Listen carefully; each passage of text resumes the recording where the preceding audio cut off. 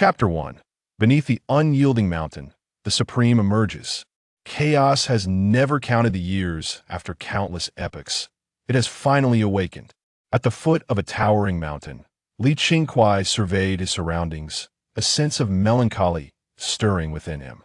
Several millennia before, he had traversed into the primordial world, becoming the first sentient being born from the primordial spirit stone. At that time, he was but a naive entity, instinctively absorbing the essence of heaven and earth. After enduring great difficulty to take form, he regrettably found himself weak and vulnerable to the attacks of formidable beasts. Fortuitously, he encountered the Earth Mother of the Witch clan, who rescued him and brought him to the Earth Mother's tribe at the foot of this unyielding mountain. Now, after all this time, Qingkuai finally recalled his past. His expression turned peculiar. I started as a disciple of the Earth Mother. After saving Qingkuai, the Earth Mother sensed his extraordinary nature and perceived a glimmer of opportunity, thus accepting him as her disciple. In the current primordial realm, the witch and demon clans wield formidable power. As a disciple of the Earth Mother, one of the 12 ancestor witches, Qingkuai could traverse the vastness of the primordial world with ease. Such an opening is truly luxurious beyond compare. Yet, Qingkuai felt no excitement, rather. A shadow of sorrow loomed over him. The witch clan, being descendants of the Pangu deity, is born from Pangu's essence. Though they naturally lack a primordial spirit, they defy heaven and earth, showing no reverence to the celestial order or the spirits. Their unparalleled physical strength instills fear in countless innate deities. How could the celestial order allow such a race to persist? The calamity between the witches and demons is imminent. When that time comes, the Earth Mother will transform into the cycle of reincarnation, unable to leave the underworld. Though she possesses the strength of a sage, it will be of no practical use. The 12 ancestor witches can unite to form the 12 capital heavenly array, summoning the true essence of Pangu. But without the Earth Mother, they cannot complete the formation and are powerless against the demonic clan's great array of heavenly stars. The eventual outcome will see the ancestor witches perish in battle, with the witches suffering grievously, while humanity rises to prominence as the dominant force. After both clans inflict heavy losses upon each other, the demonic clan, under the protection of Nuwa, may retreat to the northern Zulu continent. Although they will no longer bask in former glory, they will plant the seeds for revival, remaining a significant race in the primordial realm. But what of the witch clan? They will withdraw from the primordial realm, suffering devastating losses and risk severing their lineage. Apart from a few witch tribes scattered throughout the primordial world, they will be nearly extinct. Even though the Earth Mother undergoes reincarnation, many powers such as the Celestial Court and Buddhism will divide the authority of the underworld. In Qingkuai's view, the Earth Mother's achievements extend far beyond this. The path she cultivates is that of the earth, the foundation of all things, capable of bearing the myriad creations, encompassing birth, aging, sickness, and death.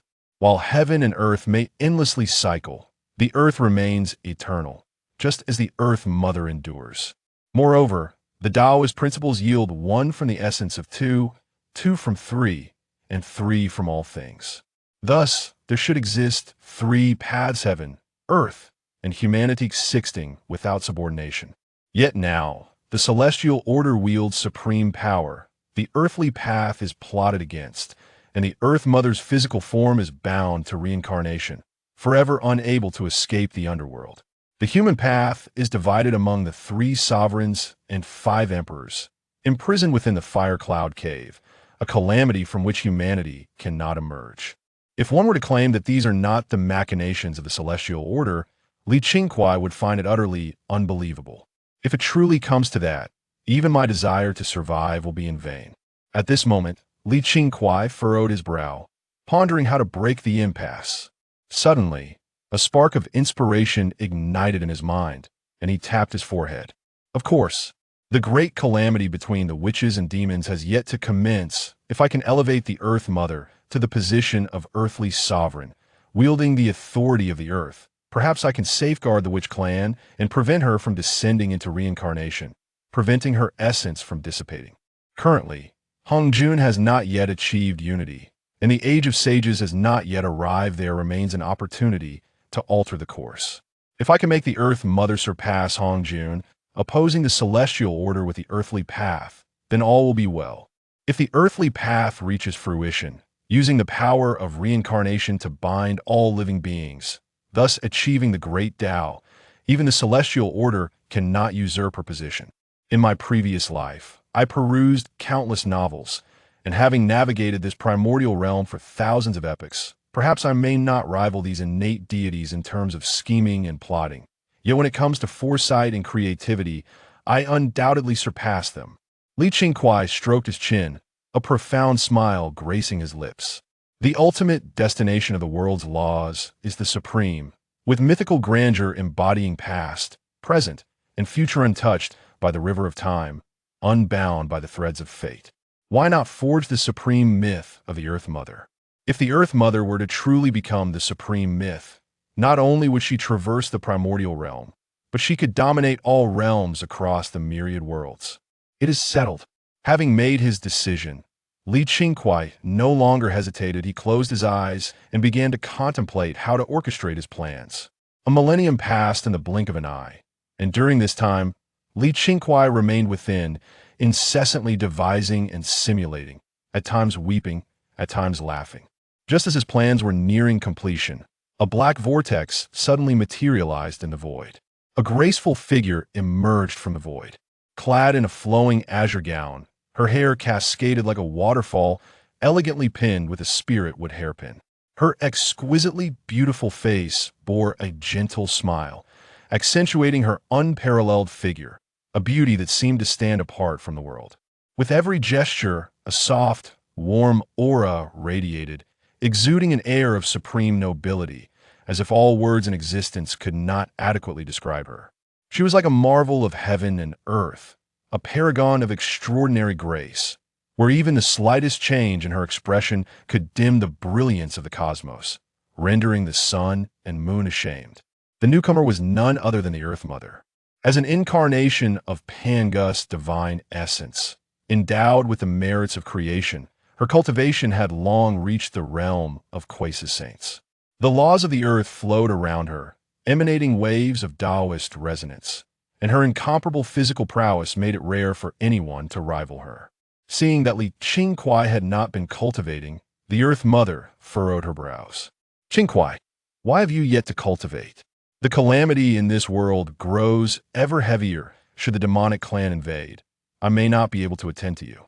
With your current cultivation, how can you hope to survive the impending tribulation? Qingkuai, upon witnessing the Earth Mother's frosty demeanor and her look of displeasure, felt a strong urge to escape her grasp. Having just completed his calculations, Qingkuai opened his eyes and immediately felt a sharp pain in his ear, leaping up in surprise. Master, let me explain. I was pondering something of great importance. I'm not slacking off. Ow. Very well. I shall grant you an opportunity. If you cannot provide me with a satisfactory explanation, I shall confine you beneath the unyielding mountain until you achieve the golden immortal stage. The Earth Mother snorted coldly, seemingly venting her dissatisfaction. Qingkuai was taken aback. A single epoch could span billions of years. If he were truly confined for such an extended period, he would wither away, let alone his grand scheme of the supreme myth of the Earth Mother, which would be doomed to failure. Please, Master, I must speak. This matter is of great significance. Can you shield the celestial secrets? At the very least, it must be concealed from the celestial order. Qingkuai's expression turned serious. Upon seeing his solemn demeanor, the Earth Mother understood that the matter was indeed grave. What could possibly require concealment from the celestial order? With that thought, the Earth Mother grasped Qingkuai's hand, and in an instant, they arrived at the Hall of Pangu. Chapter 2. Speaking of the Supreme Earth Mother in the Hall of Pangu. This place is the Hall of Pangu, the sacred ground of our witch clan. Here, the six paths do not intrude, nor can the celestial order probe. We may speak freely. The Earth Mother shot Qingkuai a glance, hands on her hips, her eyes filled with an air of authority. It was as if she were saying that unless he provided a satisfactory explanation today, he would face the consequences. Li Qingkuai spoke slowly. Master, are you aware that the calamity is approaching and that this tribulation is destined to befall the witch clan? Upon hearing this, the Earth Mother turned pale with fright. I am aware of the calamity. The ominous and malevolent energies in this world have grown increasingly dense. Yet, as the heirs of Pangu, why must the witch clan endure such tribulations? Li Qingkuai sighed deeply. The witch clan, born from Pangu's essence, does not cultivate a primordial spirit. They battle against heaven and earth, showing no respect to the celestial order or spirits, only revering the Pangu Father. While they possess the merits of creation, under the celestial order, all beings are but ants. Given the witch clan's profound influence on this realm, who among the celestial order or Tao ancestors would permit their existence? Thus, the witch clan faces utter annihilation. Tears welled in the Earth Mother's eyes, though the 12 ancestor witches lacked primordial spirits and could not cultivate. They were still her kin. As the youngest and most cherished, how could she not feel sorrow upon hearing this? Li Qingkuai, tell me honestly, do you know something? What will ultimately become of the witch clan? Master, you will transform into the cycle of reincarnation, and from that moment, the Earth Mother will no longer be a witch. The other 11 ancestor witches will perish, and the witch clan will suffer irreparable losses, withdrawing from the primordial realm. When the Earth Mother heard the words transform into the cycle of reincarnation, it was as if she understood her fate, and the laws of reincarnation radiated from her. Li Qingkuai shoutaludli. Master, you must suppress this. The time is not yet right. You must not undergo reincarnation. His stern command snapped the Earth Mother out of her daze, and as she regained her composure, it was as if a great burden had been lifted. Is that so? Is this my Tao? Seeing the Earth Mother with tear-streaked cheeks, Li Qingkuai felt a pang of sympathy. Master, the Tao encompasses 50 heavens. Transformation yields fortitude. By evading one, all things possess a glimmer of hope, and so too does the witch clan. Under the celestial order, nothing is inevitable. Upon hearing this, the Earth Mother's eyes brightened. Do you truly have a way to change this? Li Qingkuai beamed with pride, a triumphant smile on his face. Indeed, after nearly a millennium of meticulous calculations, I have devised a method to break the cycle, ensuring the survival of the witch clan and even allowing you to ascend further. I shall name it the supreme myth of the Houtu plan. Upon hearing this, Hou Tu was taken aback. What? Why do these words fail to make sense when combined? Supreme or myth? What exactly have I created for myself? With a delicate snort, Hou Tu extended her small, rosy fist. Explain it to me in detail, or you shall face my wrath. Li Qingkuai cleared his throat. The 12 ancestors of sorcery are born from the primordial essence of Pangu, each embodying innate divinity and mastering a distinct principle. The principle you, my revered teacher, master is the great way of earth. The earth is the foundation of all, accommodating the transformations of heaven and carrying the myriad of beings. When heaven and earth first came into being, they differentiated into yin and yang. As yin and yang emerged, they further evolve into the triad of heaven, earth, and humanity. The earth serves as the root of all things, while heaven represents the origin, and earth signifies the conclusion. The cycle of creation and dissolution between heaven and earth is infinite. Thus, within the great way of earth, it can also transform into a special path, namely reincarnation. The so-called reincarnation encompasses the 6 realms, which signifies both the afterlife and the past. The past, present, and future all reside within the 6 realms. If one achieves the great way of reincarnation, all futures can become pasts, and all pasts can be replayed as futures. Hou Tu murmured to herself, reincarnation within the 6 realms? Upon finishing, she abruptly stood up. If this is indeed the case, then there is hope for my clan. There is no time to lose. I must retreat and comprehend the principles of reincarnation to create the 6 realms of reincarnation. Li Qingkuai quickly obstructed Hou Tu. Do not rush, my esteemed teacher. If it were merely this, why then call it the supreme myth of Hou Tu? This is but a small part of my plan. Hou Tu was momentarily stunned. What? This is merely a fragment of your plan? Gasp. Merely this tiny portion could lay the foundation for her enlightenment and politically salvage her entire clan. What must the entirety of his plan entail? At that moment, Hou Tu found herself unable to comprehend her disciple, who had been by her side for billions of years. What else is there? Speak quickly. Do you wish to drive me to madness? Evidently, Hou Tu was feeling anxious, as her path to enlightenment and the peril of her clan were at stake, which was understandably distressing. My teacher, do not fret. Allow me to inquire how you perceive the heavenly path and the Tao ancestor. Upon hearing this question, Hou Tu was momentarily bewildered. The heavenly path? The heavenly path governs all affairs of the vast wilderness, and all order exists under its dominion.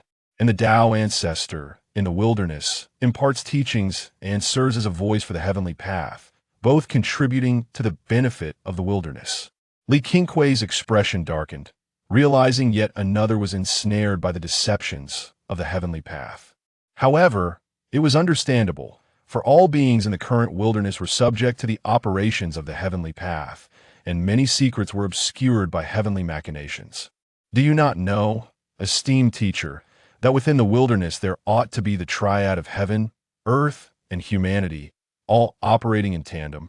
The heavenly path controls the operation of all things and the changes of order. The earth path governs the 6 realms of reincarnation and the earth's spiritual veins, while the humanity path oversees the rise and fall of emperors and the education of all beings.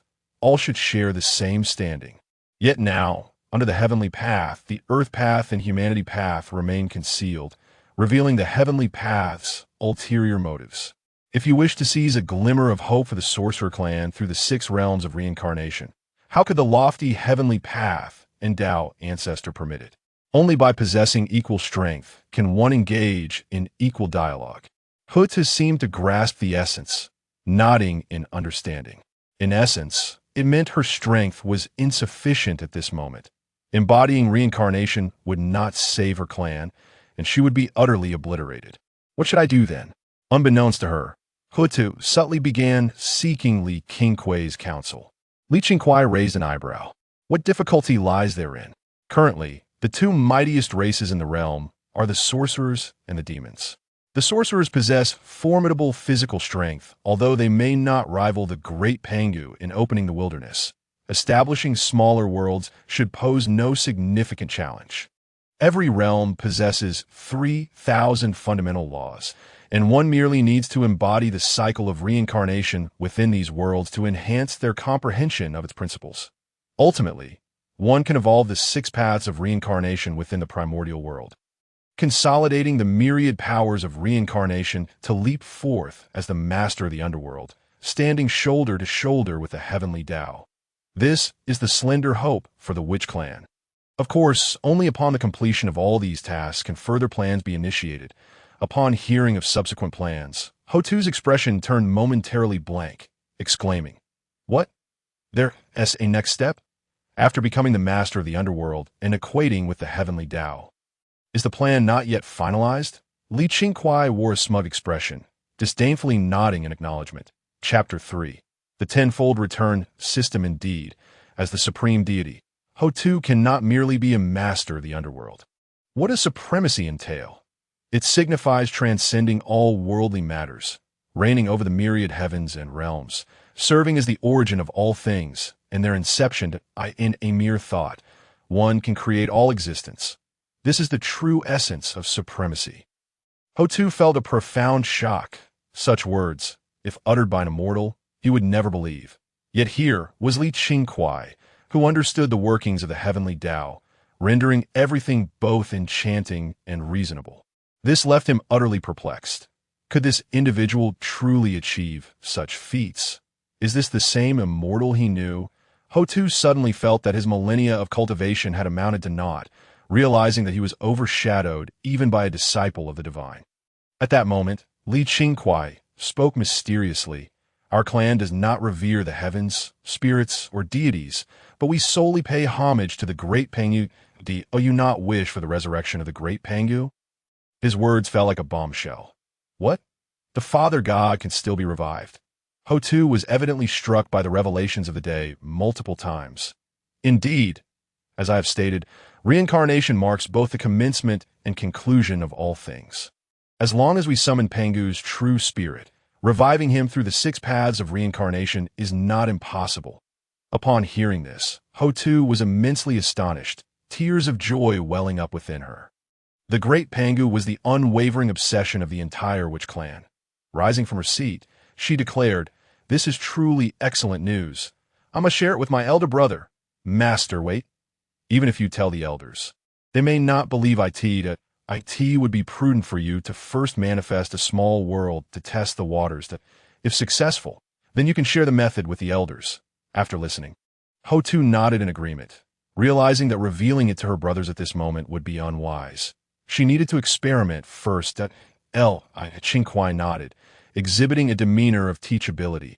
Observing his insufferable expression, Hou Tu felt displeased, extending her delicate hand to grasp his ear. "How did you just speak to your master? Are you itching for a reprimand? After speaking so much, you are but an immortal. I would be embarrassed to take you out.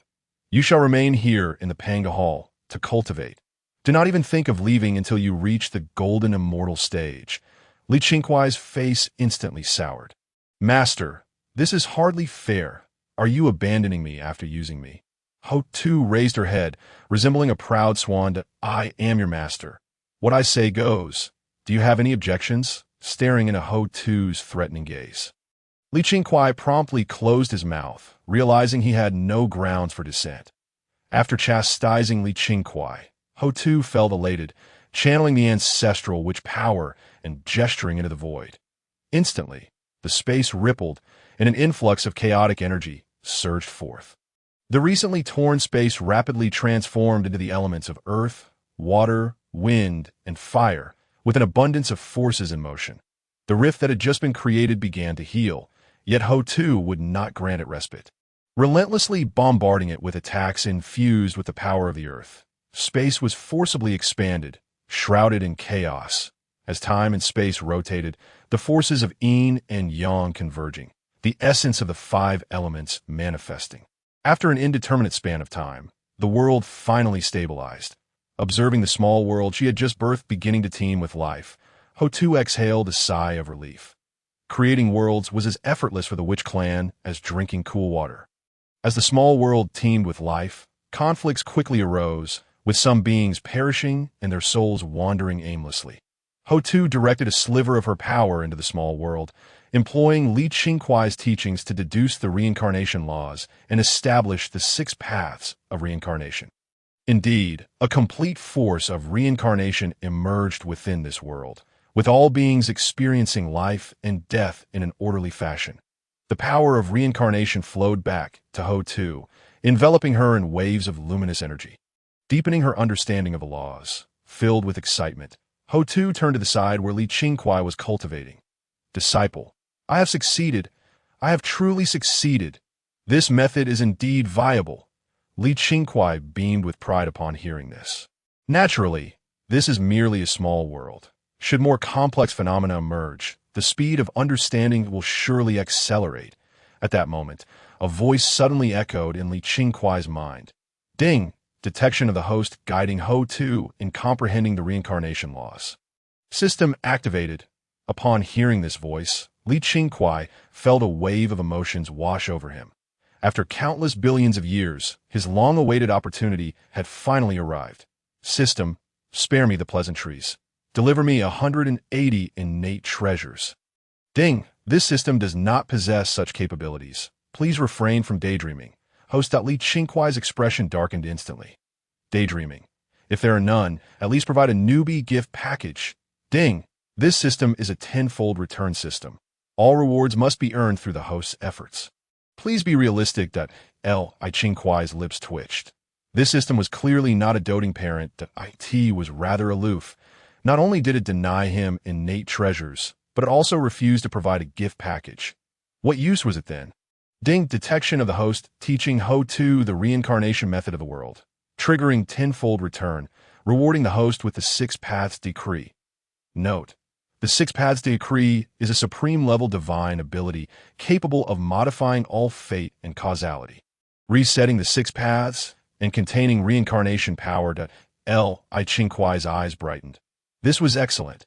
A bona fide offensive divine ability that could alter fate and causality, truly an essential artifact for scheming AET that moment.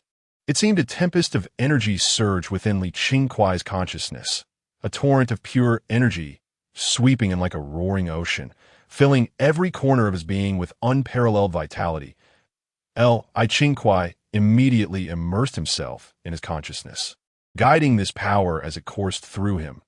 Time flew by, and in the blink of an eye, tens of thousands of years had passed. Qingkuai felt an indomitable strength emerging, subtly merging into his consciousness from the great Tao. In just a few breaths, his aura surged again, advancing through the mid-immortal, late-immortal, and peak immortal stages. Within his consciousness, there was a resounding crack, reminiscent of a silver vial shattering. The 5 energies of metal, wood, water, fire, and earth surged and circulated within him, marking a definitive breakthrough into the golden immortal realm. Qingkuai was filled with exhilaration. Had his cultivation, dormant for billions of years, truly broken through so easily? Yet it seemed that the surge of power was far from over. After an indeterminate span of time, Qingkuai broke through once more. Early celestial golden immortal, mid-celestial golden immortal, late celestial golden immortal, and peak celestial golden immortal. The 5 energies coalesced, merging and alternating, and within his consciousness, a cascade of golden light erupted. With a resounding bang, Qingkuai's cultivation ascended to the early stage of the supreme celestial golden immortal, the quintessence of the 5 energies converging upon him, marking his official transformation. Chapter 4. The strange actions of the witch clan. Qingkuai suddenly opened his eyes, a piercing, brilliant light shooting forth. The golden lotuses surrounding him began to wilt, and soon all signs of the extraordinary vanished, returning everything to its original state. Yet Qingkuai's strength had remarkably surged from the early immortal stage, transcending 2 major realms to reach the early stage of the supreme celestial golden immortal. A glimmer of brilliance flickered in Qingkuai's eyes. It was Hou Tu's first foray into the reincarnation method, resulting in an elevation of her realm, some of which flowed back to him, allowing him to ascend 2 major realms in merely 10,000 years. At this moment, Hou Tu was still engrossed in her world, harvesting the power of reincarnation. Suddenly, several formidable presences rushed toward the Pangu hall. Upon opening her eyes, Hou Tu discovered that it was the other 11 ancestral witches who had arrived. They approached Hou Tu, their faces etched with concern. "Little sister, there was a tremendous surge of energy emanating from here just now. What transpired? Did that group of beasts from the Yao clan attack? Tell your brother, and I shall avenge you." The impatient Zhu Rong bellowed. As the leader among the 12 ancestors, Zixiao expressed his annoyance, exclaiming, "Enough, silence. Let our little sister explain." Zhu Rong, known for his fiery temperament, refrains from provoking 2 individuals, the youngest, Hou Tu, and his elder brother, Zixiao. Hou Tu divulges to the assembly the revelations imparted by Qingkuai, including her experiments in crafting a small world. The ancestral witches, taken aback, exchange puzzled glances. Gong Gong boisterously exclaims, "Sister, are you saying that this knowledge was imparted to you by Qingkuai? With his meager cultivation, he is hardly capable of filling the gaps in my teeth. How could he possess such profound insights?" Zhu Rong nods in agreement. "Indeed, little sister, you haven't been deceived by that fellow, have you?" Zhu Jiuyin scoffs. "Do you think our sister is as foolish as you?" While these ideas may initially seem preposterous, they're grounded in logic. If they indeed benefit our sister, we ought to give them a try. Zixiao concurs. "I share this sentiment, since our sister has already tested it without issue. Why not unite our entire witch clan to forge a world together? This endeavor will undoubtedly enhance our sister's strength, enabling us to confront those pesky creatures of the demon clan." At this juncture, Hou Tu affirms. Qingkuai also mentioned that once the principles of reincarnation are cultivated to perfection, we can leverage the position of the Earth Lord to resurrect our Father God. What? Are you suggesting that it is possible to resurrect the Father God? The ancestral witches, filled with exhilaration, struggle to contain their exuberance. The surrounding space shatters, the sky erupts with thunder and lightning, and countless stars plummet as chaotic energies, imbued with cataclysmic power, surge forth on the sun star. Zhu Jiuyin and Tai awaken, their expressions filled with dissatisfaction. What mischief are those brash witches up to now? Zhu Jiuyin muses, shaking his head as he utilizes his powers to consult the Hou Tu and Wong Shu, only to find no significant events unfolding. Never mind, it is of little concern to us. We must focus on our cultivation, in the primordial realm. Strength is paramount, due to the overwhelming aura emanating from the ancestral witches.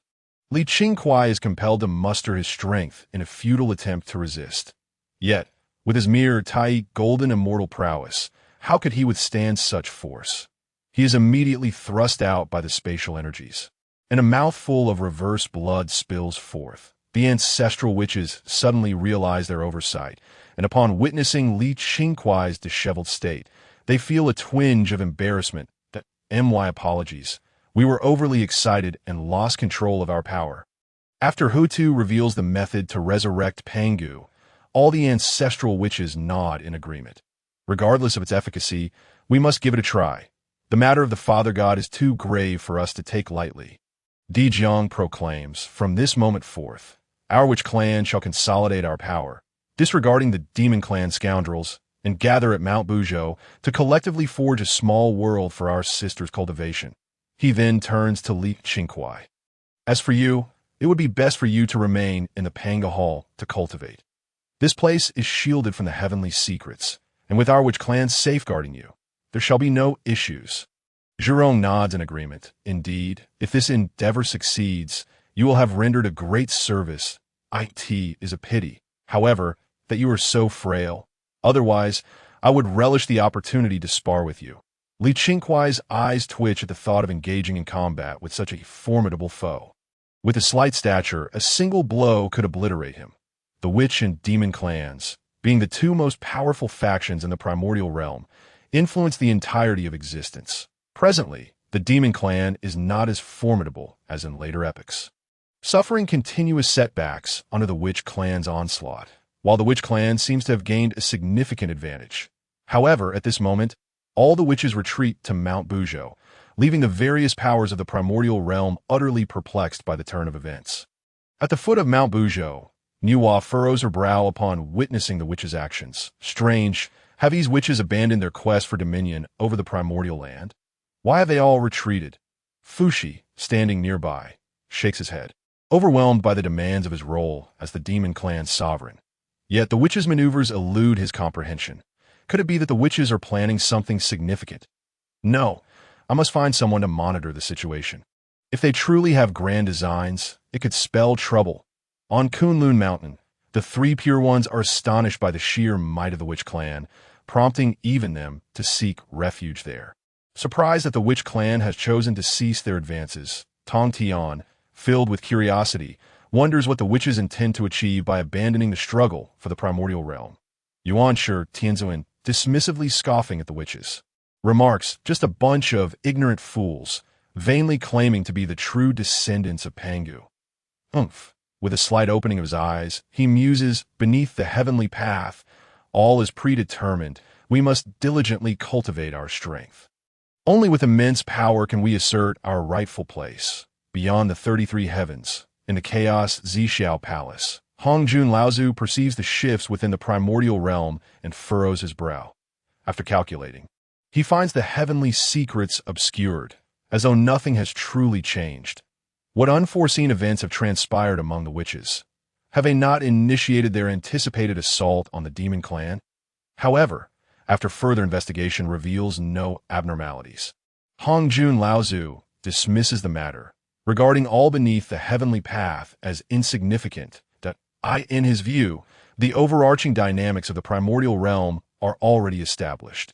Even minor fluctuations pose no substantial threat. With that, he closes his eyes, exuding an aura of profound mystery. In no time, the entire witch clan has retreated to the base of Mount Buzhou. The 12 ancestors of the witches stand at the forefront, flanked by Xing Tian, Qua Fu, Hou Tu, and Jiufeng, followed by countless witch gods, lesser witches, and witch soldiers. The 12 ancestors exchange glances and proclaim in unison, with the heavenly path above, Our witch clan is the true lineage of Pangu. Sensing the Father God's creation of the primordial world's core is lacking, we now unite our clan's strength to forge millions of worlds, augmenting the primordial essence that a myriad of worlds arise. Chapter 5. The rise of the demon clan and the resurgence of the witch-demon conflict instantaneously. Countless witches strike at the surrounding void. The fabric of space trembles, and torrents of water, wind, and fire emerge. Soon, myriad small worlds manifest at the foot of Mount Buzhou, while the number of worlds is vast. Each is but a feeble realm. The mighty beings of the primordial realm are taken aback by the witches' actions, initially believing the witches' retreat to Mount Buzhou heralded significant developments. The atmosphere becomes rife with tension among the demon clan and the powerful entities of the primordial realm. Yet, they could never have anticipated that the witches would commence the creation of small worlds beneath Mount Buzhou. What manner of operation is this? Could the creation of these realms truly enhance their power? Some curious mighty beings attempt to forge their own worlds. While these worlds provide a modicum of strength, the benefits are limited, and they conclude that it would be more efficient to focus on their cultivation instead. In stark contrast to the witches' fervent endeavors, the demon clan appears somewhat adrift. Upon learning of the witches' activities, Fushi promptly instructs his subordinates to inform Zhu Jiuyin and Dong Huang Tai, who are in seclusion on the Sun Star. All demon clan forces assemble, only to discover that the witches have ceased their hostilities to create small worlds. Dong Huang Tai scratches his head in curiosity. Brother, do you have any inkling as to what these brash witches are up to? Are they merely intent on creating a few small worlds? Zhu Jiuyin shakes his head, casting a scornful glance at him. You ask me? Who should I ask then? The gathered crowd turns their attention toward Fushi, who, after calculating, realizes that the heavenly secrets are concealed, rendering him unable to discern any abnormalities. Zhu Jiuyin ponders briefly. Regardless of the witches' intentions, they have now voluntarily retreated to Mount Buzhou, with their previous territory now vacant. We should seize this opportunity to fill the void, which will undoubtedly elevate the demon clan's strength. Tai's eyes light up at this revelation. Brother is absolutely correct. This is precisely the case. If we do not seize the opportunity, we will only suffer the consequences. The demon clan shall rise to even greater glory. In swift order, under the leadership of the three great demon sovereigns, the demon army mobilizes en masse, surging into the primordial realm and claiming vast territories. Many races are compelled to join the demon clan, resulting in an unprecedented surge in their strength. Zhurong, perceiving the events unfolding in the primordial realm, is consumed with fury. Those scoundrels truly know how to exploit an opportunity. Had I known, I would have taught them a proper lesson beforehand. Dijiang shakes his head knowingly. We must not act recklessly. Our immediate priority is to create small worlds to aid our sister in enhancing her strength. Other matters can wait. Have you forgotten what our sister conveyed? Although Zhurong is filled with dissatisfaction, he forcibly suppresses his thoughts, venting his frustrations upon the surrounding void, which shatters and instantaneously gives rise to numerous worlds. Hongjun, witnessing this spectacle in the primordial realm, is left utterly bewildered. What on earth is happening? Under the natural order's design, it is customary for the Wu clan to rise in strength during this time. By the moment the Yao clan discovers the establishment of the heavenly court in the 33 heavens and completes the heavenly marriage, thereby perfecting the great array of the celestial bodies, only then would the powers of the Wu and Yao clans reach equilibrium. However, with the recent retreat of the Wu clan, the strength of the Yao clan has begun to swell disproportionately. If this continues, the balance will be irrevocably disrupted. At this juncture, he felt a wave of melancholy, perplexed by the unfolding events. Yet, contemplating the inevitability of the heavenly Tao, he reassured himself that nothing could escape its calculations. He decided to disregard these matters, allowing the Wu clan to act as they pleased, for ultimately, the greatest beneficiary would undoubtedly be himself. In the Pangu hall, Qingkuai sat idly on a stone, idly playing with the water. As the Wu clan's realm expanded, the powers of Hou Tu became increasingly profound, with his cultivation soaring as well that a portion of this power was funneled back to Qingkuai, propelling his cultivation to the pinnacle of the Tai golden immortal realm. Thousands of years passed in the blink of an eye, and through countless battles, the Yao clan had grown exceptionally formidable. Zhun and Tai arrived once more at the Northern Sea, soaring alongside the Qingkuai, with the Yao clan's might reaching unprecedented heights. In stark contrast, the Wu clan remained much more subdued, having done little else apart from establishing their realm beneath the unknowable mountain on this day. Jun, Donghuang Tai, the Yao master Qingkuai, Yao Emperor Fuxi, and the 10 great Yao saints convened within the Sun Star. Jun proclaimed loudly, esteemed colleagues, after this period of development, the strength of our Yao clan has significantly increased. The Wu clan is currently gathered beneath the unknowable mountain. I intend to personally lead our forces to obliterate them. Once accomplished, the entire primordial world shall belong to our Yao clan. The other Yao heard this with a surge of excitement. Originally, the Wu and Yao clans were evenly matched, making it difficult to discern a victor. Yet the Wu clan's sudden retreat had rendered them much weaker than the Yao clan. This plan received unanimous consent from the upper echelons of the Yao clan. Soon, the Yao clan mobilized their full strength, gathering trillions of demon soldiers, marching resolutely towards the unknowable mountain. Many great powers of the primordial realm were captivated by this spectacle. Since the Wu clan's withdrawal, the Yao clan had plunged the entire primordial world into chaos. Now, these former titans were finally set to collide. However, most great powers harbored little faith in the Wu clan, and on Kunlun Mountain, Laozi gazed at the vast Yao army, letting out a sigh. Given the Wu clan's strength, they could indeed stand toe-to-toe with the Yao clan. Yet now it was truly a pity. Tongtia nodded in agreement. I am more curious about the reasons behind the Wu clan's complete retreat to beneath the unknowable mountain. There must be a profound secret involved. Yuan Shi Zhun smirked derisively. What secrets could they possibly possess? A group of brutes lacking in spiritual cultivation. Now they are merely lambs to the slaughter. The Yao clan surged boldly into the unknowable mountain, and Donghuang Tai summoned the chaos bell. With a resounding chime, the stars within the chaos fell silent, and a wave surged forth, inflicting heavy casualties upon many weaker Wu soldiers. Ancestor Wu Gong's expression darkened as he pointed angrily at Donghuang Tai, exclaiming, "You feathered wretch, have you come here, seeking death?" Donghuang Tai snorted coldly. The Yao clan's strength had surged over the years, and with the aid of their fortunes, their power was no longer comparable to the past.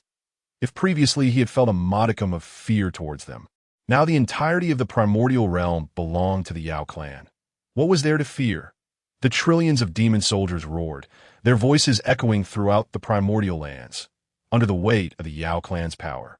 Many great beings trembled in fear at that moment. The 12 ancestor Wus stepped forward. Sons, these feathered beasts have dared to invade. As descendants of the Father God, we shall fight the heavens and earth. Unafraid, they cried.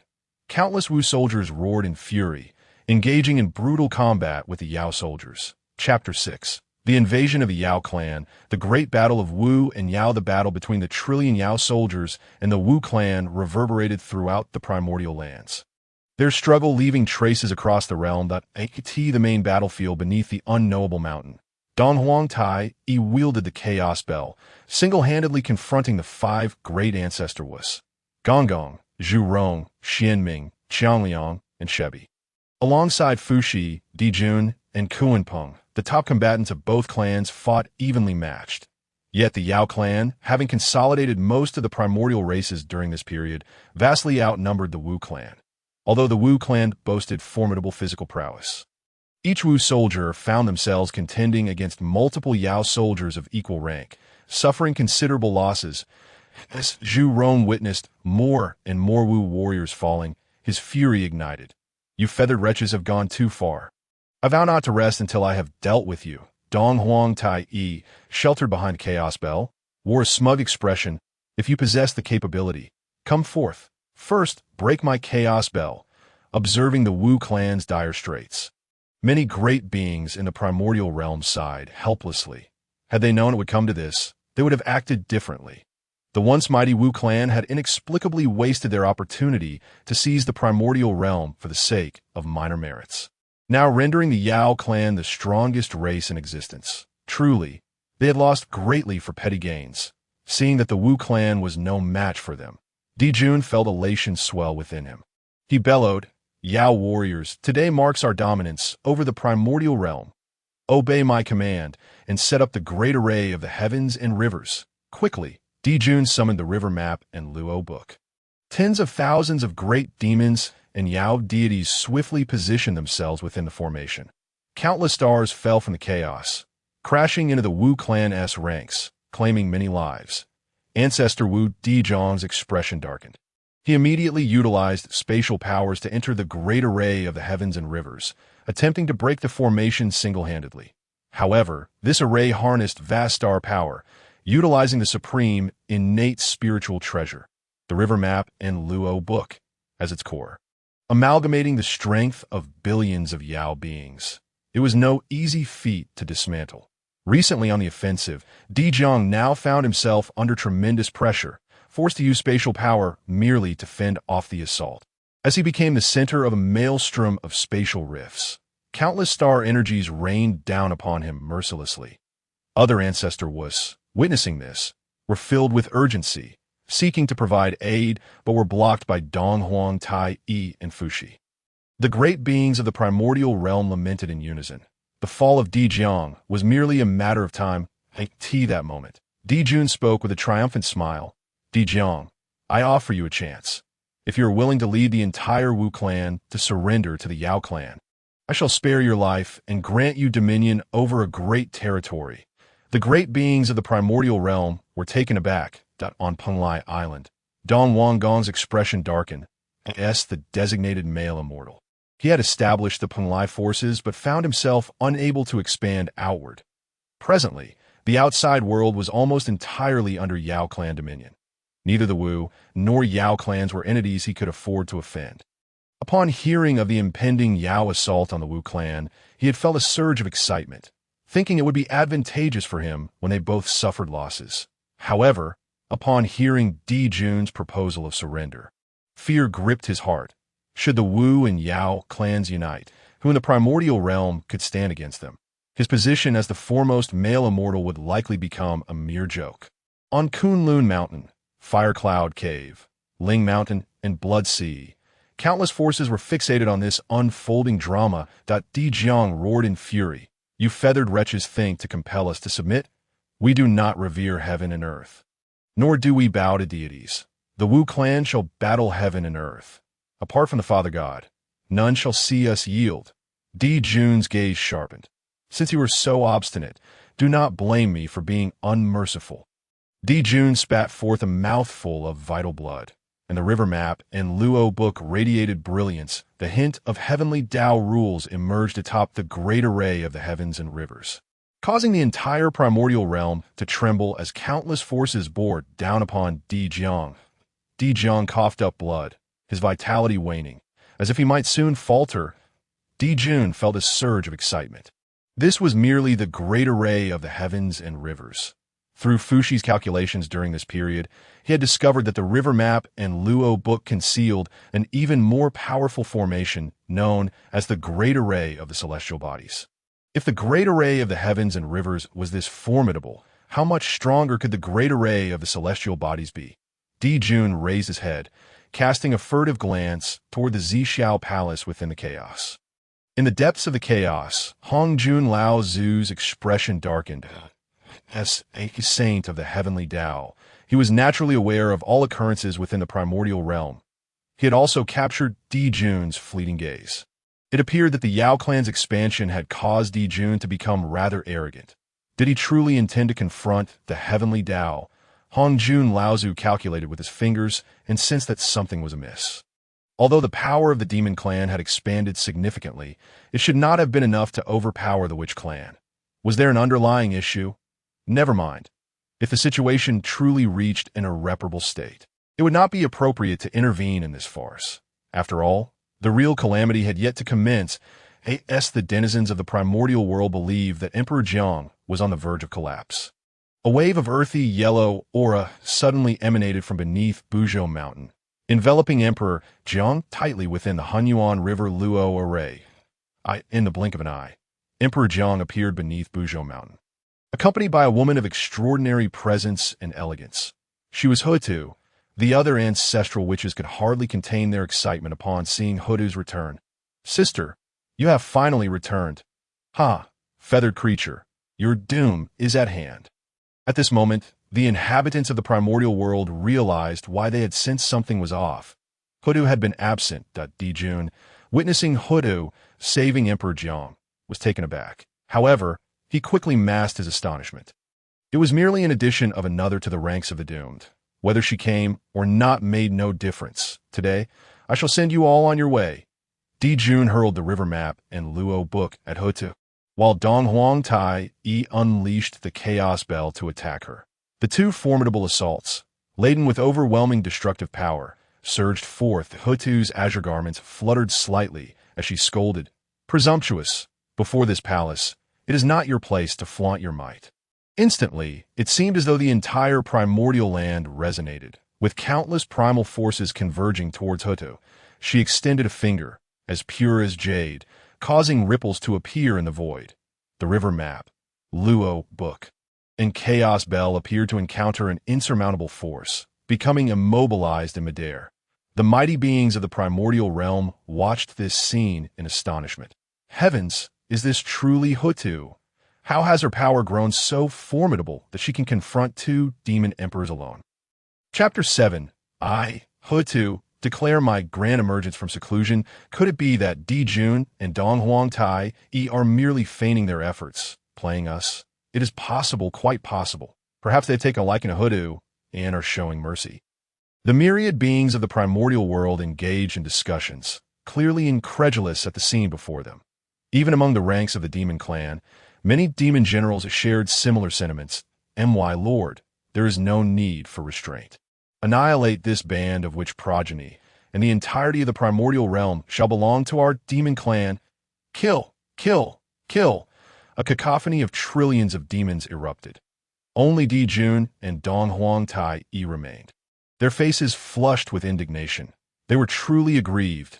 They had exerted their full strength. How could they possibly show leniency? Though Hou Tu was beautiful, she was certainly not to their taste. We are not performing. Let heaven and earth bear witness. At this juncture, Fushi seemed to sense something amiss, scrutinizing Hou Tu more closely, and his eyes widened in realization. Could this be the legendary power of the laws? Fushi's words caught the attention of many great figures. What? Hou Tu has actually comprehended the power of the laws. Impossible, absolutely impossible. Could it be that Hou Tu's seclusion was merely a breakthrough? If so, has she surpassed us? The three pure ones atop Kunlun Mountain bore expressions of embarrassment. Their faces flushed. They considered themselves the true descendants of Pangu and believed that, aside from a few ancient beings like Hongjun, no one could rival them. Yet now, they were thoroughly humiliated, as they could not fathom Hou Tu's current cultivation level. Qingkuai, in the Pangu Hall, though not participating in the battle, had been closely observing the unfolding events. Upon witnessing Hou Tu's prowess, he exclaimed, "Master is incredible." 666. Little did they know that Hou Tu had been suppressing her own cultivation. She had long since reached the pinnacle of quasi-saint, standing just a thread away from the Hunyuan Luo golden immortal, but she did not wish to attract the attention of the heavenly path too early. Hence her delay in breaking through. Finally, Fushi recognized Hou Tu's formidable strength. Kunpeng, let's strike together. If Hou Tu does not perish, our demon clan will be unable to claim supremacy. Fushi produced the 8 trigrams compass. While Kunpeng utilized the North Sea technique, in an instant, countless attacks bombarded Hou Tu. Yet Hou Tu appeared unfazed, as if impervious to the onslaught. A glint of coldness shone in her eyes. Which clan has no intention of becoming enemies with the demon clan? What you do is of no concern to me. However, do not provoke my witch clan, for if you do, I shall not care who you are or what abilities you possess. Before me, you shall perish. With that, she struck out her palm, sending the 4 great experts of the demon clan flying. An eerie silence enveloped the primordial realm. Heavens, did you hear that? Hou Tu is truly domineering. What did Hou Tu's words imply? Would the witch clan withdraw from the contest for dominion over the land? Impossible. It seemed that this time, The demon clan would be thoroughly humiliated. How could they claim to rule the primordial realm? Jun and Dong Huang Taiyi's expressions darkened. They could not have anticipated Hou Tu's rapid rise in power, but Jun's heart brimmed with resentment. After this battle, the demon clan's hard-won prestige, amassed over millennia, would be lost in an instant. And how could he accept that? All you demon warriors, heed my command. Arrange the great array of the heavenly stars. Upon hearing Jun's words, Fushi's expression changed drastically. Demon Emperor, no, this array is not yet fully deduced. More importantly, it lacks crucial components that if we forcefully deploy this array, it may spiral out of control. Jun snorted coldly, that we cannot concern ourselves with that now, that if we suffer a crushing defeat in this battle, our demon clan shall lose its prestige and be unable to dominate the primordial realm. After hearing this, Fushi sighed inwardly and had no choice but to comply with Jun's intent. Setting up the great array of the heavenly stars, in an instant, the sky over the primordial realm darkened, and countless waves of annihilation energy surged forth. 3,000 stars fell from the heavens, accompanied by innumerable thunderous storms, unleashing boundless destructive power upon the primordial realm. The denizens trembled in fear. Heavens! Who could have imagined this was the demon clan's trump card? This array is truly terrifying. Do they intend to obliterate the primordial realm? Hongjun Laozi, in the Zixiao palace, was nearly at his wit's end, almost pulling out his beard in frustration. I could see this moment. He was genuinely at a loss. First, Hou Tu inexplicably grew so powerful that she could single-handedly confront the four mighty beings of the demon clan. Then the demon clan unleashed the great array of the heavenly stars, which was still imperfectly deduced. If this thing were to go awry, who would bear the consequences for the destruction of the primordial realm? Hongjun Laozi felt exceedingly vexed. Originally, the witch clan had created myriad worlds, albeit of lesser quality. Yet their abundance contributed more primal energy to the primordial land as a result. Hongjun's own strength had increased somewhat, but just as he began to feel pleased, 2 days later, such a colossal mess ensued. Emperor Jiang roared, "Do you think my witch clan lacks formidable arrays? Brothers and sisters, let them witness the might of my witch clan. 12 capitals, heavenly gods' great array arise, in the blink of an eye." The 12 ancestral witches took their respective positions, their powers merging as countless chaotic energies surged forth from the skies. As the array coalesced, a phantom emerged, seemingly stepping forth from the ancient past, exuding an aura of antiquity and desolation. Yes, soon as this figure materialized, the expressions of the mighty beings in the primordial realm shifted dramatically. What? Is this the great god Pangu? By my heavens! The witch clan is truly defying the heavens. They have summoned the great god Pangu. We cannot provoke them. They might shatter the primordial realm. O heavens! O earth, esteemed great ones, please retract your divine powers. While the denizens of the primordial realm lamented, the 3 pure ones atop Kunlun Mountain appeared even more somber. They had always considered themselves the true heirs of Pangu, since they were transformed from Pangu's primordial spirit. Yet now, if the witch clan could summon even Pangu, what did that make them? Tong Tian sighed. Who could have imagined that the witch clan possessed such a trump card? I truly underestimated them.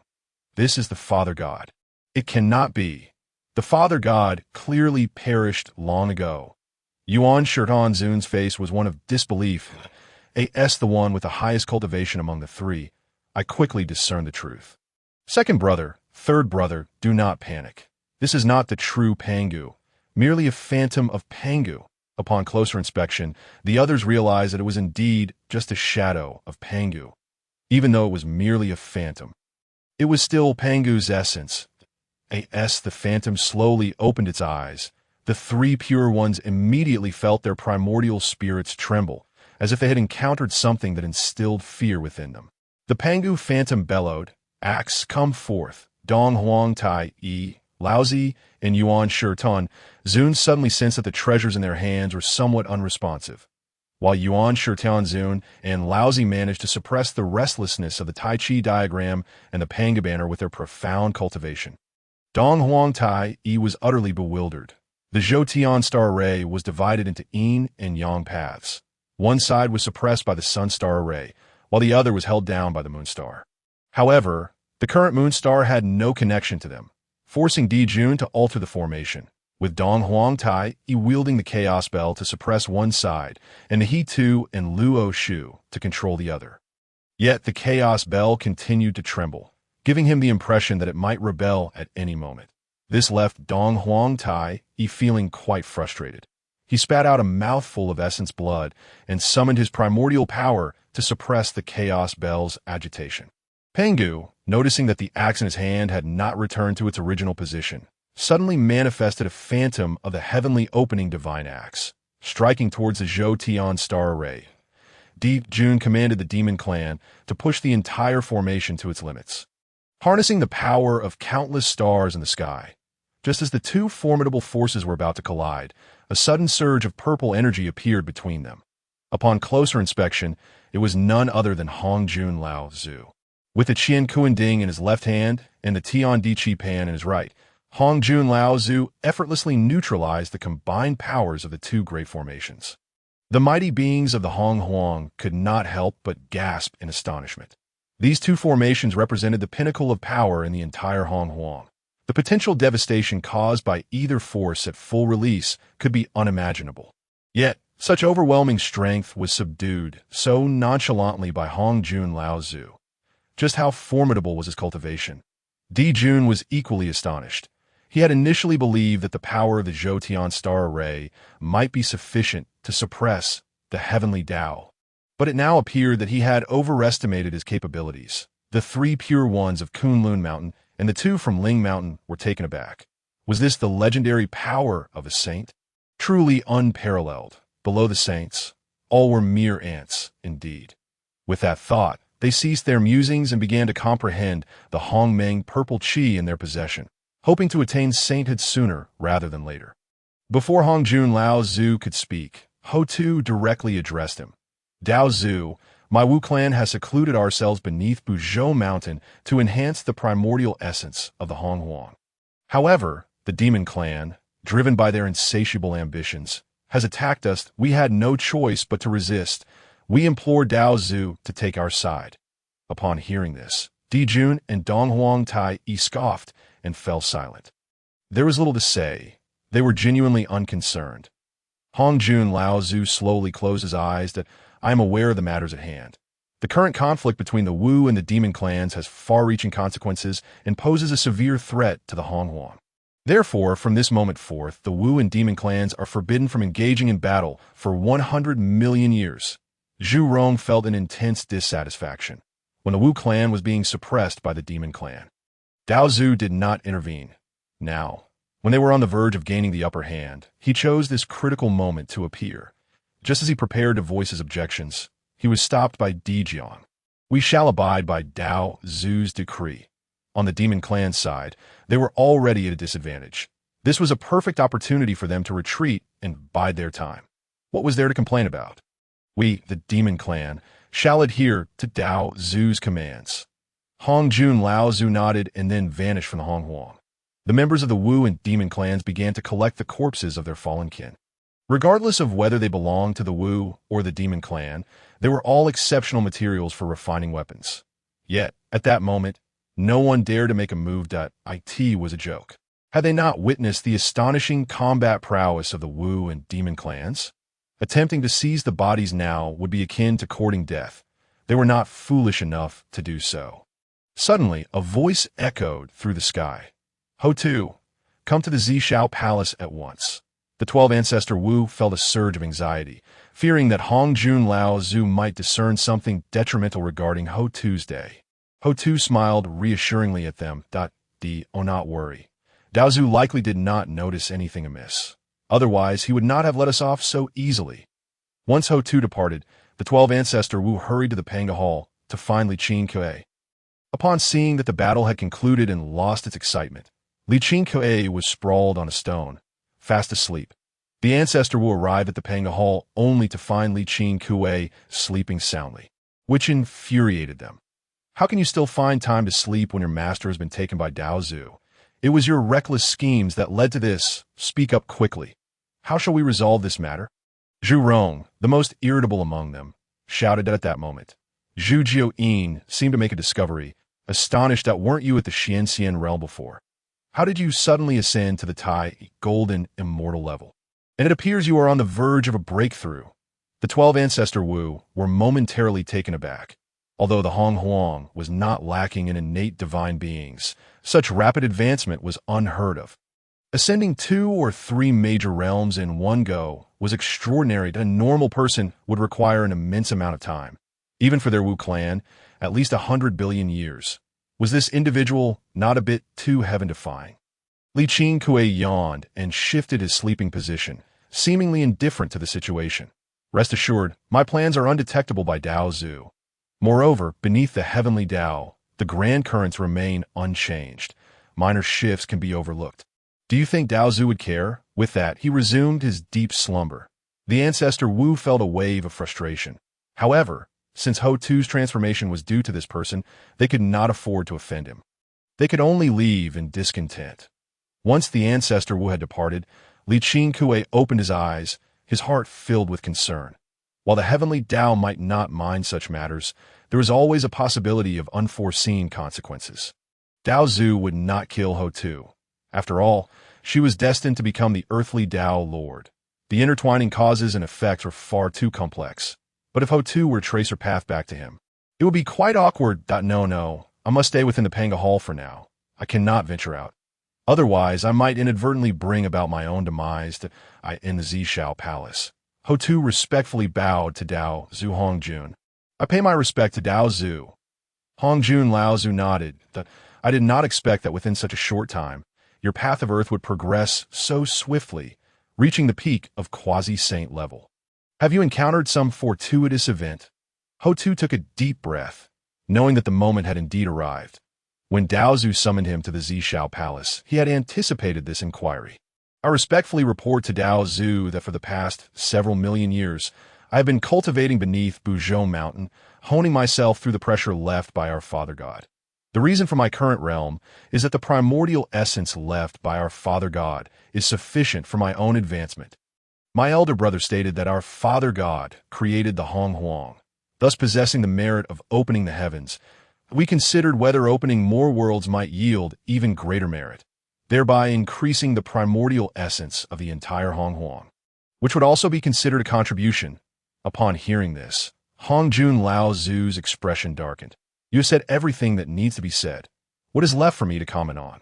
While I am unsure how much of this is true, it is undeniable that opening worlds has indeed benefited the entire Hong Huang and me as well. I have no grounds to fault you.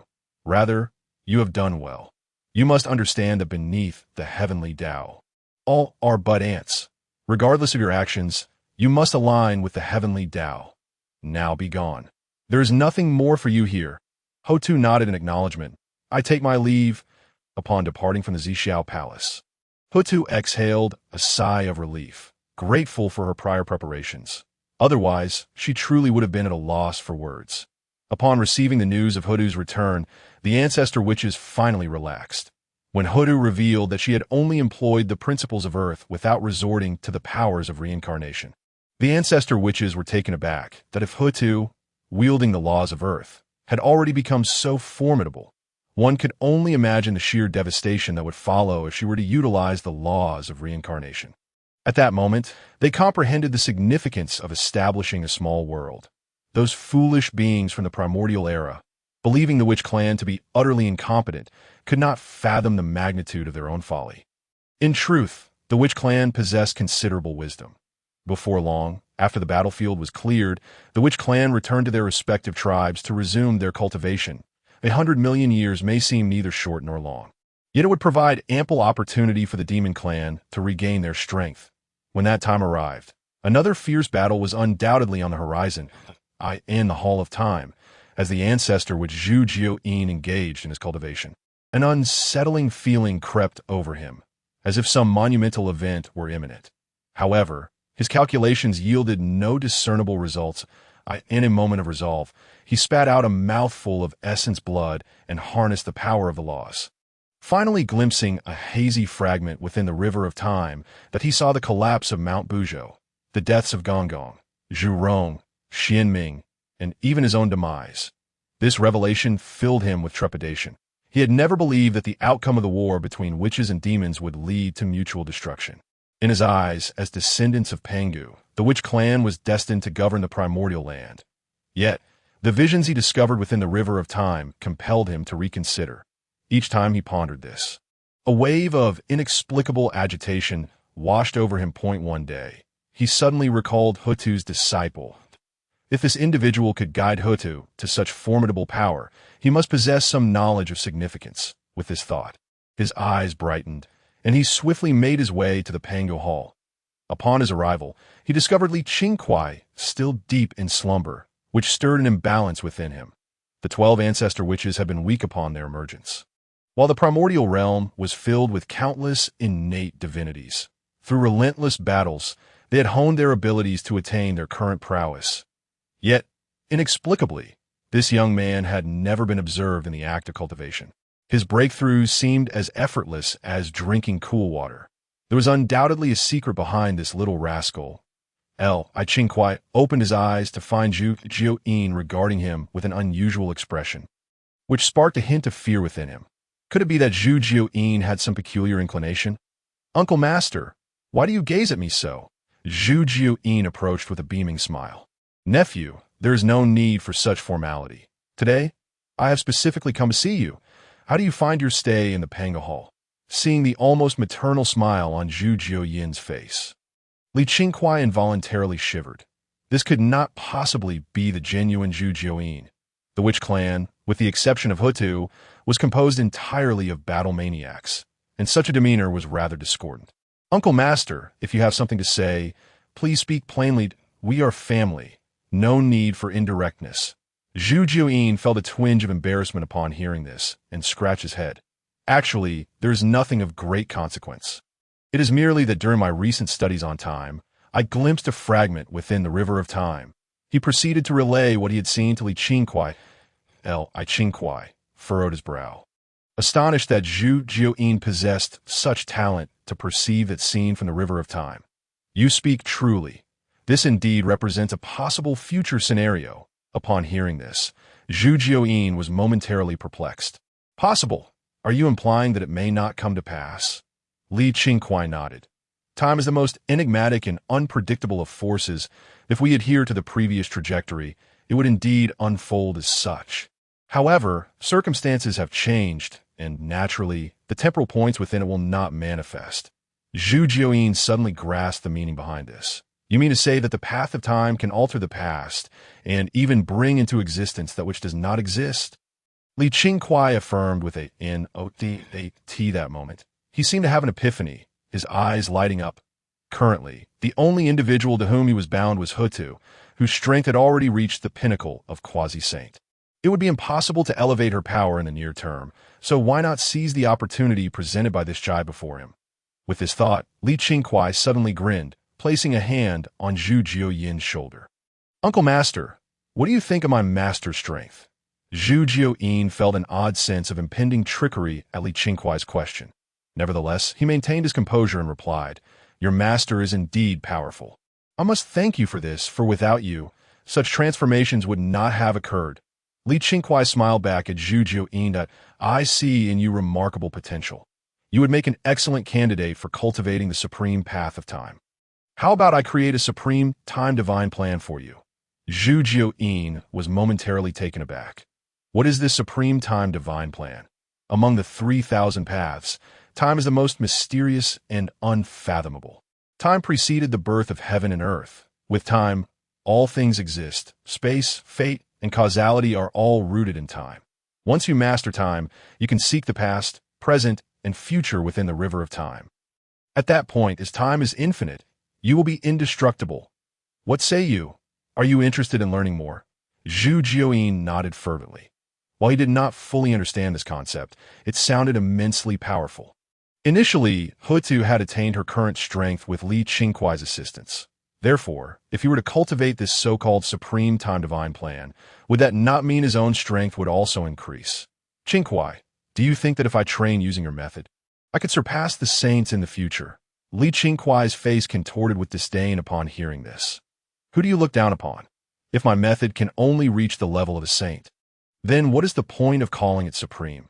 That would make it utterly worthless. You may insult me, but you cannot insult my supreme plan. Chapter 10.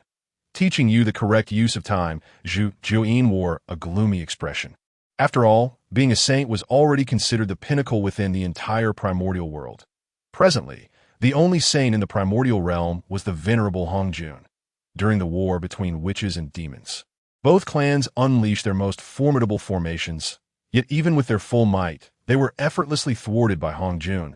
Saints were indeed powerful, yet in Li Qingkuai's eyes, they seemed almost trivial. Qingkuai stepped forward, placing his left hand behind his back while patting Zhu Jiuyin's shoulder with his right. Fear not, my young friend. The supreme plan I create will transcend the peaks of all realms, far beyond that of mere saints. Zhu Jiuyin was clearly taken aback by Li Qingkuai's lofty rhetoric, nodding almost unconsciously. However, he suddenly realized that he was the elder here. How did he end up feeling as though he were being lectured? Nevertheless, what Li Qingkuai said was indeed quite reasonable. What must I do then to achieve the supreme? In an instant, Zhu Jiuyin resembled an eager student seeking guidance. Among the 3,000 paths, time reigned supreme. Since the primordial world was first born, time has existed. Regardless of how many ages pass, the world will change, as will the sun, moon, and stars. Only time remains eternal. Time is the foundation of heaven and earth, the source of all things. Time arises from all yet stands above all, unbound by the three realms or the myriad beings. Every living creature possesses a past, present, and future. Consider this. If someone could extinguish the past within the river of time, then there would be no present or future. By reversing the river of time with your future self, you can comprehend time, merge with time, and even master time. When cultivated to the utmost, the past is me, the present is me, and the future is also me. I in the river of time, I am unseen, and in the river of destiny, there is no trace to be found. Transcend the three realms and escape the five elements. This is the true meaning of being immortal and indestructible. Zhu Jiuyin listened, bewildered, as if a new world had been unveiled before him. He had never contemplated the many applications of time. The laws of time were intricate and profound, filled with countless mysteries. Moreover, lacking any obvious offensive capabilities, Zhu Jiuyin had merely regarded the power of time as a supplementary tool for deduction, effectively wasting its potential. Yet if what Li Qingkuai asserted was true, that one could truly master time, then would that not render him invincible within the primordial realm? Zhu Jiuyin trembled with excitement. Qingkuai, my dear disciple, I shall attempt this immediately. Regardless of its efficacy, you continue your cultivation here. With that, he soared from the Pangu hall at breakneck speed, leaving Li Qingkuai dumbfounded as he watched Zhu Jiuyin vanish. Alas, indeed, the members of the Wu clan are notably quick-tempered. Within the chaotic expanse of the cosmos lie billions of stars, which have existed since the dawn of the primordial world. During the ancient era, the power of the stars gave birth to formidable celestial deities who once ignited turmoil across the starry skies. However, countless primal essences of these deities have since dissipated in the realm of the heavens and the 9 regions below. The foremost stars are the Sun Star and the Moon Star. The Sun Star harbors the precious Fusong tree, from which the demon race emerged, alongside the 2 sovereigns, Emperor Zhun and Dongwang Tai. Similarly, the Moon Star is graced with the exquisite laurel tree, which, unlike the Sun Star, possessed sentience since ancient times, embodied by the inaugural moon monarch, Wong Shu. Wong Shu, averse to conflict, nevertheless bore the indelible scars of the celestial wars of that era, resulting in a significant decline in her cultivation, prompting her to retreat into the Moon Star on that particular day. As she practiced her craft, her countenance was marred by sorrow, for the existence of her injuries not only diminished her cultivation, but also gradually drained her vitality. Recently, the conflict between the Wu and the demon clans had further unsettled the heavens, and the cosmos echoed with the turmoil. The fragment of primal essence Wong Shu had painstakingly condensed began to show signs of dissipating, inciting an inexplicable vexation within her. Yet, the war between the Wu and the demon clans was, after all, an arrangement of the heavenly Tao, which even she could not thwart if she were to continue her cultivation. It was unlikely she would endure much longer. It had been ages since she last ventured into the Primordial land, and perhaps there she might uncover an opportunity for survival. Sensing a call within her heart, Wong Shu cast forth a spell, and soon two graceful and radiant maidens approached the Shihi. She paid their respects to Lady Wong Shu. Wong Shu nodded in acknowledgement. These two attendants were her transformed jade rabbits, who had resided in the Moon Star and cultivated under her guidance in the boundless cosmos. Devoid of other life, she was grateful for their companionship. I feel compelled to journey to the Primordial land. During my absence, you two shall safeguard the Moon Palace and diligently cultivate. Do not act recklessly. Upon hearing of her intention to visit the Primordial land, the two maidens' eyes brightened, but upon realizing they would not accompany her, disappointment washed over them. Once Wong Shu departed, she expressed her discontent. Master truly is inconsiderate, going out without us. Since we took on our forms, we have yet to leave the Moon Star. Shi, though also curious about the outside world, remained more reserved, reflecting on the matter. Master, if we leave the Moon Star, what will become of us if we abandon the laurel tree? There is indeed some wisdom in what you say. Furthermore, she added, Sister, I have heard that a great catastrophe is currently befalling the Primordial land. It is perilous there. The recent tremors in the cosmos were a result of conflict within the primordial realm. She, unfazed, gazed with sparkling eyes. It seems there are indeed formidable beings in the primordial realm. Alas, when shall I have the chance to witness it? Following the war between the Wu and the demon clans. The Wu clan, bolstered by the presence of the Earth Mother, evidently held the upper hand. To maintain equilibrium between the two factions, the venerable Hongjun guided the demon clan to discover the 33 heavens. Upon their discovery, Emperor Zhun and Dongwang Tai were overcome with joy, weeping tears of exhilaration. Indeed, destiny favors our demon clan. With the 33 heavens as our stronghold, we have established our roots. As the demon clan arrived at the 33 heavens, they found the place suffused with celestial energy, adorned with golden beams and jade pillars. The spiritual essence here surpassed that of the primordial land. With 36 palaces and 72 halls, everything was arranged in meticulous order, embodying the essence of a celestial paradise. That a feeling of profound understanding washed over Emperor Zhun and Dongwang Tai. The heavenly Tao reigns above. I, Emperor Zhun, the embodiment of the Sun Star, a primordial being and sovereign of the demon clan, hereby establish a force within the 33 heavens atop Mount Buzhou, naming it the Heavenly Court. That I shall assume the title of Heavenly Emperor, appoint Dongwang as the Eastern Sovereign, Nuwa as the Sovereign of Creation, Fuxi as the Sovereign of Harmony, and Qingkuai as the Master of Demons. I shall also confer titles upon the 10 great demon leaders to govern the myriad demons of the heavenly realm. Using the primordial treasure, the Chaos Bell, alongside the river diagram and the Luo book to regulate fate, the heavenly court of the demon clan is hereby established. A resounding proclamation echoed throughout the primordial land. Instantly, golden light cascaded from the sky, revealing the merits of the heavenly Tao, with a portion entering Emperor Zhun's being, while another portion was distributed among the members of the demon clan. Consequently, Emperor Zhun's cultivation advanced to the late stage of quasi-saint. Observing the power radiating from him, Emperor Zhun felt invigorated. Although he was unaware of the true strength of the Earth Mother, he surmised it could not be vastly different from his own. At that moment, Fuxi approached. Congratulations, Heavenly Emperor. The strength of our demon clan shall undoubtedly ascend to new heights. Emperor Zhun laughed heartily. Congratulations to you as well. I hope all of you unite with me, and our demon clan shall surely dominate the primordial realm. Just then, Fuxi experienced a moment of inspiration, and the heavenly mysteries began to clarify. Observing the transformation in Fuxi, the others were taken aback. When a phenomena subsided, Fuxi opened his eyes slightly and burst into laughter. Donghuang Tai, perplexed, inquired, "Might I ask, sovereign of harmony, what has prompted your laughter?" Fushi, filled with joy, replied, "The heavenly mysteries are becoming clear. All things exist in a cycle of mutual creation and destruction. Where yin and yang embody the D-A-O-S, it is said, lonely yin does not give birth, lonely yang does not thrive. Since our demon clan has a heavenly emperor, it follows that there must also be a heavenly empress. Moreover, the candidate has already been predetermined. Among the myriad stars, there exists both the sun star and the moon star. I have heard that the moon star harbors a divine maiden.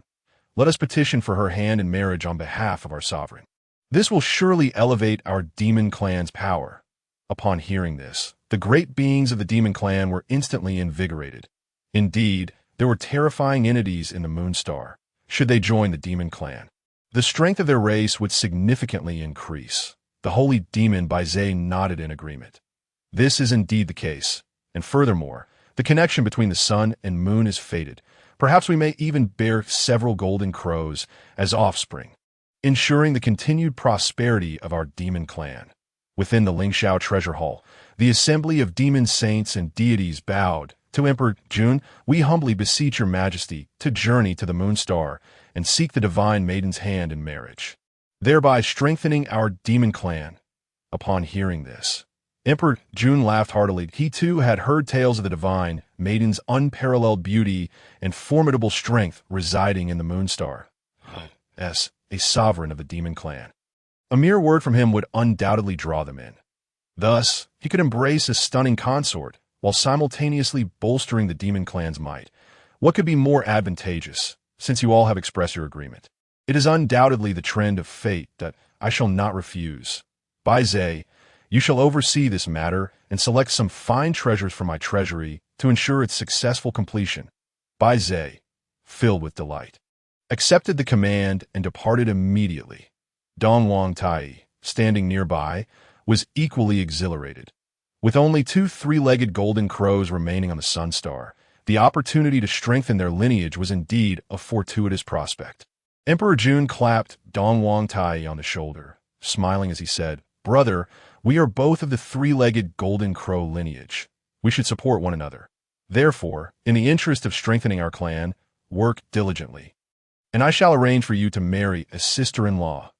Dong Wang Tai found this remark somewhat peculiar, but reasoning that it was spoken by his elder brother, he put aside his doubts and clasped his fists in gratitude. "Thank you, brother, for arranging a sister-in-law for me." Wong Shu arrived in the Primordial land, traversing through the territories of both the Demon and Wu clans. The two factions were embroiled in conflict, leaving the Primordial land in a state of desolation. Wong Shu let out a sigh. The celestial wars of yore mirrored this chaos, and since the advent of the Primordial realm, peace had been but a fleeting dream. She pondered how much longer this world could endure. Raising her gaze, she beheld the towering Mount Buzhou, which she knew to be the transformed spine of Pangu, the very foundation of the Primordial land. Perhaps her fortune awaited her there, within the Pangu Hall. Qingkuai felt a twinge of boredom as he had practiced for an extended period without any progress in his cultivation, contemplating the ongoing conflict between the Wu and Demon clans outside. He took solace in the fact that he wielded the 6 paths of transformation. Moreover, the Wu clansmen treated him with utmost reverence, fearing him for no reason. Exiting the Pangu Hall, Qingkuai was filled with excitement. Envisioning the vastness of the Primordial realm, especially the treasures that must be hidden atop Mount Buzhou, he set forth on his journey, undeterred by the oppressive aura that permeated the mountain, determined to seek out artifacts. Time passed swiftly, and in the blink of an eye, tens of thousands of years had gone by. Qingkuai felt a sense of despair. Had it not been said that treasures were abundant in the Primordial realm? After searching for so long, he had found not a single hair. This left him feeling disheartened. Was his fortune truly so meager?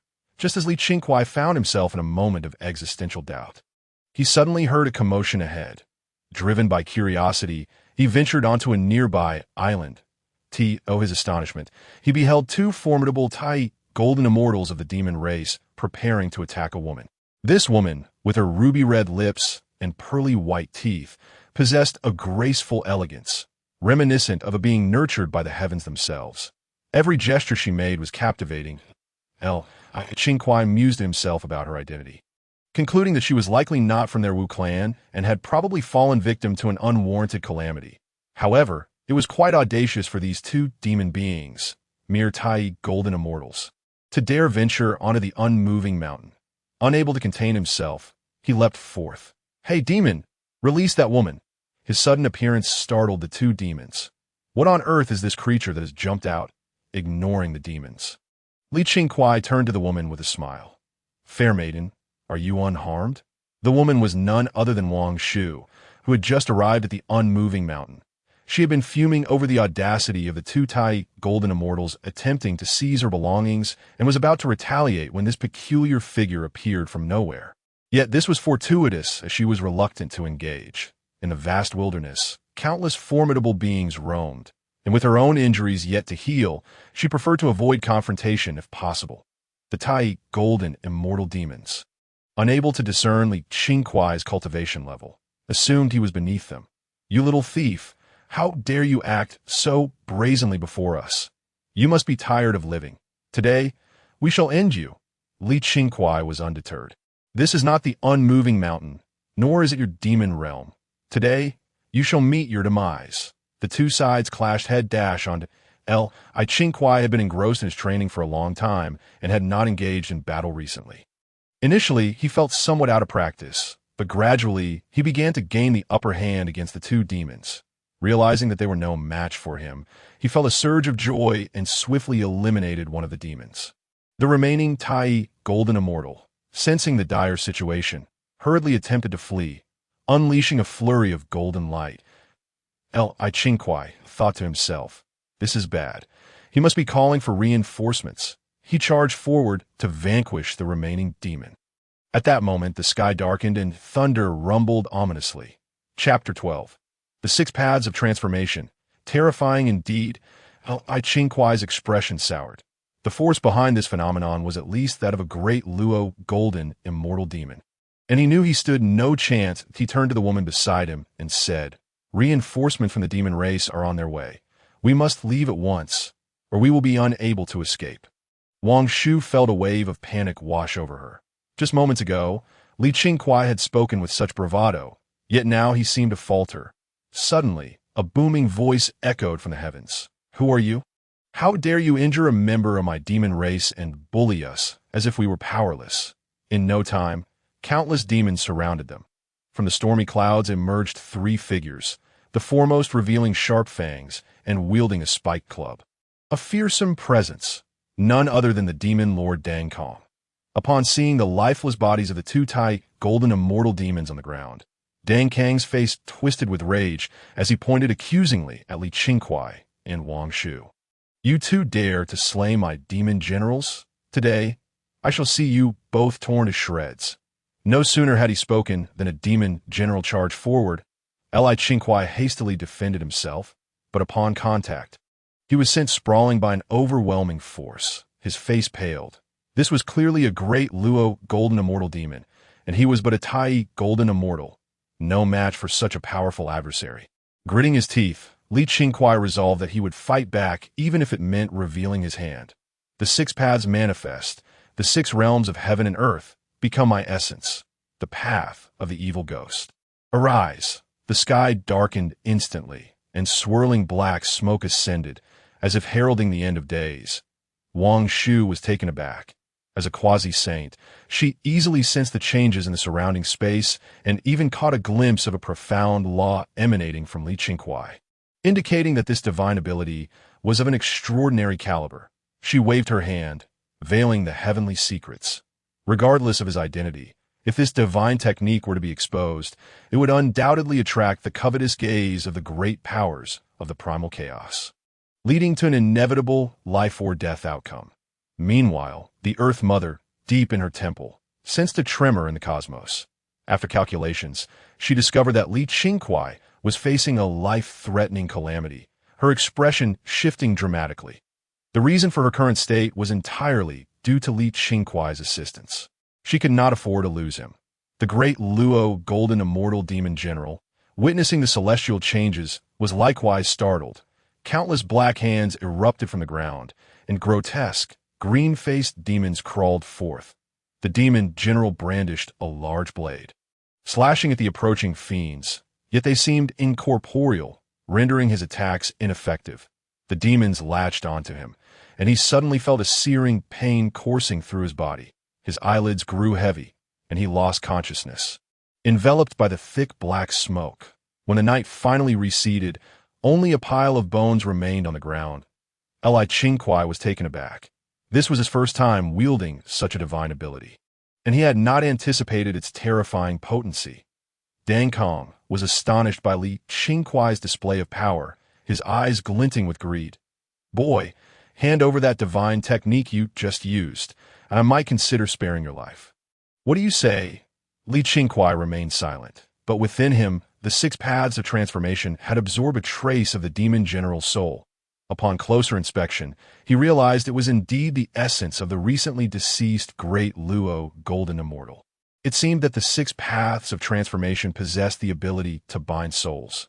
"You are deluded. Do you truly believe that by handing over such a technique, you would allow me to live?" Dang Kong snorted coldly, "That if you refuse, I shall simply capture you and extract your soul that a mere Tai golden immortal dares to challenge me. You, go and eliminate him." Dang Kong gestured toward another great Luo golden immortal. The latter nodded, his eyes gleaming with avarice. Although the previous demon general had perished, he believed that it was merely a moment of carelessness on the general's part. If he remained cautious, subduing this one should be a piece of cake. Qingkuai clasped his hands behind his back, and the 6 paths of reincarnation disc reappeared behind him. "The 6 paths of heaven and earth become my essence. The path of beasts manifest."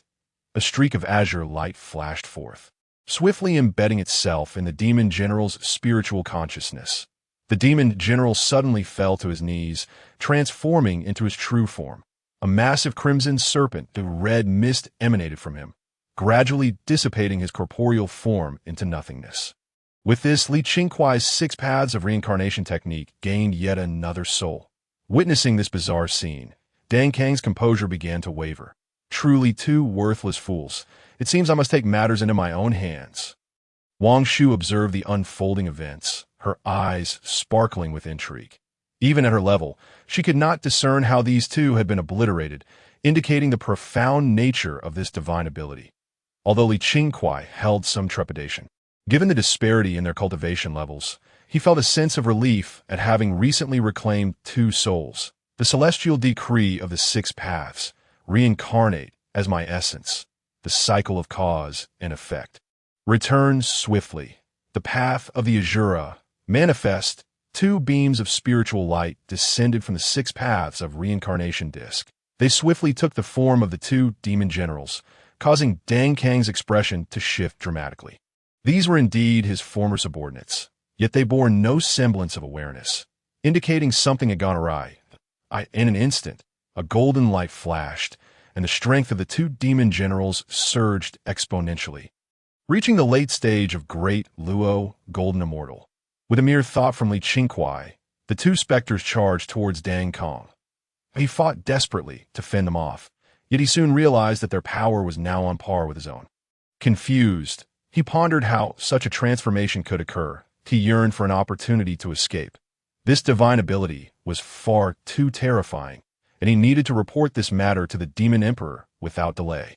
After a fierce exchange, as Dang Kong sought to retreat, Qingkuai commanded the 2 phantoms to self-destruct. The thunderous explosion reverberated through the air, unleashing a wave of immense force. Qingkuai's face blanched.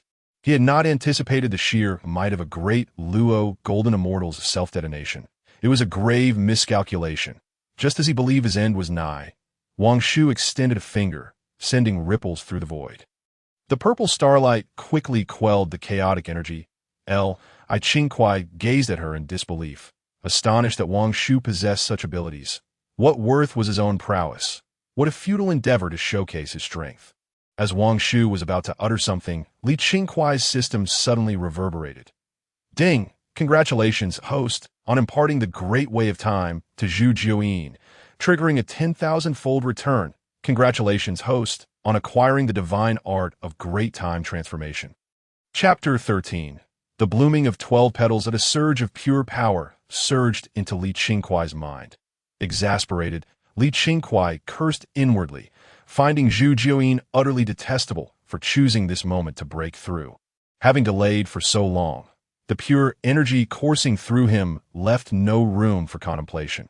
He immediately sat cross-legged, ready to refine this newfound power. Wong Shu, observing Li Qingkuai's actions, felt a wave of astonishment.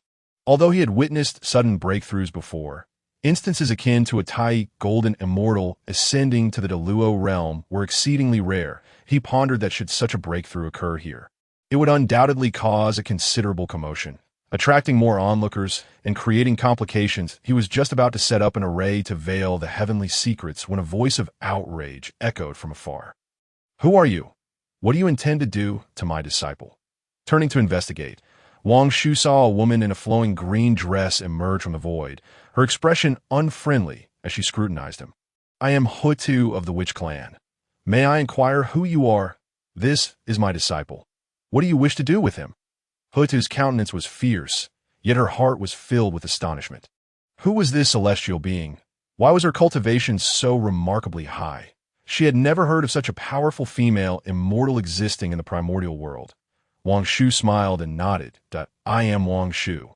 The Lady of the Tying starred, "I merely intended to conceal the heavenly secrets." Upon observing Li Qingkuai's condition, Hou Tu realized he was undergoing a breakthrough to the Deluo golden immortal realm, which surprised her further. How had Li Qingkuai, who was merely a Xian immortal tens of thousands of years ago, advanced so swiftly? However, now was not the time to ponder such matters, and the two joined forces to set up a grand array to obscure the heavenly secrets around them.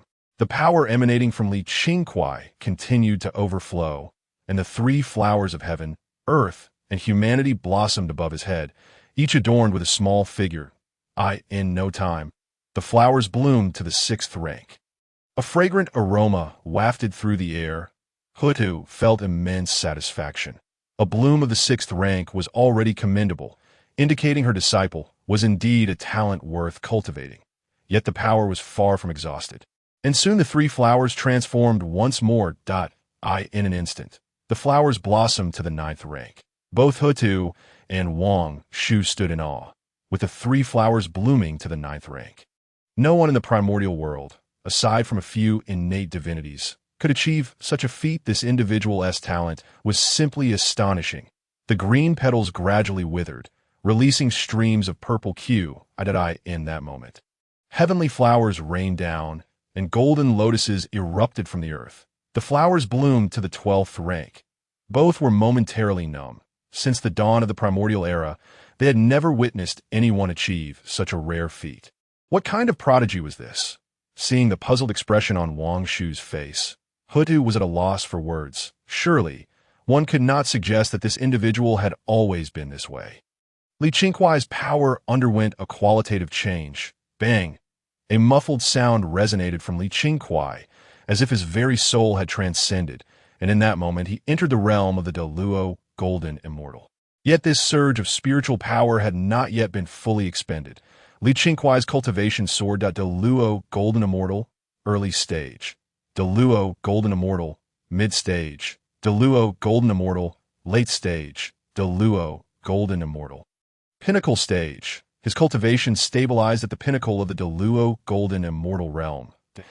As the celestial phenomena around them gradually dissipated, Li Qingkuai slowly opened his eyes to find Wong Shu and Hou Tu staring at him in astonishment. "What is the matter with you? Are you frightened?" Li Qingkuai scratched his head. Hou Tu instinctively nodded. "To bloom to the 12th rank and jump a major realm to the pinnacle of the Deluo golden immortal. Who has ever accomplished such a feat?"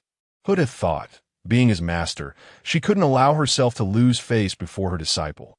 "Ahem, weren't you supposed to stay in the Pangu hall? Why are you wandering about? The great calamity in the world has yet to pass. Shouldn't you return to cultivate with your current level of strength?" Hou Tu suddenly recalled that Li Qingkuai's power had already reached the pinnacle of the Deluo golden immortal. In any case, come back with me at once. Then, as if struck by thought, Hou Tu added, "Lady Wong Shu, I feel an instant affinity with you. Why not visit my Houtu hall?" At this moment, Wong Shu was exceedingly curious about Qingkuai, and the notion seemed opportune. Since Sister Hou Tu is willing, I shall not hesitate to intrude. Upon returning to Houtu Hall, it appeared that Hou Tu and Wong Shu had an endless amount to discuss, leaving Qingkuai somewhat sidelined. Suddenly, Hou Tu exclaimed, "Sister Wong Shu, why do you bear such grievous injuries?" At this time, Houtu's cultivation had reached the pinnacle of the quasi-saint realm, and having fused 70% of the laws of earth and reincarnation, she could easily discern the injuries on Wong Shu's body. Wong Shu sighed, feeling somewhat embarrassed. In the era of antiquity, amidst the turmoil of the starry skies, I, as the lady of the Tying Star, was caught in that chaos and was wounded by the power of the azure sky, which I have yet to recover from to this day. Hou Tu produced the 3 light divine water, hoping to see if it could heal such wounds. However, upon discovering it had no effect, she was disheartened. The 3 light divine water, a sacred elixir of the primordial world, comprised sunlight, moonlight, and starlight, with each drop being immensely precious. Yet, even such a remedy was powerless against these injuries. Wong Shu seemed resigned to her fate. This is a Tao injury. I was harmed at the root by the primordial force of the azure sky, and the law's power cannot simply be removed. However, considering that the ancient star gods have all perished, my survival is already a stroke of fortune. The atmosphere turned suddenly somber. A discordant voice interrupted. "Isn't it just a Tao injury? What's the big deal?" Hou Tu, taken aback, admonished, "Silence. Do not speak recklessly. This concerns the power of rules, which is far more complex than you imagine." Wong Shu appeared to grasp a glimmer of hope. "Could it be that you truly have a method to resolve my Tao injury?" Qingkuai shook his head, and Wong Shu's eyes dimmed instantly. If so many ancient deities have been unable to resolve this matter, how could he possibly have a solution? What I mean is, Tao injuries are quite easily rectified. However, the method to resolve them lies within you, not me. Wong Shu was taken aback. Could it be that her Tao injury could indeed be resolved? "I implore you, please enlighten me, and I shall owe you a favor." Qingkuai nodded. "I observe that the Tao injury you bear contains the essence of the stars. It is evident that the one who harmed you must have practiced the star Tao. Since the source of this injury is the star Tao, why not directly cultivate the star Tao, transforming the injury into your foundation? Your cultivation could ascend to even greater heights." Wong Shu looked perplexed. "But I, of the Tying Star lineage, have always practiced the Tying Tao. How could I possibly begin anew with another Tao?" Qingkuai shook his head. "I did not suggest you start anew. The Tying Tao is, in fact, rooted in the star Tao. The Tying Star is one of the 2 principal stars among the ancient celestial bodies.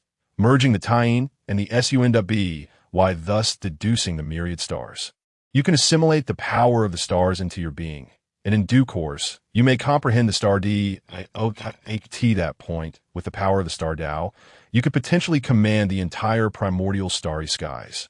And even the 2 3-legged golden crows of the sun star would be unable to contend with you. Why not consider the Supreme Stellar Body Project?" Chapter 14. Wong Shu's aspirations, the primordial starry skies endures. Wong Shu furrowed her brow in contemplation. What exactly is the Supreme Stellar Body Project? Standing nearby, Hou Tu's expression darkened instantly.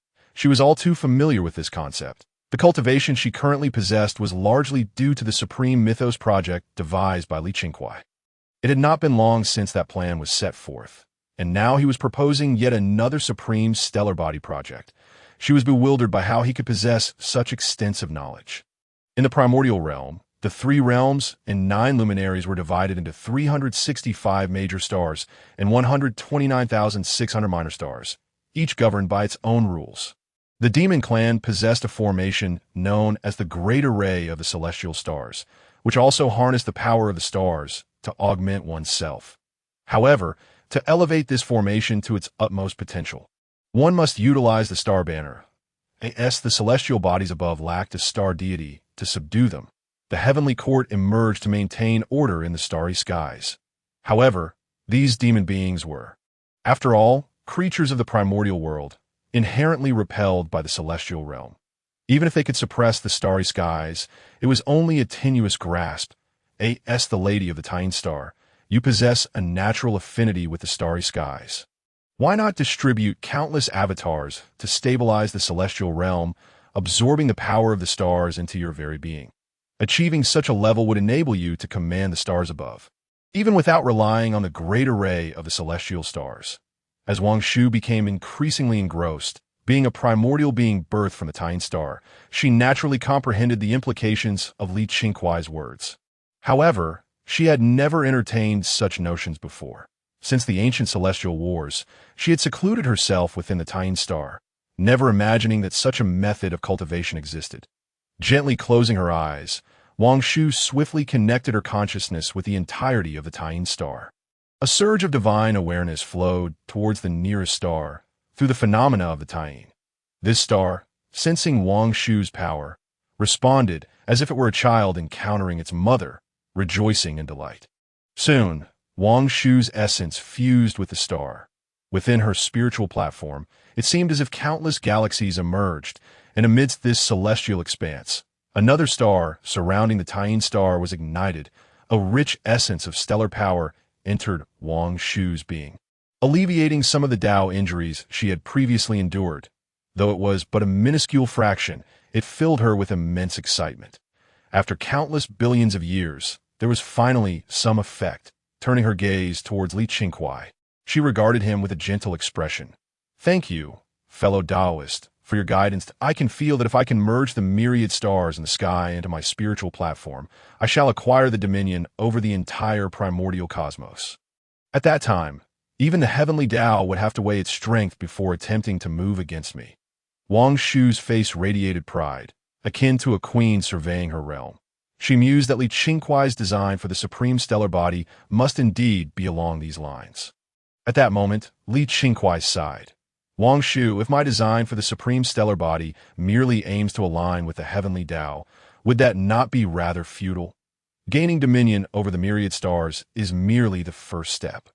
Wang Shu, upon hearing this, fell into a daze that in the current primordial realm, the saints were revered above all. When each primordial deity was born, the inheritance memories in their minds reflected this hierarchy. Below the saints, all beings were but ants. Yet in Li Qingkuai's eyes, the saints appeared as weak entities, leaving her somewhat perplexed. Could it be that the saints were truly so feeble? Or was it that I am the one lacking? Hou Tu also bore a look of confusion, though she fared better than Wang Shu, having experienced such matters before. Could it be that the plan devised by my fellow Taoist encompasses more than this? Li Qingkuai nodded. Indeed, but first, we must grasp the entirety of the primordial cosmos, obtaining the essence of stellar power to gain dominion over it, thereby comprehending the laws of the stars.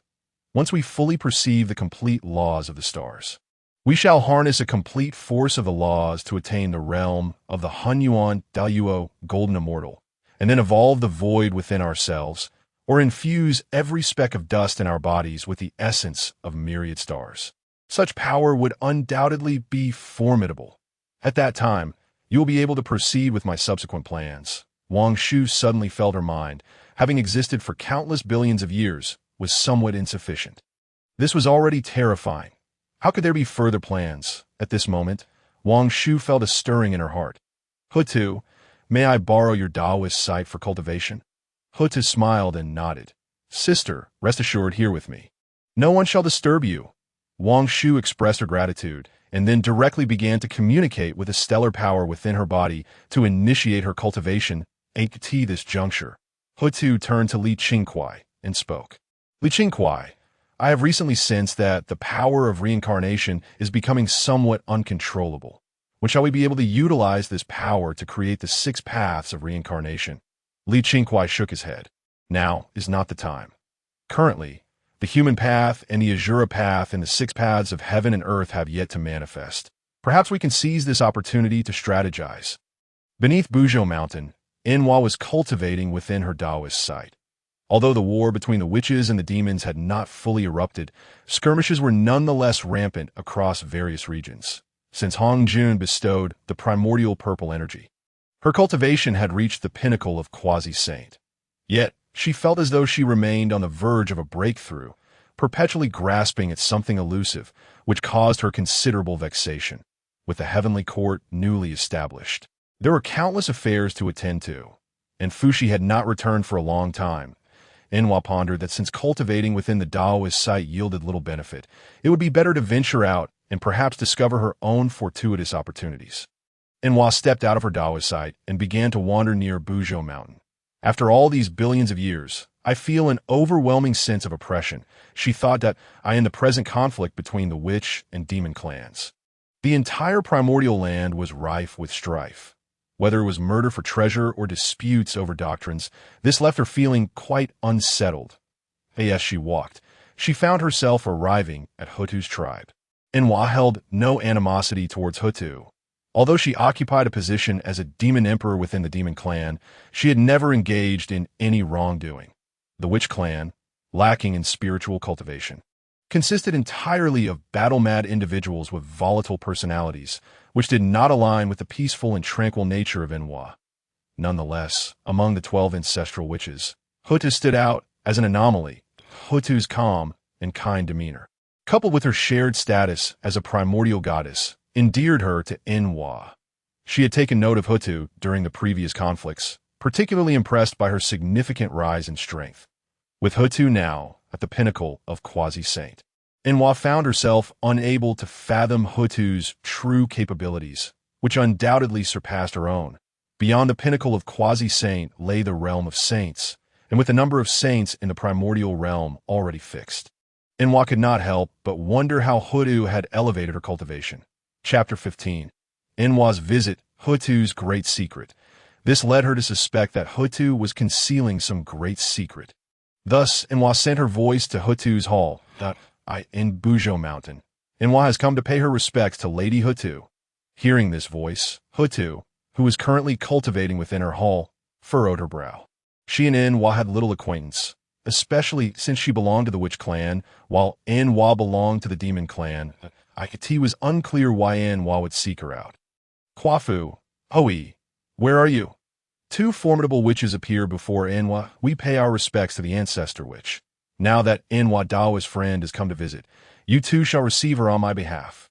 Without further ado, Kwafu and Hoi exited Houtu's hall, and Nuwa had already waited outside for quite some time, and seeing no movement within, she surmised that Houtu might not wish to meet her, given the impending conflict between the witches and the demons.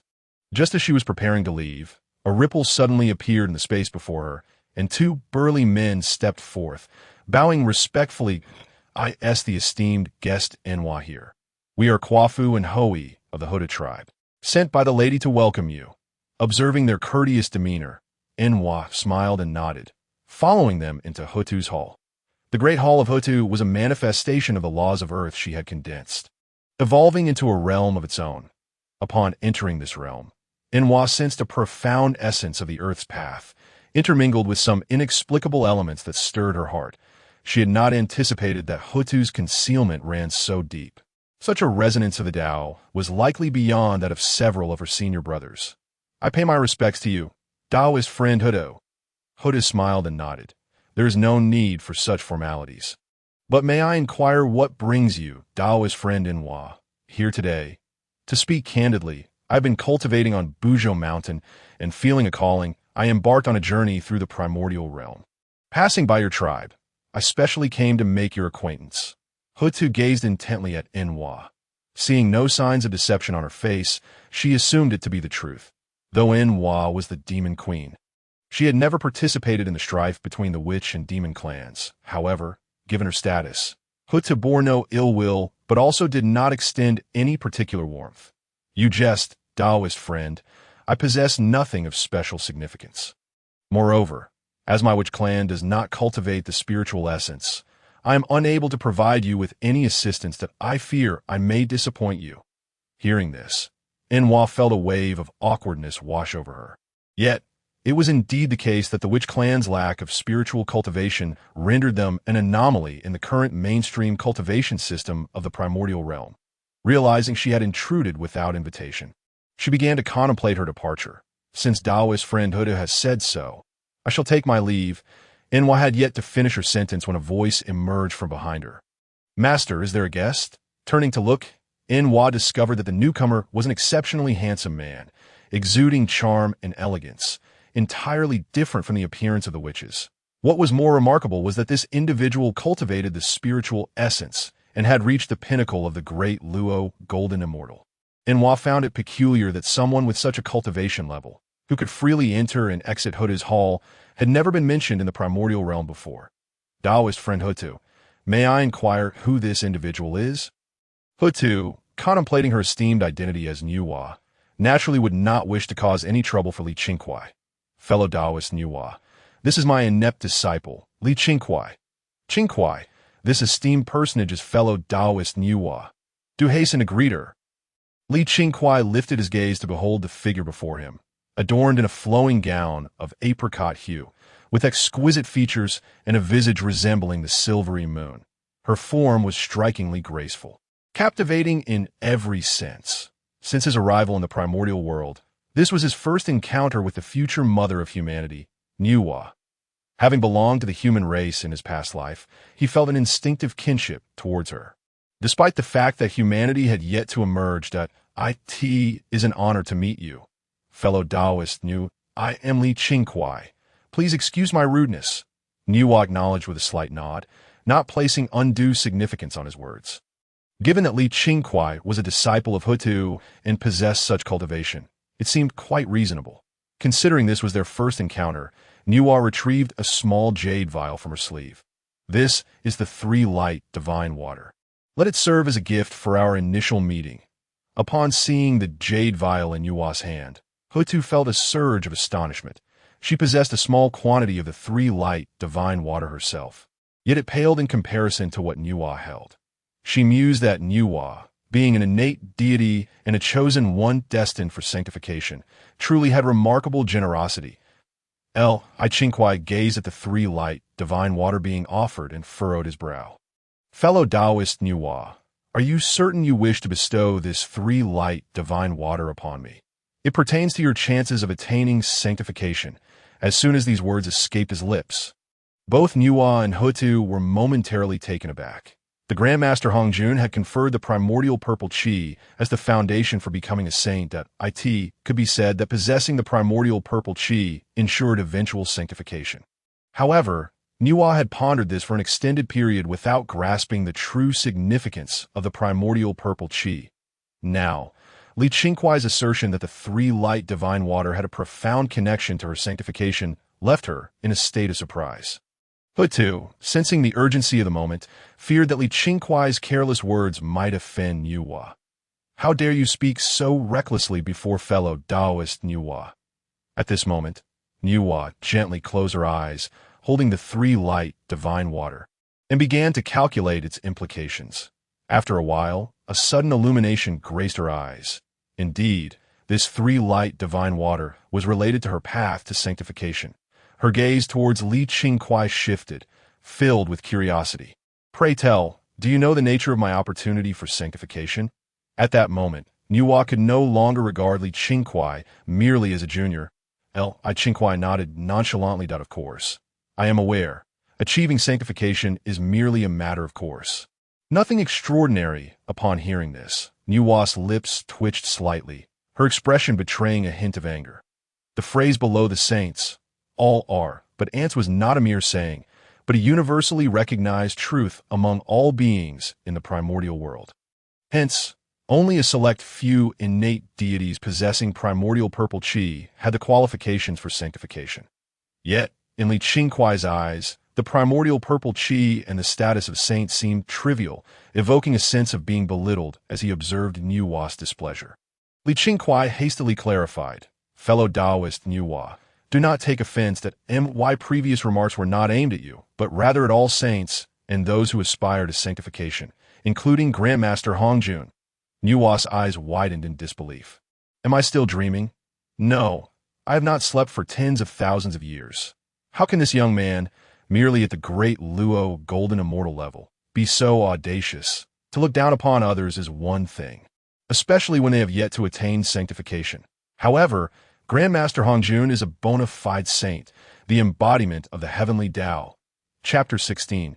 Do not seek sanctification, highest Nuwa. Take note. Grandmaster Hongjun is Nuwa's teacher.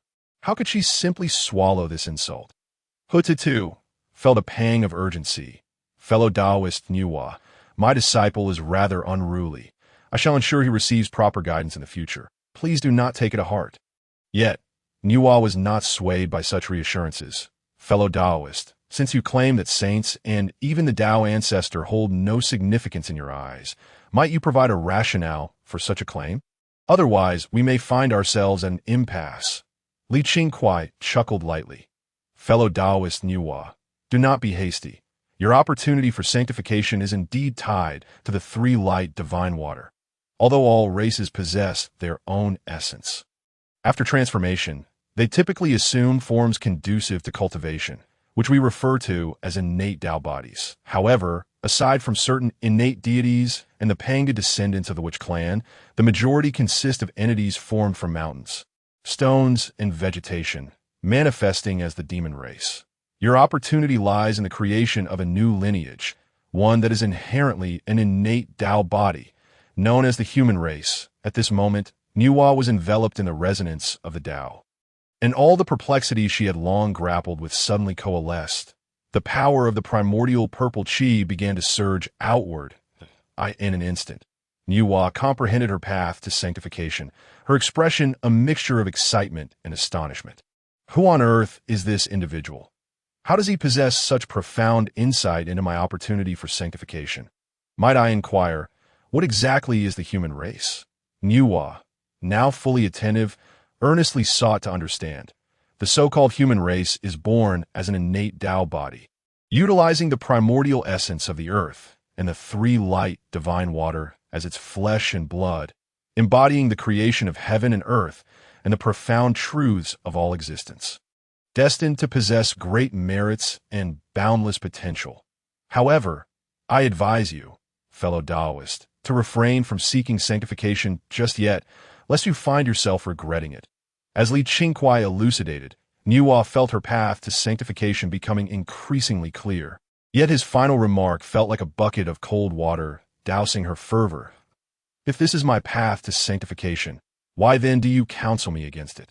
Li Qingkuai's expression shifted, revealing a sense of profound weariness, as if he had traversed countless epochs, witnessing the transformation of mountains and rivers. In the realm of sanctification, there are three pathways. The first is to validate the Tao through strength, comprehending the laws to establish a world based on this understanding, thus achieving the realm of the great Luo golden immortal. This method possesses immense potential and unparalleled strength, greatly benefiting one's cultivation beyond the saintly realm. The second pathway is to attain sanctification through the three corpses, involving the good corpse, the evil corpse, and the self corpse, ultimately merging the three to validate the Tao. This approach may appear beneficial, but significantly diminishes one's potential for future growth, making it exceedingly challenging to break through to the great Luo golden immortal realm, rendering it a form of short-sighted opportunism that ultimately depletes one's essence. The third method is to validate the Tao through merit. Though it is the simplest, it yields the weakest cultivation. The act of creating humanity, however, falls under this third category of sanctification. Should you genuinely pursue this method, even if you achieve sanctification, you would likely rank among the weakest of saints. Upon hearing this, Nuwa broke into a cold sweat. Although she had heard some of this from her teacher, Grandmaster Hongjun, he had never expounded upon it so thoroughly. In Grandmaster Hongjun's view, the path of the three corpses was the righteous way. Most beings among the myriad of mortals in the primordial world adopted this approach. Yet, in Li Qingkuai's perspective, such a method was deemed a form of opportunism, a perilous act that led to self-destruction. Leaving her utterly perplexed, Li Qingkuai was acutely aware that while Nuwa was the first among the 6 great saints to achieve sanctification, she was also the most unfortunate. Following the battle between the witch and demon races, her soul brother, Fushi, had perished. The teachings of the 3 pure ones leveraged the human race's fortune to establish the human sect, thereby siphoning off a significant portion of humanity's fate, the demon race's slaughter of the human race, which Nuwa chose not to intervene in, severely impacted her own fortune among humanity. The establishment of the human emperor was a matter of human authority, yet ultimately reduced her to a mere pawn in the celestial games of the saintly beings. The 3 sovereigns and 5 emperors were restrained from emerging from the fire cloud cave, and the human emperor's status was diminished to that of a mere earthly sovereign. The path of humanity was gradually suppressed, ultimately forced to endure beneath the heavenly Tao, rendering it a tragic existence. All of this was intricately tied to Nuwa's strength. Just as Nuwa was still grappling with the decision of whether to create humanity to validate her Tao, Qingkuai's words struck like thunder. Saints under the heavenly Tao are not invincible. Although they may entrust their primordial spirits to the void, as long as their spirits are severed from the cosmos. Even saints can fall. Moreover, once one becomes a saint of the heavenly Tao, they become a puppet of the heavenly Tao, devoid of freedom. If the heavenly Tao so desires, your cultivation can be stripped away at any moment. I recall that Grandmaster Hongjun possesses a type of elixir known as the Saint's Descent elixir, capable of causing a saint's demise. Upon hearing this, Nuwa's expression darkened, particularly upon learning of a pill capable of causing the fall of a sage. Becoming a saint of the heavenly Tao was not merely a blessing. Rather, it was akin to stepping into a fiery pit. It was evident that this was a scheme devised by the heavenly Tao. Nuwa's face turned pale, her fists trembling uncontrollably. She could scarcely believe that the truth was so dire. Qingkuai continued. In this current war between the Wu and the Yao, the struggle for dominance in the primordial world is nothing more than a futile endeavor. Neither of the 2 great clans will emerge victorious, and even Fushi may meet his demise. Upon hearing the words of Fushi's potential fall, Nuwa trembled all over, nearly losing her balance. The bond she shared with Fushi, cultivated over countless eons, could not be encapsulated in mere words. What? You say my elder brother will perish in the war? That is utterly impossible. If I were a sage with my protection, how could he possibly fall? It was clear that Nuwa struggled to accept such a harsh reality. Indeed, if she were a sage and provided protection, Fushi would likely not fall. However, one must understand that she was not the only sage in existence. Some matters are predestined by the heavenly Tao, and how could one expect to alter what has been decreed? After Fushi's fall, he would reincarnate as one of the 3 sovereigns of humanity, yet would be eternally imprisoned within the fire cloud cave, unable to take a single step outside. Upon hearing this, Nuwa was immediately distraught. The facts lay bare before her, leaving her no room for disbelief. Even if her brother could be revived, being confined within the fire cloud cave rendered him as good as dead. Upon realizing that her opportunity lay in the creation of humanity to attain sainthood, she gained some insights regarding the 3 sovereigns and 5 emperors of humanity. Witnessing Nuwa's disheartened demeanor, which starkly contrasted her former majestic presence as the unparalleled goddess of the primordial world, Hou Tu felt a pang of compassion. When she first learned of the outcome of the Wu-Yao War, she too struggled to accept the reality of her brother's death, and thus fully understood Nuwa's current state of mind. Qingkuai, having said so much, do you possess any solutions? If so, please reveal them quickly so as not to further distress Nuwa. After hearing this, Nuwa's eyes brightened, since all this information came from Qingkuai. It was certain he must have a solution. Chapter 17. Do not listen, Hongjun. There is greater potential here at this moment. Nuwa bowed to Qingkuai. I implore you, fellow Taoist, to disclose the solution, and I shall be eternally grateful. Qingkuai smiled, thinking to himself that he had finally hooked her interest. Do not be anxious, dear Nuwa. I have already devised a strategy for this outcome. After millennia of deliberation, I have conceived a method to break this impasse, to attain the status of the Supreme Nuwa. Only by achieving this can one alter fate and seek the elusive one. Hearing that Qingkuai had spent millennia calculating for her, Nuwa felt a wave of gratitude. Hou Tu, however, wore a grim expression. This scene was all too familiar. Qingkuai had similarly spoken to her in the past. Those unfamiliar with her disciple, she as a master, was all too aware. Over these countless years, Qingkuai had done little aside from sleeping, let alone engage in such profound calculations. Another soul had been deceived. Poor Nuwa was simply too naive. I dare ask, what constitutes the Supreme Nuwa? The path you cultivate is the way of creation, Qingkuai explained. The way of creation is the origin of all things. when the heavens and earth were born from chaos and had yet to be differentiated.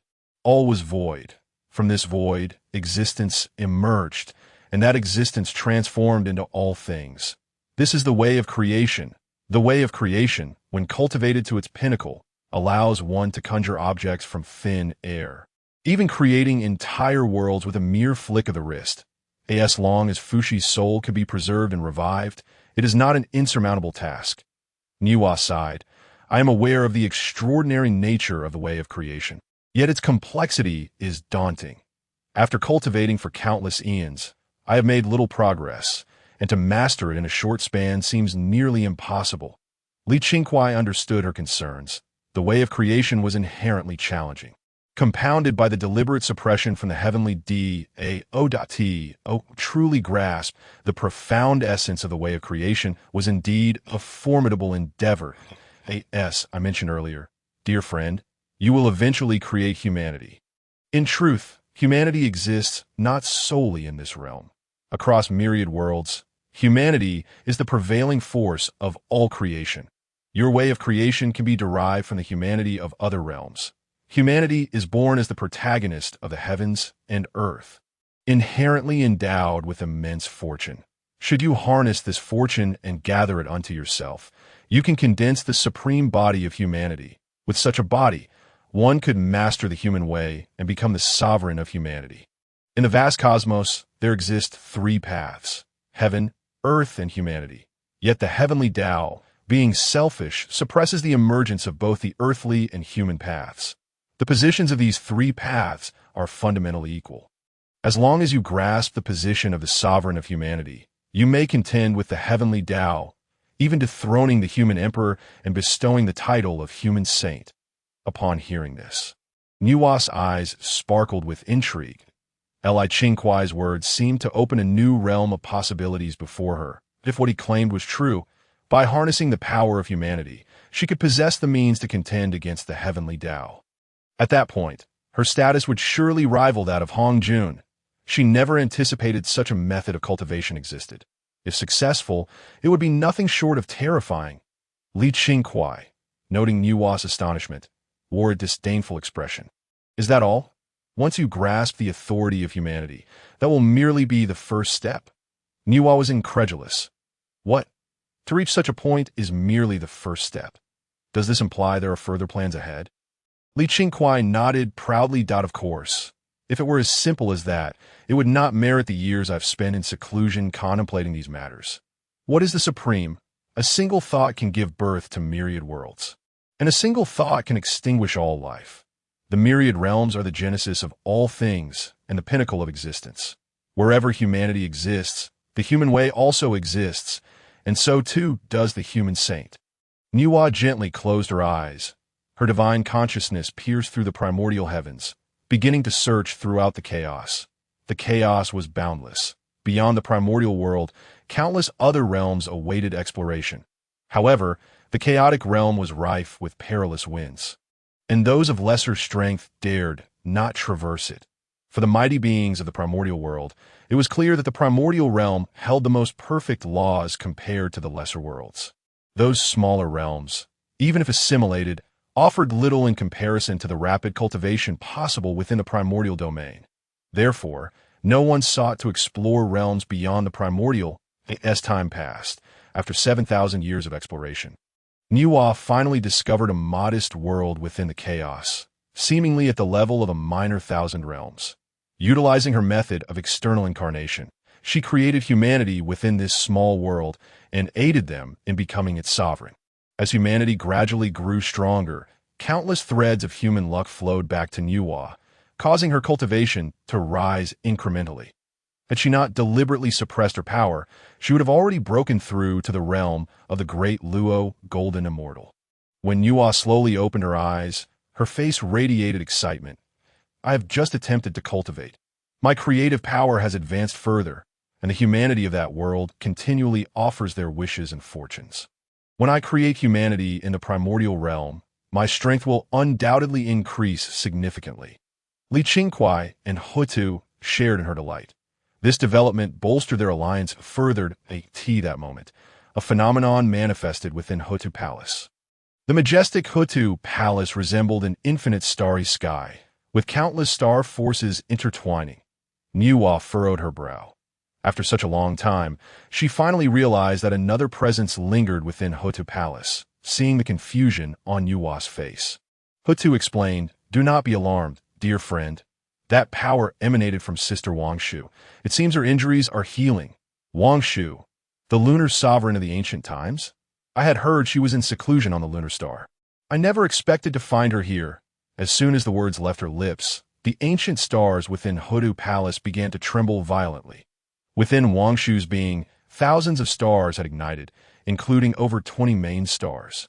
Not only had she healed from the injuries sustained eons ago, but her strength had also advanced further, nearing the realm of the great Luo golden immortal.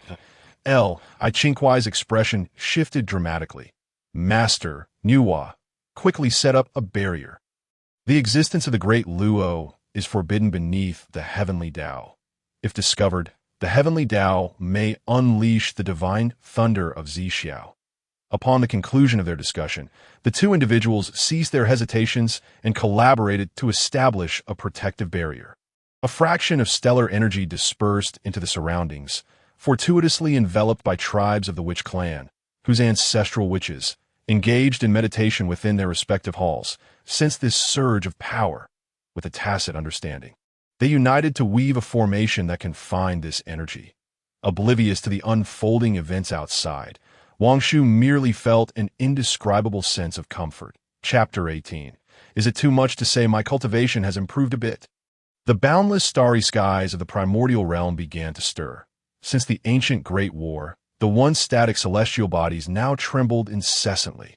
Following a surge of divine thought from Wong Shu, all anomalies in the vast cosmos vanished. With primordial energies merging into her being, beyond the 33 heavens, within the purple cloud palace, Hongjun Laozi observed the shifting starry expanse, his brow furrowing in concern. What could this mean? This ancient celestial realm had been silent since that monumental battle. What force could incite such movement? As he calculated with his fingers, the heavenly secrets unraveled chaotically before him. Despite having merged with the heavenly Tao, he found himself unable to discern any truths. Frustration welled within Hongjun Laozi. Possessing authority over the heavenly Tao did not equate to truly comprehending it. It appeared that only after achieving harmony with the Tao could he access deeper sources of its essence. The celestial disturbances, however, posed little threat to him. With the establishment of the demon race's heavenly court, once the heavenly marriage was completed, the sealing of the 365 star deities would follow. When the gods within the celestial court took their places, stability would return to the cosmos, rendering any schemer invisible. With this thought, Hongjun Laozi dismissed all other considerations, closing his eyes to further contemplate the heavenly Tao. Meanwhile, within the hall of Houtu, Wong Shu gradually opened her eyes, having reached the late stage of quasi-saint cultivation. Upon noticing her awakening, Houtu rushed over, her face beaming with excitement. "Sister, you have finally awakened. How are your injuries?" Wong Shu smiled and nodded. "Indeed, it is thanks to my friend Qingkuai that I have now integrated a fraction of the starry essence. My wounds have nearly healed, and I believe it won't be long before I master the stellar Tao." Upon hearing Wong Shu's words, Houtu's heart surged with joy. Standing nearby, Nuwa appeared somewhat dazed, clearly realizing that Houtu's remarkable transformation was a result of Qingkuai's machinations. If it were merely his influence, it would be one thing, but now with the addition of the Taiyin star monarch, Wong Shu, she marveled even more at Qingkuai's prowess. In her heart, she mused that with Qingkuai's assistance, the demon race would find it increasingly challenging to triumph over the witch clan. As for her foolish brother, Fushi, he would undoubtedly meet his demise. It seemed prudent to devise a plan soon. Nuwa pays her respects to Lady Wong Shu. Wong Shu acknowledged Nuwa with a nod. Despite her recent seclusion, she remained acutely aware of the happenings around her. Not only Wong Shu, but Qingkuai beside her was also in high spirits. Ding! Congratulations to the host for guiding Wong Shu in comprehending the laws of the starry skies, triggering a 10,000-fold return. Congratulations to the host for acquiring the divine array of the great starry sky. Great Starry Sky Array. Based on oneself, it extrapolates myriad stars, gathers stellar energy, manifests the creations of heaven and earth, seizes the essence of the sun and moon, and derives the starry array of 49. The eternal stars are indestructible, and the body remains immortal. Qingkuai grasped the Great Starry Sky Array, a divine ability that not only embodied stellar energy, but also contained the essence of array laws. The trajectories of countless stars formed the foundation of the array. If stellar energy constituted the basis of the stellar laws, then the movement of the stars formed the basis of the arrays. Subsequently, a surge of pure power flowed into Qingkuai's body. He promptly settled into a meditative posture, accumulating the force within him. With a sweeping gesture, he summoned torrents of stellar energy that coalesced around them into various formations. Witnessing Qingkuai's transformation, the three women exchanged astonished glances. Nuwa, who had arrived late, remained unaware, but Hou Tu and Wong Shu understood all too well. Just moments ago, Qingkuai had achieved a breakthrough. Yet now he was breaking through once more. What on earth had he consumed to grow so rapidly? For others, ascending even a minor realm could take hundreds of thousands of years, yet for him, it seemed as effortless as drinking water. Was this the boon of blooming at the 12th grade of the Deluo Golden Immortal? Compared to Hou Tu and Nuwa, Wong Shu was even more astounded.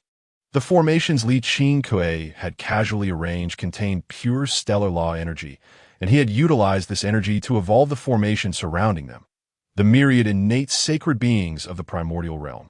While knowledgeable to some degree about formations, found it nearly impossible to decipher Qingkuai's intricate designs. Hou Tu seemed to sense something and exclaimed, "Is he about to break through again? No, I must conceal the heavenly secrets." Just as she prepared to intervene, Wong Shu grasped her hand and gently shook her head. "Sister, there's no need to fret. Did you not observe the formations Qingkuai just set? They are sufficient to conceal many things. We need not rush."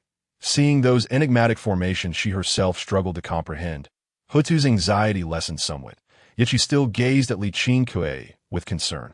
Within the formations, a torrent of heavenly and earthly spiritual energy surged towards Qingkuai, continuously enhancing his power, particularly the dense essence of stellar laws.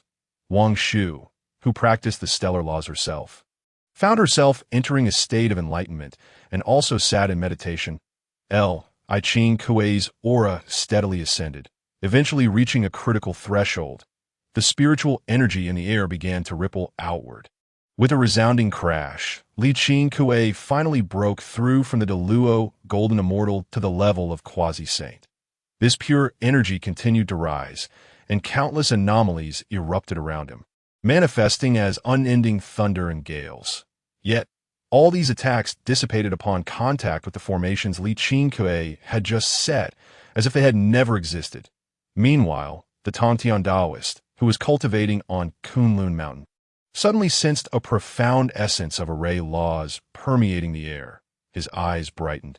Could it be that someone in the primordial realm possessed a higher level of array mastery than himself? Indeed, he had underestimated the hidden powers within the primordial realm, that I must seek out such a formidable figure in person. With that thought, he took flight, following the source of this extraordinary energy. Qingkuai's power surged to the mid-stage of quasi-saint, gradually depleting the pure energy, and the surrounding anomalies began to fade. Qingkuai slowly opened his eyes. He found the three women staring at him in astonishment. "What are you all looking at? Do you not recognize me?" Nuwa rolled her eyes at Qingkuai. Initially, she had thought him extraordinary, but she had not anticipated such innate talent, leaping directly from the peak of Deluo Golden Immortal to mid-stage quasi-saint.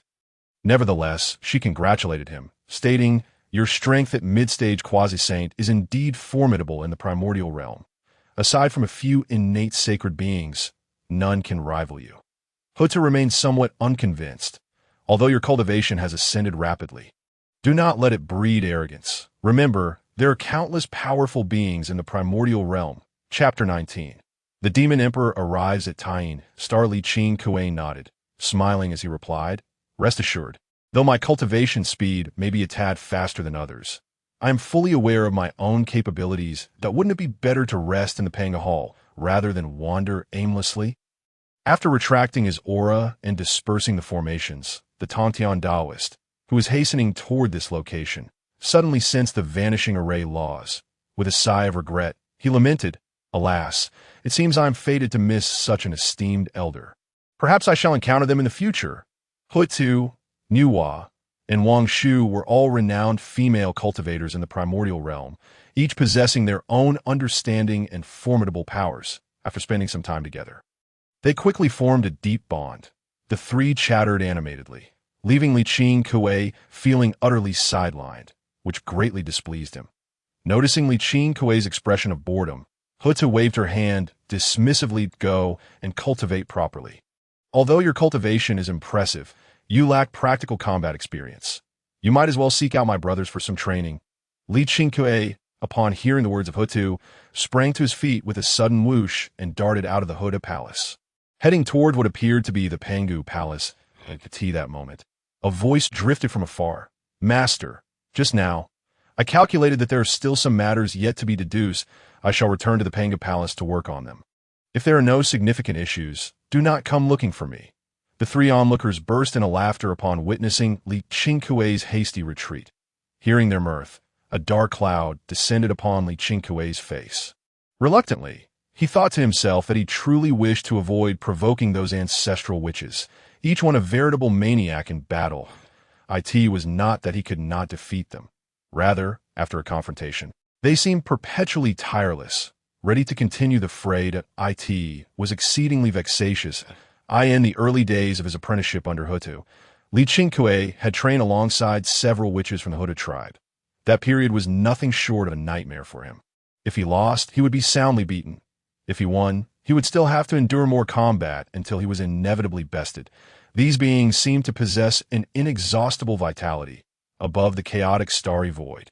A grand procession was making its way towards the Tying Star, led by Zhu Jiuyin and Dongwang Tai. This time, they brought with them a wealth of celestial treasures to propose marriage to the Lady Wong Shu.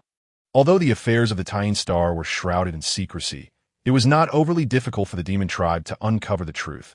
Upon learning that Lady Wong Shu was an innate sacred being who had existed since the ancient era, possessing at least quasi-saintly cultivation, their interest was piqued. Moreover, Lady Wong Shu was renowned for her unparalleled beauty, captivating all who beheld her. Thus, they promptly dispatched the demon sage Bays with gifts to seek her hand. Upon arrival at the Tying Star, however, they found only two maidens, Shiha and Changshi, in attendance. Such matters were beyond their purview and could only be reported to Lady Wong Shu. Unfortunately, Lady Wong Shu was engrossed in meditation and remained unaware of the developments outside. Unable to establish contact with her, Shiha and Changshi did not receive Bays. Feeling snubbed, Bays was in a foul mood. After all, he had traversed the vast wilderness for many years, as the foremost among the 10 demon sages, and was accustomed to receiving deference wherever he went. Had it not been for Lady Wong Shu, who might become their tribe's future queen, he would not have been so courteous. Be denied entry was a humiliation, and he would have no face to show to the 2 demon emperors upon his return. Thus, Bays returned to embellish the tale for Zhu Jiuyin. Upon hearing this, Zhu Jiuyin was instantly filled with rage. How dare they? I am the emperor of the demon tribe. Who in the vast wilderness would dare to slight me? A mere Tying Star presumes to act thus. Do they not fear the might of my heavenly army? Dongwang Tai nodded in agreement. There is no need for you to take action yourself. Brother, I shall lead our demon army to capture this insignificant Tying Star Lord for you. As he spoke, he turned to gather troops. Fushi hastily intervened. Your Majesty, please temper your anger. While Lady Wong Shu may be but the Lord of the Tying Star, she is nonetheless an innate sacred being who has existed since ancient times. If we wish to secure a heavenly marriage, sacrifices are inevitable, and all must be weighed against the interests of the demon tribe. He suggested that the emperor personally extend the invitation while they would amplify the grandeur of the occasion, ensuring that the celestial beings took notice, which would compel her to comply. Zhu Jiuyin pondered this. After all, Wong Shu might be his future empress, and he did not wish to tarnish his reputation. Thus, he acquiesced in that case. I shall personally make the request. In the starry sky, Zhu Jiuyin and Donghuang Tai, accompanied by a multitude of demon sages, set forth towards the Tying Star. The myriad great powers of the wilderness were already aware of their endeavor. On Kunlun Mountain, the Primordial Supreme being furrowed his brow. These are but trivial beings, yet they disregard virtue, allowing such minor matters to become known to the world. The master of Tongtian looked on with disdain. With such a grand display, if they fail, the demon tribe shall surely lose face. As the leader of the three purities, Laozi perceived the situation with greater clarity. The demon tribe was engaging in a blatant scheme. Should the Tying Star acquiesce, all would be well, but if not, the demons would undoubtedly seek retribution, and a great battle would be unavoidable. Before the Tying Star, a demon general proclaimed loudly, "Our demon emperor and Donghuang have come to visit the Tying Star and seek the hand of Lady Wong Shu. We humbly request an audience." Within the Guanghan Palace of the Tying Star, Shiha and Changshi were in a state of agitation. "Sister, what shall we do? We have yet to hear from the lady. And the visitors are the demon emperor. It may not be so easily dismissed." Shiha gritted her teeth. "Do not fret, sister. We cannot afford to offend the demon tribe. Let us speak the truth, as long as we are courteous. I am certain all will be well." With that, Shiha took Changshi by the hand, and they stepped out of the Tying Star. Suddenly, a passage appeared before the previously still Tying Star. Shortly thereafter, two celestial maidens emerged. These two fairies were exceptionally beautiful, and Zhu Jiuyin felt his heart stir at the sight. "We are the maidens Shiha and Changshi, in attendance upon Lady Wong Shu, paying our respects to the demon emperor." Zhu Jiuyin smiled and nodded, his eyes alight with desire. If these two maidens were this lovely, how stunning must Lady Wong Shu be? It appears that the two celestial maidens do not know where Lady Wong Shu is. "I wish to comply with the heavenly mandate and seek her hand. Might I request an audience?" Shiha and Changshi exchanged glances, their expressions troubled. "Your Majesty, our lady has long since ventured into the wilderness and has yet to return." Zhu Jiyuin's face darkened upon hearing their words. This truly Lady Wong Shu. So formidable. I did not expect to come away empty-handed. The myriad powerful beings in the wilderness are watching us demons, but if we depart in such a disgraceful manner, it shall reflect poorly on our tribe. Are you two maidens speaking the truth? I am the ruler of the demon tribe. You should be aware of the consequences of deceiving me. Zhu Jiyuin's countenance grew stern. Shiha, in a panic, hastily explained, "Demon Emperor, this matter is undeniably true. We would never dare to take such liberties at this moment." Donghuang Tai scoffed derisively. "Surely, Lady Wong Shu is hiding away. Their words are untrustworthy. I shall break through the defenses of the Tying Star and seize them all for my brother." Upon hearing this, Zhu Jiuyin remained silent, lost in contemplation. Donghuang Tai understood that his brother had tacitly approved of his course of action. He then produced the Chaos Bell. "Regardless of whether Lady Wong Shu is within the Tying Star, my brother has extended you sufficient courtesy. Do not be ungrateful. You may either accompany us willingly, or I shall shatter this Tying Star. To that point, the consequences will be dire." Changshi's eyes glistened with tears as she implored. "Lady is truly not here. Do demons not fear the ridicule of the celestial beings?" Donghuang Tai laughed arrogantly. "Ha!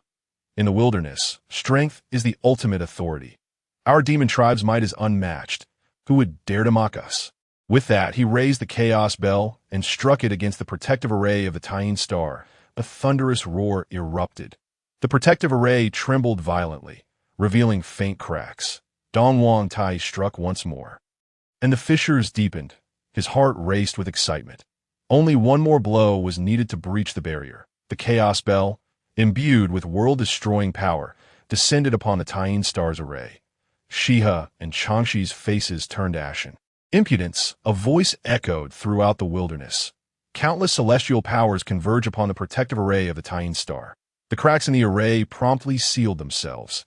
"How dare you act so brazenly outside my domain?" Bullying the Tying Star as if it were defenseless.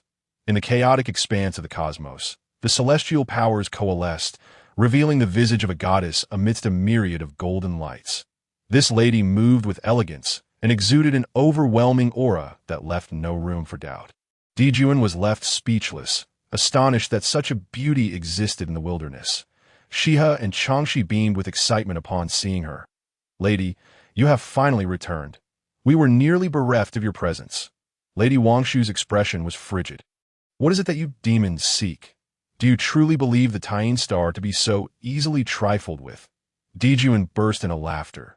"Dear lady, do not be alarmed. My younger brother was merely jesting with the two celestial maidens. I apologize on his behalf." Wong Shu had long perceived the emperor's feigned demeanor, and with a dismissive wave of her sleeve, she declared, "Let today's occurrences be as if they never transpired. You shall depart swiftly. Lest you provoke my ire, do not be hasty, my lady. I am a celestial being, born of the sun star and now esteemed as the sovereign of the 33 Heavens Demon clan. Our kind currently lacks a successor to the throne. I have long admired you, and I wonder if you would consider joining our demon tribe to achieve a celestial union." Upon hearing this, Wong Shu's expression grew increasingly frigid. Such a proposition is utterly out of the question. Should you persist in this unwarranted pursuit, do not blame me for my lack of civility. At that moment, Zhu Jiyin's smile abruptly vanished. He had assumed that his status would render her refusal impossible. Yet, to his astonishment, Wong Shu did indeed reject him. His countenance darkened ominously. "Are you truly unwilling to reconsider? Do you comprehend the significance of spurning a demon emperor? What? Do you intend to engage me in combat?" Zhu Jiuyin recognized that he was now in a precarious position. "If that is your stance, then do not hold me accountable for my actions. Brother, seize her." The Eastern Emperor Tai brandished the chaos bell and hurled it towards Wong Shu. She gently raised her jade-like hands, summoning the powers of countless stars from the heavens. The destructive aura of the chaos bell was, astonishingly, completely extinguished in an instant. The bell hovered in midair, motionless. The Eastern Emperor Tai's face transformed in shock. The chaos bell was his companion treasure, invincible since his emergence into the world. This was the first time such an event had occurred. He hastily attempted to harness its power, but the bell remained unmoving. Zhu Jiuyin, witnessing Tai's unexpected setback, realized Wong Shu was not to be underestimated. "Brother, allow me to assist you." He then channeled the river map and Luo book towards Wong Shu. The onlookers from the primordial realm erupted in astonishment. How disgraceful for the demon clan to conspire against a lone woman. Who would have thought that the demon tribe would resort to such tactics? Unable to achieve their aims through gentle means, they sought to seize by force. Henceforth, we must tread carefully around them. What a pity that such a paragon as Wong Shu has fallen prey to these creatures. Speak not too freely, lest calamity befall you. The demon clan is, after all, a formidable lineage in the primordial realm. Do not invite disaster upon yourselves. As the river map and Luo book charged forward with thunderous might, Wong Shu summoned even greater stellar energy to counter the force. For a moment, she and the two demon emperors were locked in a stalemate, with neither side able to gain the upper hand. The powerful beings of the primordial realm could scarcely contain their astonishment. Was this truly the strength of the Lady of the Dark Moon? By heavens, how extraordinary! She could single-handedly contend with two demon sovereigns. This power might only be rivaled by the Lady of Earth from the Witch tribe. Both are female cultivators. Could it be that the women of the primordial realm possess such formidable prowess? In the Zixiao palace, Hongjun Laozi furrowed his brow. What was happening? Wasn't Wong Shu cultivating the path of the Dark Moon? How could she wield such abundant stellar energy? Another anomaly indeed. Yet, this was fortuitous, with Wong Shu's presence suppressing the cosmic expanse. He could alleviate some of his burdens. Worst, when the heavenly cord enshrines the 365 deities. He could seize that power. Beneath the heavenly Tao, all are but ants. Even if one possesses great strength, what difference does it make? With this thought, Hongjun ceased to concern himself with the unfolding events. At this juncture, the expressions of Zhu Jiuyin and Eastern Emperor Tai turned a shade of deep crimson. How could this be? Why was Wong Shu's power so formidable? Were they truly that weak? Tai began to question his very existence. Previously, they had been unable to subdue the Lady of Earth alone. Now, here was Wong Shu, challenging them both and prevailing. How many hidden powerhouses lurked within the primordial realm? "Brother, if we cannot subdue this woman, our clan's reputation will suffer greatly. How can we hope to unify the primordial realm then? We must expend every effort to capture her. Demon warriors, heed my command.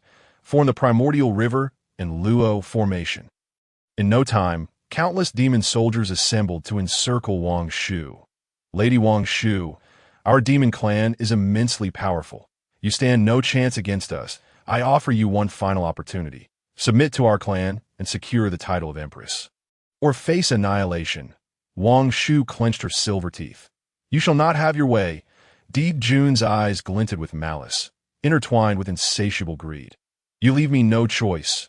Since you are so stubborn, do not blame me for my lack of courtesy. No sooner had he spoken than the demon clan unleashed the primordial river in Luo formation, directing a tremendous force of chaos towards Wong Shu. Just as the crowd believed Wong Shu was destined to fall to this attack, a surge of earthy energy erupted from the primordial realm, shattering the chaotic force into oblivion. Such audacity! You demon clan, with so many of you, dare to besiege a mere woman. Do you not fear the scorn of all beings in the primordial realm? In tandem with the energy came a woman garbed in a pale, yellow palace gown. None other than the Lady of Earth. Jun's expression darkened. With Wong Shu's overwhelming strength coupled with the presence of the Lady of Earth, it seemed they were truly outmatched. Lady Earth, this matter does not concern your witch clan. Withdraw at once, or do not blame us for our hostility. The Lady of Earth chuckled coldly, standing beside Wong Shu. Sister, I have arrived late. Please do not take offense. Wong Shu shook her head. Sister, there is no need for such formalities. That I am grateful for your assistance. This favor shall not be forgotten. At that moment, Jun and Eastern Emperor Tai found themselves in a difficult position. Engaging in battle seemed futile, yet to retreat in disgrace would earn them the derision of the powerful beings of the primordial realm. Then a demon god rushed in, breathless. Your Majesty, trouble brews. The witch clan is launching a full-scale attack on the heavenly court, that we are ill-prepared and suffering severe losses. Emperor Shi and the demon sage are fighting valiantly. We beseech you for immediate support. Jun and Eastern Emperor Tai felt a surge of frustration. The audacity of the witch clan to seize this opportunity to assault the heavenly court while they were preoccupied was outrageous. They vowed to deliver a lesson today. The sage White Ji quickly intervened.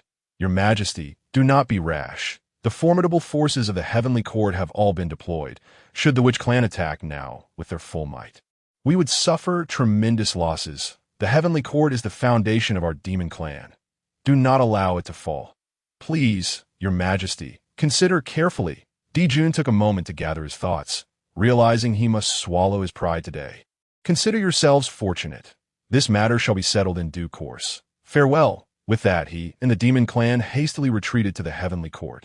Once the demon clan had departed, Wong Shu exhaled in relief. She had only recently begun to cultivate the stellar laws, barely managing to hold her ground against Jun and Eastern Emperor Tai.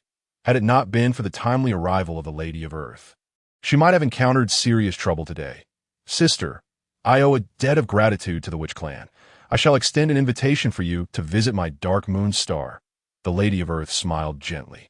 That would be splendid. I must certainly see your sacred ground. He, Wong Shu, do not delay in welcoming our friend from the witch clan and present her with our unique moon laurel tea.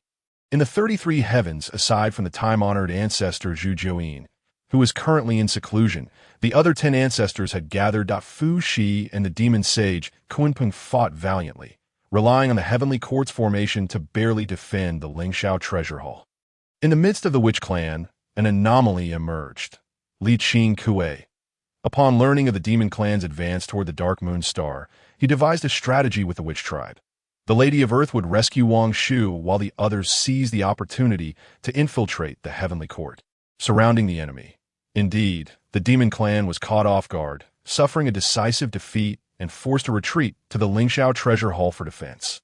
The witch clan pressed forward, but Qingkuai lingered behind, directing the Lady of Earth's tribe to collect resources. Hurry, hurry! That column is made of innate golden essence. Carry it back. Bring back those demon corpses. The meat will surely be exquisite. I shall prepare a roasted feast for you. The water from this spiritual pool is excellent. Drain it all. You wastrels, these floor tiles are rare materials for refining equipment. Do not dawdle. Pry them up. Upon hearing Li Qingkuai's words, the ancestral shamans felt a twinge of embarrassment. Covering their faces, this fellow was truly a source of shame. One could only wonder what the younger sister had been thinking at the time to accept such a character as her apprentice. It would be best not to bring him out in the future.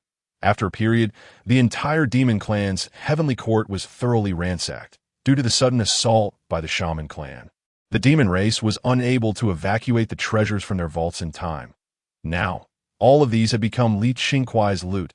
Observing that Emperor Zhu Jiuyin and Dong Wangtai were about to return, Li Qingkuai promptly urged everyone, retreat quickly. Zhu Jiuyin and Dong Wangtai are returning soon. We will be at a disadvantage then. Having gained such an advantage, it is time for us to withdraw. Upon hearing this, Emperor Daijing nodded, secretly lamenting the lost opportunity. They were only a step away from breaching the Lingxiao Palace. If they could take the Lingxiao Palace, they could capture the demon Emperor Fuxi and the demon master Qingkuai. Killing these two would have the demon clan's combat strength that it seemed at this time it was no longer possible. Although reluctant, Emperor Daijing still issued the order to retreat. Rushing back, Zhu Jiuyin and Dong Wangtai were taken aback to find the heavenly court had undergone a drastic transformation. It bore no resemblance to the previous celestial paradise. Now, it resembled a barren construction site, leaving them bewildered. Dong Wangtai's face was filled with disbelief. Is this still our heavenly court?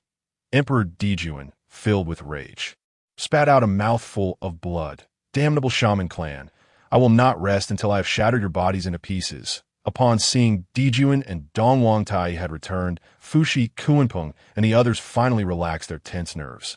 Your Majesty, the Demon Emperor, you have finally returned. The shaman clan launched a surprise attack on us, inflicting heavy losses. That we are deeply grateful to the Demon Emperor Fuxi for leading us to retreat to the Lingxiao Palace. Otherwise, our demon clan would have suffered even greater losses. The demon master Qingkuai sobbed, as if he had suffered an immense injustice. Looking up, he was taken aback by the devastated state of the heavenly court. Am I not in the heavenly court? What is this place? Could it be that the heavenly court is undergoing expansion? Chapter 22, the great secret of Zhu Jiuyin in stark contrast to the demon clan's dismal situation. The shaman clan was reveling in joy. This battle not only infiltrated the demon clan's stronghold, but also eliminated numerous elite warriors from their ranks. Particularly, Li Qingkuai had completely looted the demon clan's treasury. As a major race of the Primordial era, the demon clan had stood resilient for years, amassing countless treasures. Such abundant resources were vital for consolidating their strength. Unfortunately, all of this was swept away by Li Qingkuai. At this moment, the various tribes of the shaman clan were preparing for a victory feast. This battle was exhilarating. We have utterly shattered the heavenly court. Those two mixed feathered birds must be infuriated now.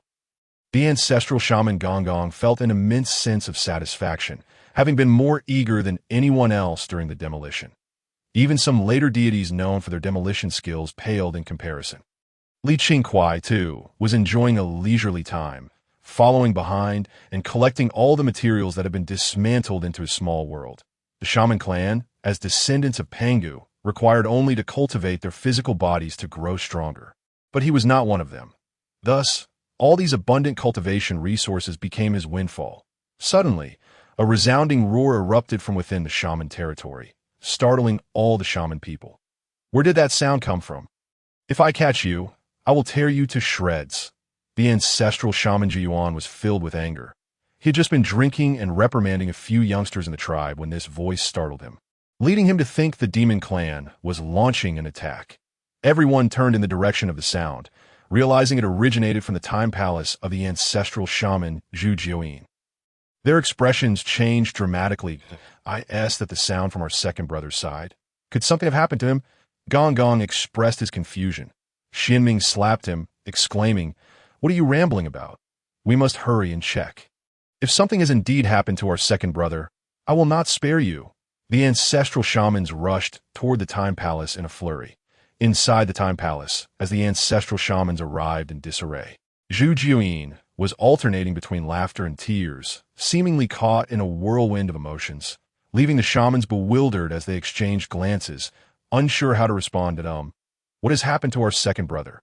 Has he gone mad? Gong Gong scratched his head, filled with concern. Stop talking nonsense. We should go ask him. Upon seeing his siblings had arrived, Zhu Jiuyin's eyes were red-rimmed, as though he had experienced a life-and-death separation. Brothers and sisters, you are all here. How wonderful. With that, Zhu Jiuyin rushed over and embraced his siblings. The other ancestral shamans were left in confusion, wondering what was happening. Why had he closed himself off like this? Surely he couldn't have gone mad. That shouldn't be possible. The shaman clan lacked a primordial spirit and was not afraid of the malevolence of the world. What madness could he possibly experience? Emperor Daijang placed a hand on Zhu Jiuyin's shoulder and asked, "Second brother, what on earth has happened? Tell me, why have you suddenly transformed like this?" Zhu Jiuyin nodded and recounted how Qingkuai had taught him the path of time cultivation. Consequently, he had traversed the river of time and glimpsed fragments of the future. In this vision, Hou Tu transformed into the cycle of reincarnation, while the other ancestral shamans perished in battle, leaving the entire shaman clan's warriors nearly decimated. Zhu Jiuyin found it difficult to accept such a fate, yet within the river of time, he had no means to resist. Thus, upon returning to reality and seeing his siblings, he had lost control of his emotions. When the outcome of the demon-shaman war was revealed to be mutually destructive, the ancestral shamans were left in disbelief. How is this possible? We are the descendants of the primordial father Pangu. How could those lowly creatures of the demon clan possibly compare to us? Indeed, can Dijuan and Dong Huang Tai truly defeat us? Second brother, you must have been deceived, right? Exactly. How could our shaman clan possibly be unable to contend with the demon clan, let alone face mutual destruction? And what of our younger sister's transformation into reincarnation? The ancestral shamans spoke over one another, clearly struggling to accept this outcome. At that moment, Hou Tu stepped forward. Emperor Daijang, too, felt a surge of anger. Second brother, do you doubt our strength? What you saw is merely one possible future. It is not necessarily the truth. Moreover, our shaman clan possesses the 12 capital heavenly god fiend formation, as long as we are not facing a saint. We are invincible. Before he could finish, another voice interrupted. Brothers and sisters, please listen to me. The ancestral shamans turned to see Hou Tu, who had just returned from the Tying Star, after repelling Dijuan and Dongwang Tai.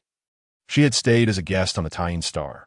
Hearing the commotion from the shaman clan, she was concerned that something might have happened, prompting her to return early and witness the current scene.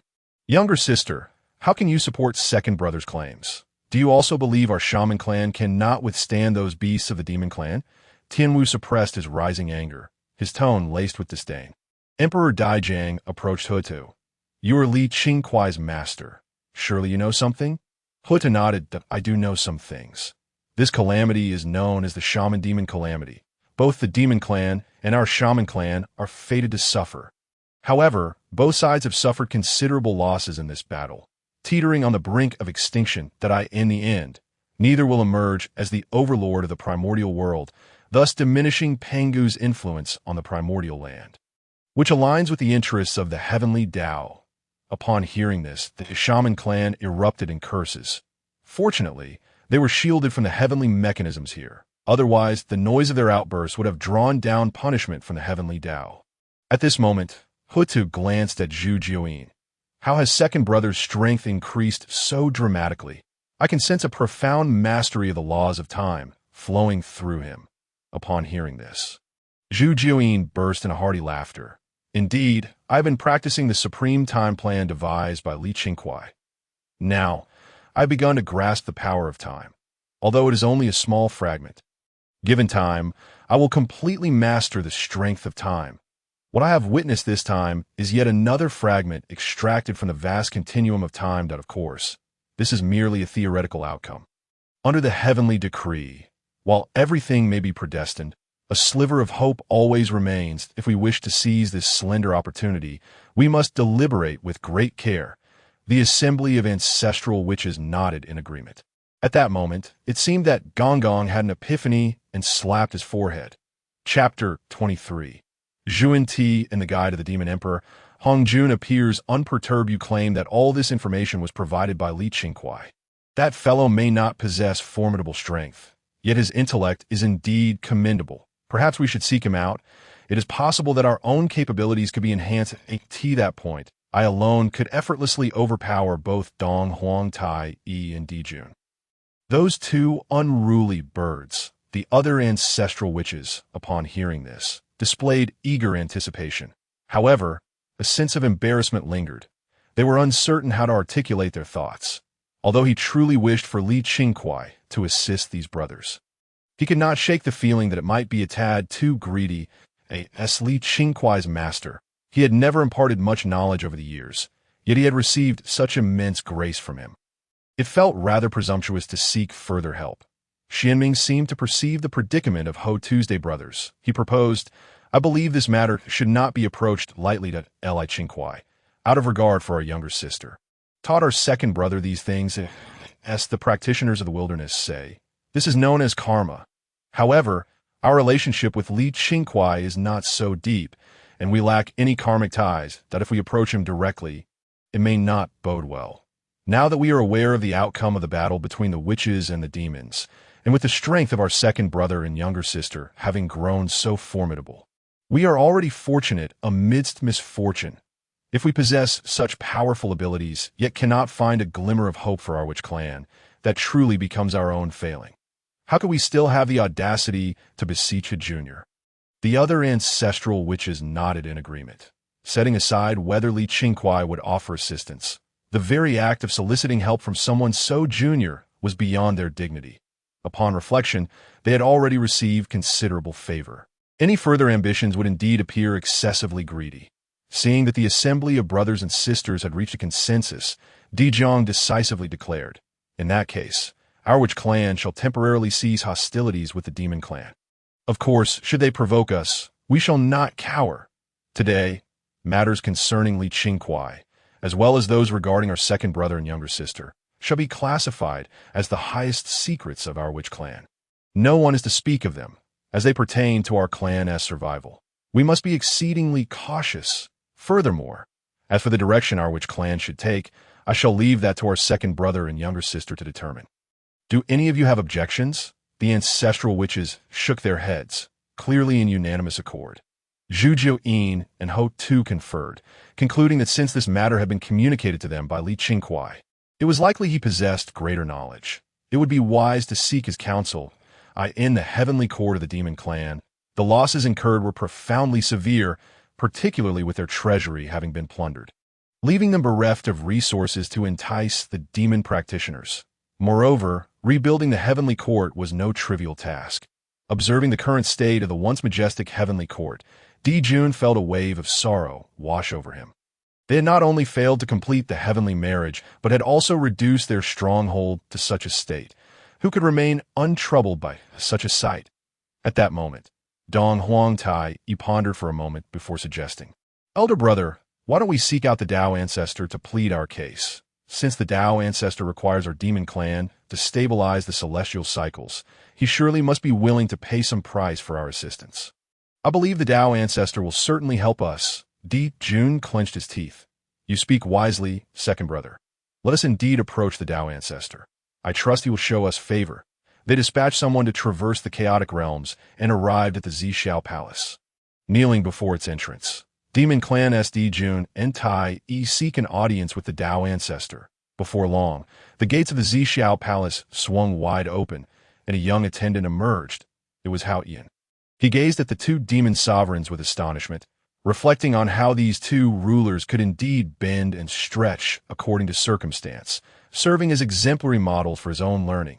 "Your Majesties, my master requests your presence." Jun and his brother felt a surge of joy, realizing that they had already achieved a significant portion of success. Following Hou Tu, they beheld Hongjun seated upon a meditation cushion, his figure shrouded in mist, appearing to transcend this realm, as if merging with the very fabric of heaven and earth.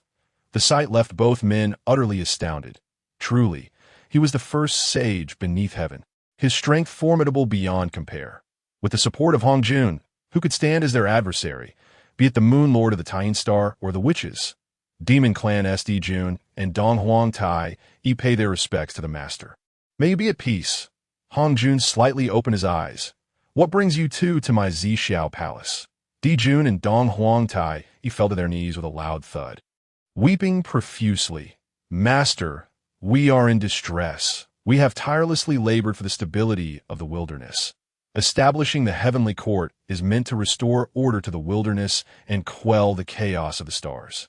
Yet, those wretched witches have taken advantage of our absence to disrupt the heavenly court, leaving it in shambles, a mere shell of its former self. We implore you to intervene on our behalf. With that, they burst into tears. Hongjun's expression darkened at the sight of their despair. When did these two learn to emulate the likes of Zhu and Jiuyin? The thought of it made Hongjun want to curse. These two had squandered such a golden opportunity, and now they found themselves in this predicament. What was to be done? The conflict between the two clans was beyond the demon's capacity to bear. They deserved to face the consequences. He had already intervened once. Would he need to do so again? Jun, noticing Hongjun's lack of response, hurriedly exclaimed, Master, the witches are becoming increasingly arrogant. Our demon clan simply cannot withstand this. If we are unable to endure, we may be forced to surrender, and I cannot accept that.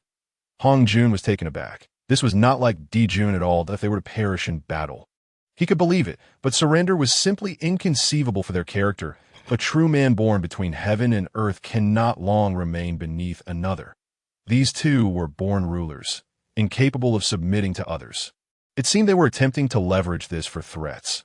Though Hongjun felt a surge of irritation, he could not refuse them. He had yet to achieve unity with the Tao. The balance between the witches and the demons must be maintained. If one side's power surged unchecked, it would lead to chaos in the wilderness. With a wave of his hand, countless treasures appeared before them. Suddenly, the world spun, and in the blink of an eye, Jun and Dong Huang Tai found themselves back in the heavenly court, accompanied by a wealth of resources granted by Hongjun. A voice echoed from the heavens. This opportunity is singular. It shall not come again. Miraculously, the once ruined heavenly court was restored, resembling its former glory, a haven of ethereal beauty. The two were filled with astonishment and bowed deeply in the direction of the Zixiao palace. We shall forever remember the Master's grace. Chapter 24. Witness my Jun's enchantment strategy. Dong Huang Tai observed Jun's demeanor, his lips twitching slightly. Elder brother, do you not think our actions may undermine our dignity?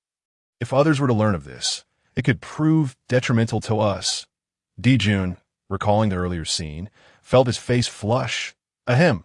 Second brother, you must understand that the heavenly decree has its own plans. Our actions are for the advancement of the demon clan. Sacrificing a bit of face is a small price to pay. You comprehend? Dong Huang Tai nodded, somewhat understanding, although it was somewhat embarrassing. They had indeed acquired substantial resources from Hongjun. With these resources, the reconstruction of the heavenly court would no longer pose a challenge. That moment, the upper echelons of the demon clan convened within the Lingxiao treasure hall to discuss the recovery of their clan. While the demon clan could rebuild, the reality remained that their status would ultimately revert to its previous state. More crucially, their prestige had suffered a significant blow following this conflict, and they needed to devise a solution to this predicament. Fushi pondered for a moment before addressing the assembly. Your Majesties, in my humble opinion, the heavenly marriage must proceed. Only with the confirmation of the heavenly marriage can our demon clan's strength ascend to greater heights. Especially with the formidable prowess of the Moon Lord. Should we successfully ally with him, our might will undoubtedly surpass that of the witches. That I believe, even in conflict with the witches, we would stand a chance. Upon hearing this, Jun and Dong Huang Tai's expression soured. This suggestion was rather ill-conceived. Did they not comprehend the implications? Had their previous encounters with the Tying Star not been sufficiently disastrous? It is estimated that venturing there now is akin to seeking torment. Fushi, this splendid idea was yours, and now it has led the revered Wong Shu to align herself with the Wu tribe. Not only is the celestial marriage in jeopardy, but during the next battle between the Wu and the Lich, she might even lend her support to the Wu tribe. Clearly, Fushi feels somewhat wronged. He merely proposed this notion, never anticipating that these two would arrive at such a predicament. Your Majesties, in the realm of existence, there exists a duality of yin and yang, as the saying goes. Lonely yin does not flourish. Lonely yang does not thrive, that we merely require the identity of the tying star. Whether it is Wong Shu or not is of little consequence. Your Majesties, do not forget that besides Wong Shu, there are two others within the tying star. Upon hearing this, Zhu Jiuyin and Dong Wang Tai were instantly enlightened.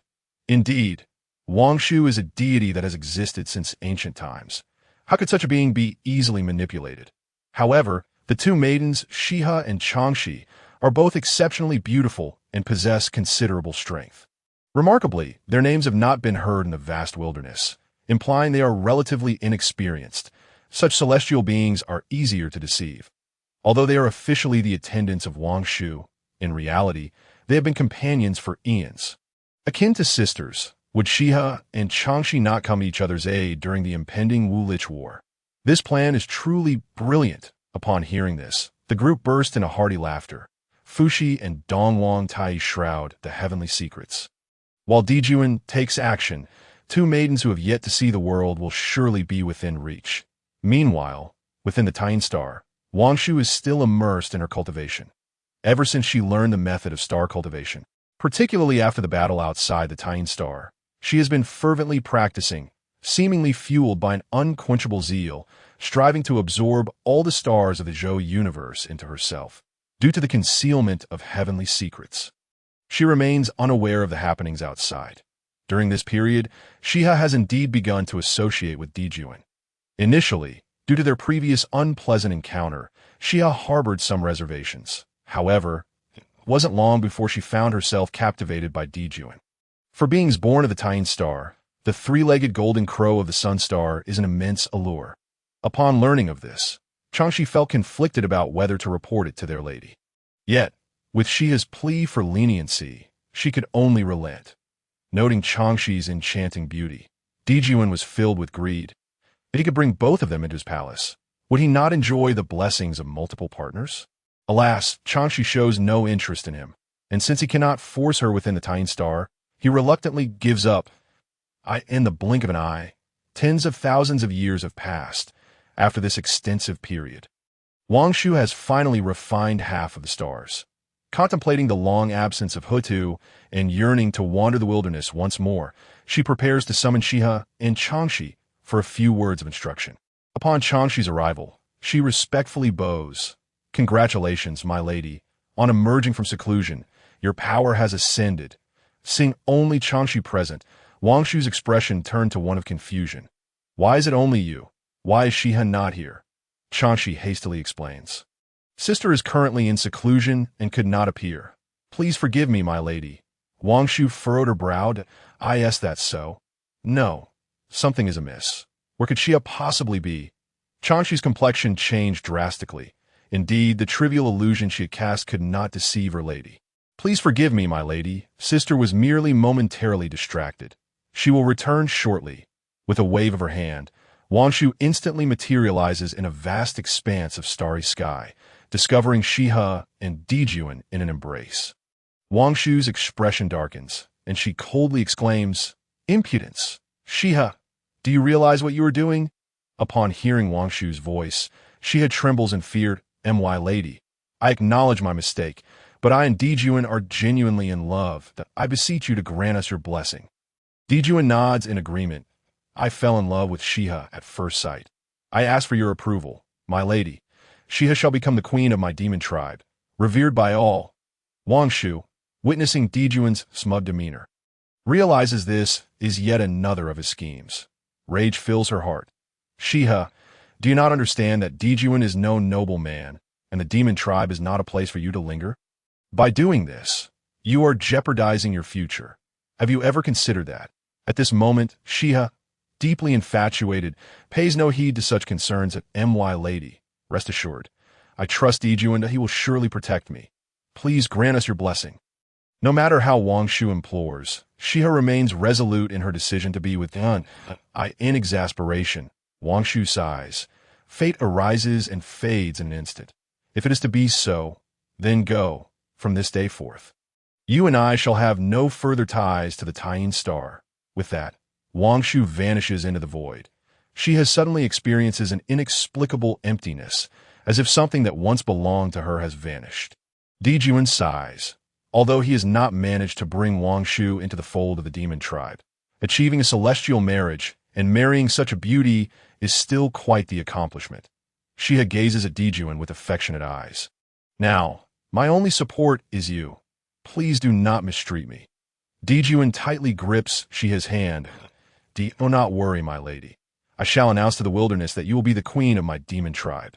Second only to me that I will ensure you become the happiest celestial maiden in the world. Chapter 25. Fushi, my sister has been deceived. Zhu Jiuyin and Shiha arrive at the heavenly court, and now Shiha's power has reached the pinnacle of the great Luo golden immortal. Especially with the formidable Wong Shu standing behind her, the prestige of the demon tribe's heavenly court has subtly increased. Once Shiha departs, the high-ranking officials of the demon tribe convene to discuss. Now that I, Fushi, have wed Wong Shu, how shall we proceed with the celestial marriage? Fushi contemplates. Everything is in place, yet we are missing one crucial item, the red embroidered ball. Upon hearing the name of the red embroidered ball, Zhu Jiuyin and Dong Wang Tai's breaths become hurried. This red embroidered ball is a supreme innate spiritual treasure. Long ago, the venerable Hongjun distributed great treasures at the Baoyan Cliff and entrusted this supreme innate spiritual treasure, the red embroidered ball, to Nuwa. How splendid! This red embroidered ball belongs to the Empress Nuwa, who is also part of our demon tribe, and thus ought to assist us, Dong Huang Tai exclaims, visibly exhilarated. However, the expressions of the others grow somewhat awkward. Although Nuwa is nominally the ruler of the demon tribe, she has seemingly never taken an interest in its affairs. It has merely been a title. Borrowing the red embroidered ball from her may not be so simple. All eyes turn to Fushi. Your Majesty, the Empress Nuwa is your sister. Would you be willing to make the journey? Fushi contemplates carefully, realizing that it has indeed been a long time since he last visited Buzhou Mountain. Since my esteemed friend have placed their trust in me, I shall go to request the red embroidered ball. This celestial marriage of the heavenly emperor is also an excellent opportunity for our demon tribe to demonstrate its strength to the wilderness. All of you must prepare diligently. Rest assured, Your Majesty, we shall exercise utmost caution. Fushi nods and soon soars back to Buzhou Mountain. Before even entering the cave heaven, he begins to call out, Sister, I have returned. Fushi had anticipated that upon his return, Nuwa would surely come to greet him, given the long time they had been apart. However, to his surprise, there was no response whatsoever. Confusion clouds Fushi's face. What is going on? Has my sister gone on a journey? Upon entering the cave heaven, he discovers that Nuwa is still engrossed in her cultivation. Nuwa slightly opens her eyes, gazing at Fushi with an expression of displeasure. How dare you return? Think carefully about how long it has been since you last came back, brother. This is your sanctum, not the heavenly court. Seeing Nuwa's discontent, Fushi hurriedly tries to placate her. Sister, I am considering our interests. Now that we are both sovereigns of the demon tribe, if we do nothing, will we not become the subjects of gossip? Nuwa scoffs at his words. Is it merely a trifling position of demon sovereign? We could simply choose not to hold it. Are there truly those in the wilderness who would dare to confront us? Fushi becomes displeased. Sister, your words are misguided. The heavenly emperor and Dong Wang treat us well. And all I do is for the sake of our demon tribe. Once we unify the wilderness, who would dare to disrespect us? I know you possess the primordial purple aura and will undoubtedly become a saint in the future. But you're not the only one with such aura in this world. Without the support of the demon tribe's heavenly court, I fear you may suffer losses. Originally, Nuwa had much to say, but upon seeing Fushi's demeanor, countless words became lodged in her throat.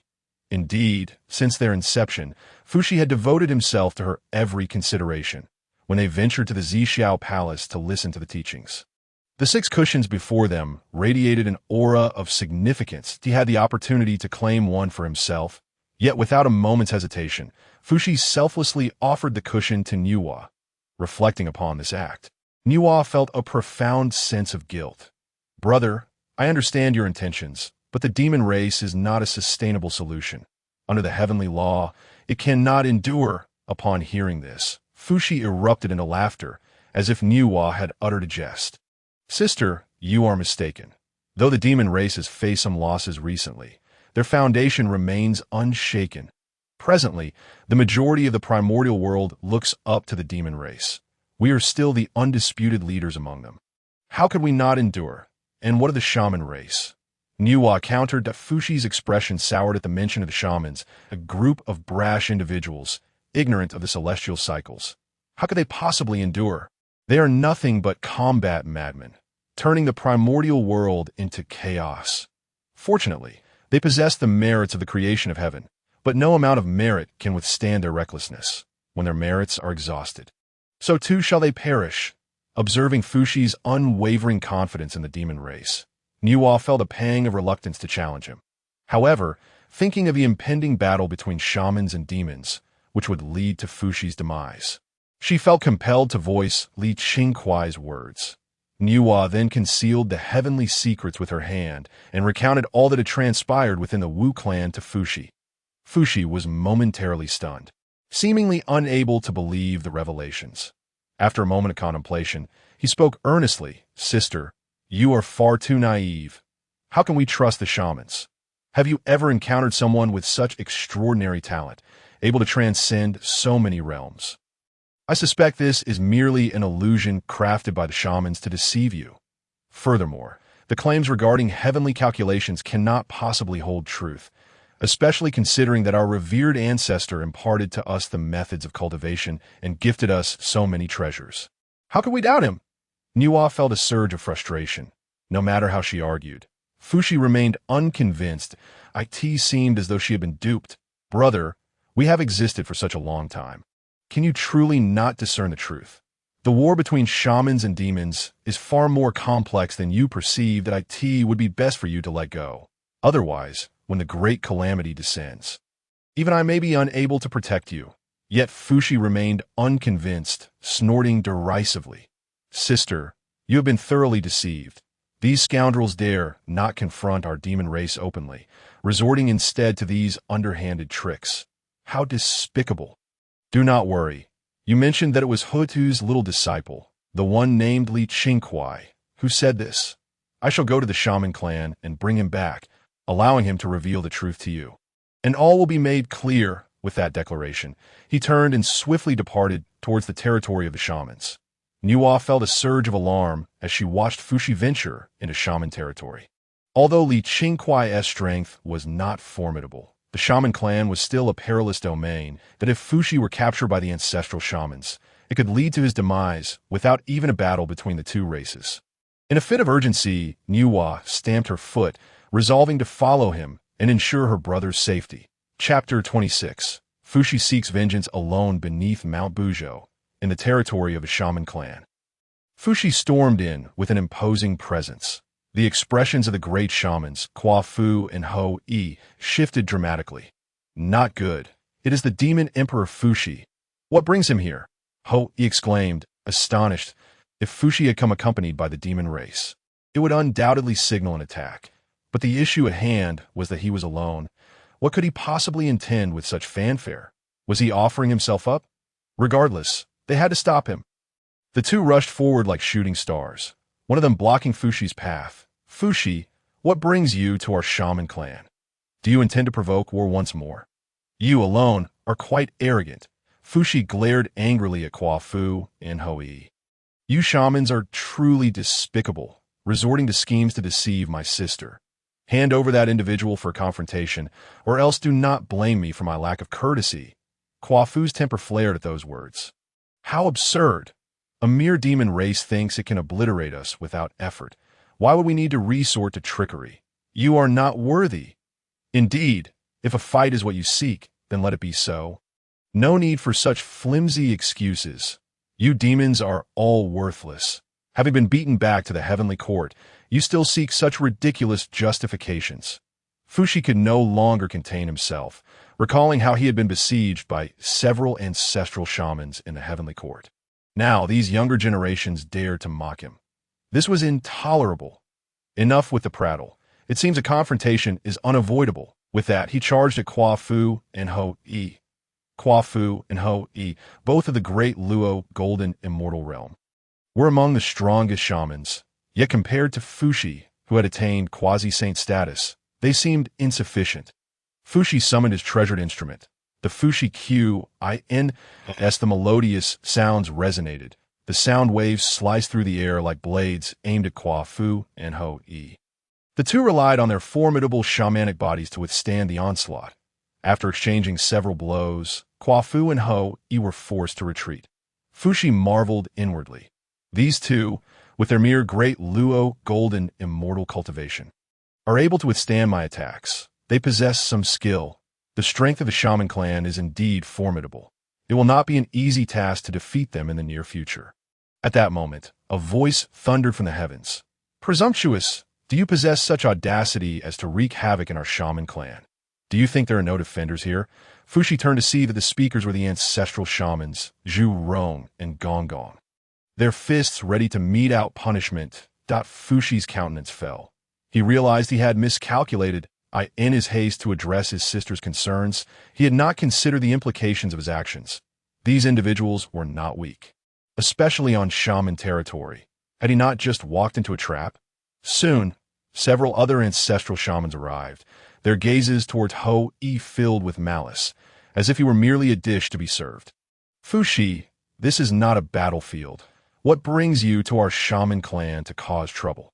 If you cannot provide a satisfactory explanation, then you shall remain here today, the leading figure, Di Jiang, said with a grim expression. Fuxi snorted, visibly displeased. I had thought the shaman clan to be honorable, but it seems you two indulge in underhanded schemes. The conflict between shamans and demons must be conducted openly, yet you resort to deceiving my sister. Such behavior is utterly disgraceful. As Fuxi voiced his accusations, the assembled ancestral shamans exchanged perplexed glances, each bearing a look of confusion as if they were unaware of the events transpiring. Fuxi, have you lost your mind? Your sister is a chosen saint of the Tao ancestor. How could we possibly deceive her? Fuxi's anger surged as he saw their denial. So, you refuse to admit it? Then explain to me why my sister returned and urged me to withdraw from the demon race. I have investigated thoroughly. My sister has not ventured anywhere other than your shaman clan. What other excuses do you have? Di Jiang and the others were taken aback. They had no dealings with Nuwa and lacked the time to deceive her. Moreover, did the shamans even possess such skills? Since you insist that someone has plotted against your sister, do you know who this individual is? It seems you will not relent until you face dire consequences. I have already discovered that this person is named Qingkuai. Were it not for his fabrications, my sister would never have urged me to leave the demon race. If you have any integrity left, hand him over to me at once, or do not blame me for my lack of mercy. Upon hearing the name Qingkuai, the ancestral shamans were immediately convinced to a considerable extent regarding the matter at hand. Were it any other shamanic clansfolk, they would never have believed it, even under duress. However, Qingkuai possessed considerable abilities, and more importantly, he was privy to a wealth of information. This individual held immense significance for their shamanic clan, and there was no way they could allow him to fall into the hands of Fuxi. Fuxi, this man is of great consequence to our shamanic lineage. We cannot possibly entrust him to you. Indeed, it is clear that your demon clan lacks capability, as even your own sister has discerned. Your clan lacks foresight. You would do well to heed her counsel. Perhaps other ancestral shamans were unaware. But Hou Tu was fully cognizant of the situation, that it was undoubtedly Nuwa who relayed this matter to Fuxi upon her return, and Fuxi could not fathom that the thriving demon clan would suffer a crushing defeat. He believed that someone had deceived Nuwa into making such a long journey. Fuxi, my friend, I am Hou Tu. Not long ago, Nuwa indeed visited my palace, and the Qingkuai you mentioned is my disciple. Everything my disciple has stated is entirely true. There is not a word of falsehood. Thus there is no basis for claiming that he deceived your sister. Fuxi assumed the shamanic clan was merely defending Qingkuai and was preparing to argue further. Elder brother, what brings you here? Should you not hurry back? A melodious voice rang through the air. Fuxi turned to see that it was Nuwa, concerned for Fuxi's solitary venture into the shamanic territory. She had been tailing him and overheard the earlier exchange that Nuwa's heart was filled with trepidation. Given the extent of Li Qingkuai's knowledge, he was undoubtedly no ordinary individual. Moreover, the path of creation he taught was indeed terrifying. Should he cultivate well, he could directly ascend to the realm of Hongyuan Jixian, a feat even Hongjun Laozi had not achieved. If her brother offended such an unfathomable powerhouse, it would surely complicate any future requests for assistance. Brother, you must not speak thoughtlessly. Li Qingkuai is formidable beyond our comprehension. Do not provoke him. Upon hearing this, Fushi erupted in laughter. Sister, you have truly been deceived. This Li Qingkuai is merely Hou Tu's disciple. How capable could he possibly be? I wager he has yet to reach the golden immortal level. How could someone of such stature possess so much knowledge? Meanwhile, Li Qingkuai, who was cultivating in the Pangu hall not far away, had everything unfolding outside well within his grasp. Initially, he thought this matter had nothing to do with him, allowing him to relax and observe. However, he never anticipated that Fushi would seek him out, suspecting he had deceived Nuwa and was now here to settle the score. Such a heavy accusation was indeed burdensome. Upon hearing Fushi question his abilities, Li Qingkuai swiftly emerged from the Pangu hall. You are Fushi, I presume. I have heard you doubt my strength. Li Qingkuai moved with astonishing speed, reaching Fushi before he could react. Nuwa, in a state of urgency, interjected, Li Qingkuai, this matter is my brother's fault. Please do not take offense. Witnessing Nuwa's deference towards Li Qingkuai ignited an inexplicable fury within Fushi. He felt as though he was watching a cherished cabbage he had nurtured being trampled by a pig. Nuwa had never shown such politeness towards him, which left him feeling quite displeased. Oh, you are Li Qingkuai, the one who has deceived my sister into abandoning the demon clan? As a junior, how dare you scheme against a senior? Today, I shall teach you a lesson. With that, he prepared to strike. Hou Tu immediately stepped in front of Li Qingkuai. Friend, your actions are excessive, regardless of Li Qingkuai's circumstances. He is my disciple, and it is not for others to chastise him. Li Qingkuai felt a surge of gratitude upon hearing this. Master, there is no need for concern. I have yet to regard Fushi's strength as formidable. Hou Tu's expression shifted dramatically, her heart racing in indignation. Li Qingkuai, do not be reckless. Fushi is one of the 4 great demon emperors. His power has reached the late stage of quasi-saint. Do not presume that a modicum of cultivation grants you invincibility. Li Qingkuai waved his hand dismissively. Master, I speak the truth. In my estimation, Fushi's strength is merely average. While I may not be able to defeat him, he will not gain any advantage over me. Fushi's expression darkened further. You are quite the audacious youth, boasting without restraint. Very well. Today, I shall teach you a proper lesson. Li Qingkuai gestured for Hou Tu to remain at ease. Hou Tu understood that Li Qingkuai never acted without preparation. If he dared to do so, he must have had confidence in his abilities, thus, she could only step aside. If that is the case, proceed with caution. The impending battle was not concealed. As Fushi arrived at Buzhou Mountain, the myriad mighty beings of the wilderness had already taken note of the unfolding situation. Particularly upon Li Qingkuai's appearance, the flood of great powers trembled. Aside from a few within the shamanic clan, no one knew of Li Qingkuai's origins. Who is this youth? So young, yet so brazen.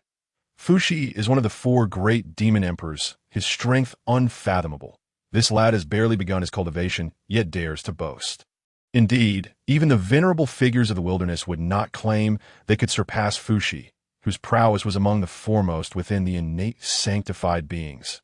On the Sun Star, the demon emperors Zhu Jiuyin and Dongwang Tai were filled with indignation upon hearing Li Qingkuai's words. This boy dares to look down upon our demon clan. It is utterly intolerable. Brother, let me gather some troops to capture him, to establish our heavenly court's authority. Zhu Jiuyin scoffed. And no need. A mere insect is not worth my attention. He can only blame himself for seeking death by daring to challenge our demon emperors. Do you think we are as easily trifled with his cabbages?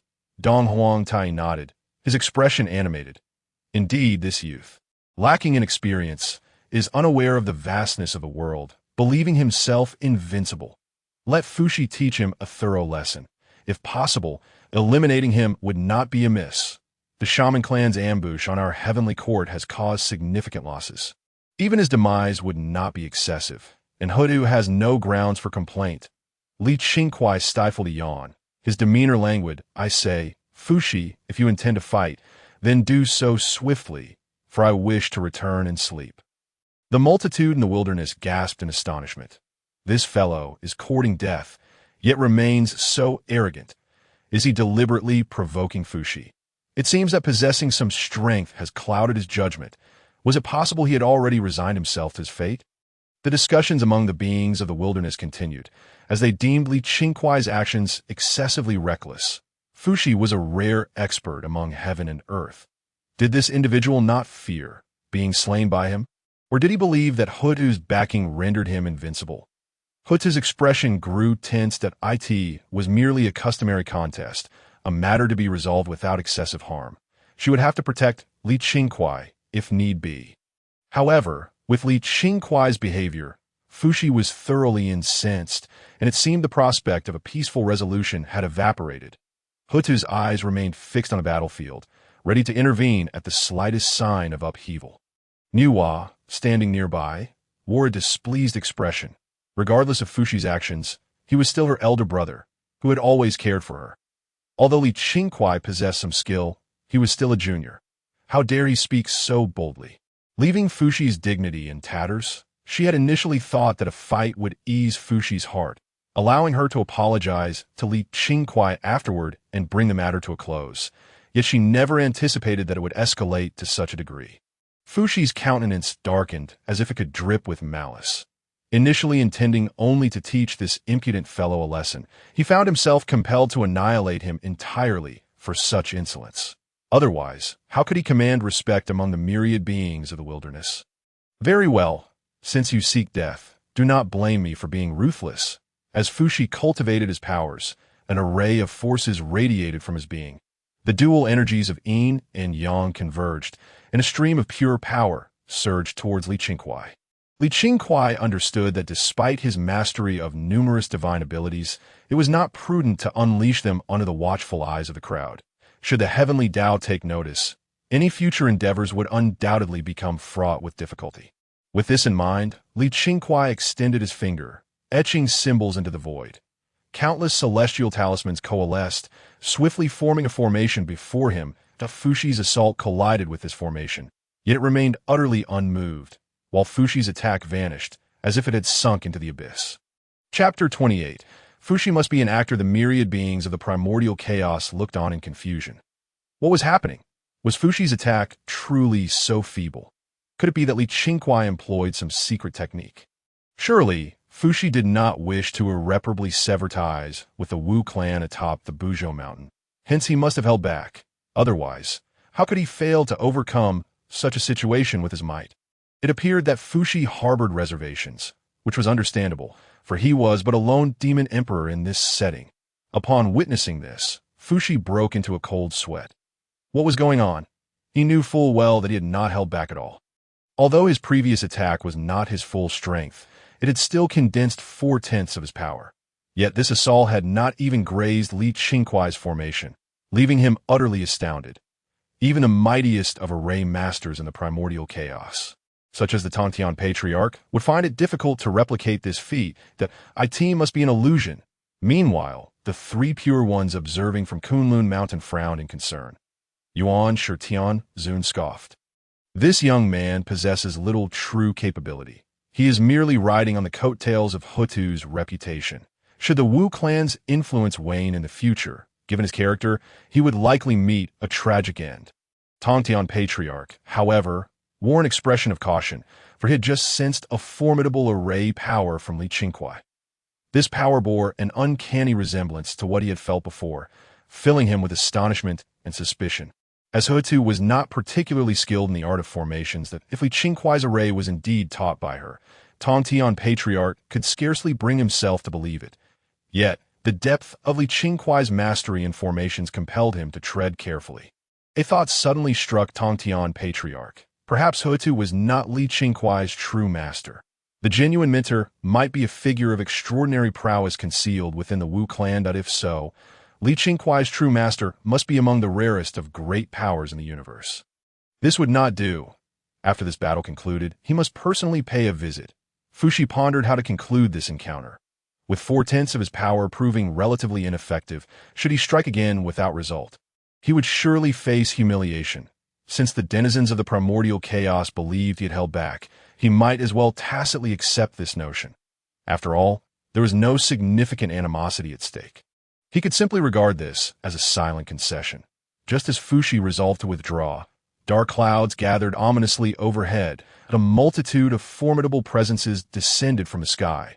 Upon closer inspection, it was revealed that Jun, Dong Huang Tai, Kuan Peng, and other formidable beings of the demon race had arrived.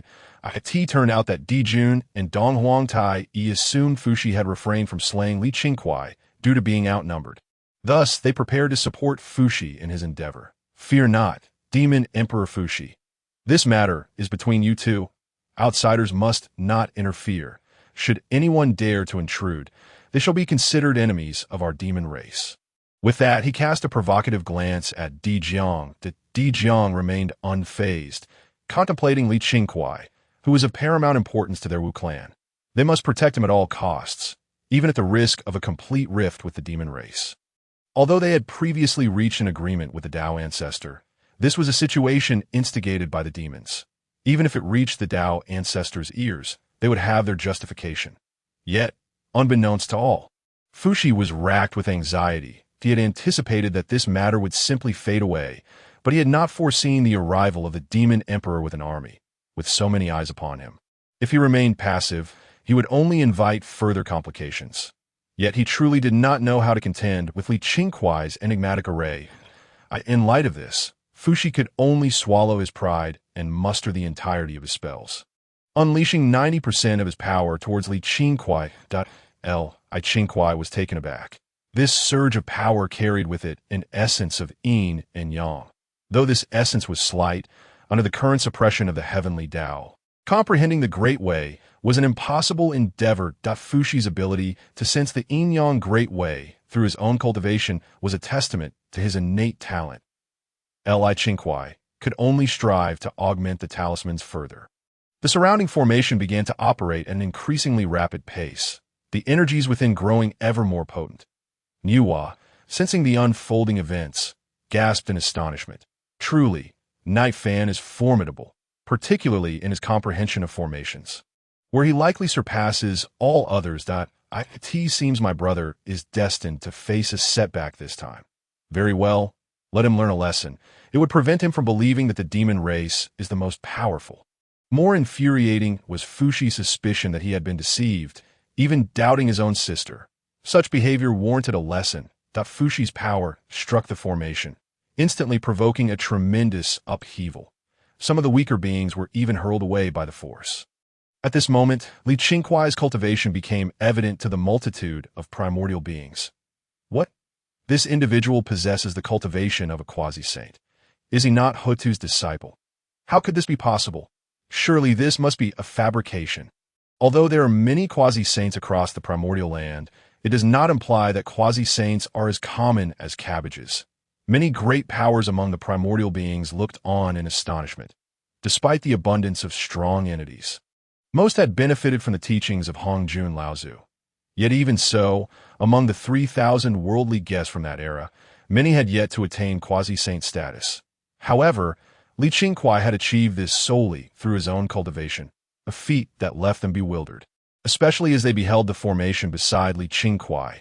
The great powers of the primordial chaos began to understand, and oh wonder Fuxi had appeared so flustered.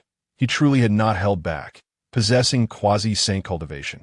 Coupled with a formidable array, it was indeed plausible that he could withstand Fuxi's late quasi-saint prowess.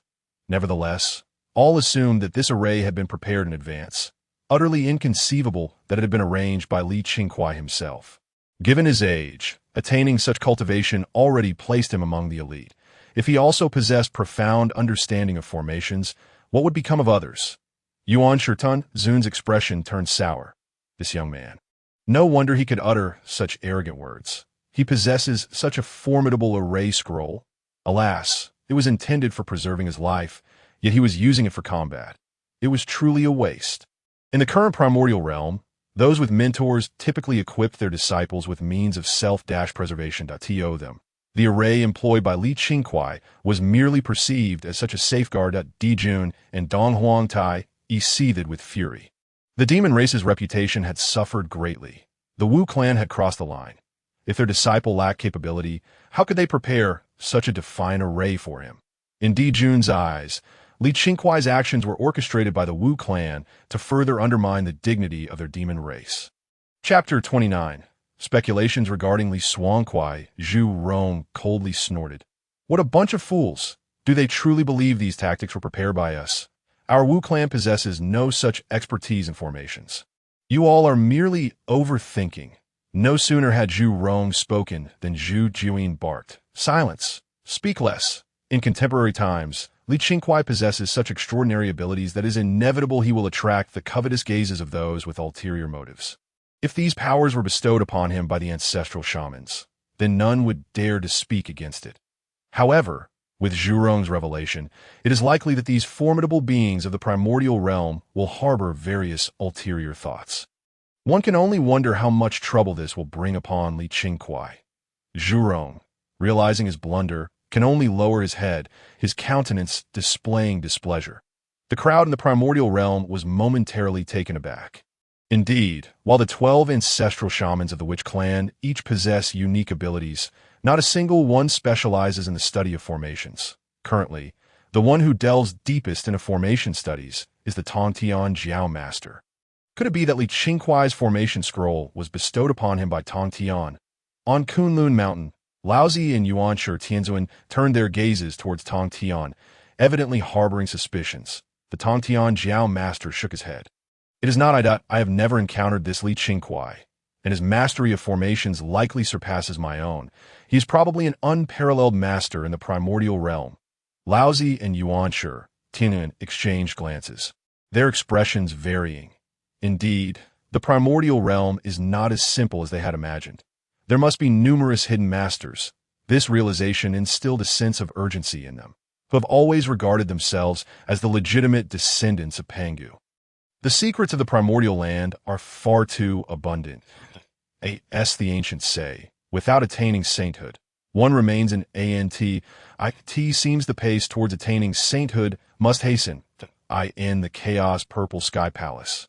The ancestor Hongjun felt the formidable power of the formation laws. His eyes brimmed with disbelief and astonishment, for he sensed an aura of the great Tao emanating from it. This instilled a sense of worry within him. Could it be that someone in the primordial realm is truly capable of cultivating the great Tao? Such a possibility seems implausible. Under the suppression of the heavenly Tao, it would be impossible for them to perceive the laws of the great Tao. At this moment, he attempted to calculate the origins of this formation path, yet he found himself unable to discern its lineage. The ancestor Hongjun was filled with vexation. Recent changes in the primordial realm have left him with an ominous premonition. Alas, beneath the saints, all are but ants. Once I achieve unity with the Tao and fully grasp the authority of the primordial realm, nothing shall escape my control. Regrettably, as the Tao ancestor is currently in a critical phase of unification, he cannot personally investigate the happenings in the primordial realm. Otherwise, he would certainly take a look. With this thought in mind, the ancestor Hongjun summoned the creation jade plate and resumed his cultivation. On Mount Buzhou, the witch and demon clans stood in opposition, and Emperor Zhun and Dong Huangtai regarded Li Qingkuai with fierce expressions. The 12 ancestral shamans of the witch clan are already formidable enough. Now, with Li Qingkuai, a quasi-saint, does this not imply that the witch clan's power will be further augmented? This made them somewhat anxious. They contemplated whether to rally the forces of the demon clan for a surprise attack. Perhaps to snuff out this threat in its infancy, Hou Tu seemed to sense Emperor Zhun's thoughts and position herself directly in front of Li Qingkuai. The other ancestral shamans also instinctively gathered around. Fushi, you are merely creating trouble for yourself. Now that fate is obscured, do you not intend to let this go? Fushi's expression grew conflicted, caught in an awkward position, unable to overpower Li Qingkuai, yet concerned for his sister. He found himself in a precarious situation. My dear friend Hou Tu, I do not wish to entangle myself. It is simply that this matter pertains to my sister, and I must take it seriously. You insist that Qingkuai has not deceived my sister, yet with the impending war between the witches and demons, as an ancestral shaman of the witch clan, it is difficult for me to take your word at face value. Fushi's tone softened, but it was clear he was unwilling to let the matter rest so easily. Hou Tu felt both angered and pleased, angered by Fushi's obstinacy and incessant probing regarding her disciple, yet pleased to have a caring elder brother like Nuwa, like her other brothers, showed endless concern for her. However, Fushi was meticulous, while her brothers were rather coarse, often preferring to resolve matters with brute force, which left her deeply troubled. With this in mind, Hou Tu cast a displeased glance at Emperor Jiang and the others. They looked back, their faces filled with embarrassment. What was happening? Had someone provoked the little sister again? They felt utterly impatient. If they found out who it was, they would surely give him a beating. No, they would rally their brothers and sisters to join in as well. That was the plan. If Hou Tu could not provide proof, then what of my palace? Countless celestial powers converged in the sky, rapidly forming a figure amidst the starlight. This figure was none other than the goddess Wong Shu. Originally, after returning from the Tying Star, Wong Shu intended to visit Hou Tu, but upon discovering her own opportunity, she delayed her arrival. Only upon witnessing Fushi pressuring Qingkuai did she decide to intervene. Upon recognizing Wong Shu, Fushi was momentarily taken aback. Wong Shu smiled at Hou Tu and Nuwa. When Nuwa came to visit Hou Tu, I was present as well. That why friendly Qingkuai has not deceived Nuwa. Do you not trust my words? Fushi. After hearing this, Fushi felt a wave of doubt. Could it be that this Qingkuai truly did not deceive Nuwa? If it were merely Hou Tu's word, he would have never believed it, but with Wong Shu's endorsement, the credibility of the matter increased significantly. Nuwa, filled with remorse, apologized to Hou Tu and Wong Shu. Sisters, I sincerely apologize that my elder brother is simply impulsive. He cares for me too much that I must apologize on his behalf. Hou Tu and Wong Shu smiled. Sister, do not be so formal. We share a great camaraderie, and such gestures are unnecessary. Speaking of which, I must congratulate you for having such a wonderful elder brother. Upon hearing this, Fushi felt somewhat embarrassed. He shot a fierce glare at Qingkuai. Though he realized he had acted inappropriately, Qingkuai had offered him no face. Especially with how glib-tongued Qingkuai appeared, he feared that Nuwa, being too innocent, might fall victim to his deceit. You, young man, possess some skill, but I warn you to keep your distance from my sister. Otherwise, do not blame me for being impolite. With that, he soared away in a flash.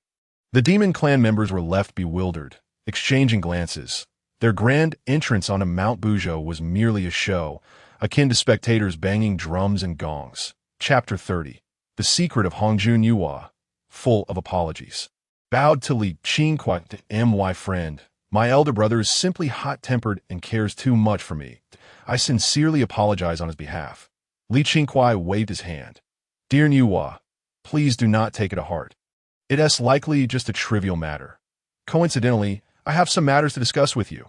Just as Nuwa was about to inquire about the nature of this matter, Hou Tu interjected, since that is the case, this is not the place for such discussions. Why not accompany me back to the Hou Tu palace? Everyone nodded in agreement. Soon, Wong Shu, Nuwa, Hou Tu, and Qingkuai arrived at the Hou Tu palace. What is it that you wish to inquire about? My friend, I shall certainly do my utmost to provide answers. I wonder how long it has been since we last saw Ancestor Hongjun. Upon hearing Qingkuai mention Ancestor Hongjun, Nuwa pondered for a moment before responding. It has been quite some time. Since the last battle between the witches and demons, we have had little contact. Previously, I visited my master, but he did not grant me an audience. He merely had Hao Yan convey a message. Upon hearing this, Qingkuai appeared to understand, as I suspected. It seems I was correct. Nuwa, filled with concern, was unaware of the events that transpired. Hou Tu looked at him with a hint of reproach. Qingkuai, there are no outsiders here. Just tell us directly what is going on. Do not keep us guessing. The others nodded in agreement. Since they had chosen to follow Qingkuai's cultivation method, it was tantamount to standing on the same front. After all, they were all cultivating the great Dao in the world of the primordial realm. When the great Dao does not emerge, the heavenly Tao reigns supreme. The heavenly Tao will not permit the beings of the primordial realm to cultivate the great Tao. If discovered, the outcome would inevitably be one of life and death. Thus, they were all in the same boat. I have long suspected that the reason ancestor Hongjun has not taken significant action lately is that he is presently unable to extricate himself. The great Tao consists of 50, while the heavenly cycle is 49. To escape one, the operation of the heavenly Tao is imperfect. Therefore, a great master must unite with the great Tao, and as the first to attain sainthood in the primordial realm. Hongjun is indeed that unifying figure. Once Hongjun merges with the heavenly Tao, the heavenly Tao will belong to Hongjun, and Hongjun shall not be subservient to the heavenly Tao. Only then will he truly possess the authority over the heavenly Tao. Upon hearing the news, everyone was taken aback, astonished that such a matter could exist. Nuwa furrowed her brow. What relation do the teachings of the Master and the heavenly principles hold for us? Li Qingkuai sighed and shook his head. This time, my appearance before the myriad beings of Honghuang, especially within the formation I employed, encompasses a hint of the great Tao. If Hongjun Laozi were free to act at will, he would undoubtedly seize this opportunity to investigate the Honghuang realm. After all, in comparison to the route they previously arranged, my emergence represents an anomaly. Yet, ultimately, Hongjun Laozi did not make an appearance, which can only indicate that he is currently entangled in other matters, unable to arrive in the Honghuang. Thus, he must be at a critical juncture of merging with the Tao. Upon hearing this, Hou Tu was suddenly enlightened. In no wonder, given your cautious nature, how could you possibly provoke Fushi? It turns out you wish to test Hongjun Laozi's response through this opportunity. Nuwa's eyes brightened at this revelation. So, are you suggesting that I may attain sanctity at this moment? Li Qingkuai shook his head. How is your research on creation progressing? After all, this opportunity is singular. Nuwa smiled, raising her delicate neck as if seeking praise that I have already created thousands of worlds, although the human race within them remains feeble. Their numbers are abundant, making them the most formidable force in their respective realms. It must be said that while the human race may appear weak, they possess remarkable resilience, managing to rise to the foremost lineage in their world through sheer effort. Reflecting on the development of the human race in these small worlds, Nuwa marveled internally at their immense potential. The emergence of the human race in the Honghuang realm, leading them to become the protagonists of heaven and earth, is undoubtedly influenced by the manipulation of the Tao and saints. However, one cannot deny their own capabilities. Were it not for the human race's tireless self-improvement, such a conclusion would have been exceedingly difficult to achieve. Since the Tao cannot intervene, it is prudent to seize this opportunity to cultivate the human race, facilitating future schemes, but remember to avoid merging with Hongmen Ziki to become a Taoist saint. Otherwise, your cultivation will be confined to the realm of Hunyuan Dojin Xian. While utilizing the faith of the human race to cultivate the path of creation is the true way. After Nuwa nodded in understanding, the group reached a consensus, and she departed from the witch clan. When Nuwa manifested upon the vast expanse of Honghuang, she swiftly attracted the attention of its mighty beings.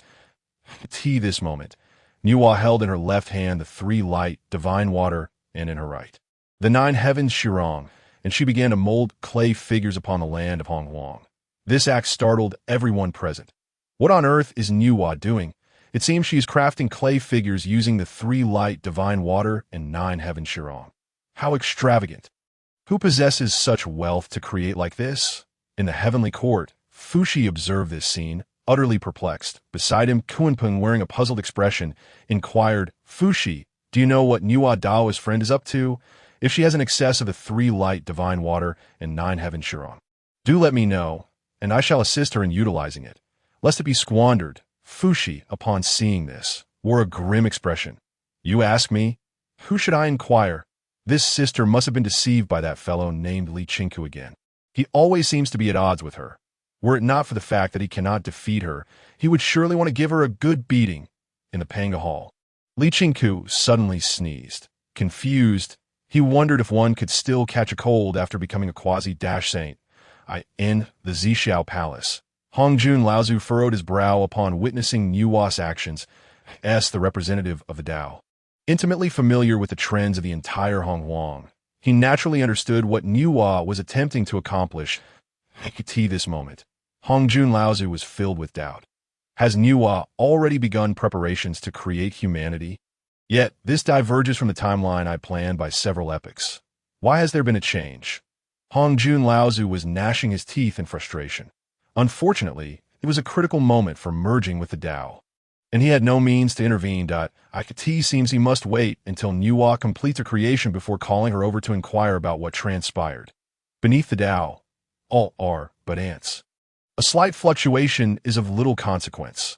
Under the Tao, the grand tide remains unchanged, while the minor currents may be altered on Kunlun Mountain.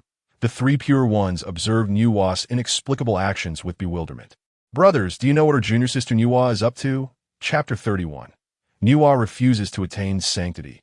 Tongtian Taoist looked at Laozi and Yuan Shi, his face filled with confusion. Laozi shook his head. I too am unaware of what Nuwa intends. But like us, she is destined to become a saint. Perhaps her actions are related to her attainment. Yuan Shi and Tongtian, upon hearing this, wore expressions of disbelief.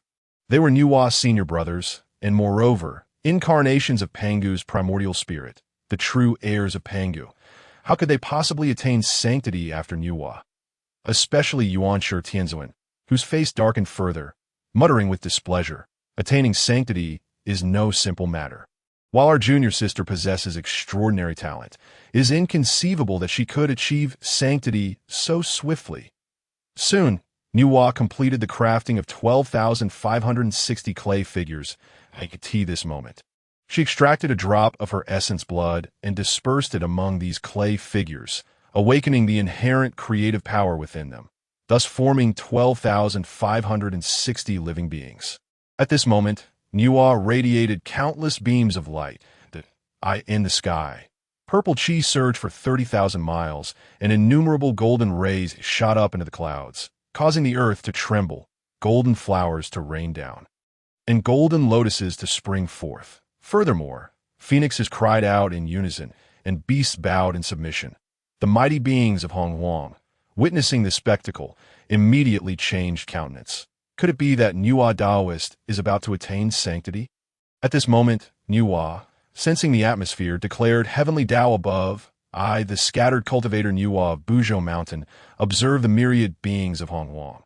Upon their transformation, they shall all be innate Tao bodies. Today, I shall create a new race, all of whom shall be innate Tao bodies, and they shall be called humans. The human race, arise. The newly born human race, upon hearing Nuwa's words, immediately knelt in reverence that we, the human race, express our gratitude to the Holy Mother for her grace of creation. Soon, vast clouds of merit descended gently from the heavens. Within Nuwa's spiritual platform, the primordial purple chi surged forth, and upon seeing these clouds of merit, it seemed to rejoice as if encountering kin. The beings of Hongwang held their breath, fixated on this scene. They all understood that Nuwa was likely on the verge of attaining sanctity, and one anticipated that Nuwa would employ such a method to achieve this. Laozi, Yuan Shi, and the other sighed in resignation. Indeed, we are a step behind our junior sister. On the western spirit mountain, Zhuan and Jiejing wore expressions of astonishment. I initially believed that the first to attain sanctity would either be Laozi or Zhun. Yet it turns out to be our junior sister Nuwa. What a tremendous opportunity. Although Jiejing felt some reluctance, he still breathed a sigh of relief. Brother, do not be concerned. This is our junior sister's opportunity. Thankfully, the first to attain sanctity was not one of the three pure ones. While Nuwa belongs to the east, it does not pose much conflict with us that I trust you will not deliberately target us. Had it been any of the three pure ones to attain sanctity first, our days in the west would surely be difficult. At this moment, Nuwa let out a sharp command. The primordial purple chi, akin to a mouse seeing a cat, immediately retreated. Gazing at the vast clouds of merit above, Nuwa waved her hand, and a scroll unfurled in the sky. It was the map of mountains and rivers, which absorbed the immense merit directly within. Once everything concluded, the mighty beings of Hongwang were left in a daze. What is happening? Did Nuwa actually refuse the position of saint? Does she understand what she is doing?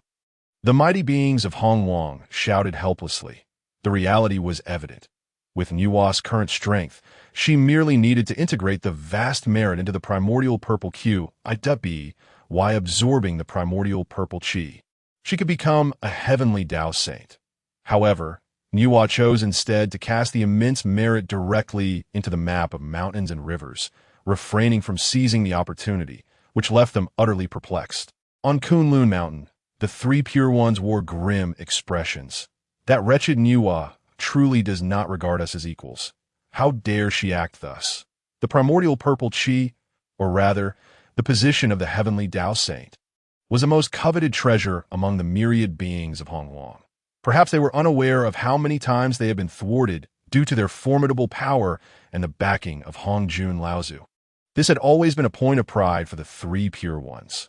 Yet, with the primordial purple Qi resting with Nuwa, she clearly had the chance to attain sanctity, but chose not to.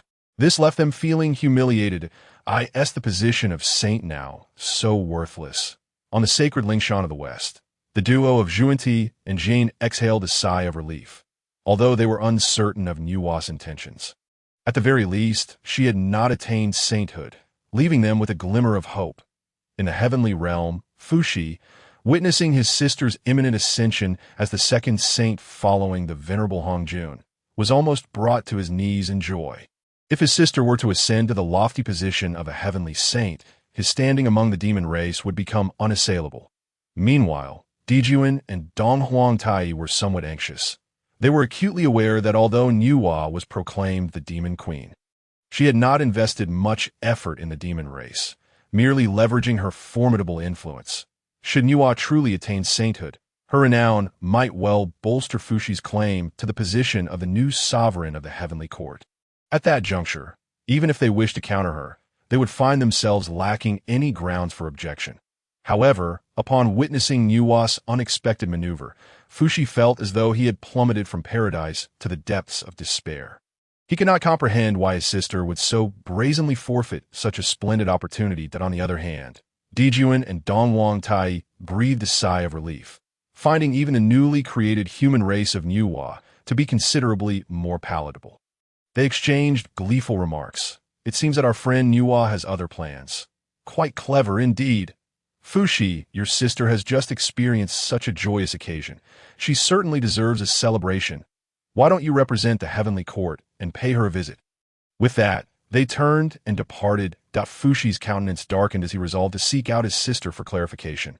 Why would she renounce such a prestigious position? The most furious of all was Hongjun, the venerable sage, who was still striving for unity in the Zixiao palace. He had initially believed that regardless of the upheaval surrounding Nuwa, as long as he merged with the primordial purple energy to become a heavenly saint, he would ultimately become the puppet of the heavenly Tao, rendering any opposition powerless.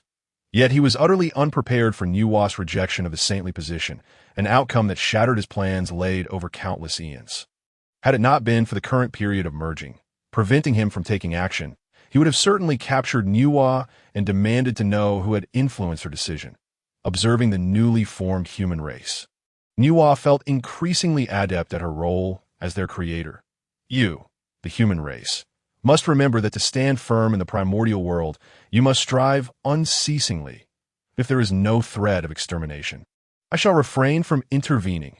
From this day forth, you shall inhabit the shores of the East Sea. Should anyone dare to harm you within a millennium, there shall be no mercy. Nuwa's icy voice echoed across the vast expanse of the primordial land, causing those with ulterior motives to swiftly reconsider their intentions. Chapter 32 concludes, My sister has been foolishly deceived. If the human race were merely a tool for Nuwa's ascension to sainthood, they might have plotted accordingly. For this was a race endowed with the innate Tao body. Although they appeared weak now, their potential was undeniable. However, having heard Nuwa's words, they understood that they could no longer entertain any such thoughts. Suddenly, a voice resonated from the heavens, calling for Nuwa. Nuwa, hasten to the Zixiao palace. The tone was sharp, laced with a hint of anger. Hou Tu and Wong Shu exchanged worried glances. Sister, could it be that the venerable Hongjun has sensed something amiss? Surely he would not lay a hand on you. Nuwa smiled and shook her head. Sisters, do not worry. Li Qingkuai has informed me that the current Hongjun cannot take action, as long as I provide a suitable excuse. He will not harm me. Moreover, I am destined to become the future sovereign of humanity. Should he wish to act against me, he must first consider whether he can withstand the backlash of the primordial human Tao. Seeing Nuwa so confident, the two sisters felt a sense of relief. Upon her arrival at the Zixiao palace, Nuwa gazed upon the composed figure of Hongjun, who was deep in meditation. Disciple Nuwa pays her respects to the master. Hongjun let out a cold snort and immediately unleashed the full pressure of the Zixiao palace upon Nuwa. Instantly, she felt an overwhelming weight, yet she gritted her teeth and persevered. Might I inquire what transgression I have committed? Master, please enlighten me. I shall make amends. Since you have created the human race, you must understand that this act is your opportunity for ascension. Why, then, have you not yet attained sainthood? Nuwa maintained a stoic expression, her demeanor still one of utmost respect. In response to the master's words, my current strength is insufficient. I fear I am unworthy of the position of a heavenly saint. Furthermore, the newly arisen human race requires my nurturing as their divine mother. If I were to become a heavenly saint, embodying the impartiality of the Tao, I could not favor the human race.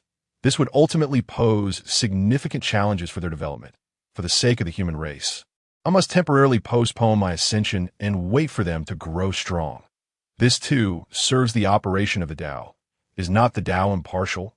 Upon hearing this, Hongjun found himself momentarily speechless. What more can I say? I cannot claim the Tao to be unjust.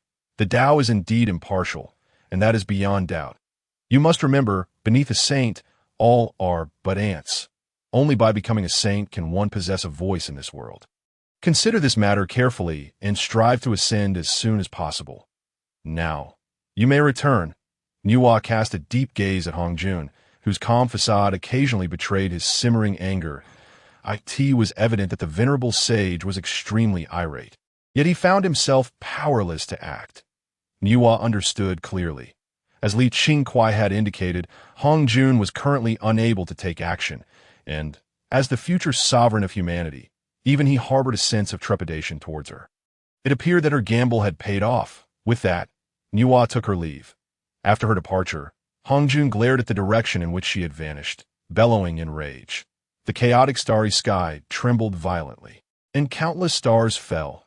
The fragile space was rent asunder, and the elements of water, wind, and fire were thrown into disarray. Who dares to scheme against me? Should I uncover their identity, I shall ensure they meet a gruesome end. The first suspects that came to Hongjun's mind were the venerable Yang Mei and the demon ancestor Vo. At this moment, Hongjun reined in his aura, reminding himself that beneath the saint, all are but ants. Once he had fully merged with the Tao and gained the authority of the heavenly Tao, he would gradually absorb it, thereby increasing his strength to rival the great Dao in that case. No matter how they conspired, they would never be his match. For now, he would allow them to revel in their arrogance for a time. With this thought, Hongjun let out a long sigh, no longer concerning himself with Nuwa. Upon returning to the Houtu palace, Nuwa found Hou Tu, Wong Shu, and Li Qingkuai waiting for her. As she entered, they hurriedly gathered around her. Sister, how did it go? Did the venerable Hongjun give you any trouble? Nuwa shook her head. Do not worry. Everything unfolded just as Li Qingkuai predicted. The current Hongjun cannot take action. Although he uttered some harsh words, they were inconsequential. Li Qingkuai nodded in agreement. Indeed, this has granted us considerable time. However, once Hongjun fully merges with the heavenly Tao, his strength will likely approach that of the Tao itself. Therefore, we must expedite our training and make early arrangements. Hou Tu, Wong Shu, Nuwa, and the others all nodded in agreement. At that moment, a terrifying aura surged towards the Houtu palace. The group calculated and discovered that this overwhelming energy belonged to Fu 11. Qingkuai felt a surge of anger. What is he doing back here? Is he not satisfied with our last encounter and seeks another confrontation? Nuwa felt a twinge of embarrassment, somewhat reproaching Fushi. They had only just resolved the previous incident, and Li Qingkuai had agreed to let it go. Why was he stirring up trouble again? Li Qingkuai, my two sisters, I sincerely apologize that my brother has a fiery temper. I shall bring him here at once. With that, Nuwa swiftly left the Houtu palace and appeared before Fushi. Elder brother, why have you returned? Fushi, visibly displeased, huffed coldly. Given the magnitude of the situation, how could I possibly stay away? Do you have any idea what kind of calamity you have unleashed? Nuwa was momentarily taken aback, utterly perplexed by Fushi's words. Elder brother, what do you mean? Fushi sighed deeply. Sister, you have truly been foolish this time. Beneath a saint, all are but ants. Why did you so recklessly forfeit such a splendid opportunity? Do you not realize that you're not the only one in the primordial world possessing the primordial purple energy? If they achieve sainthood before you, the outcome is all too predictable. The three pure ones are incarnations of Pangu's primordial spirit, always united as one. The two from the western Lingshan are no different.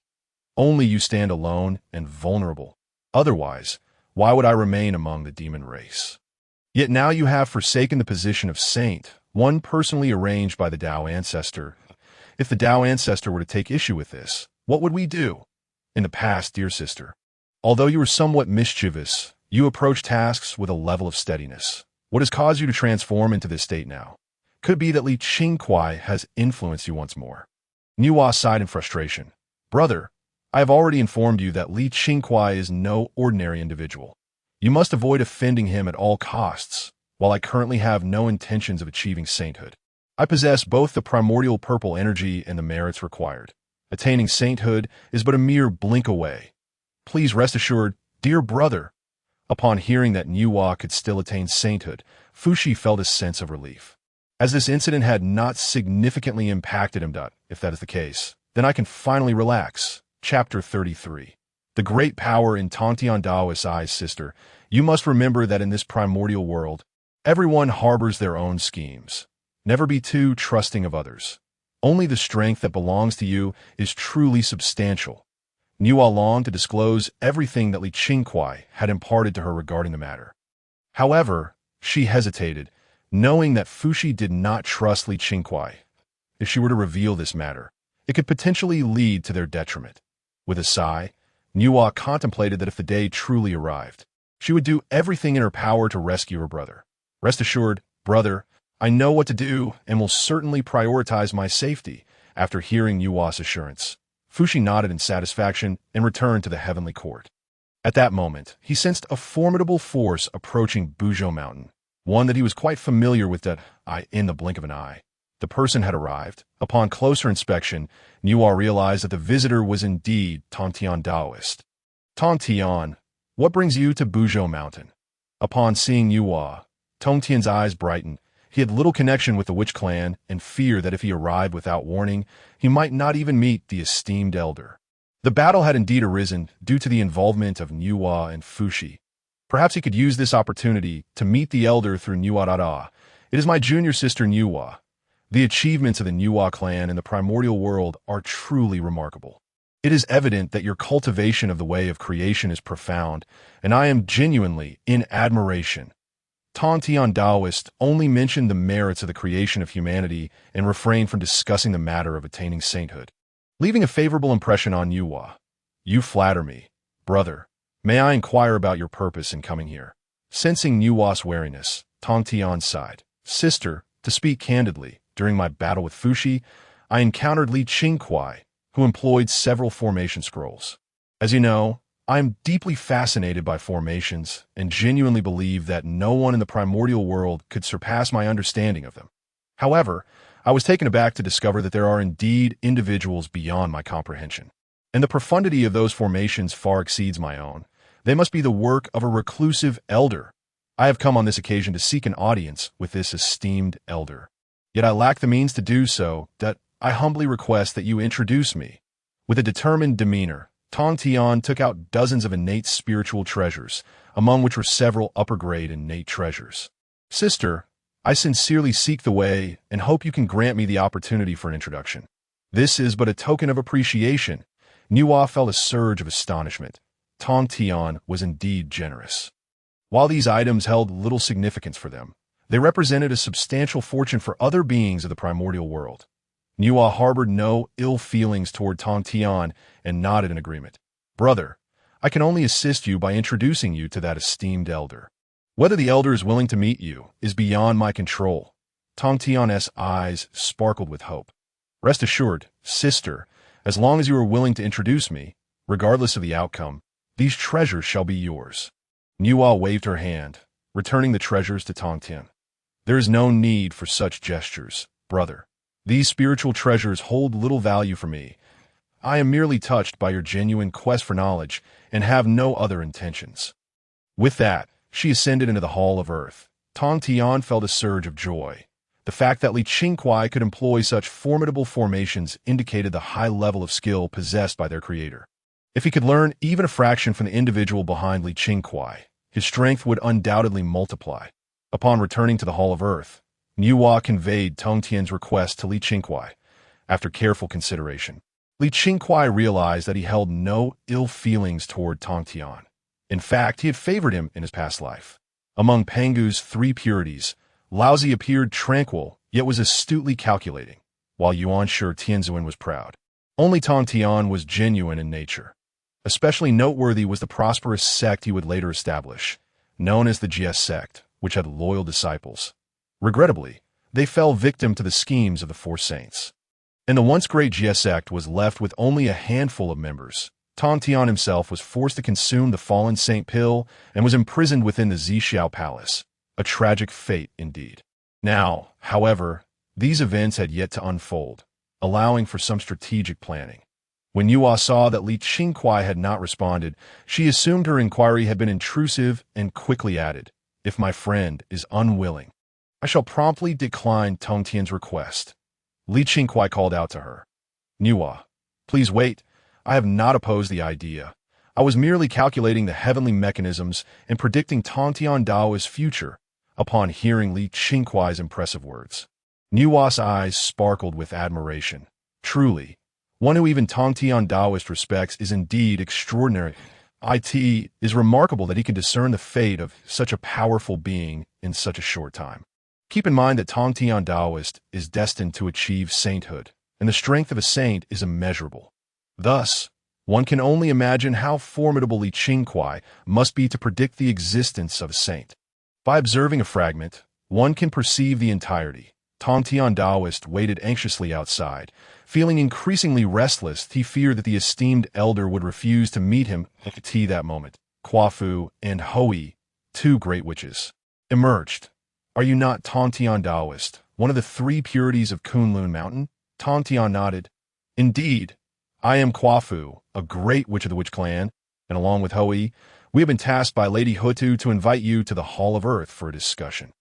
Fu and Hou felt a mix of frustration. After all, they were great witches of the Witch Clan, yet they found themselves in the position of host. It seemed likely that this individual was coming for Qingkuai. The 2 couldn't help but feel envious. Despite Qingkuai's low profile, it was clear that he attracted the attention of many renowned powers in the primordial realm, suggesting he was anything but ordinary. At this moment, Fu and Hou pondered whether they too should seek him out for guidance, as it might make them stronger. Upon entering the Hall of Earth, Tong Tian saw Hou Tu, Nuwa, and Wong Shu among others. He thought to himself that these individuals were also present to visit the esteemed elder. And oh wonder, both Hou Tu and Wong Shu had experienced such significant increases in strength lately. It must be connected to this elder. When Nuwa rejected the position of sainthood, many in the primordial realm believed it to be a grave mistake. However, her willingness to take such a risk suggested the elder's approval. Such a venerable figure could hardly be understood by the mediocre beings of the primordial world. As Tong Tian pondered this, he increasingly sensed that Nuwa's refusal of sainthood held greater significance. Tong Tian respectfully clasped his hands toward Qingkuai. "Esteemed friend, I, Tong Tian, have come to admire your teacher's mastery of formations and humbly request an introduction. May I ask if you would facilitate this?" As soon as Tong Tian's words fell, the Hall of Earth fell into an eerie silence. Chapter 34. Deceiving Tong Tian in the path of formations when everyone ceased speaking. Tong Tian felt a twinge of anxiety. Had he inadvertently said something amiss? fellow Taoist, have I spoken out of turn? Li Qingkuai chuckled softly and replied, are you seeking the individual who crafted these formation scrolls? Tong Tian instinctively nodded. Precisely. However, it seems that the scrolls are in your possession, and the creator of these scrolls must be your master. To be candid, I am deeply passionate about two pursuits, swordsmanship and the path of formations. I kindly request your assistance. Tong Tian Daoist spoke earnestly, his demeanor sincere. I Qingkuai shook his head. Tong Tian Daoist, I fear I must disappoint you. These scrolls were not crafted by my master. They're merely the results of my idle research. Upon hearing this, Tong Tian's face registered disbelief. How could this be? Looking at Li Qingkuai, who appeared relatively young, how could he possess such profound knowledge of formations? If that is the case, has he not, over the years, cultivated himself into a mere canine? The Tong Tian Daoist turned his gaze towards Nuwa, Hou Tu, and others, hoping for validation. Nuwa and Hou Tu, along with the others, nodded in agreement, offering no denial. Clearly, the truth of the matter is indeed as such. Were it not for Nuwa, Hou Tu is a renowned deity in the primordial realm. The Tong Tian Daoist even suspected that these individuals had conspired to undermine his resolve. I Qingkuai, observing the expression of the Tong Tian Daoist, let out a sigh. The Tao follows nature, and all is bound by fate. Why must one measure cultivation by the length of time spent? Upon hearing this, the Tong Tian Daoist nodded. Indeed, if one were to insist on the significance of one's birth timing, how many great beings in the primordial world were among the first to emerge before heaven and earth? Yet, even they have not all attained the quasi-saint realm, and some have not even reached the great Luo golden immortal stage. Ascending to their level cannot solely be achieved through the accumulation of time. The Tong Tian Daoist nodded solemnly and bowed respectfully to Li Qingkuai. Senior, I am in your debt. I humbly request that you teach me the ways of formations. There was not a hint of disrespect in the Tong Tian Daoist's demeanor. Dear friend Tong Tian, you must not speak so. You and my master Hou Tu are of the same generation. How could I presume to elevate myself in your presence? Let us, instead, regard each other as equals. The Tong Tian Daoist nodded in agreement. Very well. Might you instruct me in the art of formations? Li Qingkuai nodded. First, I must ask you, what is a formation? The Tong Tian Daoist paused momentarily at this inquiry, but soon articulated his understanding. A formation is a combination of spiritual energy or spiritual objects, crafted to achieve greater effects or enhanced power. The essence of a formation lies not in its derivation, but in the orchestration of power. Am I correct in this? Li Qingkuai nodded that IT cannot be deemed entirely right or wrong. It merely reflects one perspective that in my view, a formation is but a means to harness the spiritual energy of heaven and earth, thereby manifesting all things. When matter coalesces, born before heaven and earth, independent and unchanging, all beings emerge from a state of chaos. Within that chaos lies the innate laws. When these laws converge, they give rise to myriad creations. Thus, the Tao begets one, one begets two begets three, and three begets all things. The birth of all things is rooted in destiny, and formations merely refine this principle. For instance, some formations can unleash raging flames. Others can evolve the heavens, and even some can create endless illusions. All of these are manifestations of the Tao. Therefore, formations are based on the laws of the Tao, capable of evolving all things while also returning to their origin. Endlessly so. It is said that the myriad paths of the Tao can validate the primordial unity. In ancient times, the great Pangu proved the Tao through strength, and when power reached its zenith, he could create heaven and earth. Similarly, when a formation reaches a certain pinnacle, it can evolve a world of its own. This method is not dissimilar to Pangu's path to sanctification. Upon hearing this, the Tong Tian Daoist was instantly astounded.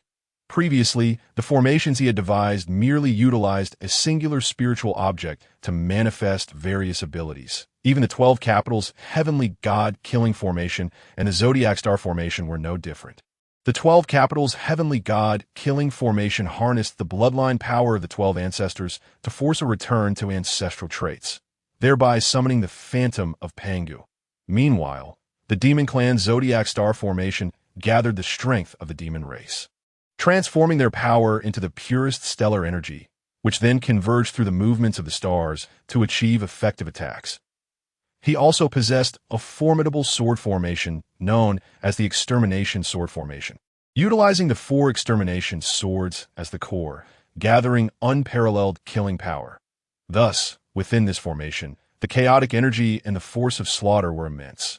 However, if this killing force were to revert to the primordial chaotic energy, could it not then open a world within the formation? From chaos, 2 energies arise, recreating the elements of wind, water, and fire, and subsequently evolving all things. Would that not allow for effects akin to Pangu's creation of heaven? Contemplating this, the Tongtian Taoist was filled with excitement as the 4 Extermination swords resonated, and the principles of formations continuously evolved at that moment. The Tongtian Taoist sat cross-legged, centered upon himself. A formation swiftly took shape. Within this formation, it seemed to encompass an entire, complete world. In this world, an initial chaos prevailed. The 4 Extermination swords appeared at the 4 corners, and soon the dual energies of yin and yang manifested between heaven and earth. The dual energies of yin and yang transformed into the elements of earth, wind, water, and fire. The most fundamental laws of the world began to emerge among all things. Hou Tu, Nuwa, and the others looked on in astonishment. The world birthed through the Tongtian Taoist formation was far from the simplicity of their own spontaneous creations. It could be said that this world, in terms of both its essence and the Taoist resonance of formations, was extraordinarily abundant. When necessary, one could draw upon the power of this entire world to bolster one's own strength. Suddenly, a voice echoed in Qingkuai's mind. Ding! Congratulations to the host for guiding the Tongtian Taoist to comprehend the Tao of formations, triggering a 10,000-fold return. Congratulations to the host for acquiring the Grand Tao-level formation. 100 resolutions. A surge of pure power propelled the Tongtian Taoist to the pinnacle of the quasi-saint realm. With his current cultivation, should he discover the opportunity for sanctification, he could likely achieve it in an instant. Meanwhile, Qingkuai's own power continued to rise, swiftly reaching the peak of the mid-quasi-saint stage. Just as the Tongtian Taoist regained consciousness and had not yet had time to rejoice in his newfound strength, he noticed the continuous release of power emanating from Qingkuai, leaving him in a Qingkuai. My friend, are you on the verge of a breakthrough? Hou Tu and Nuwa, however, appeared unfazed by this development, as if such occurrences were commonplace. When Qingkuai awakened, the Tongtian Taoist laughed heartily. Thank you, my friend. It seems I have finally discerned the path of my Tao. Chapter 35, A Brief Understanding of Life After Sanctification. Alas, I have been obsessed with the art of formations. Yet I have long struggled to find a suitable method for cultivation, thus exerting extra effort in the sword path. Who would have thought that I would find the answer here with you? Dear friend, I am truly grateful. Qingkuai waved his hand with a smile. That it's no great matter. You've only just begun. Even if I were to reveal the methods of attaining sanctification, it would be a triviality for me. This seemingly casual statement struck the Tongtian Taoist's mind like a thunderclap. Friend, do not jest. Could it be that you truly know the opportunity for my sanctification? Qingkuai nodded. Indeed, I know a few things, and I am also aware of some matters concerning your future. However, it appears that the outcome may not bode well for you. Are you certain you wish to know?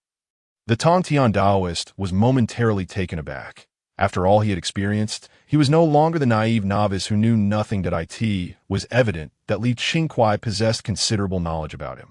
Yet, according to Qingkuai's words, his future path did not seem so smooth. This puzzled him. Among the primordial beings, the 6 saints appointed by the venerable Hongjun were predominantly represented by the 3 pure ones. Furthermore, the extermination sword formation in his possession could only be broken by the 4 saints, rendering him virtually invincible within the primordial realm. Why then had Qingkuai spoken such words? The Tongtian Taoist pondered carefully. Friend, please enlighten me. Whatever the outcome may be, I shall accept it. Heaven and earth are indifferent, treating all beings as mere fodder. Regardless of the consequences, they are my own choices, the Tongtian Taoist declared, his face set with determination. Hou Tu, Nuwa, and others exchanged glances, their expressions brightening. Truly, he was one who dared to contend against heaven and earth, seizing a sliver of life amidst the cosmic chaos. Red flowers, white lotus, and green lotus leaves. The three teachings are originally one. Laozi, the primordial supreme, and you are both manifestations of Pangu's original spirit, yet your gender differences are vast, maintaining the three pure ones relationship from the very beginning. All of this began when you established your teachings and attained sanctification. Upon hearing the phrase, establish teachings and attain sanctification, the Tontian Taoist felt as though he had been struck by a sudden revelation. It dawned on him that this was indeed the method by which he could achieve the Tao. Clearly, in order to attain sanctification, one must first establish a sect of their own. However, it was evident that this was not the appropriate time, so he could only suppress this impulse for the moment. Qingkuai, observing the Tontian Taoist's ability to resist the temptation of sanctification, cast him an approving glance. The paths to enlightenment of the three pure ones are all rooted in establishing grand teachings for sanctification. Laozi teaches humanity to establish the human path for sanctification, while the primordial supreme elucidates the heavenly Tao for all beings, forming a sect based on teachings that, in contrast, you, Tontian Taoist, strive to seize a sliver of life for all beings, thus establishing a sect known as the Zixiao, which claims to embrace all without discrimination. Upon hearing these words, Tontian Taoist felt an immense satisfaction within. Indeed, they resonated deeply with his heart. However, why must one assert that the conclusion is not so favorable? After the establishment of the human sect, apart from the great disciple Xuandu Daoshi, there were no other followers. The teachings of the Chan sect primarily select disciples based on their innate qualifications and backgrounds, whereas the Zixiao welcomes all without discrimination. It can be said that there exists a fundamental conflict in the dealings between the Chan sect and Zixiao, which ultimately led to the separation of the three pure ones. Qingkuai foresaw the events that would unfold until the conclusion of the investiture of the gods, which heralded the downfall of Zixiao, reputedly a gathering of myriad immortals. Tontian Taoist consumed the fallen saint elixir and was imprisoned within the Zixiao palace. At that moment, a fierce aura emanated from Tontian Taoist being splendid indeed. The three pure ones were originally united, yet what a scheme my elder and second brother have devised against me, even to the extent of allying with the two from the west. Upon hearing this, Hou Tu and Nuwa also felt a twinge of discomfort.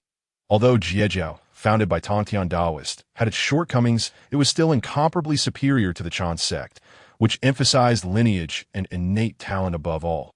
In fact, within Zixiao, aside from the traitor Qingkuai Dingguangxian, the majority of the disciples remained steadfastly loyal to Tontian Taoist. It was simply unexpected to have met such an unfortunate fate. Nuwa hurriedly offered words of consolation.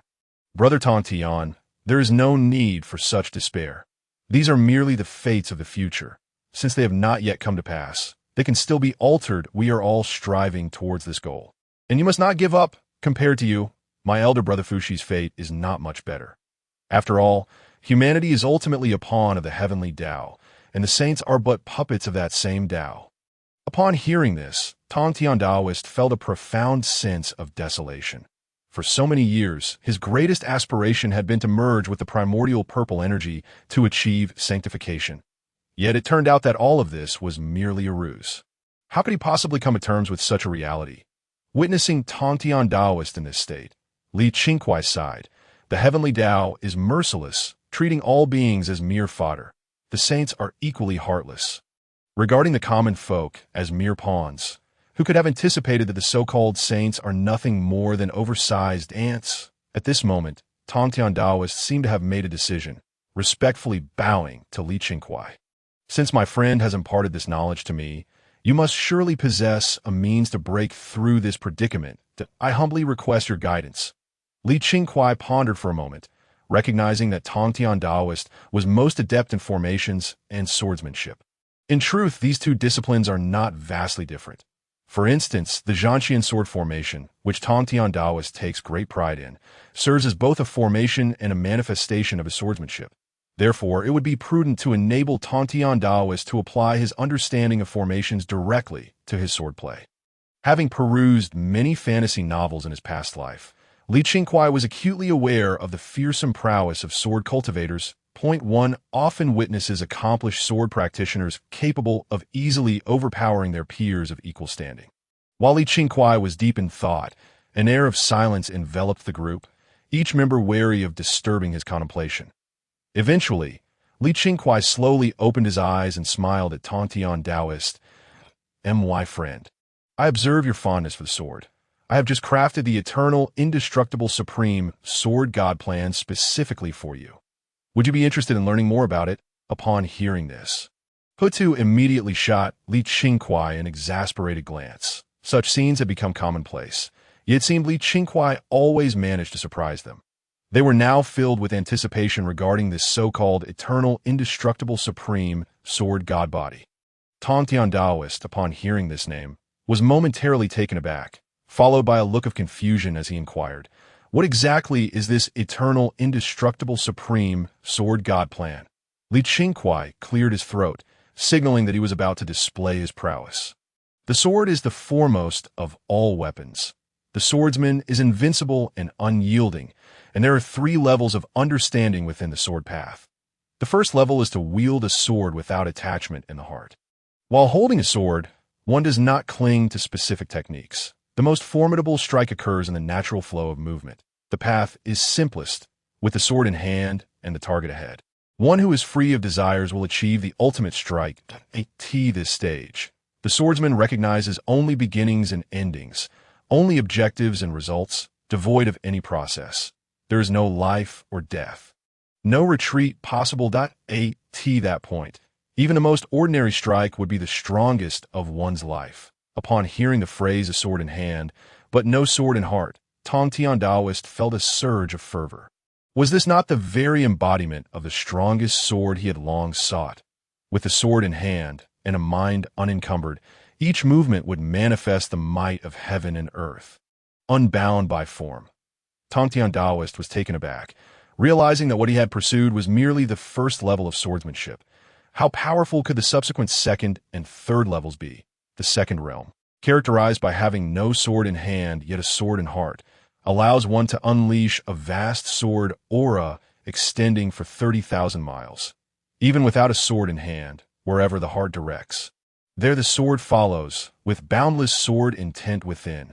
One can shatter all illusions, even using one's own sword aura as a foundation to rend apart the void. At this moment, Tontian Taoist envisioned a diminutive figure amidst the chaotic expanse, appearing exceedingly insignificant.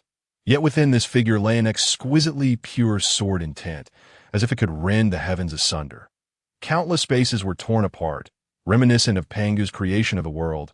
If I could attain such a realm, would it not mean that I could, like Pangu, create the heavens and the earth? If so, who could possibly rival me? Observing Tontian Taoist now lost in fervor, Li Qingkuai cast him a sidelong glance. The third level is defined as having no sword in hand and no sword in heart. At this stage, one achieves the unity of person and sword, becoming the very embodiment of the sword path. With the sword as an extension of oneself. With this sword, one can sever the river of time with mere thought, a single strike capable of cutting through the cycles of fate, traversing the myriad realms at will. Tontian Taoist's breath quickened.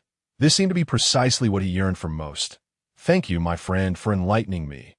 Where should I commence my training?" Li Qingkuai contemplated briefly before responding. "There is but one secret. Mastery comes only through repetition. From this moment on, seal your own power and swing your sword a total of 12,560,000 times." Upon hearing this, everyone gasped in astonishment. Such an immense number. Even if one were to swing the sword over 12 million times in a day, it would take at least 100 million years. Tontian Taoist gritted his teeth. "For the sake of my sword path, every effort is worthwhile. That I shall practice." He sealed his power and raised the Qingping sword, beginning to swing it. Once, twice. Observing this simple action, Hou Tu expressed doubt. "Li Qingkuai, are you certain that this method will lead to the mastery of the sword path? Is this motion not a touch too simplistic?" Li Qingkuai yawned. "There is nothing difficult about it. The path is fundamentally simple." At this moment, within Kunlun Mountain, Laozi and Yuan Shi Zhun were deep in their cultivation. Yuan Shi Zhun suddenly recalled something. Elder brother, it has been quite some time since we last saw our third brother. I wonder what he has been up to lately. Laozi furrowed his brow upon hearing this and calculated with his fingers. Curious. I seem to have divined that our third brother is currently in the Houtu tribe of the Witch Clan. What could he be doing there? Yuan Shi Zhun felt a surge of anger upon hearing that Tontian Taoist was among the witches. That despicable fellow! Now that Nuwa has attained the power of sanctification, how can he, as Pangu's true descendant, be so negligent in his cultivation and consort with those wretched beings? Truly infuriating. Elder brother, why don't we head to the Witch Clan now and bring our third brother back for a proper reprimand? We cannot allow him to ruin himself. At this moment, Laozi seemed to have an epiphany that I recall that Nuwa was indeed in Houtu's tribe. Could it be that our third brother ventured to the Witch Clan to seek guidance from Nuwa on the path to sanctification? Laozi felt some suspicion that, if not for that reason, he truly could not fathom any other motive that would lead Tontian Taoist to the Witch Clan. Upon hearing Nuwa's name, Yuan Shi Zhun felt a flicker of interest but still wore a dissatisfied expression. We are descendants of Pangu. How can we inquire about the methods of sanctification from others? Is there truly anyone in this primordial realm with greater talent than us? Laozi shook his head, fully aware of Yuan Shi Zhun's prideful nature. Not entirely, as the saying goes. One can learn from the stones of other mountains to polish jade. There is indeed merit in exchanging insights on the Tao. Since our third brother has seized this opportunity, why not we go and bring him back? Though Laozi did not express it outright, Yuan Shi Zhun understood his elder brother's intention. Bringing Tontian Taoist back from the Witch Clan was secondary. The primary goal was to inquire with Nuwa about the methods of achieving sanctification. If that is the case, for the sake of our third brother, let us make the journey. Although Yuan Shi Zhun was quite reluctant, he had to set aside his pride for the sake of achieving sanctification. The two of them arrived at the Houtu tribe beneath Mount Buzhou, only to see Tontian Taoist continuously waving the Qingping sword atop a small peak. Both of them frowned, utterly perplexed by Tontian Taoist's actions. Third brother, what are you doing? Upon noticing that the visitors were Laozi and Yuan Shi, Tontian Taoist furrowed his brow, but quickly regained his composure. Although, according to Qingkuai's claims, Laozi and Yuan Shi would eventually join forces with the two Western saints against him, it must be said that their relationship was still relatively amicable at this point. Eldest brother, second brother, you have arrived. I have just sought guidance from a senior regarding a method to practice swordsmanship, and I am currently training. Upon hearing this, Laozi and Yuan Shi exchanged worried glances. They were aware of Tontian Taoist's obsession with swordsmanship. After all, who doesn't he have a hobby? However, when Tontian Taoist mentioned that he had learned the practice from a senior, they couldn't help but wonder who could possibly rival Tontian Taoist in swordsmanship within the primordial realm. Laozi pondered, could this individual be Nuwa? Third brother, is it known whether Sister Nuwa is among the Witch Clan? Tontian Taoist nodded.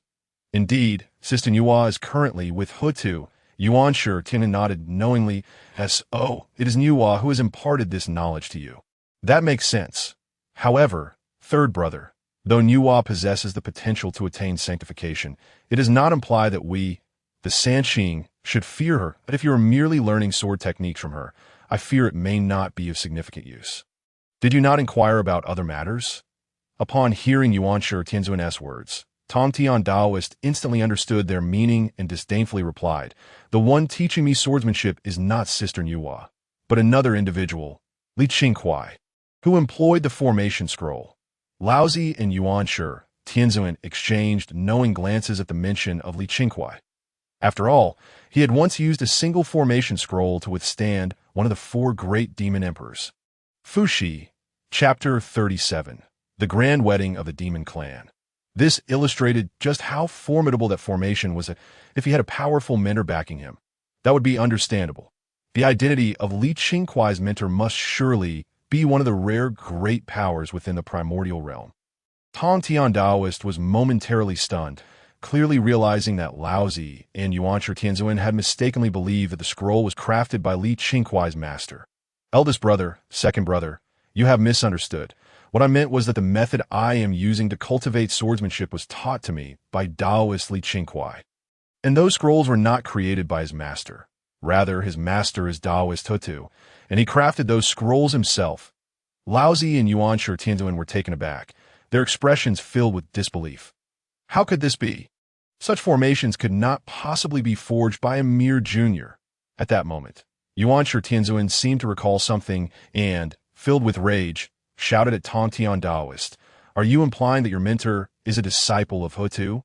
That is an utter disgrace. What virtue or merit does Hou Tu possess to allow his disciple to teach you? This is a humiliation to the face of our Sanqing. Third brother, return with us at once. Do not embarrass yourself here." Laozi's gaze also turned unfriendly upon hearing this. Third brother, what second brother says is correct. He is merely a junior. How capable could he possibly be? You must have been deceived. Come back with me. Tontian Taoist felt a surge of indignation. Qingkuai had taught him so much, yet his two older brothers doubted him. Eldest brother, second brother, you need not persuade me further on why mind is made up. I shall not return until I have mastered profound swordsmanship. Moreover, Taoist Qingkuai has shown me great kindness, so I implore you not to speak ill of him. Upon hearing Tontian Taoist's rebuttal, Yuan Shi was infuriated beyond measure. Have you grown wings, daring to argue with your second brother? This is truly outrageous. I shall ask you one last time. Will you return or not? Tontian Taoist resolutely shook his head. Yuan Shi snorted coldly. If that is the case, then do as you wish. Do not claim that I am your brother to the outside world. I, Yuan Shi, cannot afford such shame. With that, he turned and departed. Laozi sighed helplessly upon seeing that Yuan Shi had left and cast an impatient glance at Tontian Taoist. Third brother, if that is your decision, so be it. He then followed suit and left. While Tontian Taoist continued his sword training as usual, the heavenly court was a scene of festivity, adorned with lanterns and a jubilant atmosphere. The demon emperor, Zhu Jiuyin, had announced to the primordial realm that he would wed the lunar goddess.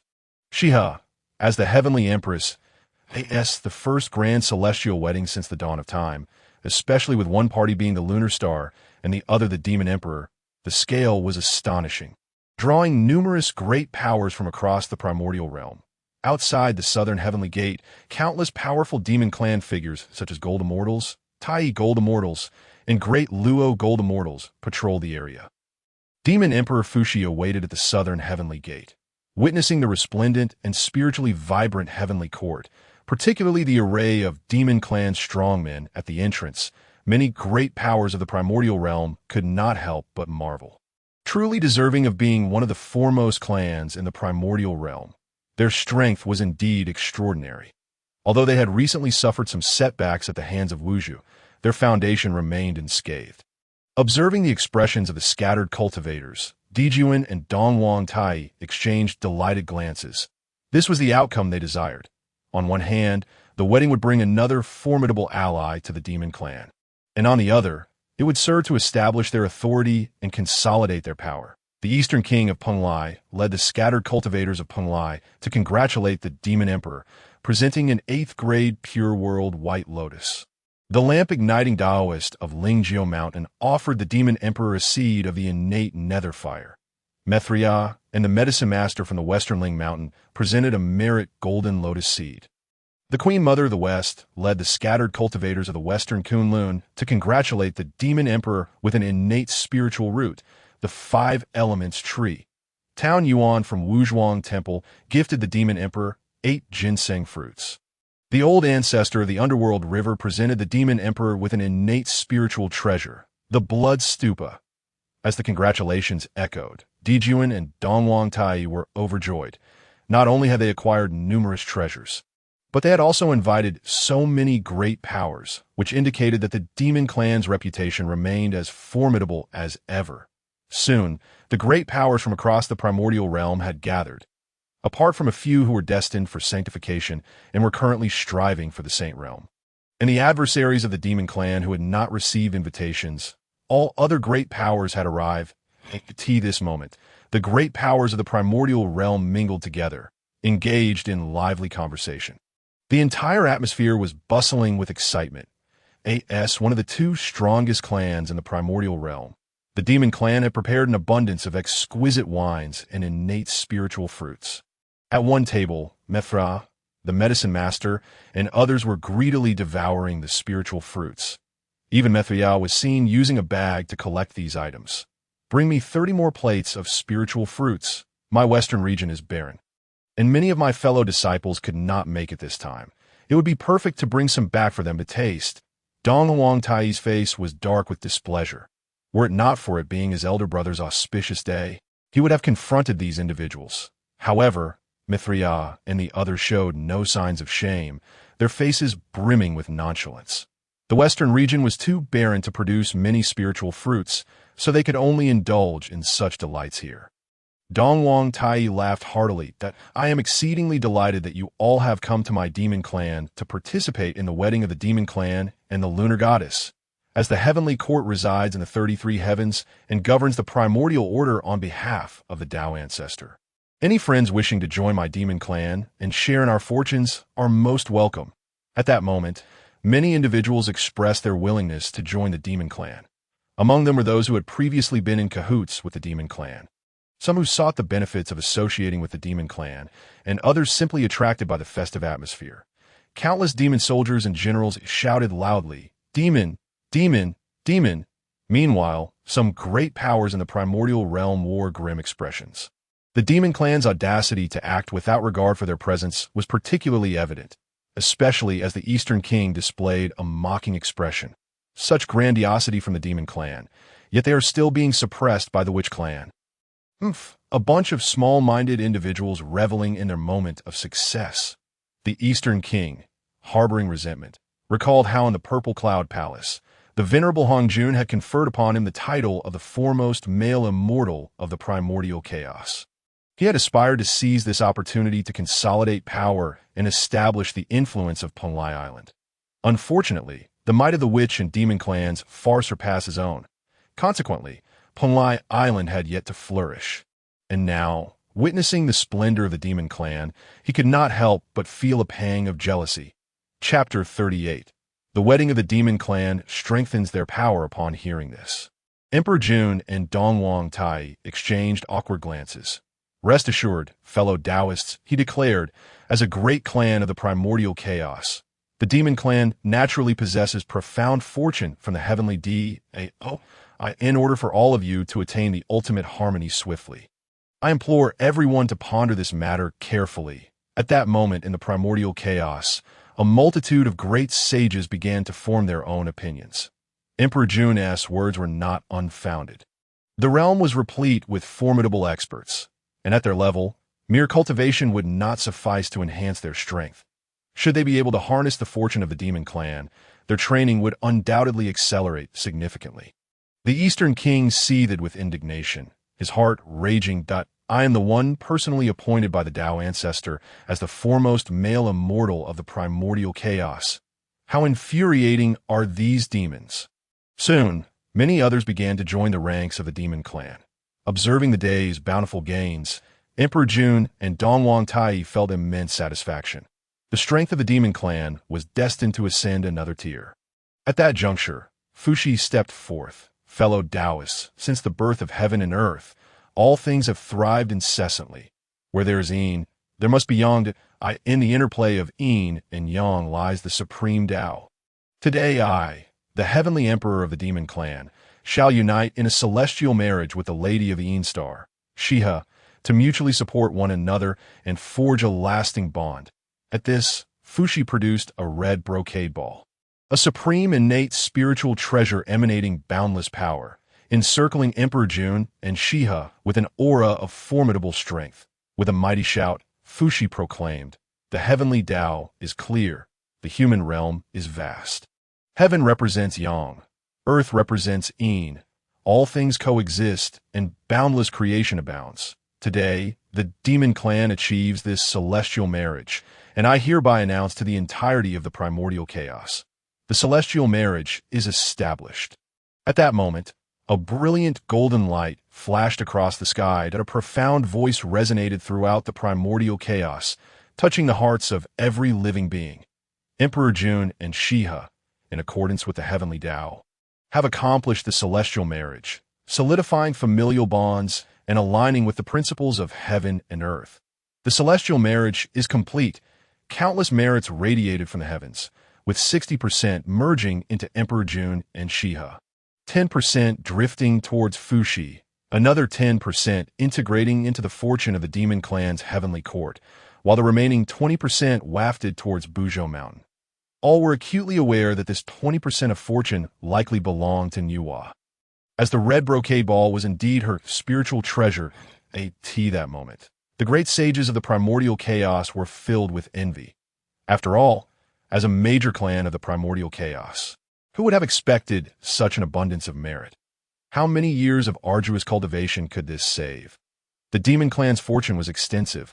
Perhaps joining them would offer a chance to break through their own bottlenecks. With the celestial marriage established, one could not help but wonder if there would also be earthly and human marriages. A cacophony erupted within the Lingxiao treasure hall. Meanwhile, Emperor Zhun, through this merit, directly ascended to the pinnacle of the quasi-saint late stage, with Shiha also reaching the quasi-saint realm. Thus, the demon clan welcomed another quasi-saint into their ranks. Emperor Zhun and Dongwang Tai were overwhelmed with joy. With the celestial marriage accomplished, the demon clan has indeed reaped substantial benefits. I extend my gratitude to all fellow Taoists for your participation. Our demon clan possesses ample celestial treasures. Please indulge yourselves without concern. Within the Lingxiao treasure hall, a lively atmosphere prevailed. These spiritual fruits and wines, though seemingly trivial to the great sages, were rare treasures for them. Even if they could occasionally obtain some, they would not dare to indulge fully, but now they could revel to their heart's content. Emperor Zhun and Fuxi, both adept at socializing, busily forged connections with the great sages. Just then, a violent explosion echoed from outside. Soon, the sounds of explosions multiplied. The attendees within the Lingxiao treasure hall were engulfed in panic, uncertain of the chaos unfolding beyond. Emperor Zhun and Donghuang Tai's expressions darkened gravely on such a crucial day for the demon clan, who could be causing such disruption. At that moment, a demon soldier staggered in. "Your Majesty, dire news. The witch clan has launched an assault." Upon hearing this, the faces of the assembled guests blanched. Could it be that the witch clan was instigating war once more? If that were the case, they would be caught in an undeserved calamity. Mithriya and his companions hurriedly packed up the unfinished spiritual fruits and wines from the table, wearing benevolent smiles. "Your Majesty, the teacher has sent us to witness the ceremony. Now that the ceremony has concluded, we shall take our leave." With that, they swiftly departed the heavenly court with their fellow disciples. Observing this scene, the others wore expressions of dismay. These individuals lacked substantial backing. Should they fall victim to the battles of the witch and demon clans, no one would care. Thus, they had cause for alarm. However, Mithriya and his companions were destined to become future saints, with such a formidable talisman for protection. What was there to fear? Of course, this also served as a reminder to everyone that the current demon clan's heavenly court had become a perilous ground. One by one, they took their leave. Dongwang Tai, filled with fury, could hardly contain himself. These witches are utterly unreasonable, creating chaos on such a significant day. They shall receive a lesson.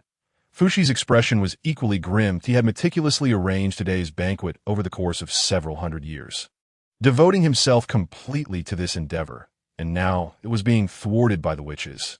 Emperor Zhun waved his hand, his gaze exuding unparalleled authority. These witches have chosen an opportune moment, but it matters not. Since they have arrived, we shall keep them here.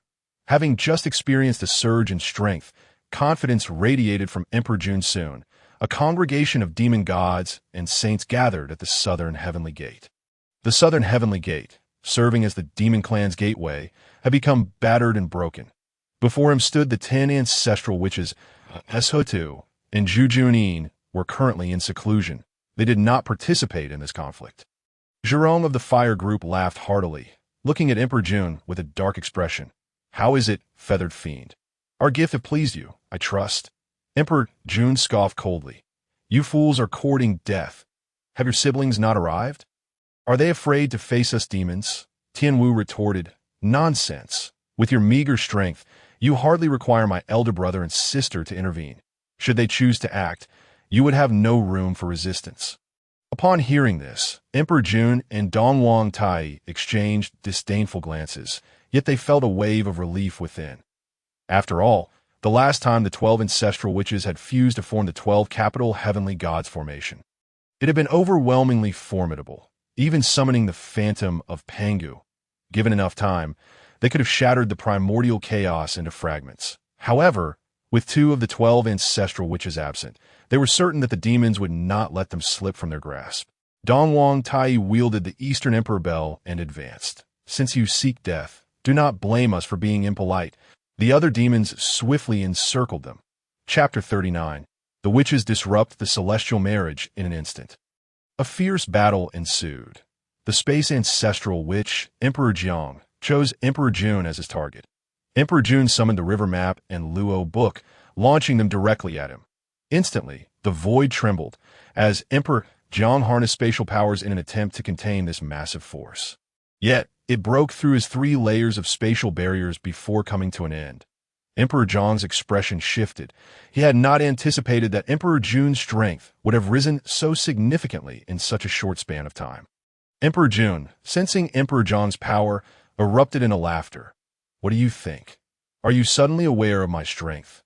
I am the embodiment of the sun star, naturally endowed with the fortune of the heavenly Tao. How could you fools, who are ignorant of the heavenly Tao and oblivious to the times, even dare to compare?" At that moment, Xiaming observed the increasing number of demon soldiers converging from all directions. Their arrival had been a spur-of-the-moment decision, and they had not summoned the full might of the Witch Clan. Given that this was the Demon Clan stronghold, remaining here would yield no advantages for them. "Brothers, this is the Demon Clan stronghold. Engaging in battle here would be disadvantageous. Let us withdraw and return another time to experience their might." Gong, Zhulong, and others, despite their dissatisfaction, recognized that continuing the fight would yield them no benefit and could only retreat. Emperor Zhun burst into hearty laughter. "This is what the so-called fearless Wu clan amounts to, in my eyes, nothing more than this. Only now do they think of leaving. Might it not be a tad late?" Di Jiang seemed to recall something, calling out suddenly, "Not good. Fushi has been silent all this while. He must be setting up a formation." At this moment, all eyes turned to Fushi, who was casting spells and arranging the formation under the protection of numerous demon gods. Fushi slightly opened his eyes and exhaled a breath of turbid air. "Brothers, I do not disappoint the trust placed in me. The great Zhou Tian star formation is now ready." Upon hearing this, Emperor Zhun and Donghuang Tai laughed heartily. "Since the Wu clan has come to visit our demon clan, we must offer them a proper reception. Men, let them experience our great Zhou Tian star formation." Countless demon gods and saints sprang into action, moving ceaselessly through the sky. Around several ancestral witches, an incredibly profound net seemed to form, enveloping them entirely. Emperor Zhun and Donghuang Tai presided over the sun star, while she managed the moon star, with 365 main stars and over 12,560 auxiliary stars. In an instant, countless forces of the stars rained down upon the Wu clan. Many weaker Wu clan warriors were instantly reduced to dust. Even the 10 great ancestral witches found themselves without any means of resistance, forced to endure the blows passively as ancestral witches who fought against heaven and earth. When had they ever suffered such humiliation? The water ancestral witch Gong was seething with rage. These damned beasts dare to use the great Zhou Tian star formation. Truly detestable. If not for the absence of my second brother and younger sister, I would teach them a lesson. After shattering a star, the Fire Clan's Zhulong spoke with utmost seriousness. "We cannot continue like this. Our strength is limited. They can draw power directly from the infinite cosmos using this formation. If it drags on, we will inevitably be exhausted, and they will likely perish as well." Shebi's expression was one of disdain that we, the Wu clan, battle against heaven and earth. Who can instill fear in us? Death is but death. What is there to fear? At least it would allow us to see our Father God sooner. Do not speak foolishly. Let us hold on a little longer. I believe my second brother and younger sister will soon learn of our predicament and come to our aid. Di Zhang's face darkened, a pang of regret swelling within him. Had he known, he would have departed sooner. Now, With the 12 ancestral witches not gathered together, they had no means to counter the demon clan's great Zhou Tian star formation. Countless forces of the stars rained down upon them. Meanwhile, some of the powerful beings of the primordial chaos who had not yet left turned their gazes toward the battlefield. Everyone was breathless, unable to believe that such a dramatic reversal had occurred in such a short time. If the demon clan truly managed to annihilate the entire Wu clan here, it would signify the end of this calamity. The Western Queen Mother glanced at Zhun Yuanzi beside her. Zhun Yuanzi, do you believe you can suppress these ancestral witches? Zhun Yuanzi shook his head. It is indeed hard to say. The demon clan's great Zhou Tian star formation is formidable. Only the Wu clan's 12 capital divine killing formation could rival it. Alas, the ancestral witches of the Wu clan have not gathered in full. Their chance of victory seems much greater. However, the Wu clan, being an ancient and formidable race in the primordial chaos, combined with their lineage from Pangu, no one could ascertain whether they possessed any hidden cards. Thus, the outcome of this battle remained uncertain. At this moment, Dong Wanggong was equally troubled. The Qingkuai immortal island he established could be considered the third major force apart from the Wu and Demon clans, yet it was still significantly weaker than the two. If the Demon clan were to defeat the Wu clan, it would likely mean that no power in the primordial chaos could compare with them. What would become of his Qingkuai immortal island then? Dong Wanggong was exceedingly anxious, hoping that the Wu clan still had some hidden trump cards left which could lead to mutual destruction, allowing him to reap the benefits. Emperor Zhun was immensely satisfied with the great Zhou Tian star formation at this moment. Although it still lacked a few star banners, and some main stars were yet to be adequately suppressed by powerful demon gods, its strength was already vastly improved compared to the previous occasion. Even more fortuitously, the moon star was under the control of Shi He, who possessed the power of the moon. Emperor Zhun cast a glance at Shi He, inwardly lamenting a missed opportunity. If the three of them from the moon star could all be brought under the demon clan's banner, their current strength would likely be sufficient to defeat even the 12 ancestral witches should they gather at this moment. Emperor Zhun's mind began to turn with thoughts. There was no hope for Wong Shu. But having heard Shi he noted her deep bond with Chang Shi, who was a rare beauty and, more importantly, had reached the pinnacle of the Deluo golden immortal realm. If he could recruit her into the demon clan, given their foundation, it would not be impossible for another quasi-saint level powerhouse to emerge. Yet, all of this was a matter for the future. The most pressing concern now was to seize the opportunity to eliminate the Wu clan.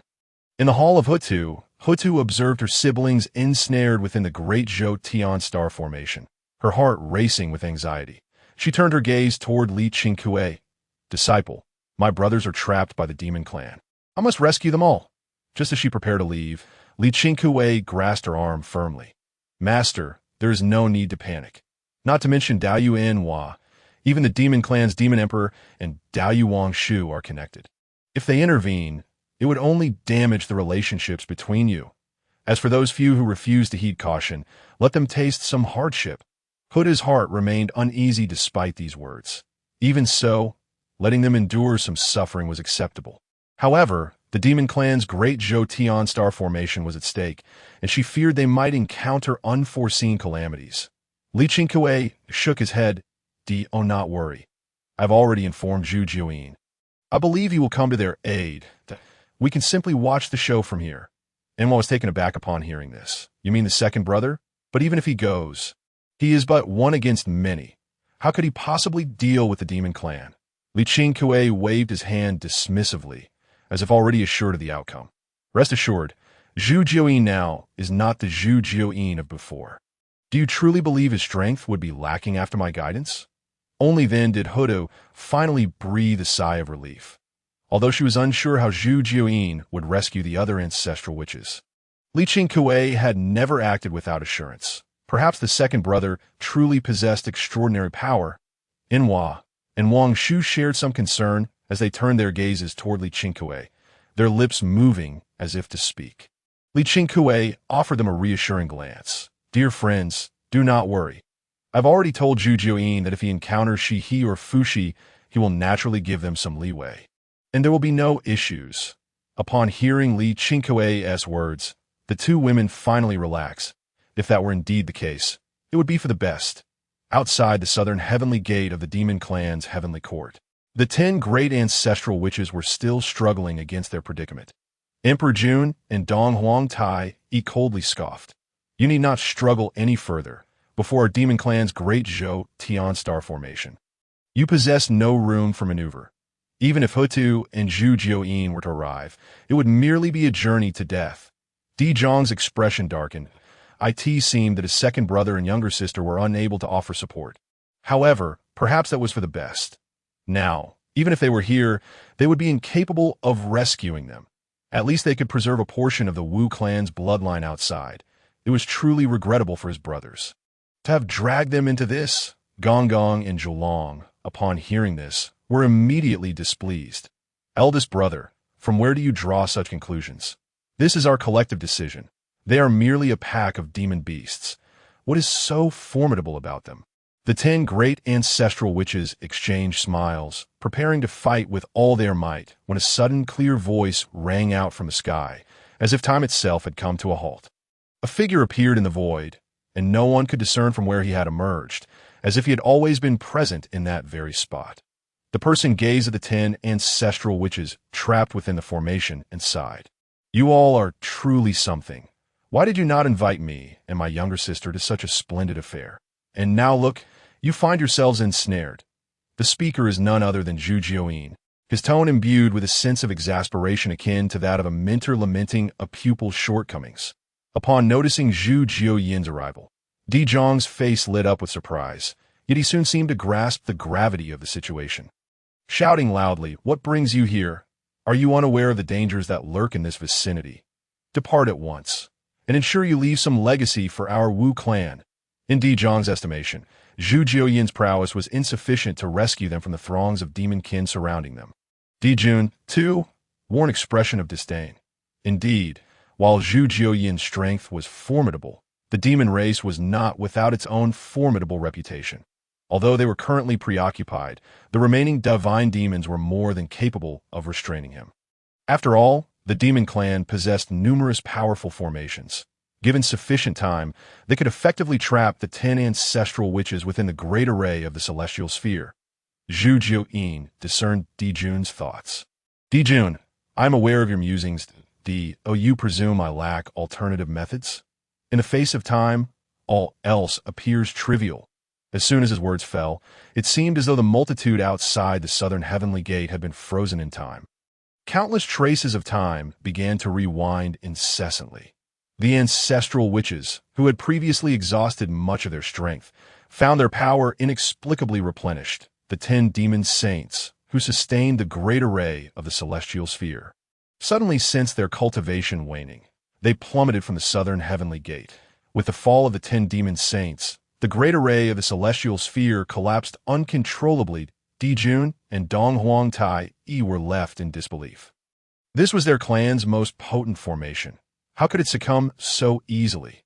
The powerful beings of the primordial wilderness appeared as though they had seen a specter. What manner of ability could be so terrifying? This was the legendary great array of the celestial sphere. It was astonishing that Zhu Jiuyin possessed such strength. At this juncture, he likely rivaled Hou Tu. The realization struck them that the primordial wilderness harbored numerous powerful entities, rendering the demon clan far less formidable than they had presumed. They had initially contemplated seeking refuge among the demons, but now reconsidered that notion. The collective murmurs among the denizens of the primordial wilderness echoed disbelief. Even among the most powerful, the Zixiao palace, Hongjun's brow furrowed. How had such formidable temporal power manifested? The primordial wilderness was growing increasingly peculiar. Could the time demon god, Chun Lao Run, still be alive? Never mind that. Once I achieve the Tao, I shall make you pay dearly for this. In the past, Yang Mei was no match for me, and neither will you, Chun. After the collapse of the great array of the celestial sphere, the 10 ancestral witches managed to escape. Second brother, how has your strength increased so dramatically? Di Jiang inquired, his face a mask of incredulity. As the eldest among the 12 ancestral witches, Di Jiang suddenly felt as though he had squandered the years of his existence. Previously, he had been outmatched by his younger sister, Hou Tu. Now even his second brother, Zhu Jiuyin, surpassed him. This was unacceptable. Upon returning, he vowed to intensify his training so as not to be looked down upon by the denizens of the primordial wilderness. Zhu Jiuyin smirked with satisfaction that it was merely a few minor tricks, nothing of great consequence. Zhu Rong clenched his fists. Having endured their confinement within the formation, he was determined to teach them a lesson. Just as he prepared to strike, Zhu Jiuyin intervened. Zhu Rong, why are you still so impulsive? My temporal seal cannot hold for long. This is still the demon clan's territory. We should retreat, despite their reluctance. The ancestral witches led their kin in a withdrawal. Today's lesson shall not be forgotten by our Wu clan. We shall exact our vengeance in due time. Jun and Dong Huang Taiyi's expressions darkened. Chapter 41. I wish to become a saint. Impossible, absolutely impossible. Although they had ensnared the 10 ancestral witches using the great array of the celestial sphere, thereby demonstrating their strength to the entire primordial wilderness. Zhu Jiuyin had now grown to such an extent that they found themselves unable to contend with him. This compelled them to proceed with caution this moment. Even Hou Tu alone was beyond their capacity to confront. And now there was another formidable adversary. Hou Tu gazed in astonishment at the scene unfolding outside the southern heavenly gate. Qingkuai, how on earth have you accomplished this? How has even my second brother's power surged so dramatically? After hearing this, Wong Shu and Nuwa were equally wide-eyed with wonder. It was undeniable that those guided by Qingkuai experienced significant enhancement in their strength. Qingkuai yawned, feigning nonchalance. Just standard operations, nothing more. Just as Qingkuai intended to elaborate further, an overwhelming force emanated from Nuwa, her expression turning grim. Hou Tu and the others were filled with curiosity. Sister Nuwa, what troubles you? Is something amiss? Nuwa's countenance darkened. That vile Laozi dares to covet my human race. It turned out that after departing the Wu clan's domain, Laozi had made his appearance in the primordial wilderness. Given his current strength, mere arduous cultivation would yield little benefit. He sought to discover opportunities within this realm. He recalled Nuwa's ascent to sanctity through the creation of humanity, recognizing that the human race must possess unique attributes.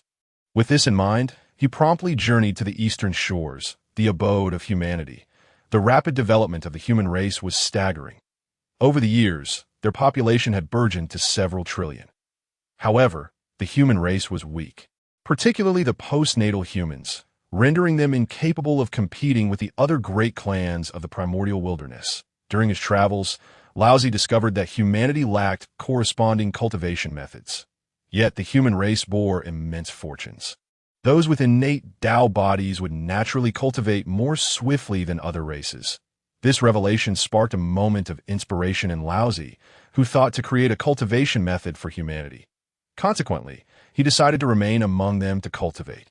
Upon learning of humanity's growth, Nuwa realized that if she wished to become the Tao master of humanity, she must not allow Laozi to meddle in human affairs. Thus, she left her mark upon humanity. Little did she expect that Laozi would still reach this juncture. After Qingkuai grasped the sequence of events, he furrowed his brow. Although Laozi purportedly established the teachings of humanity and ultimately attained sanctity, it was merely a manipulation of the fortunes of humanity. He had never genuinely contributed to their development. Instead, he had accrued tremendous fortunes for himself. If the opportunity arose, he must not be allowed to succeed. Indeed, if it serves to thwart my elder brother, I shall gladly lend my support. As soon as he spoke, a male voice chimed, I end. Qingkuai turned to the source, discovering it was Tong Tian Daorun. At that moment, Tong Tian Daorun was still within the Wu clan, tirelessly practicing swordplay. Having recently achieved some progress, he was eager to seek Qingkuai's guidance. By happenstance, he overheard this discussion. Tong Tian Daorun harbored resentment towards Laozi and Yuan Shi Zhun for their collusion to undermine Zixiao. Now that he had an opportunity to cause them trouble, why not seize it? Though certain actions could not be overtly revealed, he could shield his companions from Yuan Shi Zhun. Upon hearing this, Qingkuai's eyes glimmered with excitement. If they could obstruct Yuan Shi Zhun, they would significantly reduce their obstacles. Initially, I had contemplated allowing Tongtian Daoists to maintain neutrality, abstaining from aiding either side. However, now that he wishes to assist them, it seems fortuitous that this moment, Laozi had traversed the realms of the human race for many years. One day, he settled cross-legged in a tribe and instantly shared the profound insights he had garnered over the years. The multitude among the human race who heard Laozi's teachings became enraptured, with some afflicted by ailments experiencing miraculous recoveries. Although there existed many formidable beings in the primordial world, attention toward the smaller clans, such as the human race, was scarce, with only a few extending their benevolence. Likely due to Nuwa's influence at this juncture, Laozi sensed that his opportunity to attain sainthood had arrived. A radiant aura emanated from him, and amidst the primordial sovereigns, a majestic purple mist spread across 30,000 miles. The expressions of the powerful beings in the primordial realm shifted dramatically. Clearly, they were no strangers to such spectacles. This was reminiscent of the scene when Nuwa attained sainthood, and they were astonished that Laozi would achieve it so swiftly. Sensing the opportune moment, Laozi's aura surged exponentially. Elation surged within him as he thought, "Here it comes, my long-awaited opportunity has finally arrived." A voice within him fervently proclaimed that by establishing the teachings for humanity, he could become a saint. Heavenly Tao above, I, Laozi, the foremost of the three pure ones, transformed from the primordial essence of Pangu, today feel the plight of the human race and their lack of a path to cultivation. Before he could finish, a thunderous sound reverberated through the sky, a crimson embroidered ball, imbued with the might of heaven and earth, plummeted toward him. Caught unawares, Laozi was suddenly struck, leaving him disheveled. In that moment, he was utterly bewildered, questioning, what is happening? Who am I? Where am I? What am I doing? He was indeed a disciple of Daozu Hongjun. Who would dare to lay a hand on him? Clearly, no one in the entire primordial realm had anticipated such an occurrence. Who possessed the audacity to attack him? After all, he had the venerable Hongjun as his backing, not to mention the three pure ones, all of whom were on the verge of attaining sainthood. Who was so blind as to provoke him? Far away on Kunlun Mountain, Yuan Shi Tianzuan's expression darkened upon witnessing this scene. Who dares to be so audacious as to ambush the orthodox lineage of Pangu? He prepared a rush to the human territory to assist Laozi, when Tongtian Daoist appeared before him on Kunlun Mountain. Second brother, it has been quite a while, and why swordsmanship has recently advanced. I seek your guidance. Tongtian, standing alone with his sword before Yuan Shi Tianzuan, resembled an unparalleled sword immortal. Yuan Shi Tianzuan's expression soured. Third brother, what are you doing? This is a critical moment for our elder brother. I sense that after he attains sainthood, our own opportunities will arrive. We must not act recklessly. However, Tongtian Daoist disregarded his words, resolutely brandishing his Qingping sword. Other matters do not concern me. I merely wish to spar with you, second brother, and nothing else. Observing Tongtian's unwavering stance, Yuan Shi Tianzuan realized that the matter was far from simple. His demeanor turned cold, his voice laced with fury, akin to rumbling thunder that pierced the heavens. Third brother, do you truly insist on this? Chapter 42. Is Nuwa's power so great? Tongtian Daoist remained silent, standing firm with his sword before Yuan Shi Tianzuan, showing no sign of yielding. Yuan Shi Tianzuan's expression darkened further. Very well, you dare to inconvenience your elder brother for the sake of outsiders. Today, I shall teach you a lesson. With a wave of his hand, a surge of chaotic energy enveloped a small banner, bringing it before him. This was the innate treasure, the Pangu banner, held by Yuan Shi Tianzuan. The banner radiated a fierce, chaotic aura, as if it could rend the void itself. Third brother, I grant you one final opportunity. Will you step aside? Tongtian Daoist snorted coldly. Second brother, at this point, you remain hypocritical. If so, shall we duel in the chaos? Yuan Shi Tianzuan understood clearly that their strengths were closely matched. Regardless of the outcome, their clash would undoubtedly shatter Kunlun Mountain. Such a celestial abode was not easily found. The two of them ventured into the chaos. Meanwhile, in the human territory, Laozi was still locked in confrontation with Nuwa. At this moment, Laozi extended his divine sense, attempting to locate the whereabouts of Yuan Shi Tianzuan and Tongtian Daoist. His opportunity for sainthood was deeply intertwined with their fates. He believed that upon learning of his current predicament, they would surely rush to his aid. However, as Laozi's divine sense probed into the chaos, he was nearly incensed to the point of losing his composure to that moment. Yuan Shi, Tianzuan, and Tong Tian Daoist were locked in fierce combat within the chaos. What are my second and third brothers up to? He thought, filled with displeasure. A bit of mischief now and then is acceptable, but this is beyond reason. Nuwa had already surmised Laozi's thoughts and let out a soft huff. Are you still waiting for your two brothers to come to your aid? Let me tell you today, I have taken charge of the human affairs. Even if they were to arrive, they could not thwart my plans upon hearing this. Laozi's expression turned grim, clearly realizing that the situation had been orchestrated by Nuwa. A grimace of anger surfaced on Laozi's otherwise calm visage. Junior sister, you must consider carefully. These matters are decreed by the heavenly Tao. If you insist on obstructing me, you shall find it difficult to explain yourself to the master.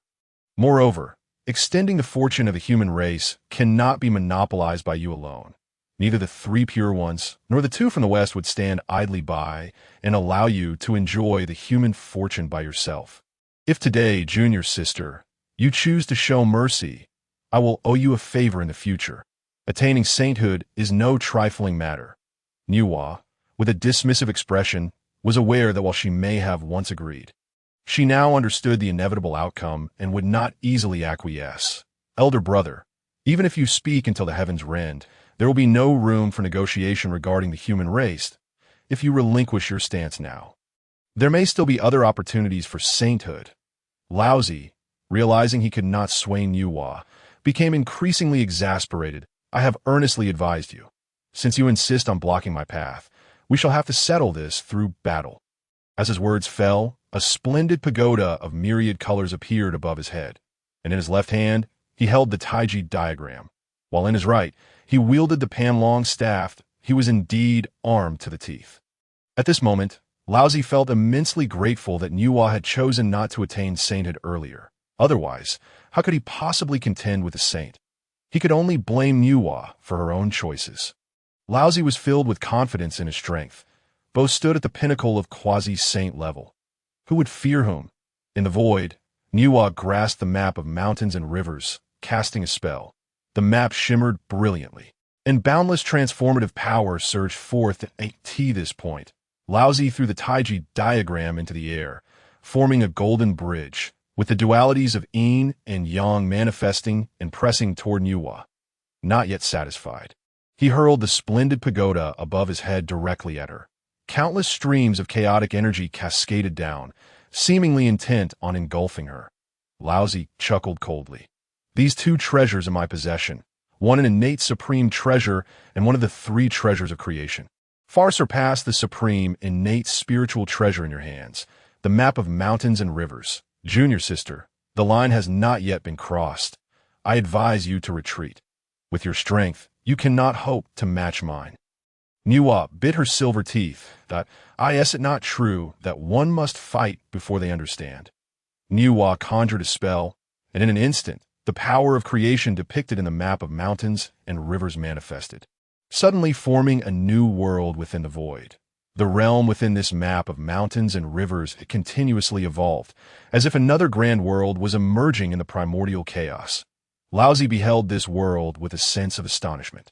The laws governing this realm were complete, including the full evolution of earth, water, wind, and fire, indicating that Nuwa's creative principles had reached an unparalleled zenith. It was indeed a pity. Had he cultivated a friendship with her, it could have proven advantageous in the future. However, matters concerning the path to enlightenment were not to be trifled with. Laozi summoned the energies of yin and yang, along with the essence of the mysterious yellow, and hurled them towards Nuwa. These forces bore an overwhelming might capable of annihilating the heavens and the earth, hurtling towards her with great ferocity. Wherever they passed, the void shattered, and countless elements of water, wind, and fire began to re-evolve, as if the sky itself rained down an array of purple lightning, heralding an impending apocalypse. Those witnessing this spectacle in the primordial chaos were filled with trepidation. Truly, she was a being on the cusp of sanctification, possessing formidable power, particularly with her innate treasures, which were of boundless potency. Alas, such treasures were unworthy of their capabilities. Nuwa shook her head, murmuring to herself. Indeed, relying on external objects could never equate to possessing one's own. At that moment, the map of mountains and rivers teemed with creative forces, some evolving into earth, water, wind, and fire, while others took the form of yin and yang energies. Even the concepts of time and space existed within it. Countless powers collided with the energies released from the Taiji diagram and the exquisite pagoda of heaven and earth, vanishing in an instant. Laozi, witnessing this scene, felt as if he had encountered a ghost. How could such a small world possess so many laws? Observing the Taiji diagram and the exquisite pagoda, he realized they could not withstand much longer. Reluctantly, Laozi withdrew all these forces. The onlookers in the primordial chaos were greatly astonished. As Laozi, the foremost disciple of Daozu Hongjun, his strength was indeed unfathomable. They had not anticipated him to falter before Nuwa. It was evident that Nuwa's mastery of creative principles was truly terrifying, capable of independently evolving a world through the map of mountains and rivers. More importantly, the laws of this world were complete. If it could continue to expand, what difference would it have from the primordial world created by the great Pangu? Chapter 43. Idly, Nuwa established a doctrine at this moment. Several powerful beings in the primordial chaos found themselves in a state of hesitation. Ever since Daozu Hongjun had imparted his teachings, the prevailing method of cultivation in the primordial chaos had been the severing of the three corpses to attain sanctification. However, achieving this was no simple feat, as it required innate spiritual treasures commensurate with such a goal. Yet, such treasures were far beyond the reach of ordinary cultivators. Now, the tremendous power emanating from Nuwa clearly indicated a path of righteousness through strength. Particularly, the formidable force surrounding her prompted them to speculate. Could it be that the path of righteousness through strength was indeed the true path? Just then, Nuwa seemed to have an epiphany. A faint smile gracing her lips. Laozi, I shall call you brother once more. The human race is not within your purview. Today, I shall shatter your aspirations. At that moment, Nuwa raised her gaze to the heavens. Her words resonating with celestial authority. The Tao is above. I am Nuwa, the holy mother of humanity.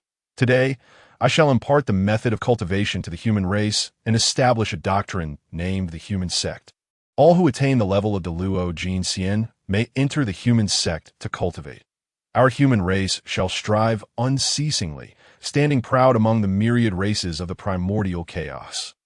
No sooner had Nuwa's words fallen than Laozi, upon hearing the name of the human sect, instantly realized that his opportunity for sanctification had been seized, and he grimaced in fury.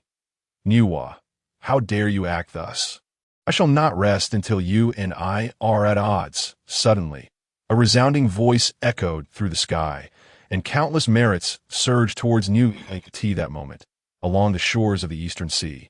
All the members of the human race knelt in reverence. We thank the Holy Mother for bestowing the teachings that we, the human race, shall strive unceasingly. Nuwa nodded in satisfaction, then waved her hand. Countless merits rained down upon the human race. These merits were sufficient for Laozi to attain sanctification, their sheer number indicating their vastness. Now, as they showered upon the human race, many individuals with disabilities or aged bodies were instantly restored to normalcy. Even several leaders of the human race, without any cultivation, found their strength elevated directly to the Luo Jinxian. Nuwa smiled and nodded at the three leaders. From today forth, you shall be the three ancestors of the human race, establishing the ancestral home of humanity. All who reach the Luo Jinxian may enter my human sect. The three leaders of the human race, upon hearing this, immediately knelt before her. Sui Run, Yu Chao, and Zi pay their respects to the sect master. We shall not fail the sect master's trust. At that moment, a furious roar reverberated through the sky. Nuwa, how dare you defy the heavens? All beings in the primordial chaos heard this voice, that I in the midst of chaos. Yuan Shi Zhun and Tong Tian Dao Ren ceased their conflict. Yuan Shi Zhun wore a smug expression. You have dared to go against the heavens. Now you have provoked the heavenly Tao. Let us see how you extricate yourselves." It turned out that Hongjun, who was cultivating in the Zixiao palace, suddenly sensed a shift in the heavenly forces and, upon calculation, realized what had transpired with the human race. Laozi establishing the human sect and attaining sanctification had been his prearrangement, but he had not expected Nuwa to intercept it. If this were the case, how would he calculate the human race moving forward? Years of scheming had ended in failure, and he could scarcely endure it. Hongjun borrowed some authority from the heavenly Tao. Though he could not intervene directly, he could certainly enlist others. At that moment, a torrent of heavenly power surged towards Laozi. Laozi felt his strength rapidly escalating, soon reaching the level of a saint. With every gesture embodying the might of heaven and earth, that Hongjun's voice resonated in Laozi's ear. Nuwa defies the heavens. Today, I grant you the power of the heavenly Tao. You may suppress Nuwa in place of the heavenly Tao. Upon hearing this, Laozi was filled with excitement, feeling an overwhelming power coursing through him. He could not help but throw his head back and laugh. Nuwa, you have seized my opportunity for sanctification. I shall not rest until this matter is settled.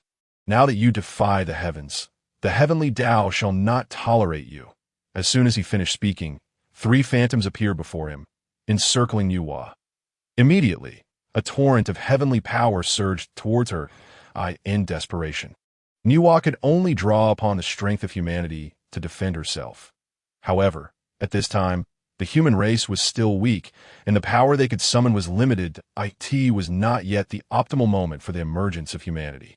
Nuwa struggled greatly to withstand the onslaught. The onlookers in the primordial chaos gained a clearer understanding of the power of the saints and the heavenly Tao. Indeed, the heavenly Tao is not to be transgressed. Otherwise, even a powerhouse like Nuwa could not escape the fate of being reduced to ashes. Just when everyone believed Nuwa was about to be suppressed by Laozi, a delicate voice echoed through the void. "Laozi, how dare you act against my sister Nuwa? What audacity!" A formidable force surged towards Laozi. He had no choice but to counter it, being pushed back several thousand miles. Upon seeing the newcomer, Laozi's expression darkened. It was Hou Tu of the Witch Clan. "Hou Tu, this matter is decreed by the heavenly Tao. No one may defy. You wish to stand with Nuwa against the heavenly Tao?" Hou Tu responded with disdain. "Laozi, retract your words. The heavenly Tao has no authority over me. If the heavenly Tao is unjust, what harm is there in rebelling against it?" Upon hearing Hou Tu's words, the expressions of the onlookers in the primordial chaos shifted dramatically. Although each being had their own schemes, they held great respect for the heavenly Tao and even for Hongjun, its representative. Everyone understood the principle that the heavenly Tao must not be violated, yet they were astonished that Hou Tu could utter such words. In the hall of Pangu, Qingkuai smiled upon hearing Hou Tu's declaration. "Master is formidable. Indeed, push back like that. What can the heavenly Tao do?" Laozi could scarcely believe his ears. How could anyone dare to show such disrespect to the heavenly Tao? "Hou Tu, do you understand the gravity of your words? Trouble comes from the mouth.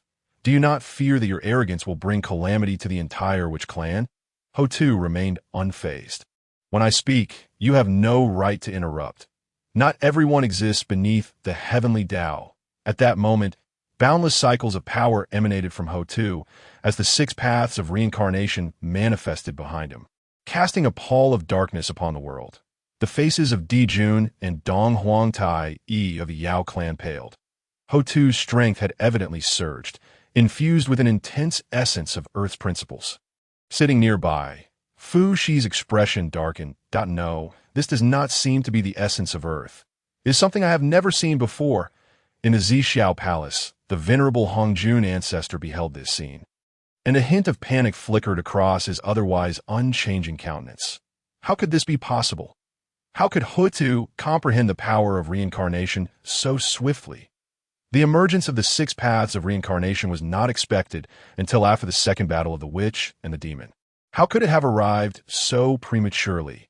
Without needing to mention Hongjun, even the ancestor was acutely aware that the current state of the primordial world had undergone significant upheaval. The aura of the underworld emanating from Hou Tu grew increasingly potent. With a great roar, Hou Tu declared, heavenly Tao is supreme. I am Hou Tu, a descendant of the Pangu father god. Today, sensing the deficiencies in the heavenly Tao, I shall carve the 6 paths of reincarnation into the very fabric of the primordial earth. The 6 paths shall comprise the upper 3, the heavenly path, the human path, and the Azura path, and the lower 3, the hell path, the ghost path, and the beast path. All souls that reincarnate in the primordial world must traverse the 6 paths of reincarnation. Today, I shall establish a realm named the underworld, where the Ghost Gate, the Niha Bridge, and the Yellow Springs Road shall be set. All reincarnations must pass over the Niha Bridge and drink the Mengpa soup.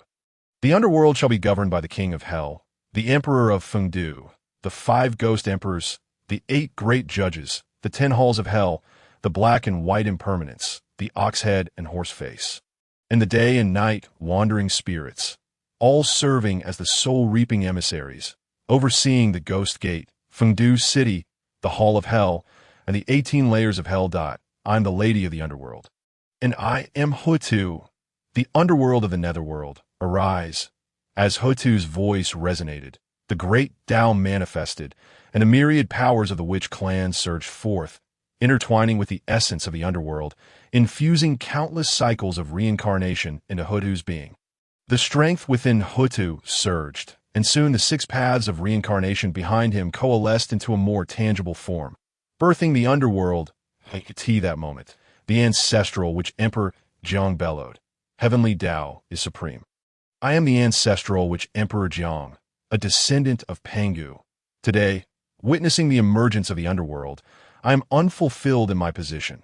Therefore, I shall take on the role of the Emperor of Fengdu. A mysterious aura of the underworld enveloped Emperor Jiang, his power swelling until he transformed into a figure clad in a violet robe adorned with 9 golden dragon claws, crowned with a purple golden dragon crown. He had become the Emperor of Fengdu. The declarations continued. Heavenly Tao is supreme. I am the ancestral which Zhu Jiuyin, a descendant of Pangu. Today, witnessing the underworld, I am unfulfilled in my position. I shall become the King of Hell, governing the order of the underworld. Heavenly Tao is supreme. I am the ancestral which Xianming, a descendant of Pangu. Today, witnessing the underworld, I am unfulfilled in my position. I shall be the king of the 10 halls of hell, maintaining the order of the underworld. May the great Tao witness this. Heavenly Tao is supreme. I am the ancestral which Xiangliang, a descendant of Pangu. Today, witnessing the underworld, I am unfulfilled in my position. I shall be the king of Chu Jiang of the 10 halls of hell, maintaining the order of the underworld. May the great Tao witness this. Soon, a chorus of voices arose, as countless great witches made their declarations with astonishing speed and fluency, leaving onlookers astounded. By the end, nearly all members of the witch clan had entered the underworld. The power within Hou Tu had fully solidified. Henceforth, our witch clan shall retreat to the underworld, withdrawing from the strife of the primordial world. I, Hou Tu, as the Lady of Tranquility, shall serve as the master of the earthly path, governing the earthly Tao, standing equal to the heavenly Tao. Let the earthly Tao be established. The power of reincarnation and the aura of the netherworld flowed forth, amplifying Hou Tu's strength, swiftly elevating him to the level of the Hunyuan Daluo Jingxian, attaining the 3rd realm of Hunyuan Daluo Jingxian. Within the Pangu Hall, a voice suddenly echoed in Li Qingkuai's mind. Ding! Congratulations, host, on guiding Hou Tu to achieve the status of the master of the earthly Tao, establishing the 6 paths of reincarnation, triggering a 10,000-fold return. Congratulations, host, on acquiring the authority of the netherworld across myriad realms and the Great Summoning Technique. The Great Summoning Technique. In every world of the myriad realms, one can manipulate the powers of the netherworld, possessing the highest authority of the netherworld, controlling the 6 paths of reincarnation, transcending the 5 elements of heaven and earth. Upon hearing this, Li Qingkuai's eyes sparkled with excitement. This essentially meant that he had also become the master of the earthly Tao, and his authority surpassed even that of Hou Tu. The thought of so many powerful beings in the underworld becoming his subordinates filled him with uncontainable joy. It was nothing short of a windfall. Suddenly, 2 streams of netherworld energy surged into the sky, reaching the void above, gradually manifesting into two spiritual treasures. Point one was the spring and autumn reincarnation pin, and the other was the book of life and death. As these two treasures emerged, they seemed to flatteringly rush towards Hou Tu. Hou Tu effortlessly claimed them into his possession. I could see this moment. Laozi stood in the void, feeling somewhat awkward. Hou Tu had attained the status of master of the earthly Tao, primarily receiving the acknowledgement of the great Tao, standing equal to the heavenly Tao. Should he intervene? Ordinarily, disrupting another's path to enlightenment could be far more grievous than harming one's parents. Yet if Hou Tu aligned with Nuwa, there was truly no chance of winning. Suddenly, dark clouds gathered in the sky, and countless purple-red lightning bolts flickered. The entire earth was engulfed in chaotic winds, casting the realm into darkness. Many weak beings were torn to shreds by the relentless chaotic winds that in the primordial world. Countless creatures trembled in their sanctuaries, quaking in fear that heaven's wrath. This truly was the wrath of the heavenly Tao. Indeed, when deities clash, mortals suffered that moment. The eye of the heavenly Tao turned its gaze towards Hou Tu. Without a trace of fear, Hou Tu rallied the powers of the earthly Tao to contend with the heavenly Tao. Soon, the eye of the heavenly Tao gradually faded away, and a voice suddenly echoed within the Zixiao palace. Hou Tu, Nuwa, and Laozi, come to the Zixiao palace. Zhun and Dong Huang Tai nearly dropped their jaws in astonishment. What was happening? How could Nuwa and Hou Tu be causing such a commotion and simply walk in? They found it utterly inconceivable. Had this been any other being, the heavenly Tao would have surely unleashed a divine thunderbolt, reducing them to ashes. And one could have anticipated that Hou Tu, openly defying the heavenly Tao, could remain unscathed. Meanwhile, in the West, a disciple appeared to have a sudden realization that the great Tao governed so much. If one swore allegiance to the great Tao, could they not bypass the heavenly Tao and gain the great Tao's acknowledgement? With this thought, the disciple stroked his bald head.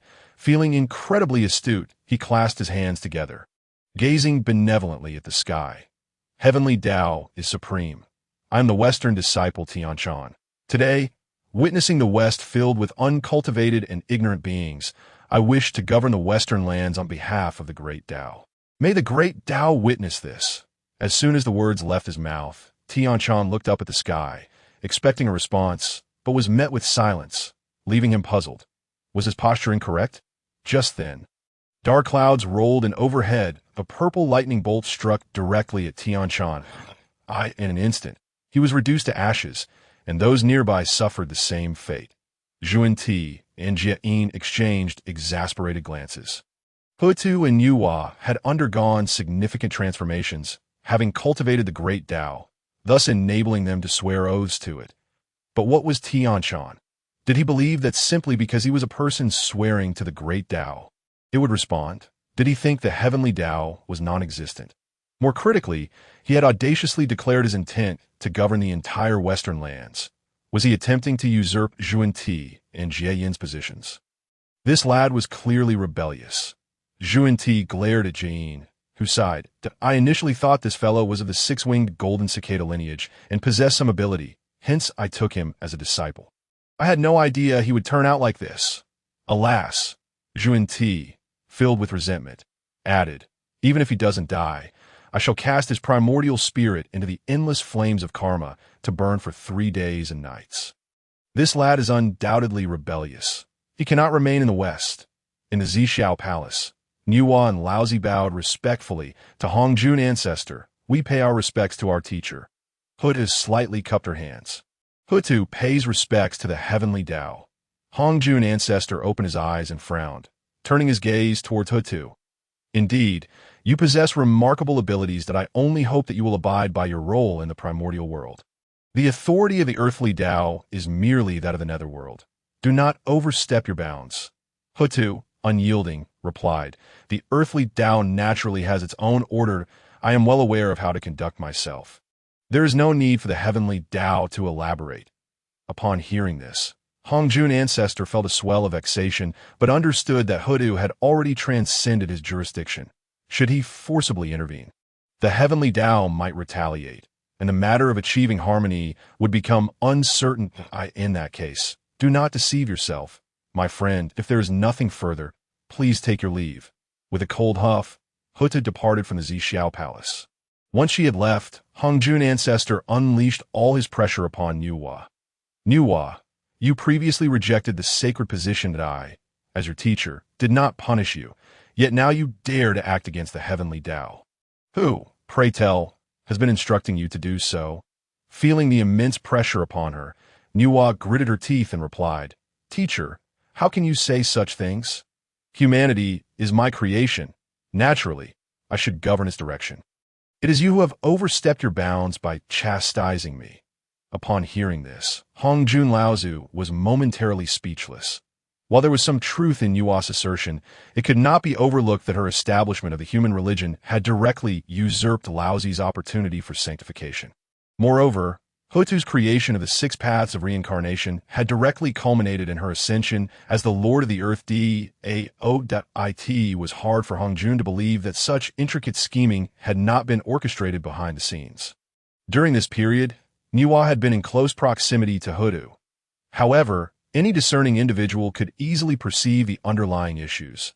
Whether it was Nuwa's creation of humanity or Hou Tu's design of reincarnation, the execution was so adept that it was hard to imagine how many rehearsals had taken place behind closed doors. The entry of the witch clan into the underworld was also meticulously organized, as if it had been pre-rehearsed. The mechanisms of the underworld, according to his vision, were supposed to evolve through the great calamity of the canonization and even reach fruition during the journey to the west. Yet it had been abruptly completed. There was undoubtedly something amiss. A tempest of rage surged across Hongjun Laozi's otherwise unchanging visage. Nuwa, you must comprehend that the heavenly Tao is not easily trifled with. Beneath the heavenly Tao, all beings are but ants. If I cannot move Hou Tu, how could I possibly be unable to move you? Nuwa felt a tremor of anxiety within her. However, recalling Qingkuai's words, she mustered the strength to respond. Disciple truly knows not what the master speaks of. That it was Laozi's senior brother, who was aggressive, leaving me no choice but to establish the human religion. I beseech master to see through this. Suddenly, Hongjun Laozi found himself at a loss for words. If he possessed the ability to discern, why would he need to inquire? Observing that Nuwa was impervious to reason, Hongjun sighed in resignation. Very well. We are at a critical juncture of the Tao, so I shall not stoop to their level. Let them be consumed by their own destruction. Remember, the heavenly Tao is just and impartial. Beneath it, all are mere ants. Not deceive yourself. Should there be any further rebellious actions, you shall inevitably be reduced to ash, your soul scattered. You comprehend. Nuwa nodded, her expression one of innocence. Disciple understands. And I shall assuredly abide by master's teachings in the future. With her sincere and innocent gaze, Hongjun Laozi felt as though he were striking a fist against cotton, unable to exert any force. He sighed deeply, feeling a profound weariness. Very well, you may return. Once Nuwa departed, Laozi, who had been observing from the sidelines, was visibly displeased. His aged appearance, coupled with the disheveled state of his garments from the earlier confrontation, rendered him particularly pitiful. Master, you must stand up for me. Nuwa seized my opportunity for sanctification. I implore you to punish her. Hongjun Laozi's face darkened upon hearing this. Punish her? Hou Tu is the Lord of the Earth Tao. Her status is not beneath mine. Nuwa, too, is the maternal goddess of humanity, possessing the fortune of all humankind, which will undoubtedly become the focal point of the future primordial world. What power do I have to act against them? Watching Laozi's tear-streaked face, though feeling helpless, Hongjun Laozi knew he had to find a way to resolve this. After Nuwa exited the Zixiao palace, she was met by Hou Tu, who was anxiously awaiting her return. Sister, you have finally emerged. How did it go? Did the Tao ancestor do anything to you? Nuwa replied playfully, Of course not. Qingkuai was right. I possess the stature of all humanity, and even the heavenly Tao cannot easily touch me. You should have seen the look in the master's eyes. Just thinking about it is exhilarating. Hou Tu, upon hearing Nuwa's words, couldn't help but internally critique her. My dear sister, do you not realize you were in grave danger? Though you possess the authority of humanity, the heavenly Tao, should it choose to engage in a battle of attrition, could strip you of your current status. It merely requires a backlash from the heavenly Tao. At that moment, Nuwa became acutely aware of the peril she had just faced, breaking into a cold sweat. Although such experiences were thrilling, she hoped to avoid them in the future. Do not worry. All of this was calculated by Qingkuai. I have complete faith that he would never harm me. Hou Tu's expression darkened. Her reckless disciple had now acquired a little infatuation. Yet, it was true that Qingkuai possessed such abilities. Hou Tu patted Nuwa's shoulder, taking her delicate hand in hers. All right, let us hasten our return to Buzhou Mountain. The witch clan's withdrawal from the primordial struggle will surely give the Tao ancestor a headache for some time. If he becomes truly incensed, we may find ourselves in a dire predicament. Moreover, it is possible that Hongjun Laozi will not allow the witch clan to extricate themselves so easily, so we ought to return and see what transpires. Nuwa nodded, acknowledging that the witch clan was indeed a group of unpredictable battle maniacs. Their entrance into the underworld was a means to evade the great calamity of the primordial witch and demon. Hou Tu and her companions had to plead extensively to persuade them. Who knows what trouble they might stir up next? At this moment, an uninvited guest arrived at Pai Island, none other than Laozi, who had just exited the Zixiao palace. Upon hearing of Laozi's visit, Dong Wang Gong felt a twinge of suspicion. Having just lost his opportunity for sanctification, he wondered what Laozi sought from him this time.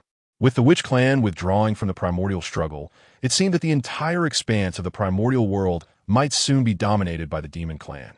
Given their character, it was likely that trouble would soon befall the Pangu lineage. Laozi's arrival could perhaps be a fortuitous turning point. Contemplating this, Dong Wang Gong began to strategize. Come, quickly invite Laozi Daoist to join us. Hold on, I shall go personally to extend the invitation outside of Pai Island. Dong Wang Gong gazed at the approaching Laozi with delight and bowed respectfully. It is an honor to have Daoist Laozi visit my celestial court. What brings you here? Laozi's expression appeared somewhat grim.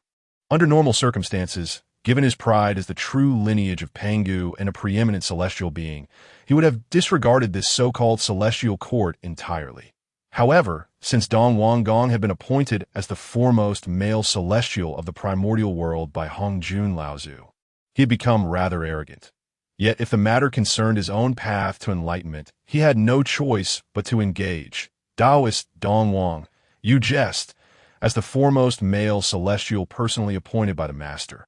It is only natural for you to uphold the order of the primordial world. With the demon clan wreaking havoc, this is indeed an opportune time for us to dominate the primordial realm. Upon hearing this, Dong Wang Gong's heart stirred. Initially, he had thought that with Hongjun Laozi's endorsement, at least the formidable beings within the primordial world would grant him some respect. However, he had fortuitously encountered the witch clan and the demon clan, only to be soundly defeated, resulting in a loss of face. Now, having just fought a battle with Laozi, and seemingly lost over a dispute regarding the rights of humanity, Laozi's sudden appearance before him did not bode well. Daoist, do you wish to join my Pangu lineage? Laozi furrowed his brow, contemplating Dong Wang Gong's audacious ambition, a dignified figure of the Pangu lineage, a saint predetermined by heaven. If it were not for the insidious schemes of Nuwa and Hou Tu, he would have certainly taught them a lesson. Daoist Dong Wang, do you realize that the demon clan is currently robust? With the likes of Emperor Zhun, Dong Huang Tai Yi Fushi, Nuwa, the demon master Qingkuai, and the 10 great demon saints, all beings between heaven and earth, are under their dominion. Yet, not all beings of heaven and earth serve the demon clan. If you can establish a spirit clan, it would undoubtedly gather the primordial essence at that time. Engaging the demon clan in rivalry would not be out of the question. This aligns with the will of the Tao ancestor. Upon hearing this, Dong Wang Gong's eyes lit up that he indeed harbored thoughts of contending with the demon clan, but his current weakness hindered him.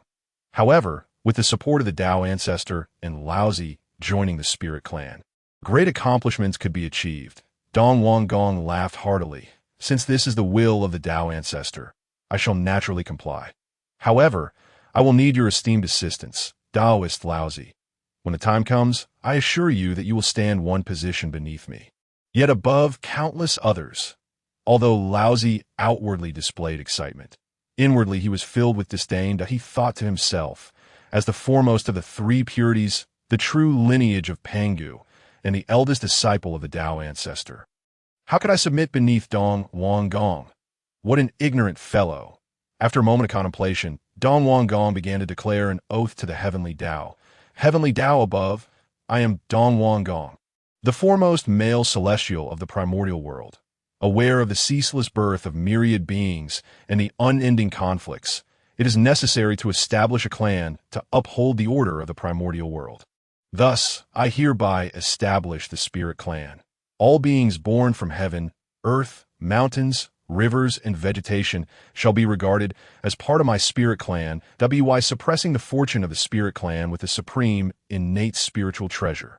The dragon-headed staff, I declare the spirit clan to be established. In an instant, countless merits descended from the sky, and the great beings of the Penglai lineage were overwhelmed with joy.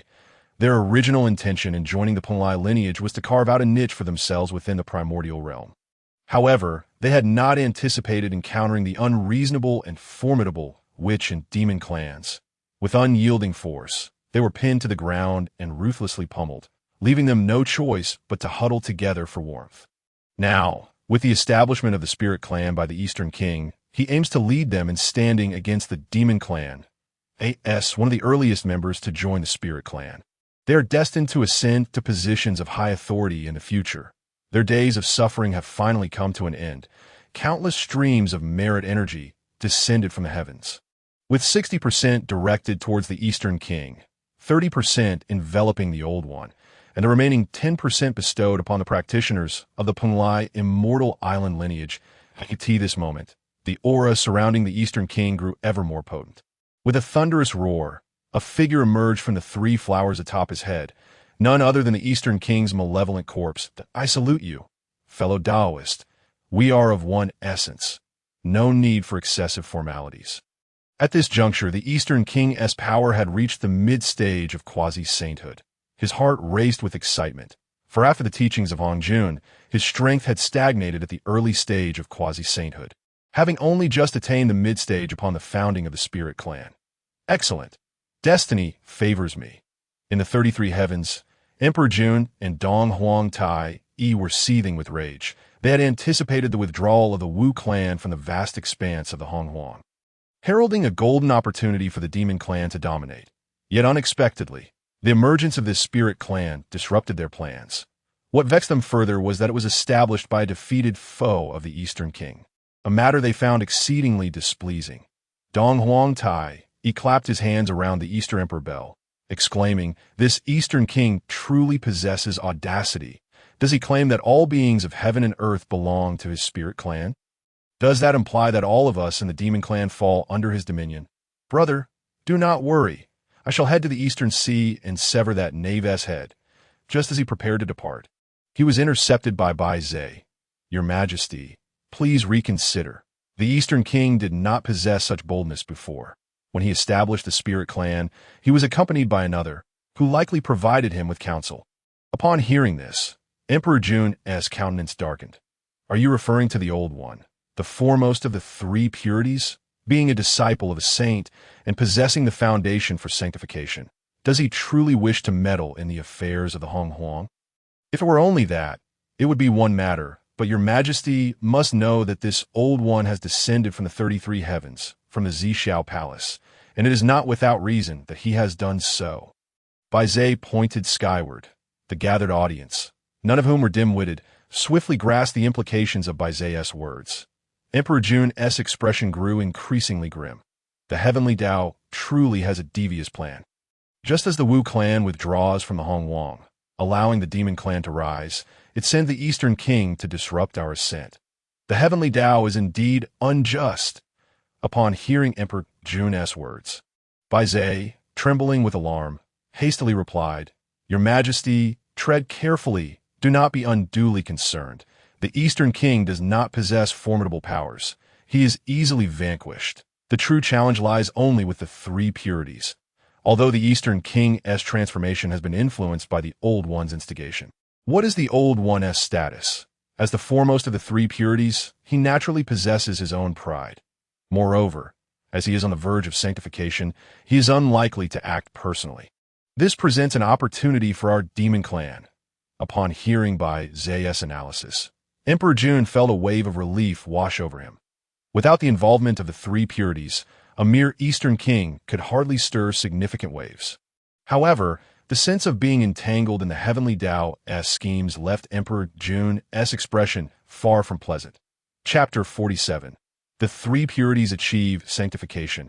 Tan Tian refuses to become a saint, reflecting on his own lack of strength. He lamented that had he possessed greater power, such a situation would not have arisen. If he were as formidable as Hou Tu, even the heavenly Tao would think twice before challenging him. On the shores of the Eastern Sea, outside Pangu Immortal Island, the Old One observed the establishment of the spirit clan by the Eastern King. Feeling a sense of relief, he thought to himself, "Finally, it has come to fruition. Had I not persuaded the Eastern King to establish the spirit clan, the ensuing matters would have been quite troublesome." Fortunately, the Eastern King is not particularly astute. The Old One unleashed his own aura, causing a tremendous tremor throughout the Hongjun that he released the Taiji diagram from his grasp, constructing a golden bridge in the heavens. Countless streams of mysterious yellow energy spread forth. The Old One manifested the visage of a celestial being, towering and resplendent, embodying the demeanor of an otherworldly sage. In that moment, the Old One slightly opened his eyes, revealing a glimmer of compassion. Above, the heavenly Tao, the spirit clan seeks to traverse the Hongjun in the name of heaven. I am the Old One, the first disciple of the Tao ancestor and the foremost of the three purities, the true lineage of Pangu. Today, I declare that the essence of mountains, rivers, and flora shall all be awakened. I hereby establish a teaching called the Spirit Teaching, of which I shall be the master. The innate treasure, the Taiji diagram, shall suppress the fortunes of the Spirit Teaching, with heaven, earth, humanity, deities, and spirits as witnesses. The Spirit Teaching is established as soon as his words fell. A deluge of merit energy poured down from the sky, and the merits of Pangu that lingered on the three stars radiated forth. Under the nurturing of this merit energy, all things began to come into being. Countless mountains, rivers, and flora instantaneously gained sentience. Practitioners on the shores of the Eastern Sea felt their cultivation levels surge rapidly, and a myriad of purple energies coursed through the heavens, and an overwhelming force surged forth, exerting pressure across the entire Hongjun. Countless great powers found themselves unable to rise under this immense weight. Thunderbolts rained down from the sky, as if heralding the Old One's ascendance. Numerous spiritual veins and divine mountains trembled incessantly. Every living being in the Hongjun felt their souls quiver, astonished in their hearts. Could this truly be the power of a saint? Indeed, it was terrifying. Under normal circumstances, Nuwa should have been the first saint to emerge in the realm, aside from Hongjun. However, when Nuwa achieved her sanctification, she did not merge with the primordial purple energy, opting instead for the path of the laws. Thus, the people of the Hongjun were oblivious to the terrifying aura. Now that the Old One had attained sainthood, they finally understood what it meant to be ants beneath a saint. The Eastern King, standing to the side, was instantly petrified. What was happening? Why had the Old One not informed him? Shouldn't the establishment of the Spirit Teaching have been his responsibility? After all, he had only just founded the Spirit Clan. Confused and bewildered, the Eastern King was left with a multitude of questions, seeking a reasonable explanation. Within the hall of Pangu, Qingkuai was struck with astonishment, sensing the rhythm of impending sanctification. He had not anticipated the Old One would achieve sainthood in such a manner. Hongjun had indeed provided him with special assistance. A sinister smile crept across Qingkuai's face. This works out well. Though the Old One attained sainthood through the Spirit Teaching, he has inevitably forged an indelible connection with the Pangu Immortal Island lineage. This means that the future speed of his cultivation will depend entirely on the development of the Spirit Teaching. Should the Spirit Teaching be destroyed, the Old One's progress will likely stagnate. This thought filled Qingkuai with delight. In his previous life, he had been particularly displeased with the Old One's inaction after establishing the human teaching, while other sects constantly vied for the fortunes of heaven and earth. Yet, the Old One had only taken on a single disciple from Xuandu and had offered no guidance to the human race, which was destined to be the leading force in the future. With such a status, how could the human teaching possibly falter? Thus, the Old One's actions were nothing short of exploitation. The power within the Old One surged, swiftly merging with the primordial purple energy in his spiritual platform. The true essence anchored in the void allowed him to wield the might of heaven and earth with every gesture. Observing the burgeoning power within him, the Old One felt an immense satisfaction. This, it seemed, was the strength of a saint. Indeed, it was formidable. Now that he had become a saint, many obscure heavenly secrets gradually became clear. When the Old One realized that the human race would become the central figures in the realm, he recognized the terrifying potential of establishing the human teaching. Yet, in relying on the spirit teaching for his ascendance, he found the prospects rather meager. The Old One gritted his teeth in frustration, vowing, "Nuwa Hou Tu, you shall not escape my wrath." Far away on Kunlun Mountain, Yuan Shi, Tianzuan, and Tongtian Dao Ren sensed a shift in the air. The immense power radiating from Yuan Shi, Tianzuan continued to rise, as a divine light of jade clarity illuminated the vast expanse of the Honghuang. Under the pull of fate, Yuan Shi, Tianzuan recognized that his moment of sanctification had arrived, grasping the three treasures of the Jade Rui. With the Pangu banner atop his head, he became enveloped in swirling chaos, the surrounding space appearing to boil as if it were water. Weak beings fled from the vicinity of Kunlun Mountain, fearing that lingering there for even a moment would result in their explosion from the overwhelming spiritual energy. Above, the heavenly Tao, I am Yuan Shi Tianzuan, one of the three purities, the true lineage of Pangu. Today, sensing the ignorance of all living beings in the Honghuang, who fail to recognize the heavenly Tao and its transformations, I, as a descendant of Pangu, must bear the responsibility of enlightening the creatures of heaven and earth. Today, I shall establish a teaching for the beings of the Honghuang, elucidating the principles of the heavenly Tao. This teaching shall be named clarification, and I shall suppress its fortunes with the innate treasure, the Pangu banner. Those with destiny may come to Kunlun Mountain to join my clarification teaching. Clarification teaching, established. At this moment, all the rare and extraordinary beasts upon the Kunlun Mountains harmoniously resonated as the majestic spiritual essence of heaven and earth surged forth. The sky was awash with a vibrant purple aura stretching 30,000 miles, and the primordial manifestation of the Yuan, Shi Tian, Zhun stood tall amidst the cosmos, akin to an immortal demigod. Yuan Shi Tian Zhun extended his palm, releasing a stream of primordial purple energy that twisted and leaped through the air, as if responding to an unseen force. Suddenly, boundless merit descended from the heavens, merging with the primordial purple energy and surging directly into Yuan Shi Tian Zhun's body. He felt an overwhelming surge of power within him, a wave of satisfaction washing over his heart. The myriad beings of the primordial world knelt in reverence beneath this immense pressure. We humbly welcome the saint of Yuqing, Yuan Shi Tianzun, sensing the saintly power coursing through him, cast a glance at the Tongtian Dao run, only to find him still frozen in place, which infuriated him. It was one thing for him to previously impede his assistance to his elder brother, but now it was his own opportunity to attain sainthood. Why, then, did this fellow remain unmoved? What malevolent force had ensnared him? At this moment, Tongtian Dao Run was engulfed in inner turmoil, reflecting on the fates of the disciples of the Zixiao in his past life. He wrestled with the decision of whether to establish the Zixiao. Just then, he heard Yuan Shi Tianzun's call, and as if struck by a revelation, he suddenly understood.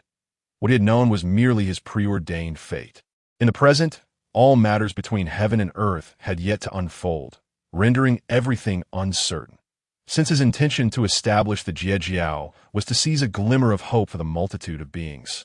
Even if it meant facing countless adversities, he felt no fear. Chapter 48. The first lender of the primordial world having resolved these thoughts, Tongtian Dao Ren's mind became clear, and he summoned the boundless divine light of the highest purity above his head, soaring towards the heavens. The way of heaven is supreme, and I am Tongtian Dao Ren, the Taoist to the highest purity among the three purities. Today, moved by this sentiment, I declare that all things possess a thread of hope. We shall seize this opportunity for the multitude of beings, establishing a teaching without distinction. Henceforth, I shall found a school named Zixiao to capture a thread of hope for all beings. Zixiao, established. Instantly, a vast torrent of merit rained down from the sky. The primordial purple energy in Tongtian Dao Ren's hands danced joyously.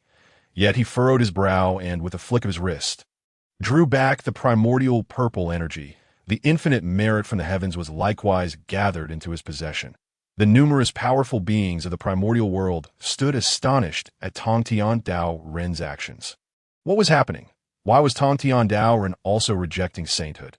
It seemed they had witnessed this peculiar scenario before. Previously, Nuwa had acted similarly, and now so did Tongtian Dao Ren. This primordial purple energy was the opportunity to attain sainthood, a status of unparalleled supremacy in the primordial realm. Was the position of saint truly so perilous? If so, then they would gladly accept it, regardless of the risk. The powerful beings of the primordial world roared helplessly in their hearts. Laozi and Yuan Shi Zhun, upon witnessing Tongtian Dao Ren's refusal of sainthood, wore expressions as dark as liver. If all three of the three purities attained sainthood together, who among the 6 saints of the primordial world could rival them? Even confronting the likes of Hou Tu or Nuwa would be a trivial matter. Yet, Tongtian Dao Ren was willing to establish a teaching but not become a saint, which vexed them immensely. Yuan Shi Zhun's countenance grew increasingly grim. Not due to the danger posed by Tongtian Dao Ren's rejection, but because their trio of the 3 purities would be diminished by one. How would others perceive them in the future? Yuan Shi Zhun, ever concerned with his reputation, was beside himself with rage. Tongtian, what do you mean by this? The position of saint is within your grasp. Why relinquish it? Tongtian Dao Ren shook his head in resignation. Second brother, this primordial purple energy is both a blessing and a curse. While it can elevate us to the status of heavenly saints, it would also confine us therein. My path is that of the sword. I aspire to achieve an eternal sword body, as for the title of heavenly saint, I would rather forego it. Yuan Shi Zhun's face flushed with indignation, his countenance shifting between hues of green and red. The position of saint was something countless beings yearned for, yet Tongtian Dao Ren cast it aside like refuse. Tongtian, beneath the saintly realm, all are but ants if you dare show disrespect to the saints.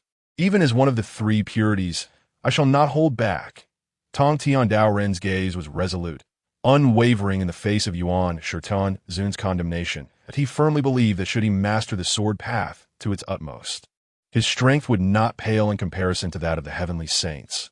Yuan Shi Zhun, consumed by unbridled fury, felt as if he had been deeply insulted.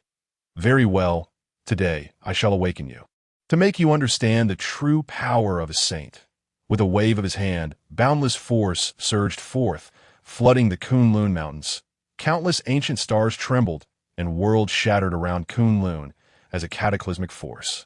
Accompanied by billions of stars, bore down upon Tongtian Dao Ren. Tongtian Dao Ren's expression shifted as he brandished the Qingping sword to defend himself. Though his swordsmanship had indeed improved significantly during this period, he still fell short when compared to Yuan Shi Zhun, who possessed saintly strength and could harness the might of heaven and earth. A fierce sword aura emanated from the Qingping sword, clashing with the oncoming force of destruction. In an instant, countless voids shattered, and boundless chaotic energy surged forth, annihilating all living beings within thousands of miles of Kunlun. This force of destruction shattered Tongtian Dao Ren's sword energy and barreled towards him. Boom! The entire primordial land reverberated with a sound akin to shattering, and countless malevolent spirits in the underworld howled in response. Tongtian Dao Ren stumbled to his feet, his attire in tatters, devoid of the celestial grace he once possessed.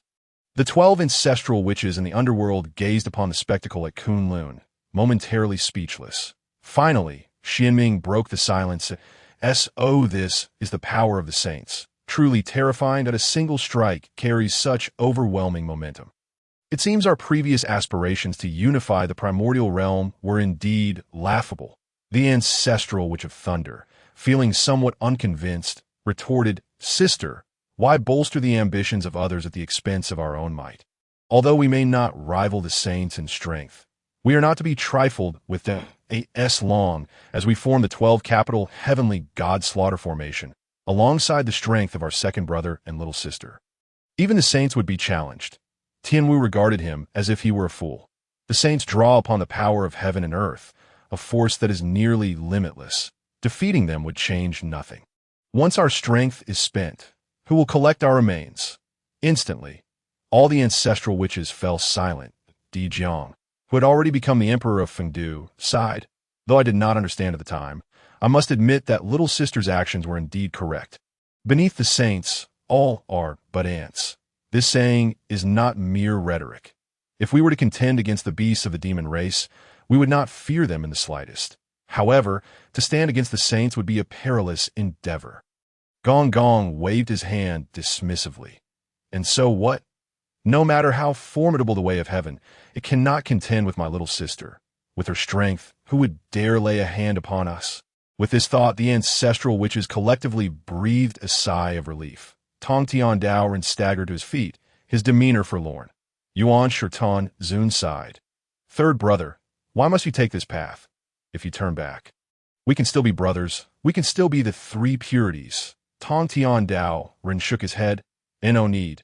You have your path, and I have mine. I only wish that we do not find ourselves on opposing sides in the future. Farewell. In an instant, he vanished, returning to the Pangu hall. Wong Shu glanced at Li Qingkuai beside her. Will you not intervene in this matter? Li Qingkuai shook his head. No need. Rest assured, with Tong Tian's strength, this cause and effect must be resolved by him alone. The time is not yet ripe. Just as the heavens began to restore their tranquility, a surging aura of merit erupted in the west. Overwhelming and commanding, it was the two figures of Zhu Jiuyin and Zhuan from Mount Shumi. Upon witnessing Laozi and Yuan Shi Zhun attaining sainthood, they felt an acute sense of urgency. However, Tong Tiandao Ren's refusal of the saintly position sparked a glimmer of inspiration in Zhun. Second brother, among the 6 saints of the primordial realm, for already situated in the east. This is unfavorable for us, especially since the 3 purities are formidable and unified, which could greatly impact me. Now that Tong Tiandao Ren has relinquished his position, we might as well seize his primordial purple energy. This way, we can gain another saint in the west. Zhuan contemplated deeply, unable to resist the allure of seizing the primordial purple aura belonging to Nuwa. If he could reclaim that celestial essence, the strength of the west would undoubtedly surpass that of the east. Chapter 49. The era of saints approaches. The mere thought of the formidable power of Hou Tu, capable of contending with a heavenly Tao, sent a shiver down his spine. Perhaps it was best to postpone such ambitions for another time. Jiayin's expression was filled with anguish, hinting at the visage of the future Buddha mother. Brother, now that 2 have attained sainthood in the east, if we do not achieve the same, not only might we fail to seize the primordial purple aura from Tong Tiandaoist, but we may also be unable to preserve the one we possess. Jiayin's words jolted Zhuan from his reverie, for it was indeed a pressing concern as beings of the West. Their foundations were inherently shallow, lacking the merits of the 3 pure ones or the creation of a lineage by Nuwa. Establishing a sect alone would likely prove insufficient to support their ascension to sainthood. Zhuan recognized the urgency of the situation. Younger brother, we have no time to ponder. If we cannot attain sainthood, how can we speak of the revival of the West? This is our duty. We must not hesitate. Jiayin nodded in agreement. That moment, a voice resounded from the west. Heavenly Tao above, I, Zhuan, alongside Jiayin, hereby establish a sect, to be named the Western Sect, to enlighten the beings of the West. Zhuan shall be the sect leader, and Jiayin shall be the deputy leader. The Western Sect is established. With their thunderous proclamations, the solemnity of their declarations echoed throughout the vast expanse of primordial chaos. The beings of the primordial realm had long grown numb, aside from Tong Tiandaoist renouncing his saintly status. Nearly all ordained saints had already attained their sanctity. An overwhelming abundance of merits descended, a sight many had never witnessed in their lifetimes. Indeed, as Zhuan and Jiayin established the Western Sect, boundless merit rained down from the heavens. merging seamlessly with their primordial purple aura within their consciousness. Their powers surged uncontrollably, reaching the pinnacle of quasi-sainthood. Suddenly, they halted, as the primordial purple aura seemed insatiable. Burrowing back into their spiritual platforms, the onlookers in the primordial realm were momentarily stunned. What was happening? Could it be that these two had failed to attain sainthood? Yuan Shi Zhun gazed at Zhun and Jiuyin's apparent failure with disdain. You shallowly cultivated beings, how dare you compare yourselves to the true descendants of Pangu? To think you could achieve sainthood by merely enlightening the Western sect is a foolish dream. Laughter erupted among the powerful beings of the primordial realm. Even Zhun and Jiuyin felt their cheeks flush with embarrassment. Brother, what shall we do? With our meager merits, we cannot possibly attain sainthood. Would we not lose face before them? Zhun, filled with reluctance, raged internally. The heavenly Tao is unjust. Why is the West so barren while the East is brimming with talent? Why do Nuwa and the three pure ones possess boundless merits, while we struggle to achieve even sainthood? As these thoughts coursed through his mind, Zhu's eyes glistened with determination, his lips twitching. This was their final opportunity. If they could not endure, then all would be in vain. Should they falter, their powers would pale in comparison to the East, rendering any schemes utterly futile. The establishment of the Western sect had been their lifelong aspiration, and they could not afford to falter. Raising his gaze, a glimmer of resolute determination sparkled in his eyes. In that case, we shall make grand aspirations, he murmured in a voice resonant with the sound of Buddha. If I attain supreme enlightenment, may all beings dwell in blissful realms, and may the 3,000 Buddha lands manifest in the cosmos, teeming with boundless life and inconceivable merit, adorned with solemnity. The clouds of merit gathered in the sky, indicating the efficacy of such a vow. Jiuyin's countenance darkened, recognizing the futility of their situation. However, should these grand aspirations be made, the recompense of the heavenly Tao would be unknown. Observing that the merit clouds showed no signs of descending, Zhun understood that his aspirations were insufficient. Since they had embarked on this path, they must see it through to the end, refusing to abandon their pursuit. Soon, Zhun's voice resonated across the primordial lands, unyielding. Second vow. If I attain supreme enlightenment, may there be no hells or malevolent spirits in the world. All within the three realms shall be equal. Third vow. If I attain supreme enlightenment, I shall not seek the ultimate awakening. Fourth vow. When I become a Buddha, may all beings of the 10 directions have designated realms, and may the boundless heavens and earth have predetermined destinies, leading to the attainment of the great path of Bodhi. From the void into existence, voices echoed throughout the primordial realm as the powerful beings held their breaths. While 1 or 2 grand aspirations might be acceptable, the sheer magnitude of 48 was indeed a testament to Zhun and Jiuyin's extraordinary resolve. Their fervent pleas for merit from the heavenly Tao resonated deeply, leaving an indelible mark on the beings of the primordial realm.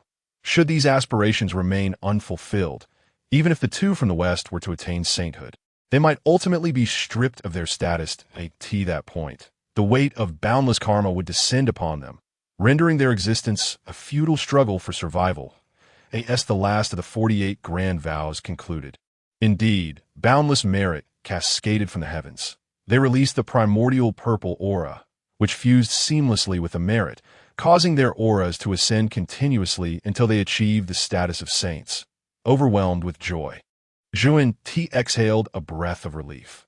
Younger brother, we have attained the saintly position.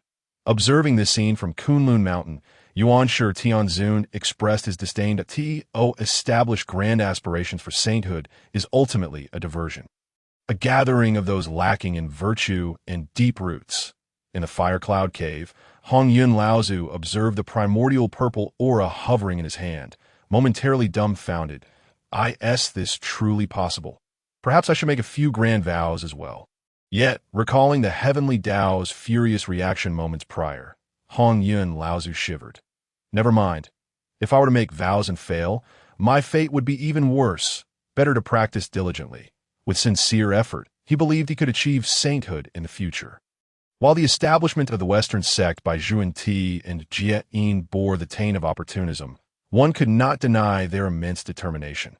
Among the ordinary beings of the primordial realm, who possessed the audacity to undertake such actions, many had yet to comprehend the gravity of the situation.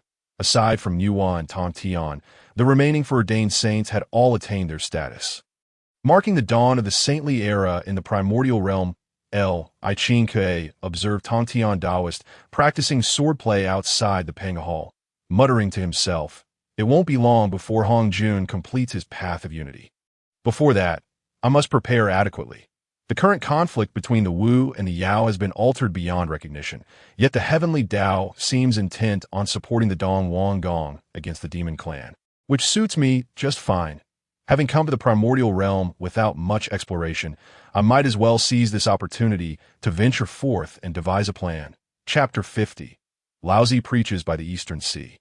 By the shores of the Eastern Sea, Dong Wang Gong gazed at Laozi, who had already attained sainthood, feeling an overwhelming sense of dissatisfaction. This should have been his merit, yet it had been claimed by Laozi ahead of him. At that moment, he felt a deep sense of indignation. "Laozi, my friend, given that this spiritual race was created by me, shouldn't the position of leader of the spirit sect rightfully belong to me?" Laozi turned to glance at Dong Wang Gong, his displeasure evident. This individual had an unparalleled knack for stirring trouble despite his lack of real ability. "Do you think you were destined to be the leader of this spirit sect? If not for Nuwa occupying the position of human sect leader, wouldn't it be more enjoyable to remain behind the scenes as a beneficiary among the human race? However, I have now become the leader of this spiritual sect. Naturally, I must shoulder certain responsibilities. Otherwise, should the heavenly mandate descend, even one possessing the strength of a sage would find little benefit for the future. Yet, how audacious it is for the Eastern Sovereign Palace to question him in front of so many. This individual must be taught a lesson. Otherwise, anyone might dare to defile the sanctity of a sage. With a cold snort, I summoned dark clouds to blanket the sky, and overwhelming pressure emanated from the Eastern Sea, causing the multitude of practitioners above to bow their heads under its might. They were left in profound astonishment, pondering whether this was indeed the power of a sage, where every gesture carried the weight of the heavens. Truly, a sage is not to be insulted. Beneath the sage, all are but ants. As the epicenter of this tremendous pressure, the Eastern Sovereign's countenance darkened further, as if he were to be crushed into fragments. He hastily proclaimed, "Taoist of supreme clarity, I acknowledge my error.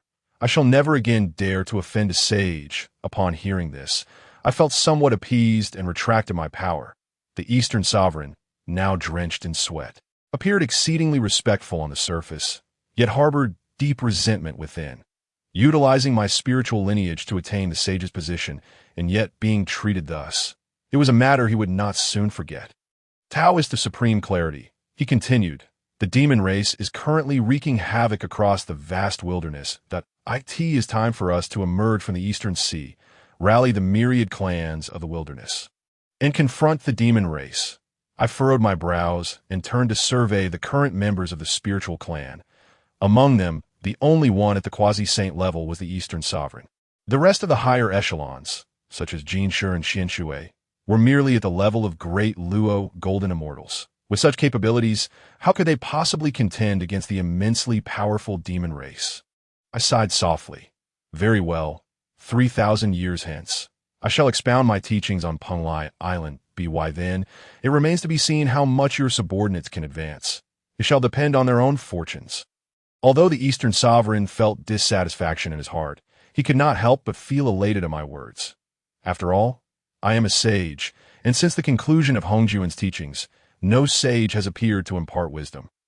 For the lineage of Pai Island, this is a rare opportunity. At that moment, as if struck by inspiration, I turned to the Eastern Sovereign and remarked, "The strength of the spiritual clan is far too weak, particularly in terms of high-end combat power. While I am a sage, I reside beyond the chaos of the celestial realm, and thus cannot intervene in such matters. I can assist you with ordinary strength. But for the pinnacle of power, you must seek it out yourself." Upon hearing this, the Eastern Sovereign nodded vigorously. He understood this well. However, With the esteemed Taoist of supreme clarity backing him, it should not be too difficult to attract some formidable beings. After all, he stood in the presence of a Taoist, and since the three pure ones are united as one, although the circumstances surrounding Tongtian Taoist remain unclear, it can be assumed that should anything happen to me, they would not stand idly by. Rest assured, Taoist of supreme clarity, I shall exert every effort to uphold your trust. Soon, the news of the Taoist of supreme clarity imparting teachings on Pai Island spread throughout the vast wilderness. Many mighty beings hastened toward Pai Island. Within the Lingxiao Palace of the 33 Heavens, Zhun, Eastern Emperor Tai, Fuxi, and other high-ranking officials gathered. The atmosphere was laden with tension, and none dared utter a word amidst the oppressive silence. Initially, it was believed that with the withdrawal of the witch race, the demon race alone would have the qualifications to dominate the vast wilderness, and unifying it would only be a matter of time. Yet now, all of Hongjun's disciples have attained sagehood, making the attitudes of these sages exceedingly significant that in the present moment, the Taoist of supreme clarity, as the foremost disciple of Hongjun, has taken the initiative to teach on Pai Island. Likely drawing numerous living beings to its shores at that point, this so-called spiritual sect will undoubtedly be formidable. Eastern Emperor Tai wore a displeased expression, clutching the chaos bell in his hand. It seemed that if the Eastern sovereign stood before him, he would not hesitate to shatter him. How infuriating! The Eastern sovereign dares to oppose my demon race, that I truly regret not having dealt with him directly back then. Now, a defeated foe has the audacity to challenge me. It is intolerable. Qingkuai, the ancestral figure, chuckled darkly. The Eastern sovereign is not to be feared, but he stands behind the Taoist of supreme clarity. Beneath a sage, all are mere ants, and that is not something we can withstand. Beside him, the demon saint, Shangyang, displayed an indifferent demeanor. What of the sage? There are many sages in this world. It does not mean our demon race fears them, that we too have sages backing us. Before he could finish, Buzhou, standing next to him, shot him a glance. Realizing something, the demon saint turned his gaze to Fuxi, who bore a rather grim expression. Indeed, although Nuwa is the demon empress and a predestined sage, she was supposed to be the first to attain sagehood after Hongjun. However, she unwisely rejected the position, resulting in the current awkward situation. Moreover, Nuwa's attainment of sagehood and establishment of the human race, along with the creation of the human teachings, signifies a severance from their demon race. As Nuwa's elder brother, Fuxi now felt like a mouse caught in a wind tunnel, suffering from both ends. He had approached Nuwa multiple times, hoping to persuade her to lead the human race into the fold of the demon race, or at least to attain sagehood through the primordial purple energy. Initially, no matter how he advised her, she refused to listen, and eventually, she became unwilling to even see him. This left Fuxi feeling utterly powerless, akin to striking a cotton ball with all his might. Even Zhun and Eastern Emperor Tai regarded him with unusual expressions. Fuxi felt a deep sense of frustration and even a hint of coldness in his heart, regardless of Nuwa's thoughts. Ever since he accepted the position of Demon Emperor, he has toiled day and night, planning countless matters. Yet due to this trivial issue, the entire demon race harbors doubts about him, leaving him deeply discontented. Chapter 51. The temptation of the sage's disciples. Zhun turned his gaze toward Buzhou, who stood nearby, sage of the demon race. Buzhou has remained relatively obscure, yet has been diligently strategizing behind the scenes. Though merely a demon saint, his level of trust is evidently higher than that of Qingkuai, Fuxi, and Nuwa. Upon meeting Zhun's eyes, Buzhou understood the unspoken message. He stepped forward, waving his feather fan and smiling as he spoke. Your Majesties, there is no need for the demon saints to rush. In my view, the spiritual clan may not necessarily become a major threat to our demon race. Upon hearing this, Qingyuan's eyes lit up, and his voice boomed like thunder. Buzhou, is what you say true? Quickly tell me, what schemes are you harboring? Buzhou felt a twinge of embarrassment and shot a glance at the boisterous Qingyuan, as if to say that one should remain silent if incapable of speaking wisely. While the spiritual clan does possess the backing of a sage, the sage resides in the chaos beyond the vast wilderness and will not take the initiative to engage with us. Aside from the Taoist of supreme clarity, the only noteworthy figure is the Eastern sovereign. Even if the Taoist of supreme clarity imparts teachings in the Eastern Sea, while many may attend, true formidable beings would not join the spiritual clan to oppose us. In terms of high-end combat power, only quasi-saints and great Luo golden immortals qualify. In this regard, our demon race's foundation spans trillions of years, far surpassing what they can compete with. Of course, the Taoist of supreme clarity simply cannot attain sagehood through the human race. Hence he must rely on the spiritual clan. I believe that as long as the spiritual clan is not eradicated, and we do not overstep our bounds, the sage will not take severe actions against us. We, the demon race, oversee the heavenly court of the vast wilderness, endowed with the cosmic fate of the heavens. Unless we are pressed too hard, I believe they will not take excessive action against us. Upon hearing Bai Zhe's analysis, the eyes of the demon race's members brightened. If this were indeed the case, then the spiritual clan would not pose a significant problem. Indeed, the true sovereign of this realm remains the demon race. Eastern Emperor Tai wore a smile. Bai Zhe speaks wisely. The Taoist of supreme clarity is merely utilizing the power of the Eastern sovereign to attain sagehood. In essence, the Eastern sovereign is nothing more than a tool for sagehood. And the sage would hardly invest too much thought into him. We possess the Zhou Tian star array. Even a sage can contend with him, should the Eastern sovereign act foolishly and come to the vast wilderness. Let him frequently face the consequences of offending our demon race. As for the others, they need only be deterred from stepping foot on Pai Island. Upon hearing the words, the other demon saints burst into hearty laughter, as if the once dominant demon race had returned. Zhun, witnessing the rejuvenation of the demon clan spirits, felt a sense of relief wash over him. He reminisced about the day the saints attained their enlightenment, his eyes brimming with fervor. All his aspirations stemmed from a deficiency in strength. If only I could achieve sainthood, would I still need to harbor such worries? No. The unification of the vast wilderness must be expedited. Zhun sensed that his opportunity for enlightenment lay in the consolidation of the primordial lands. Qingkuai emerged from Mount Buzhou, surveying the wilderness outside with a furrowed brow.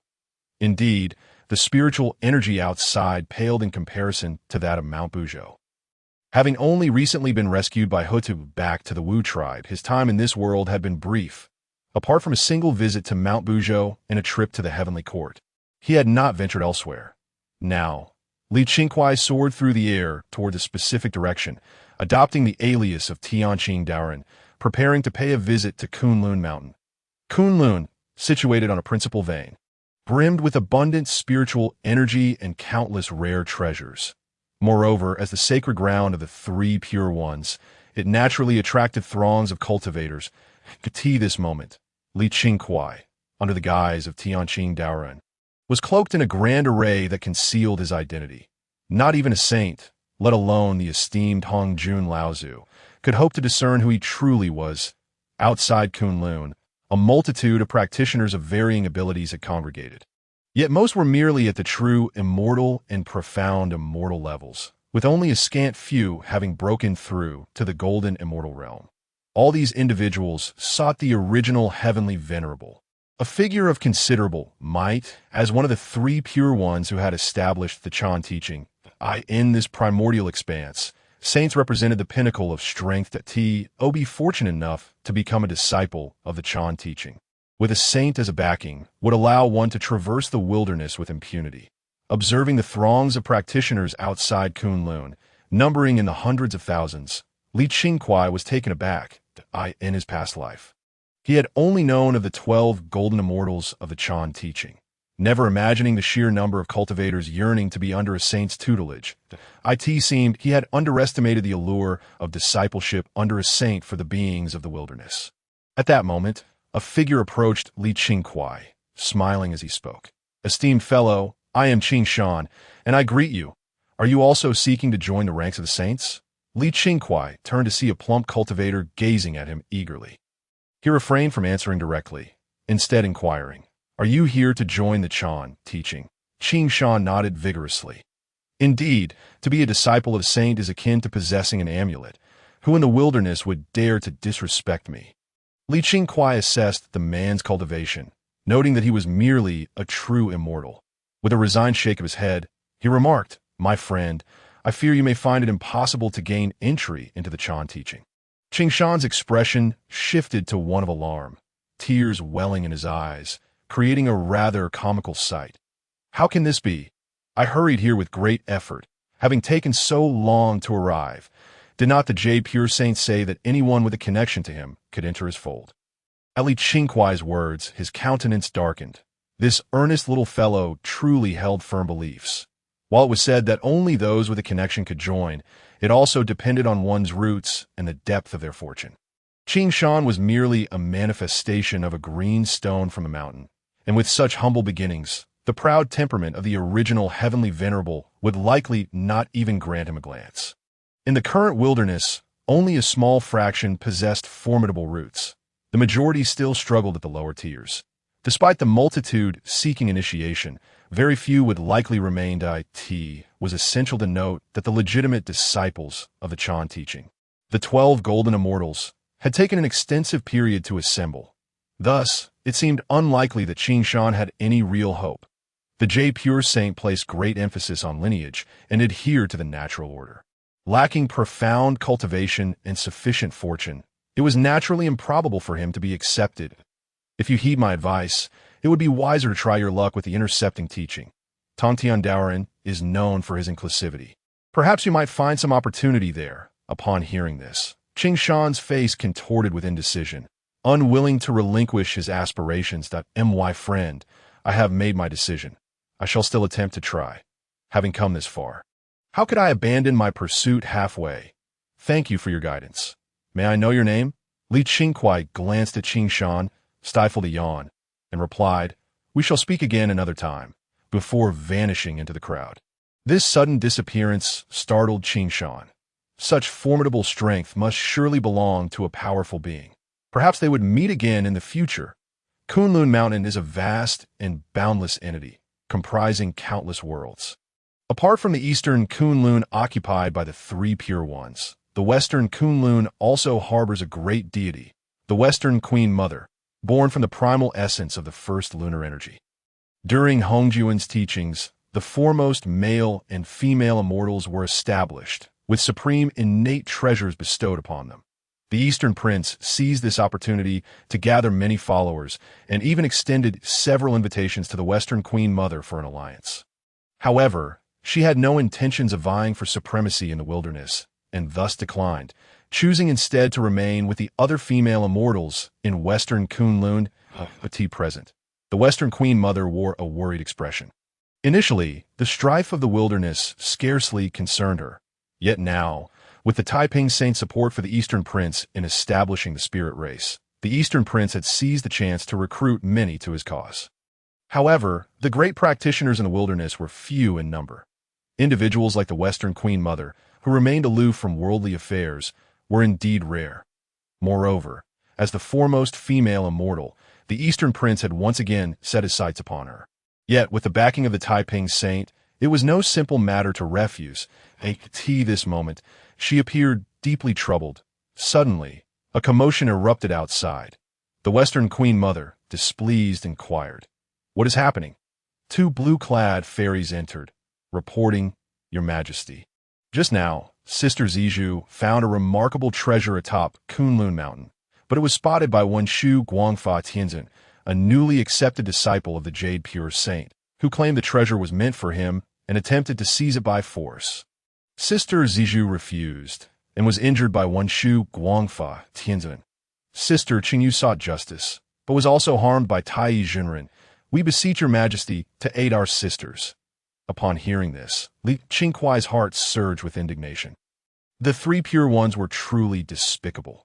Ever since the original Heavenly Venerable achieved sainthood, the disciples of these saints had grown increasingly outrageous. That it was utterly preposterous.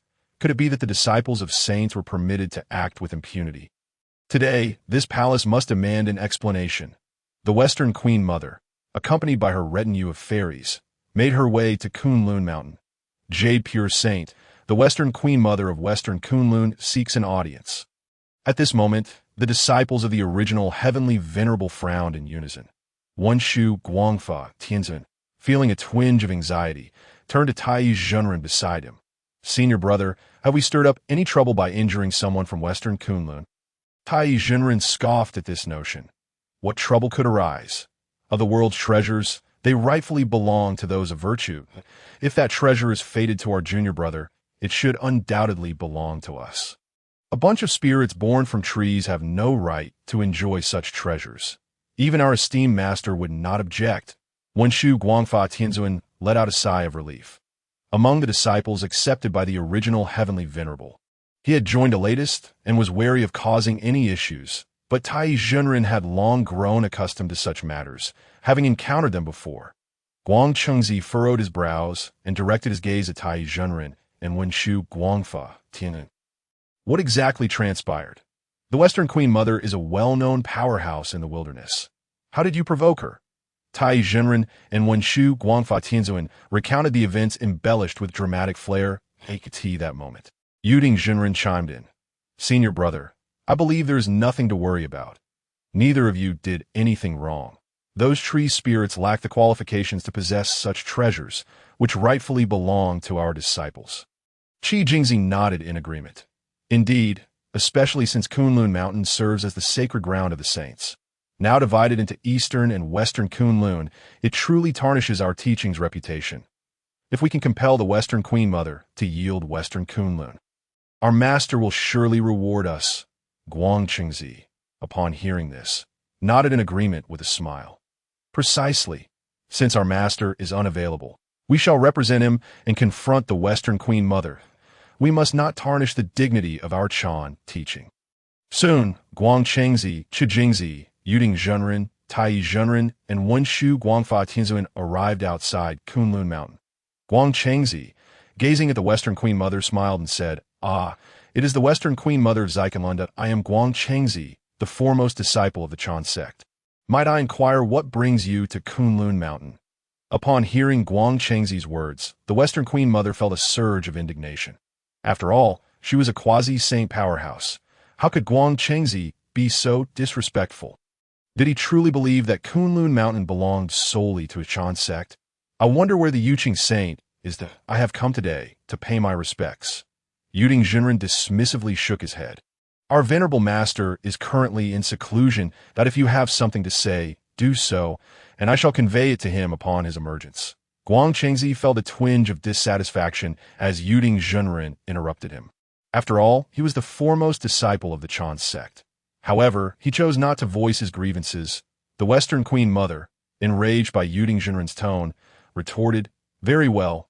I would like to ask you all, why have you harmed the cultivators of Zixiao and seized their treasures? Guang Chengzi chuckled. Your words are rather severe. My lady, it was merely a friendly exchange between my junior brother Wong Shu and the fairies of Zixiao.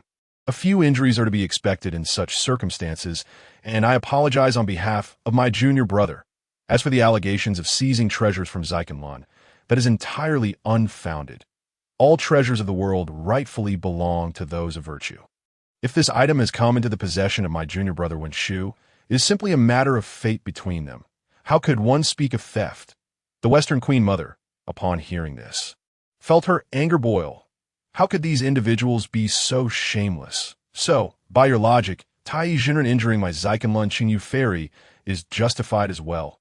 Guang Chengzi nodded with a smile. The My lady, this is merely a standard exchange between my junior brother and the lineage of Zixiao.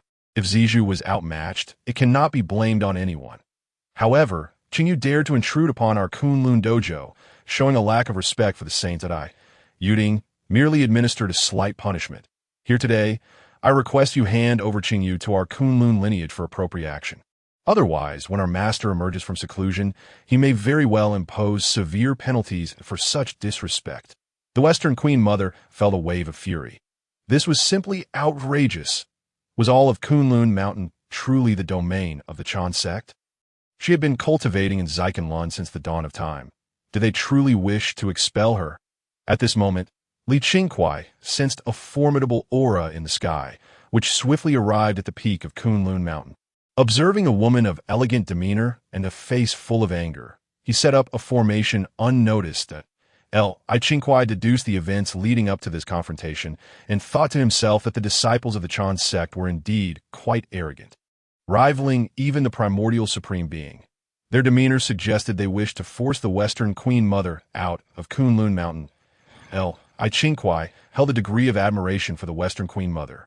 As one of the few great powers since the creation of the world, although bestowed the title of the foremost female immortal of the wilderness by Hongjun Laozi and granted the pure water bowl, she had remained secluded in Kunlun Mountain, never involving herself in the grand affairs of the wilderness.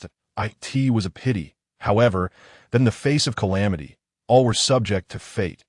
Moreover, the saying a man is innocent, but his jade attracts trouble rang true as a sacred ground of the saints. How could Kunlun Mountain accommodate two tigers? Seeing the Western Queen Mother lay bare the situation, Guang Chengzi no longer concealed his intentions. Western Queen Mother, I hold you in esteem and address you as my lady. Do not fail to recognize your own worth. Kunlun Mountain is a sacred ground of the saints. Your subordinates are merely spirits of grass, wood, and stone. Allowing them to cultivate here would only tarnish this sacred land. Even the saints would harbor grievances that I advise you to leave Kunlun Mountain promptly. Should you offend the saints, it may become difficult for you to justify your actions. The Western Queen Mother then understood that the Chan sect harbored intentions to expel her from Kunlun Mountain. Her expression darkened. Among these individuals, the most powerful, Guang Chengzi, was merely at the peak of the golden immortal realm and had yet to achieve Tai golden immortal status. The others were all similarly at the golden immortal level. Given her strength, she could easily vanquish them. However, offending the Yuqing saint would leave her without refuge in the entire wilderness at that moment. Dark clouds gathered in the sky. Several powerful auras approached from the east, and the Western Queen Mother furrowed her brow upon sensing them. This aura was familiar. It belonged to Dong Wanggong, who had established the spirit clan on Pai Island. Dong Wanggong, accompanied by several individuals, arrived at Kunlun Mountain, smiling as he said, "No wonder I could not locate you. Dear Western Queen Mother, I did not expect to find you here. I have come to formally invite you to join our spirit clan and cultivate the great Tao together." The Western Queen Mother's eyes darkened as she momentarily found herself at a loss for what to do. The conflict with these Chan sect disciples had already angered the Yuqing saint. If she were to refuse Dong Wanggong, she would then offend the Taiqing saint. Offending two great saints at once would leave her without a place in the entire wilderness. Dong Wanggong, you know I have no intention of ruling over the wilderness. Please, I ask you to return. Dong Wanggong laughed heartily. Why must you be so hasty? Kunlun Mountain no longer offers you a refuge. Moreover, I am the embodiment of the innate solar energy, and you are the embodiment of the primordial lunar energy that we are a pair destined by heaven and earth. If we were to unite, it would be a most fortuitous event. Dong Wanggong had ulterior motives. When Emperor Zhun and he achieved a celestial marriage, the heavens bestowed boundless merit upon them. He had been present at the time and had envied them greatly. Now that an opportunity presented itself, how could he let it slip away? Moreover, the Western Queen Mother was exceptionally beautiful, one of the most striking figures in the wilderness. Seizing this opportunity to bind her to his cause was a prospect he found delightful. Dong Wanggong yawned. Western Queen Mother, you should think carefully before you speak. Allow me to introduce you to these two. This is the Thunder God from the Southern Thunder Marsh, and the other is the Green Emperor from the Great Mountain. Both are formidable members of our spirit clan. The Western Queen Mother's expression darkened further. It was evident that Dong Wanggong was using martial force as a threat. Both the Thunder God and the Green Emperor were ancient powers whose strength was comparable to hers. With Dong Wanggong added to their ranks, she had no chance of victory. Realizing this, despair washed over her. Guang Chengzi laughed heartily, feeling immensely pleased. He thought to himself that while the Eastern Palace might not be anything special, it was indeed aiding him significantly. My lady, the spirit clan consists of beings shaped from grass, wood, and rivers. They are indeed well suited for you. Furthermore, the lineage of Zixiao is of the same nature. Should this be discussed in the sacred ground of the saints, it may affect the dignity of Kunlun Mountain. Should a saint take offense and act against you, it would be quite regrettable. Hearing Guang Chengzi speak so disdainfully of the spirit clan, Dong Wang Gong felt a twinge of dissatisfaction. However, Guang Chengzi was a disciple of the Yuqing saint, someone he could not provoke. Though his words were somewhat unflattering, they nonetheless served to assist him. Western Queen Mother, you must consider this carefully. The affairs of the spirit clan are numerous, and I cannot linger here for long. Let us not tear the fabric of our relationship. A surge of anger welled up within the Western Queen Mother as a sense of helplessness washed over her. At that moment, she unleashed her full power, a formidable force sweeping forth that if you wish for battle, then battle it shall be. You shall never see me, the Western Queen Mother, surrender, Dong Wang Gong, witnessing her obstinacy. Felt his temper flare. Very well. I have tried to advise you kindly, yet you remain ungrateful. If that is the case, do not blame me for taking you back to my Pangu Island. After saying this, he exchanged glances with the Thunder God and the Green Emperor, who moved in unison to attack the Western Queen Mother. Guang Chengzi, seeing this unfold, cried out in alarm and hurriedly led his fellow disciples back to Kunlun Mountain. The formation set by the primordial supreme being within Kunlun Mountain ensured their safety. The Western Queen Mother felt immense pressure. The strength of the Thunder God and the Green Emperor was on par with hers. While Dong Wang Gong was even more powerful, alone, she found it difficult to withstand their assault. With a fierce shout, she hurled a bowl, releasing boundless celestial light from within. Dong Wang Gong, unperturbed, took out his staff and hurled it towards her. Little Taoist, witness as I shatter your pure water bowl. The dragon head staff, drawing upon the auspices of the spirit clan, surged forth towards the pure water bowl with an overwhelming pressure. It's a supreme, innate spiritual treasure.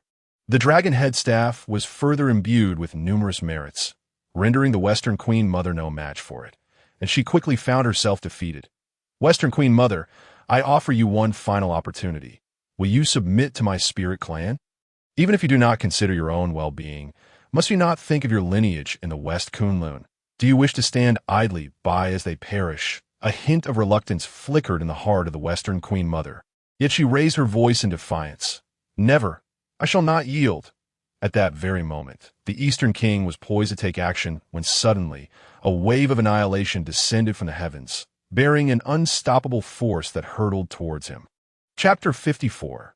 What of the sage? One must still face punishment.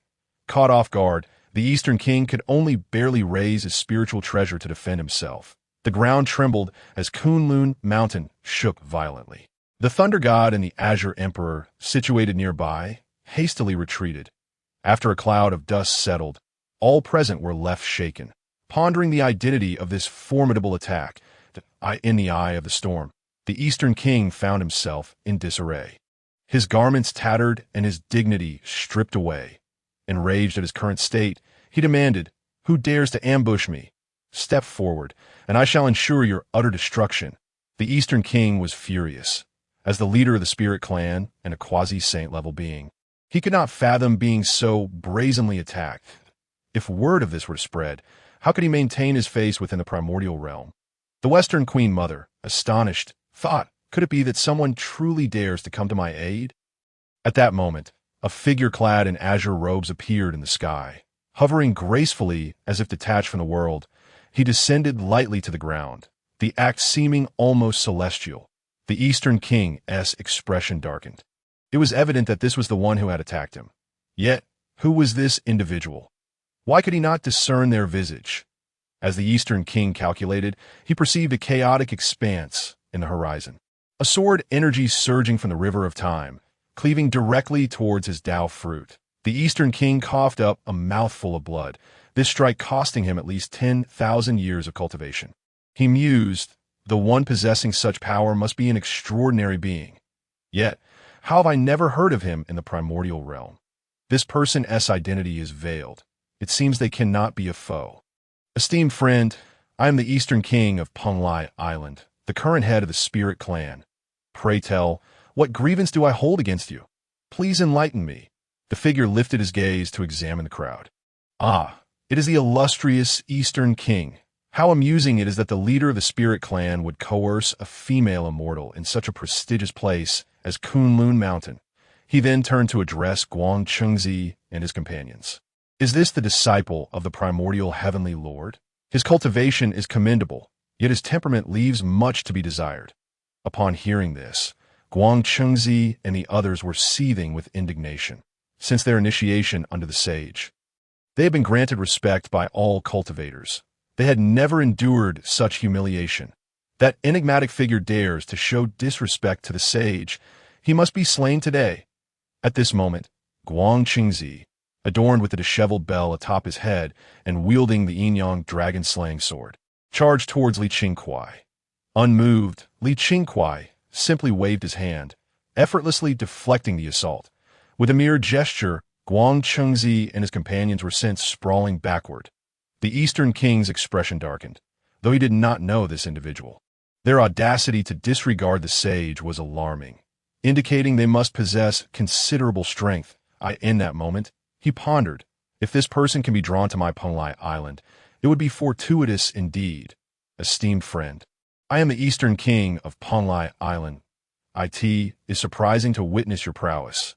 Yet those individuals, despite their lack of cultivation, are disciples of a sage. To strike at them is to disrespect the sage. This may complicate matters with the Yuqing sage. Why not ally yourself with our spirit clan? We have the backing of the Taijun sage. Should you join us, I will certainly speak favorably on your behalf before the sage. And this matter shall be resolved. What say you? The Western Queen Mother's expression tightened with fear. She dreaded that Li Qingkuai might acquiesce to the Eastern King, for no one could refuse a sage's invitation. Li Qingkuai smiled and replied, "Oh, is that so?" The moment he expressed interest, the Western Queen Mother's face turned ashen, while the Eastern King's eyes sparkled with anticipation. The Eastern King beamed. Indeed, I, the Eastern King, have been personally appointed by the venerable Hongjun as the foremost male immortal of the realm. I do possess some influence. However, before he could finish, Li Qingkuai swung his hand, unleashing a potent temporal prohibition that surged towards the Eastern King. The Eastern King's face paled as he hurried to intercept it, yet the attack was imbued with remarkably pure principles of the great Tao. With a single blow, he coughed up blood and was sent reeling. At that moment, the Eastern King felt his cultivation plummet, descending from the late quasi-saint stage to the mid-stage, then to the early stage. Enraged by his current state, he seethed, "That enigmatic figure is far too arrogant. Do you not fear the wrath of my spirit clan? We are backed by the Taijun sage. To offend me is to invite death." Li Qingkuai merely chuckled. "And what of the sage? Should that so-called sage believe they can take my life? I invite them to seek vengeance, that I shall await them in the West Kunlun." Upon hearing Li Qingkuai's words, the Eastern King was consumed by fury, spewing blood as he collapsed. Unconscious, the Azure Emperor and Thunder God exchanged awkward glances, hastily supporting the unconscious Eastern King as they fled towards the Eastern L. I Qingkuai turned to the terrified Guang Chengzi. "Today, this matter concludes here. I merely issued a small reprimand. Should you transgress again, I will not show mercy." With that, he unleashed a fierce surge of energy that sent Guang Chengzi and his companions crashing back to Kunlun Mountain. At this moment, the Western Queen Mother had yet to recover from her astonishment. She had never anticipated Li Qingkuai to possess such formidable strength, capable of besting even the Eastern King. Yet, she was grateful that he had saved her life. Bowing deeply, she expressed, "I am eternally grateful for your timely intervention. Esteemed senior, your kindness shall never be forgotten." Li Qingkuai nodded with a smile. "I have long heard of the Western Queen Mother as a powerful being in the primordial realm, safeguarding the lives of many in Kunlun Mountain. I hold great admiration for your endeavors and would be honored to visit your domain." Upon hearing this, the Western Queen Mother's eyes brightened, but soon dimmed again, although she had evaded this calamity. She was acutely aware that both individuals were backed by sages. Offending two sages in the primordial realm left no room for survival. Despite her recognition of this individual's immense power, she understood that beneath the sage, all else were but ants, and no matter how formidable he was, could he truly rival a sage? However, having just shielded her from such a great ordeal, she felt compelled to extend hospitality. "It would indeed be a blessing for my Kunlun Mountain to host you. Esteemed senior, please accompany me." Li Qingkuai followed the Western Queen Mother and soon arrived at West Kunlun. Chapter 55. The Taoist Sanctuary of West Kunlun, though the spiritual energy here paled in comparison to the sanctum of the Yuqing Sage in East Kunlun. It still constituted a realm of ethereal beauty amidst the primordial expanse. It was no wonder the disciples of the Chan sect were envious. Esteemed friend, you are indeed fortunate to possess such a paradise. The Western Queen Mother smiled wryly, acutely aware that this place was coveted by many powerful beings in the primordial realm. Were it not for her own strength, she would have struggled to protect it. Yet, as the primordial realm transitioned into the Sage era, her quasi-saint level cultivation seemed increasingly inadequate. Even these sages' disciples dared to humiliate her. She wondered how long she could maintain this sanctuary. Upon reaching the palace of the Western Queen Mother, a sudden roar erupted. A bizarre creature, adorned with a single horn atop its head, materialized before them. It was the guardian spirit beast of the Western Queen Mother's palace. The Western Queen Mother's expression shifted in alarm as she admonished, "How dare you? You wretched beast! This esteemed friend is one of the most powerful beings in existence. Why do you bellow so? If it were not for your senior's benevolence, you would have long since been reduced to ashes, your spirit extinguished." After speaking, he secretly turned his head to glance at Li Qingkuai. Qingkuai chuckled and shook his head. "Rest assured, esteemed Taoist Zhuangmu, I have not yet fallen to the point of taking action against him. This extraordinary beast must be the Xieji. Indeed, you are fortunate, as the Xieji is a creature of utmost fairness from the primordial era. Possessing considerable abilities, Taoist Zhuangmu, you are also one of the few formidable beings in this realm. There is no need to address me as senior. Simply refer to me as Taoist." Zhuangmu nodded. "May I inquire your name and where you cultivate?" Li Qingkuai laughed heartily, quickly grasping Zhuangmu's thoughts. After all, Zhuangmu was also an outsider, deeply concerned that he might harbor ulterior motives. If he were to repay a favor, it would likely be a difficult karmic burden to dismiss. "Dear Taoist Zhuangmu, you need not worry. I am merely an ordinary cultivator in this primordial realm that I go by the name of Tianqing, and today's events were merely a chance encounter, guided by spontaneity. With no ulterior motives, and there is no karma between us." Upon hearing Li Qingkuai's words, Zhuangmu sighed in relief, feeling somewhat embarrassed for having doubted him after he had just assisted her. "Please forgive me. Dear Taoist, I did not intend to conceal my thoughts, but in this vast primordial land, strength reigns supreme, and there are too many with sinister intentions. I acted out of necessity for self-preservation. Taoist Tianqing. Would you consent to enter my Taoist sanctuary for a detailed discussion?" Li Qingkuai nodded, not overly concerned about the matter. "Excellent." Zhuangmu's pavilion did not possess the grandiose aura that Li Qingkuai had imagined. Instead, it appeared quite simple, yet remarkably clean and tidied. At that moment, a fairy nearby had already arranged the spiritual fruits and elixirs. "Taoist Tianqing, my Zixiao has little of value. Only these spiritual wines and fruits, crafted from the essence of 100 flowers, are present. They're quite decent, so I invite you to partake." Li Qingkuai sipped a cup of the spiritual wine, which was rich and smooth, transforming into spiritual energy upon entry, nourishing his entire being, followed by a fragrant aroma of blossoms wafting through the his current level. Spiritual wine held little significance for him, yet the flavor was indeed delightful. "Esteemed Taoist Zhuangmu, your spiritual wine is truly remarkable, and your sanctuary, though not extravagantly lavish, exudes unparalleled elegance." Hearing this, Zhuangmu felt a slight pride swell within her. She was indeed unaccustomed to living in opulence, as she had no desire for worldly contests and harbored no grand ambitions. Had it not been for the need to protect the female immortals of Zixiao, seclusion in a Taoist sanctuary would have been a fine choice. Zhuangmu smiled radiantly, reminiscent of 100 blossoms in bloom. "Extraordinarily enchanting. You jest, dear Taoist. You are the true master of great powers. That strike earlier could hardly be matched even by the two monarchs of the demon race."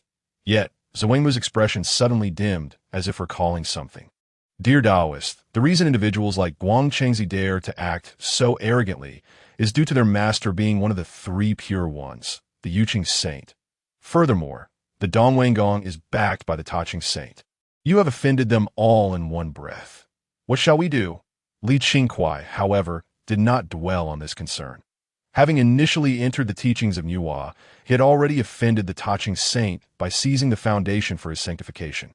Offending them further was of little consequence, as for the Yuan Shi Tianzuan. Li Qingkuai held no favorable impression of him. His proud nature made him look down upon everyone, a trait reflected in all his disciples. Offending him was merely a matter of indifference. With a playful spirit, Li Qingkuai turned to Zhuangmu and smiled. Is that so? Then it's a pity to have offended two saints. What do you think? Esteemed Taoist Zhuangmu. Zhuangmu's expression was conflicted, as though she had come to a decision. As for the Yuqing saint, I shall directly offer Zixiao to him. This may resolve the issue. However, regarding the Taching saint, considering you have injured Dong Wanggong, it appears you have gravely offended him. If all else fails, I shall propose that Dong Wanggong join the spirit race. Perhaps that could provide a way out. My Zhuangmu palace possesses some decent items. Please feel free to take them all and present them to the two saints of the West or the Hou Tu saint. I believe they will surely protect you. This matter originated for me, so I shall bear all consequences. It has nothing to do with others. Listening to Zhuangmu's words, Li Qingkuai felt a surge of admiration. This Zhuangmu was indeed a compassionate and kind-hearted immortal, considering others to such an extent.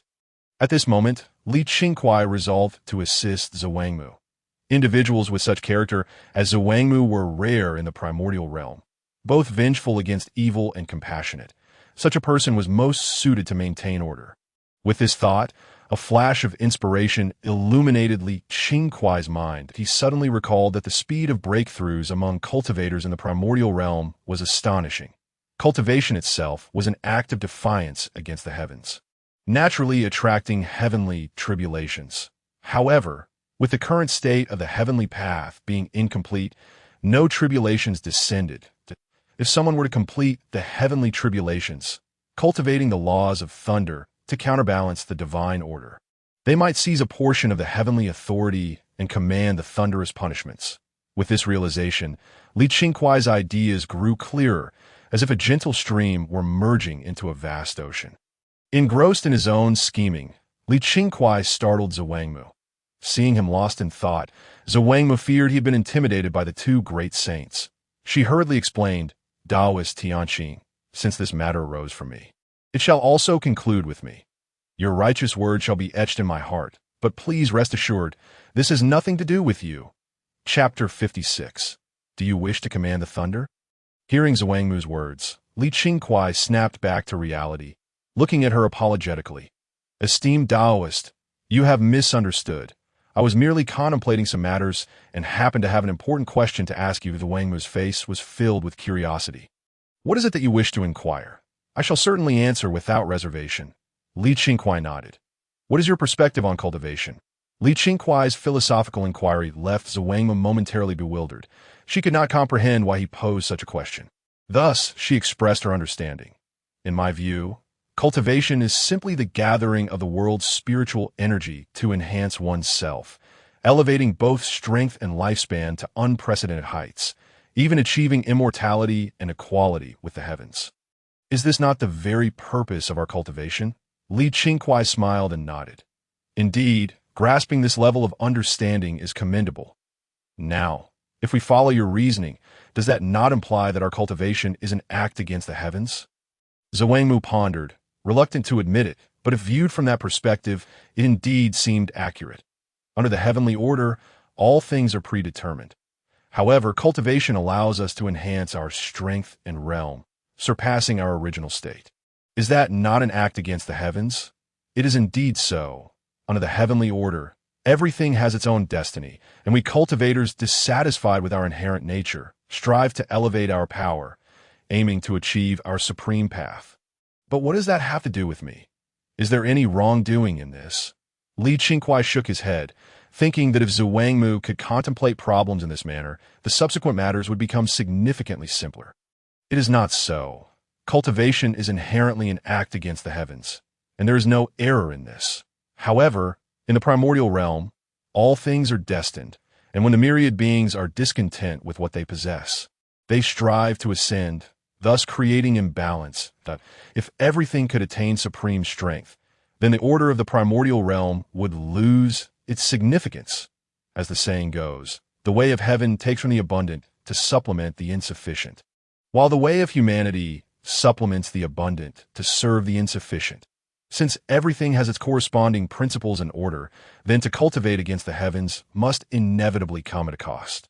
Yet, currently, the cultivation process for many in the primordial realm is excessively simple, leading to a lack of appreciation. Upon hearing this, Zhuangmu felt somewhat disoriented. She seemed to grasp Li Qingkuai's meaning, yet struggled to seize the key points.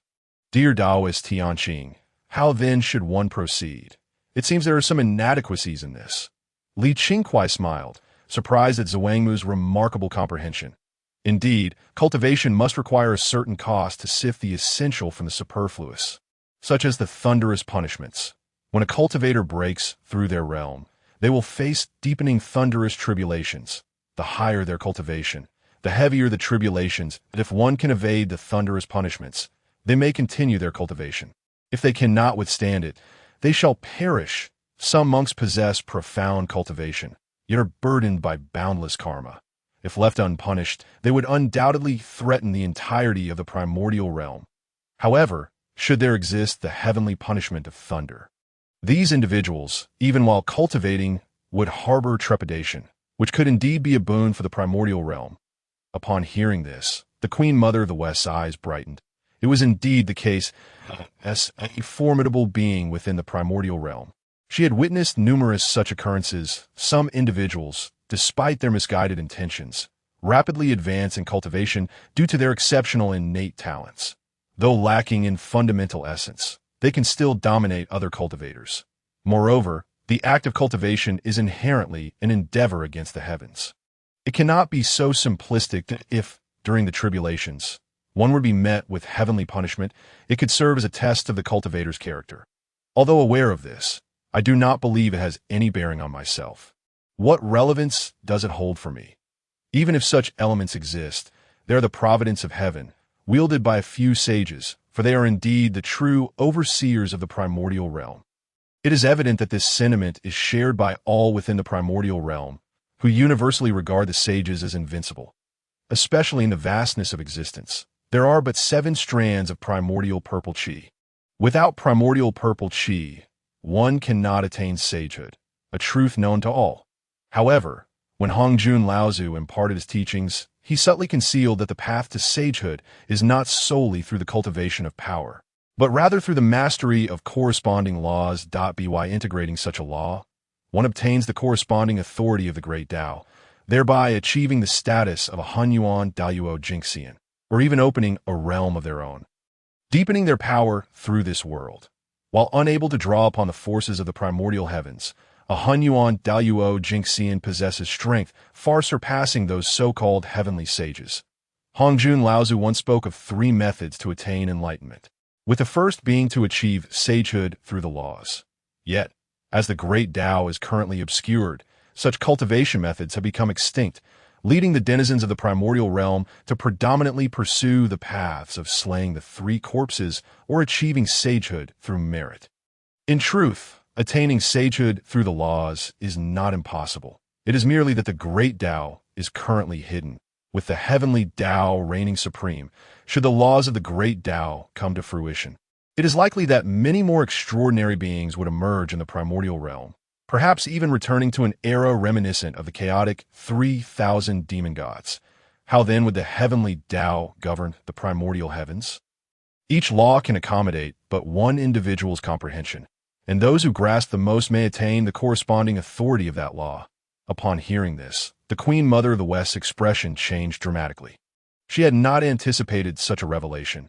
It was entirely unlike what she had previously understood. How could this be? The heavenly Tao is impartial. How could it possibly engage in such calculations? Suddenly, the Queen Mother felt her worldview shatter completely. The heavenly Tao is indeed impartial, yet Hongjun embodies the heavenly Tao, and thus it is inevitable that the heavenly Tao would be tainted by personal bias.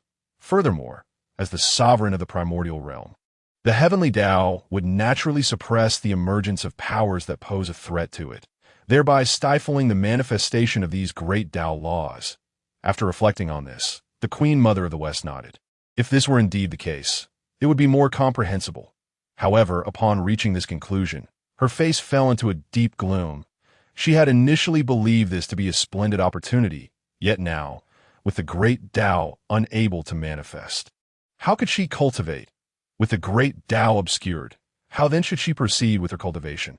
At that moment, Qingkuai stood with his hands clasped behind his back. That I possess a method known as the Supreme Thunder Punishment Body Plan. I wonder if you would be interested. Observing Qingkuai's demeanor, he appeared akin to a divine figure emerging from the primordial realm. Supreme Thunder Punishment. Fellow cultivator, I am certainly intrigued, though I am uncertain of what the Supreme Thunder Punishment Body Plan entails and to what heights it may lead in cultivation. The Queen Mother of the West, though quite excited, maintained a semblance of composure. This method indeed seemed promising, yet if it invoked thunder punishment, it would undoubtedly offend many. Moreover, these were the prerogatives of the heavenly Tao. How could those sages possibly allow it to be unleashed? If such a method could lead to the achievement of Hunyuan Daoyuo Jingxian, then even if it meant offending the entirety of the primordial realm, it would be worth the attempt. However, if the potential for growth were limited and it merely served to make her slightly stronger, then it would hardly be necessary, seeing the Queen Mother of the West's interest. Qingkuai smiled and inquired, "What level are you hoping to attain?" The Queen Mother of the West tentatively replied, "Might this method allow one to reach the realm of Hunyuan Daoyuo Jingxian?" After speaking, she covertly glanced at Qingkuai, pondering whether she had set her sights too high. Qingkuai shook his head. Witnessing this, the Queen Mother of the West felt a wave of disappointment. Had she truly been overreaching? Fellow cultivator, this plan is one I have painstakingly devised. When cultivated to its zenith, one can transform the heavens and earth, utilizing the divine for oneself. That I assert that in the primordial world, as well as in the myriad realms, all cultivators' thunder punishments shall be within your grasp. With thunder punishment upon you, all injustices and all acts against the heavens shall be at your discretion. Thus all matters of the world shall lie beneath you. That the mere Hunyuan Daoyuo Jingxian is but a starting point. How could it be an end point? The Queen Mother of the West gasped in astonishment. In the present primordial realm, how many sages existed? These sages had already left them gasping for breath. Yet, according to this plan, even sages would merely represent a starting point. How immensely powerful must such strength be? Contemplating this, the Queen Mother of the West drew in a sharp breath. Were it spoken by another, she would have never believed it. Yet, these words came from Qingkuai, and she found herself, against her better judgment, inclined to believe. If this truly is the case, I implore you, fellow cultivator, do not hesitate to impart your knowledge. That I am ready to sacrifice everything. Thunder is the righteous energy of heaven and earth, the cause of all things, embodying the principles of righteousness that can vanquish evil and malevolent spirits. Within the realm of heaven and earth, there exists a heavenly tribulation. When a cultivator breaks through, they must endure the 3-9 tribulations, 4-9 tribulations, 6-9 tribulations, and 9-9 tribulations, which may include the innate divine thunder, Tai divine thunder, Yuqing divine thunder, Taching divine thunder, Shanqing divine thunder, Dying divine thunder, Zixiao divine thunder, and the chaotic world-destroying divine thunder. All who undergo heavenly tribulations must pass through the trials of fire to refine their hearts, illusionary rays to temper their emotions, and fierce winds to strengthen their bodies. Those who succeed shall roam freely amidst heaven and earth, while those who fail to overcome such thunder tribulations shall inevitably face death and disintegration, turning to ashes, as Qingkuai continuously expounded upon the numerous tribulations of the heavenly Tao. The previously perplexed and chaotic thoughts regarding the cultivation methods in the mind of the Western Queen Mother suddenly became crystal clear. In no time, the power of the heavenly Tao's divine thunder laws surged exponentially within her. This was precisely the cultivation method established by Qingkuai. With the current suppression of the heavenly Tao, direct comprehension of the laws of the great Tao was unattainable. However, by understanding the heavenly Tao's thunder punishment and cultivating the laws of thunder through this insight, She could seize the opportunity to gain the authority of the Eye of Thunder punishment. With such a fruit position, it would naturally deter any adversities against her. Furthermore, through the rules of the heavenly Tao, one could grasp the power of the great Tao's thunder punishment, thus achieving the attainment of the primordial Tao fruit. Beneath the heavenly Tao, the regulations of the great Tao had been obscured. Aside from exceptional circumstances that allowed for the comprehension of the great Tao's power, it was virtually impossible to access it, which elucidates why, in a vast wilderness, none chose to cultivate the laws of the great Tao. Soon, surging bolts of thunderous power began to gradually manifest on the Western Queen Mother's form. Qingkuai furrowed his brow and promptly set up a formation to isolate the heavenly secrets. Within such an array, even the heavenly Tao would find it impossible to discern anything in the chaotic purple cloud palace. Ancestor Hongjun slightly opened his eyes, having suddenly sensed a disturbance in the power of the heavenly Tao's Eye of Thunder punishment. Upon meticulously checking once more, he discovered that there was, in fact, nothing amiss. This left him with a tinge of suspicion, pondering whether his recent rigorous cultivation had led to hallucinations that no. Once this path of unity concludes, I must take a proper rest. However, upon reflecting on the current affairs of the vast wilderness, he felt a pang of discomfort. Aside from the uncertain factors of Hou Tu and Nuwa, the witch clan had also unreliably withdrawn from the contest for dominion over the land. Without the witch clan, how could the battle between the witches and the demons proceed? Moreover, the positions in the underworld had already been occupied by these witch clan individuals that it would not be an easy task to intervene in the future. Although he had facilitated the support of the spirit clan to contend against the demon clan, the Eastern King was notoriously unreliable. The extent to which matters would progress depended entirely on his own fortune. Being the representative of the heavenly Tao was indeed exceedingly challenging, as nothing adhered to the script of the heavenly Tao. Enough, I am weary, let it all be obliterated. The primordial supreme being stabilized his aura. Having now secured his status at the saint level. Was then he realized that there existed other realms beyond that of the saints. Presently, his strength resided at the first level of sainthood. However, after this period of seclusion, he had finally perfected his prowess at this level, which left him visibly displeased. Now, as a saint of the heavenly Tao, seeking to enhance his strength through ordinary cultivation was of little use. Only by harnessing supreme fortune could he achieve such an aim. The primordial supreme being deduced the heavenly secrets and anticipated that the forthcoming conflicts in the vast wilderness would be battles of doctrinal legitimacy. In such a scenario, it would be especially crucial to recruit disciples with formidable backgrounds and deep blessings. Contemplating the few disciples he had taken in, the primordial supreme being felt a swell of pride.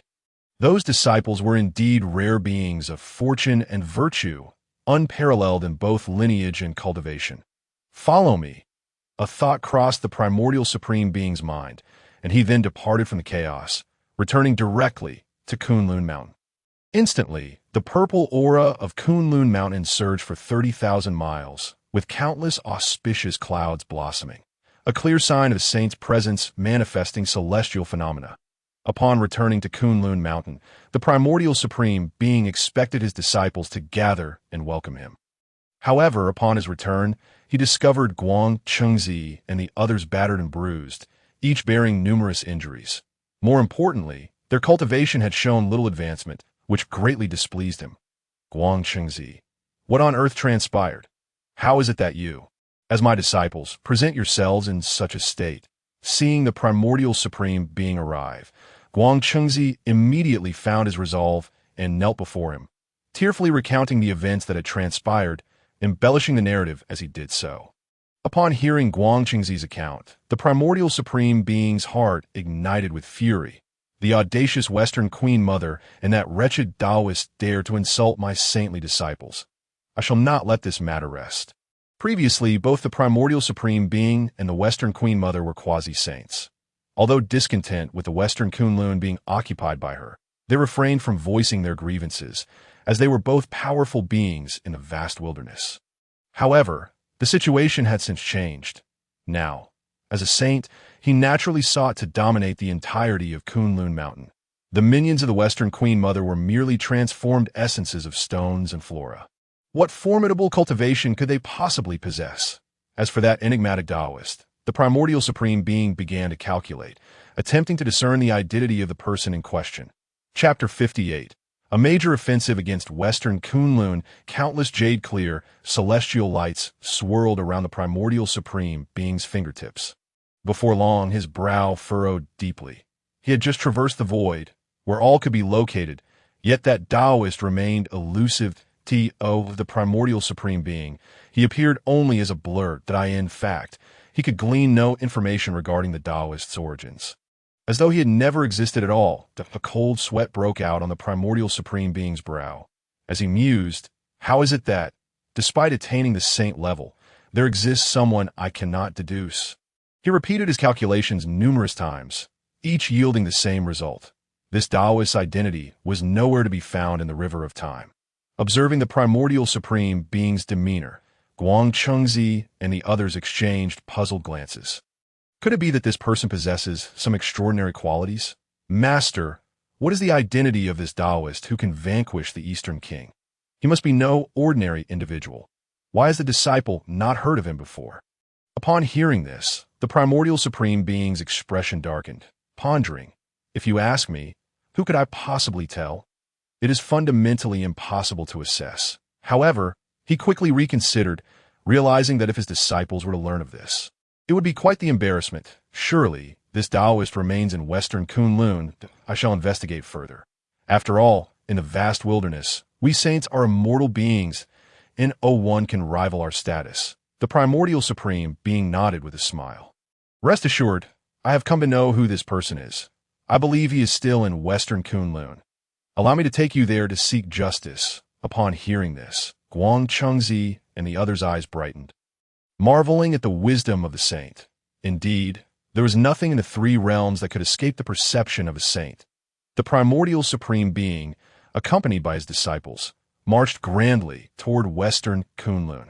The entire process was exceedingly ostentatious, without any attempt to conceal their presence. The beings of great power in the vast wilderness witnessed this scene, especially those beneath Kunlun Mountain, who desired to become disciples of the primordial supreme being. Grasping the gravity of the situation, many felt a sense of pity for the Western Queen Mother. Originally a formidable being in the vast wilderness, alas, she had chosen to offend the saints. How could mere mortals afford to offend such exalted beings? All regarded the Western Queen Mother with regret. That moment. All the cultivators atop Western Kunlun had gathered at the Western Queen Mother's divine palace. Each of them appeared exceedingly anxious, with some of the more timid individuals having already fled Kunlun Mountain. Just then, the celestial maiden of green jade and others saw Li Qingkuai emerge and hurriedly inquired, "Esteemed elders, where is Our Lady now? The Western Queen Mother is currently in seclusion. This retreat is crucial for her. So unless it is of utmost importance, please do not disturb her." Upon hearing this, the celestial maiden of green jade's heart raced with urgency. What shall we do? News has spread that the jade-clear saint has returned. If he pursues this matter, what will become of us? My disciples are notoriously adept at sowing discord. Standing nearby, the celestial maiden of purple bamboo haughtily scoffed. What of the saint's arrival? We shall defend Western Kunlun to the death. At this moment, the celestial maiden of green jade looked toward Li Qingkuai, the only remaining formidable force since the Western Queen Mother was no longer a true powerhouse. What shall we do now? It is up to him to decide. Qingkuai met the gaze of the celestial maiden of green jade and understood her meaning. Rest assured, should the primordial supreme being arrive, I will handle it. If the celestial maiden trusts me, please remain within the Western Queen Mother's divine palace and do not emerge out of course. If you do not trust my words, you may leave at any time. The celestial maiden of green jade gritted her teeth, contemplating that this person was one whom even the Western Queen Mother respected. Could she truly flee? Moreover, the new Queen Mother remained present. With this thought, the celestial maiden of green jade clenched her jaw. Esteemed elder, I naturally have faith in your abilities. I implore you to assist my lineage in Western Kunlun out of respect for my master. And I shall be most grateful. These are some scattered cultivators from the Western Kunlun. Witnessing Qingyu placing her hopes on an individual, they have never met before, that a sense of trepidation fills their hearts. For they have offended a disciple of the Primordial Lord. The Primordial Lord is notoriously protective and proud throughout the vast expanse of the wilderness. It seems that the lineage of Western Kunlun is doomed. One of the disciples stepped forward and proclaimed, "Fellow Taoists, our purpose in cultivating at Western Kunlun is to attain the supreme path. Now, faced with the inevitable demise of our lineage, why should we linger here and await death? Fleeing offers us a glimmer of hope." Upon hearing this, several disciples immediately echoed in agreement. "Brother Malong is right. We cannot wait here to meet our end." After uttering these words, more than half of the cultivators took to the skies, scattering in a frantic escape. Qingyu, witnessing this scene, wore a grim expression. How detestable! The mistress has treated them well, yet at a critical moment, they abandon her. Truly despicable. No, I must teach them a lesson. With that, she prepared to fly out, but was stopped by Qingkuai beside her. "Qingyu, hold on. Each person has their own aspirations. This is their choice, and we cannot criticize it. Let's hope they do not come to regret their decision today." Just as the Primordial Lord and his disciples arrived at Western Kunlun, they observed the scattered cultivators fleeing in all directions. Guang Chengzi hastily shouted, "Master, these rascals are fleeing in fear of their crimes. We cannot let them escape." The Primordial Lord contemplated deeply, realizing that he had come to reclaim Kunlun Mountain entirely. Thus, he concluded that the remnants of the Western Kunlun lineage must not be allowed to survive. With this thought, the Primordial Lord let out a cold snort. Suddenly, a tremendous tremor shook the heavens and earth. The fleeing cultivators found themselves frozen in mid-air, unable to move, and their bodies began to disintegrate. In the blink of an eye, both their flesh and souls vanished without a trace. The onlooking cultivators throughout the wilderness were struck with profound shock. Indeed, the power of a sage is terrifying. Merely a cold snore had resulted in the demise of these individuals. At the foot of Kunlun Mountain, hundreds of thousands of cultivators erupted into fervor. They resolved that, come what may, they must become disciples of the sage. Only by doing so could they have a voice in the wilderness. Within the Western Queen Motheress shrine, the cultivators who witnessed their brethren rushing out were left aghast. Their bones turned to dust in an instant. Anxiety gripped them, unsure of how to proceed. Such methods were truly horrifying. Qingyu felt an uneasy flutter in her heart. As the strongest in the wilderness, the sage's power was invincible. She wondered how long her companion Qingkuai could withstand such might. Chapter 59. A glimpse into ordinary arrays at that moment. Qingkuai set up an array within the Western Queen Motheress shrine. This array appeared exceedingly simple. The expressions of the cultivators within the shrine shifted dramatically. They had initially thought that Qingkuai possessed some extraordinary ability to ensure their survival. Yet now they were confronted with such a simplistic array. How could it possibly withstand the sage's onslaught? Despair washed over several cultivators as they exclaimed with reddened eyes, "Humph! We thought you were a powerful figure, yet you only possess such trivial skills. Do you intend to lead us to our doom?" One cultivator suggested, "Fellow Taoists, remaining here amounts to merely waiting for death. Instead, let us appeal to the Primordial Lord. Heaven has a benevolent nature. If we sincerely repent, surely the Jade Pure Sage will forgive us." Some Taoists nodded in agreement, but Qingyu's expression darkened. How could these individuals consider surrendering? It was utterly absurd. The disciples of Western Kunlun would rather die standing than live on their knees. How could they bow to that group from the Chan school? One Taoist scoffed at Qingyu's words, his disdain evident that if you wish to seek death, then go ahead, but do not drag us along, that I have resolved to surrender. With that, he attempted to break free from the array, only to find it unyielding. Astonished, he wondered why such a seemingly ordinary array was so steadfast. He glared at Qingkuai, brimming with anger, and demanded, "You there, open this array immediately. If you delay my important matters, I will personally end you." Qingkuai frowned and unleashed a ray of azure light. The Taoist attempted to block it, but quickly realized that his strength was insufficient to withstand the force. Just as he prepared to plead for mercy, Qingkuai granted him no such opportunity, sending him to his demise.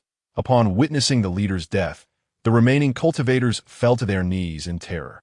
No one dared to utter a word, fearful of sharing the same fate as their fallen comrade. Qingkuai sighed as he regarded the group.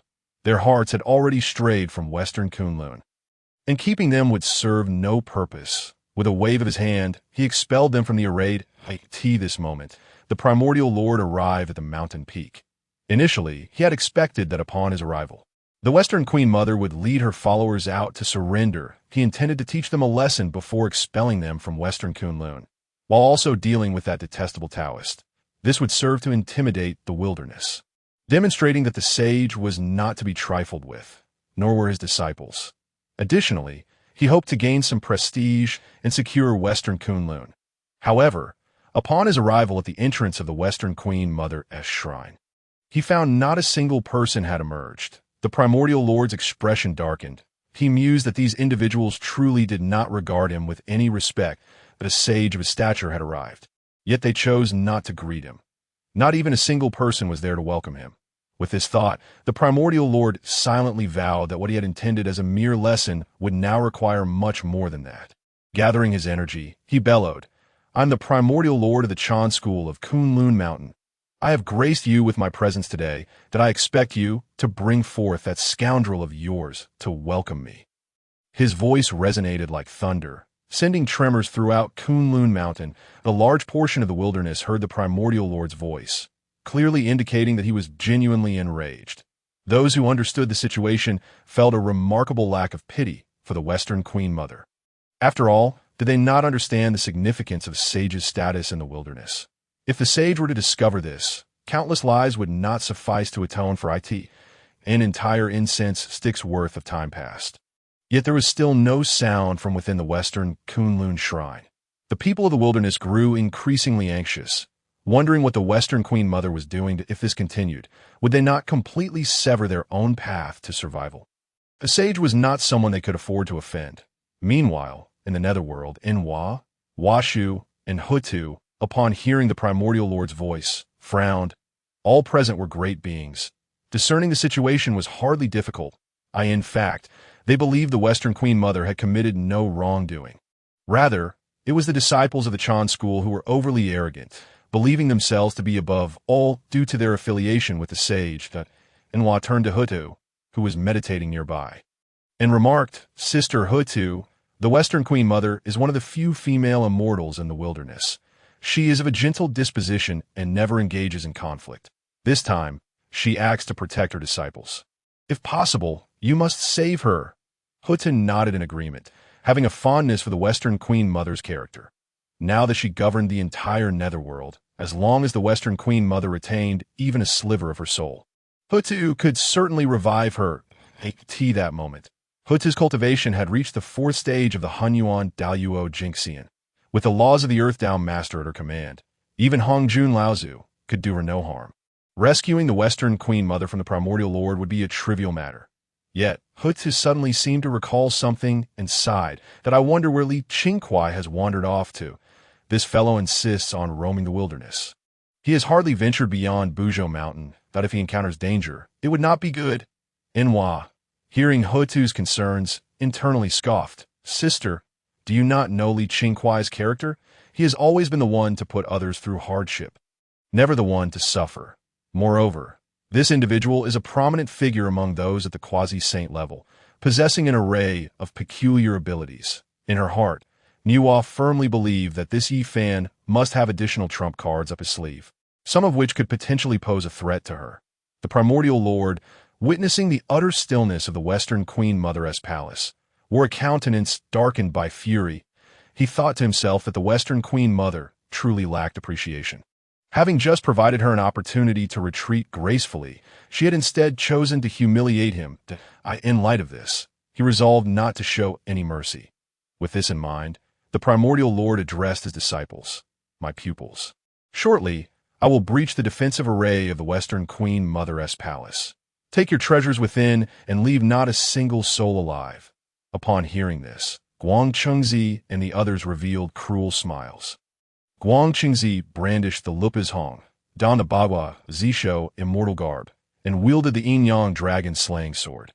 The others similarly brandished their respective magical artifacts, each one fully armed to the teeth.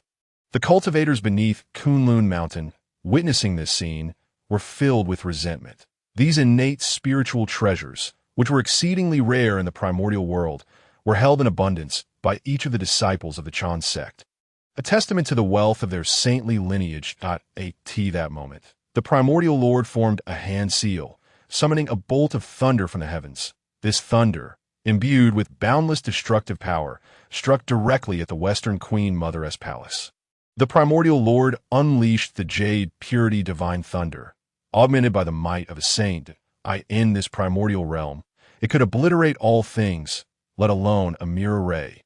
The jade purity divine thunder collided with the array, generating tremendous force. Seeing the array tremble, Guang Chengzi rushed forward with his yin-yang dragon-slaying sword. However, upon their advance, they discovered that the invisible barrier of the Western Queen Mother's palace remained intact. Moreover, there were numerous arrays within, and to their shock, they found themselves ensnared within one. That the primordial lord's expression darkened as he saw all his disciples fall into the array without exception. These fools were truly audacious. They charged in before he had even broken the array. The primordial lord felt a mix of embarrassment and helplessness. It was mortifying that, as a dignified saint wielding the jade purity divine thunder, he had failed to dismantle the Western Queen Mother's array. The embarrassment deepened as his disciples had recklessly thrown themselves into danger, complicating any potential offensive he might have attempted, should he succeed in breaching the array. He might inadvertently annihilate his own disciples. These were individuals he had painstakingly chosen for their profound fortunes. The primordial lord was acutely aware that such an intricate array was not crafted by the Western Queen Mother herself. She lacked the depth of mastery required. Realizing this, he could not afford to delay any longer. The immediate priority was to rescue his disciples. Everything else could wait. He ventured into the array, discovering a multitude of spiritual formations, illusion formations, and even lethal formations, which sent shivers down his spine. When it came to artifact refinement, the primordial lord, would be second to none in the entire primordial realm. However, in terms of arrays, he was far less adept. At that moment, an idea struck him. He thought of the Tontian Patriarch. Although his own prowess in arrays was lacking, the Tontian Patriarch possessed considerable skill in this area and could surely dismantle the array. Despite their previous significant conflicts, the three Pure Ones had not yet split, and theoretically, these individuals were still the Tontian Patriarch's disciples. He could not simply stand by and watch them perish. Meanwhile, the Earth's Empress Hou Tu, upon witnessing the array, instantly understood that Qingkuai must be hiding within, and perhaps that mysterious Taoist was indeed Qingkuai. Filled with resentment, she thought to herself, "Here I am, worrying about your safety, and you've gone and entangled yourself with the Western Queen Mother." Had it not been for the presence of the time primordial ancestor Zhu Jiuyin, she might have believed Qingkuai was solely inclined to assist female cultivators. However, with Qingkuai seemingly setting his sights on the primordial lord, it appeared that trouble was in store for him. Receiving the primordial lord's message, the Tontian Patriarch was oblivious to the unfolding events. At that moment, he was wholly engrossed in perfecting his swordsmanship. Having reached the second tier of transcendent mastery, on the verge of a breakthrough, he had begun to believe in the existence of the indestructible sword body that Qingkuai had mentioned. Suddenly, he heard the primordial lord's call. The Tontian Patriarch furrowed his brow. Although the three Pure Ones still bore their title, their former camaraderie had diminished. Moreover, he was aware of the future trajectory that would see his own disciples decline under the hands of his two elder brothers. However, the primordial lord's implication that he had encountered an exceptionally formidable array piqued his interest in the primordial realm. Aside from swordsmanship, only formations could captivate him. I wonder how the array encountered by the primordial lord compares to that of Qingkuai. Which is stronger? I wonder. Upon arriving at Kunlun Mountain, the primordial lord immediately called out, "Second brother, your disciples have fallen victim to the Western Queen Mother's schemes and are now trapped within this array. Quickly, dismantle the formation and rescue them." The Tontian Patriarch, perceiving the primordial lord's tone as somewhat commanding, felt a twinge of displeasure. "Second brother, I have no enmity with the Western Queen Mother. Why must I dismantle her array? The primordial lord's displeasure was palpable upon hearing the Tongtian patriarch's words. Tongtian, what do you mean by that? We are all part of the three pure ones, the true heirs of Pangu. We should naturally work together. Why must you draw lines of division? Moreover, Kunlun Mountain is also your sacred ground. During your absence, I have managed its affairs. I haven't said a word about that. Besides, those are your disciples. How can you be so indifferent? The Tongtian patriarch, feeling a sense of resignation, recognized that his second brother was unable to relinquish his pride to seek his help, and oh wonder such a disposition had led to schemes against him, deepening the rift between their sections nonetheless. As one of the three pure ones, the Western Queen Mother's actions of ensnaring all his disciples in this array were indeed dismissive and warranted a stern lesson. He stepped into the array and quickly discerned that it was no ordinary formation. It was filled with countless arrays, making it difficult to locate the focal point. His mastery of formations had significantly improved since their last encounter, and he immediately recognized that this array was identical to the one set by Qingkuai. Such techniques were all too familiar to him. At that moment, the Tongtian patriarch realized that this array had been arranged by Qingkuai.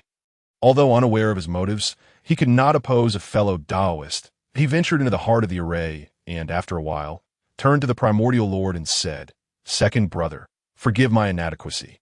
I cannot dismantle this array. It is truly too wondrous. I fear even escaping it will be a challenge." Upon hearing this, silence fell within. Meanwhile, within the palace of the Western Queen Mother, Qingkuai heard the Tongtian patriarch's call. Qingkuai Daoist friend, it's me, Tongtian. Allow me to enter. Qingkuai was well aware of what was transpiring outside. With a sweep of his hand, he released the Tongtian patriarch from the array. When the Tongtian patriarch appeared in the Western Queen Mother's palace, Qingyu Fairy became instantly vigilant. After all, the individual before her was also one of the three pure ones, the Tongtian patriarch. Feeling somewhat awkward, said, "Do not worry. I come not to cause trouble. I merely wish to share a drink with this Taoist friend." Qingkuai smiled and replied, "I am Tianqing, so it is the Tongtian patriarch. I have long admired you." The Tongtian patriarch quickly grasped that Qingkuai wished to conceal his identity and chose not to expose him at that moment. Qingkuai turned to the Qingyu Fairy and said, "Though the Tongtian patriarch is one of the three pure ones, he possesses discernment. He has come to the Western Queen Mother's palace solely as a guest. Quickly, bring forth some spiritual fruits and wines." Clearly, Qingyu was utterly bewildered by the unfolding situation. What was happening? Isn't Tongtian Jiaozhu the brother of Yuan Shi Tianzuan?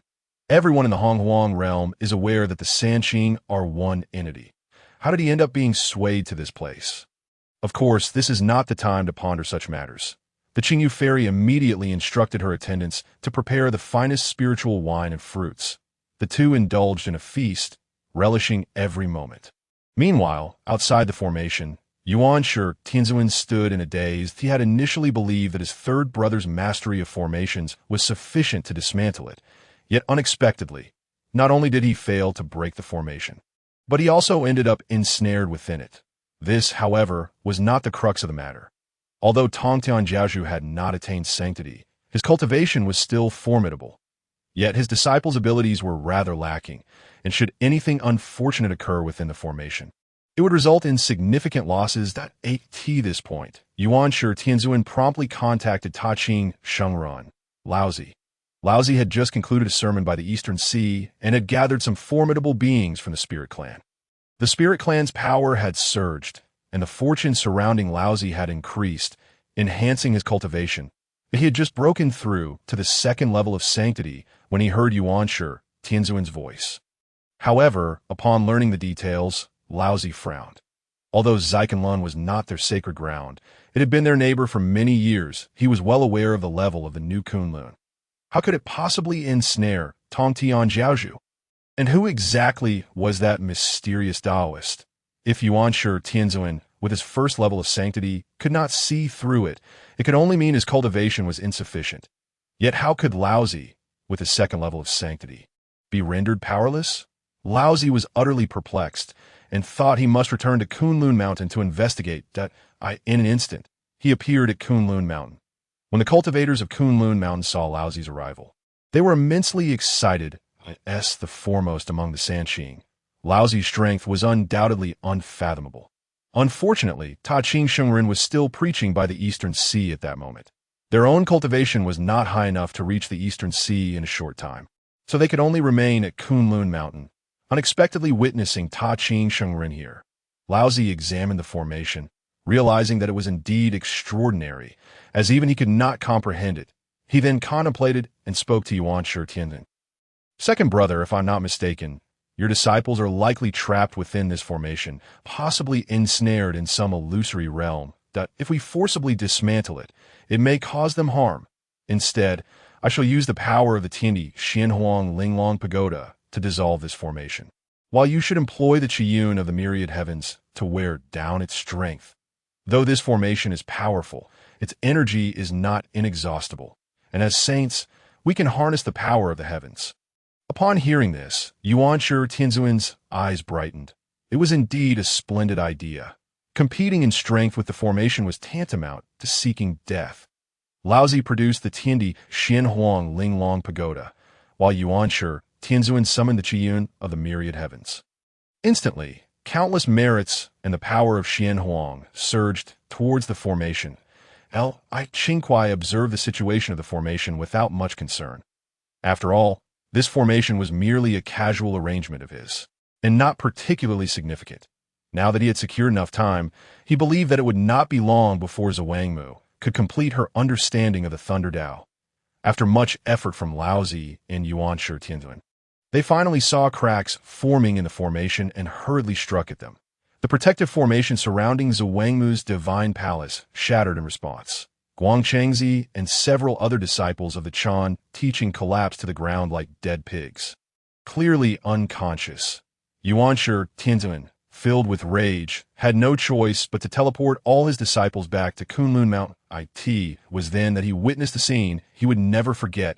That moment. The mysterious Taoist was merrily drinking and feasting with Tongtian Jiaozhu, appearing carefree and joyous. Yuan Shi Tianzun's fury erupted.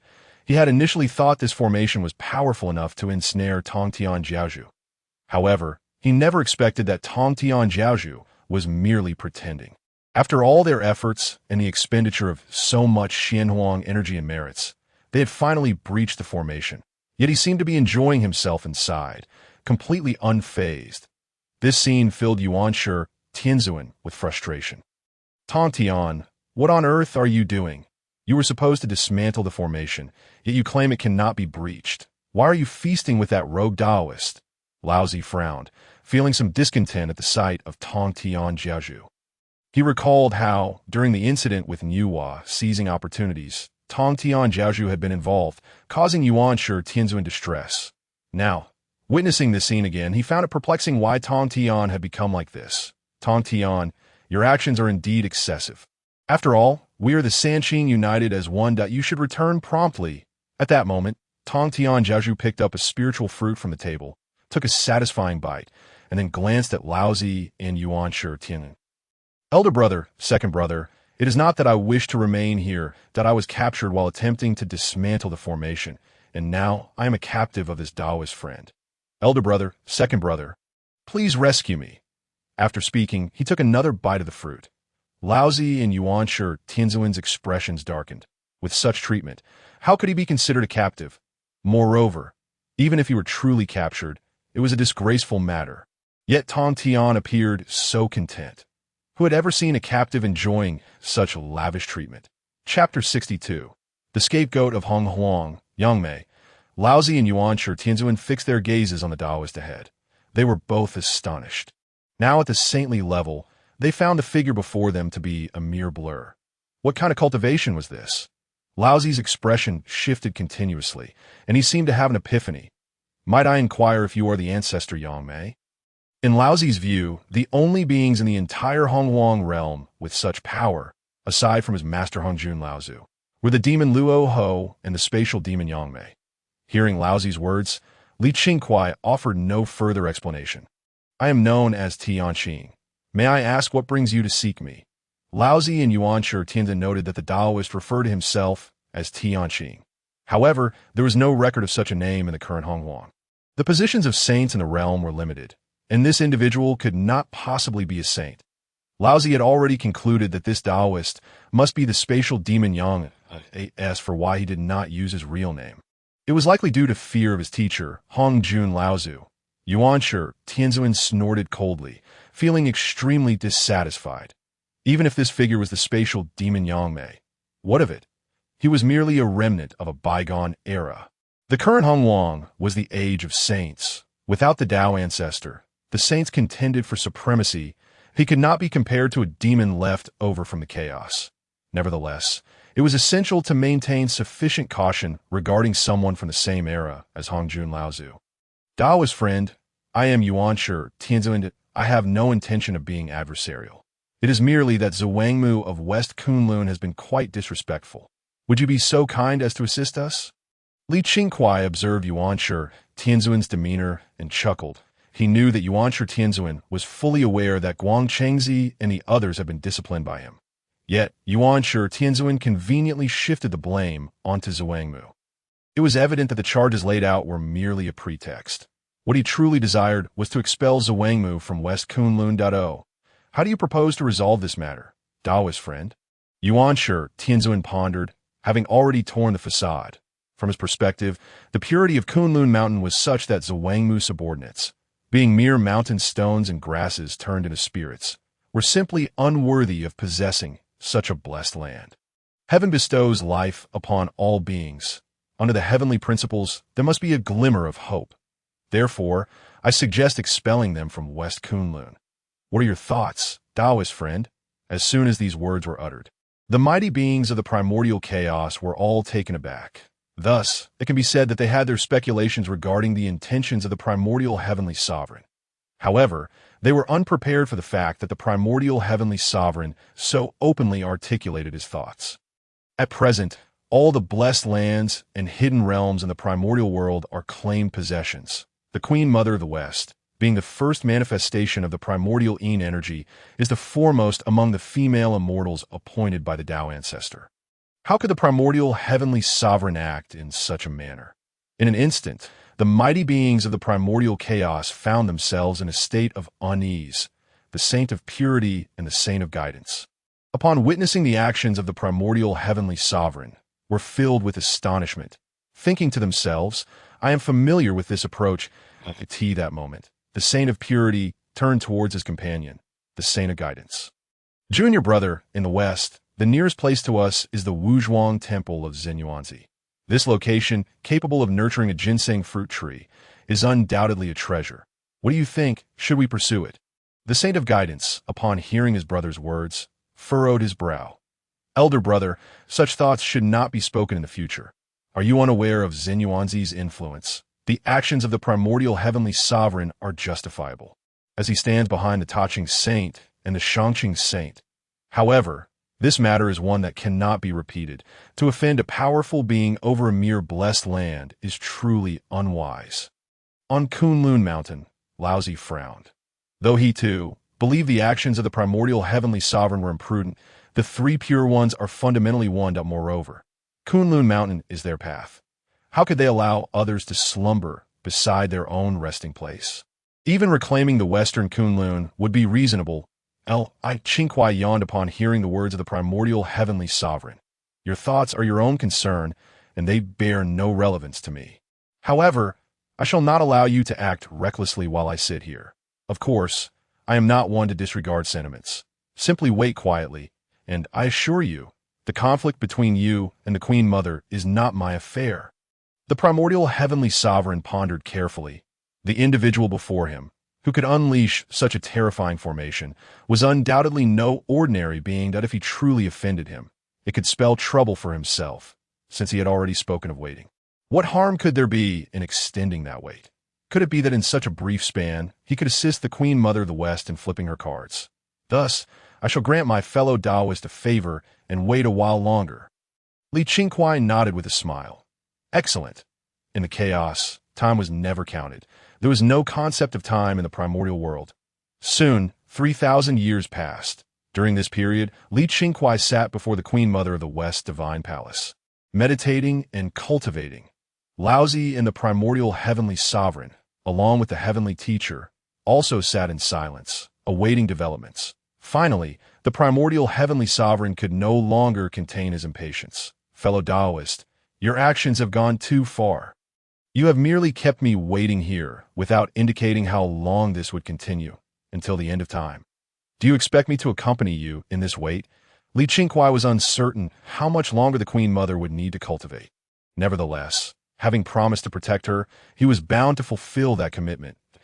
As for how long the wait would be, he was also unsure. Yet, since the time had not yet come, he would not allow any action to be taken.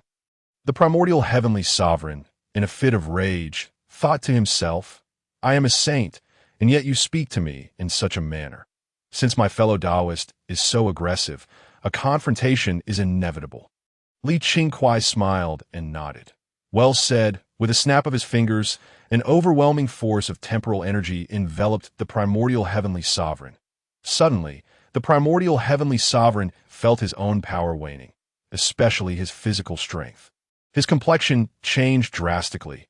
Although he was a saint, an immortal existence, what kind of divine ability was this that could cause his cultivation to disintegrate and even threaten his physical form? Laozi sensed a surge of temporal power from this force and was taken aback. Could it be that this individual is truly not an ordinary being?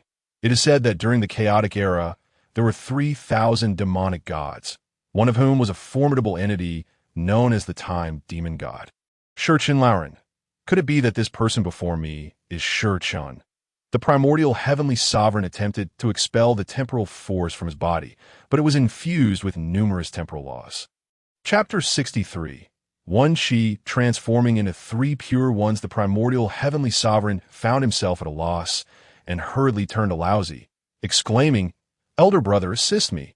Laozi sighed, glancing at Qingkuai, since my fellow Taoist insists on making things difficult for the 3 pure ones. I have no choice but to engage in a confrontation. At this moment, a radiant light emanated from Laozi, and countless golden glimmers flickered. Above Laozi's head, 3 flowers bloomed, each housing a Taoist. These 3 Taoists suddenly transformed into a stream of clear energy. Surrounding Qingkuai, I am the Taoist of Taching. I am the Taoist of Yuqing. I am the Taoist of Shangqing. The 3 Taoists introduced themselves. The primordial heavenly sovereign and the heavenly teacher were left bewildered. What kind of divine ability was this? How could 3 Taoists be summoned so suddenly? More importantly, were not the Yuqing Taoist and the Shangqing Taoist among them? At this moment, both of them were filled with confusion, having never heard of Laozi possessing such a technique. Laozi offered no further explanation. In a flash, the Taoist of Taching wielded the Taiji diagram. The Taoist of Yuqing held a coiling dragon staff. And the Taoist of Shangqing brandished the exquisite treasure tower of heaven and earth. Qingkuai, encircled in the midst, smiled gently. This is the technique of Yuan Shi transforming into 3 pure ones. Laozi, you truly have concealed your depth. Upon hearing Qingkuai's words, Laozi's pupils widened. Although his exterior showed no change, his heart was already tumultuous with waves of astonishment. Who exactly is this Taoist? How does he know that this is the technique of Yuan Shi transforming into 3 pure ones? He had never displayed this divine ability before outsiders, let alone the primordial heavenly sovereign and the heavenly teacher. Even Hongjun Laozi was unaware. How did you come to know of my technique? Qingkuai did not respond to Laozi, but instead murmured to himself. Each of these incarnations possesses 90% of the original's power, which is indeed impressive. However, to me, it is merely that a grayish chaotic aura emanated from Qingkuai, directed towards the 3 pure ones. Laozi sensed it slightly and instantly recognized that this aura originated from the underworld. How is this possible? He knew that apart from Hou Tu, no one else possessed the aura of the underworld. Could this person be sent by Hou Tu? Meanwhile, the distant Nuwa, observing from the underworld, was filled with bewilderment. If she could not discern Qingkuai's identity at this moment, it would be rather foolish. She turned to Hou Tu and asked, Sister, when did you give Qingkuai the aura of the underworld? How is it that he, not being a creature of the underworld, can wield such power? Hou Tu forced a smile, thinking to herself, how could I know the things you do not? How many trump cards does Li Qingkuai possess? Even she could not fully comprehend. She managed to explain, it's merely a trace of underworld aura. Perhaps when I was creating the underworld, this stray aura was taken by him. There is nothing strange about it. This trace of underworld aura continuously emanated outward, manifesting 6 great gates that spiraled around Li Qingkuai. Laozi, terrified, stumbled backward several steps. Could this be the 6 paths of reincarnation? Upon hearing the phrase 6 paths of reincarnation, everyone shuddered. The 6 paths represent death and rebirth. Shouldn't this be confined to the underworld? Why has it been brought forth? Nuwa gazed at Hou Tu with a confused expression. Sister, are you certain that Li Qingkuai truly does not possess the power of the underworld? Hou Tu, feeling speechless, thought, it's over. Now that the 6 paths of reincarnation have emerged, there's truly no way to explain this. As for why Li Qingkuai could command the 6 paths of reincarnation, how could she possibly know? Furthermore, was it not entirely normal for Li Qingkuai to master the 6 paths of reincarnation? After all, she had established the underworld under his guidance. Such a minor occurrence should not be surprising. Just as Li Qingkuai prepared to strike at the 3 pure ones, a thunderous roar erupted from the heavens, and a heavy sense of oppression enveloped the primordial realm.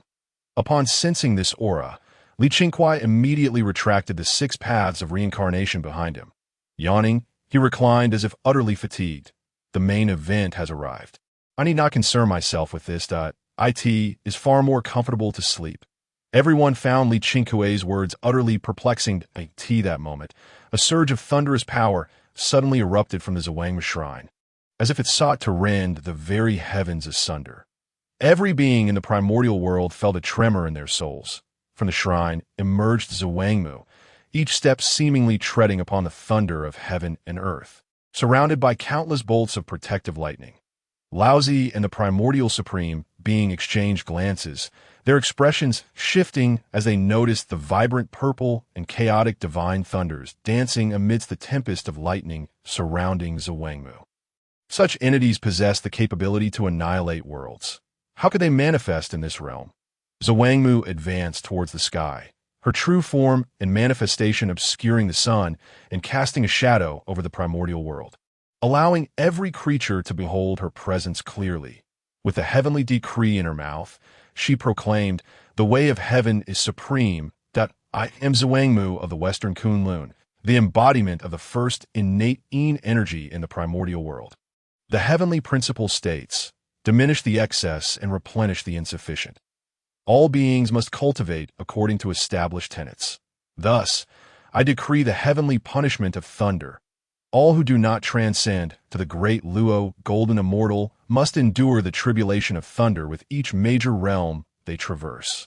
Those with profound cultivation and enduring fortune may pass, but those burdened by karma and lacking virtue shall be turned to ash under the thunder's wrath, their lives and paths extinguished, never to enter the cycle of reincarnation.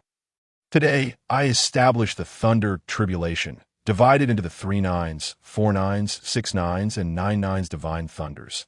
Those who threaten the primordial realm shall face the purple divine thunder and the chaotic annihilation thunder.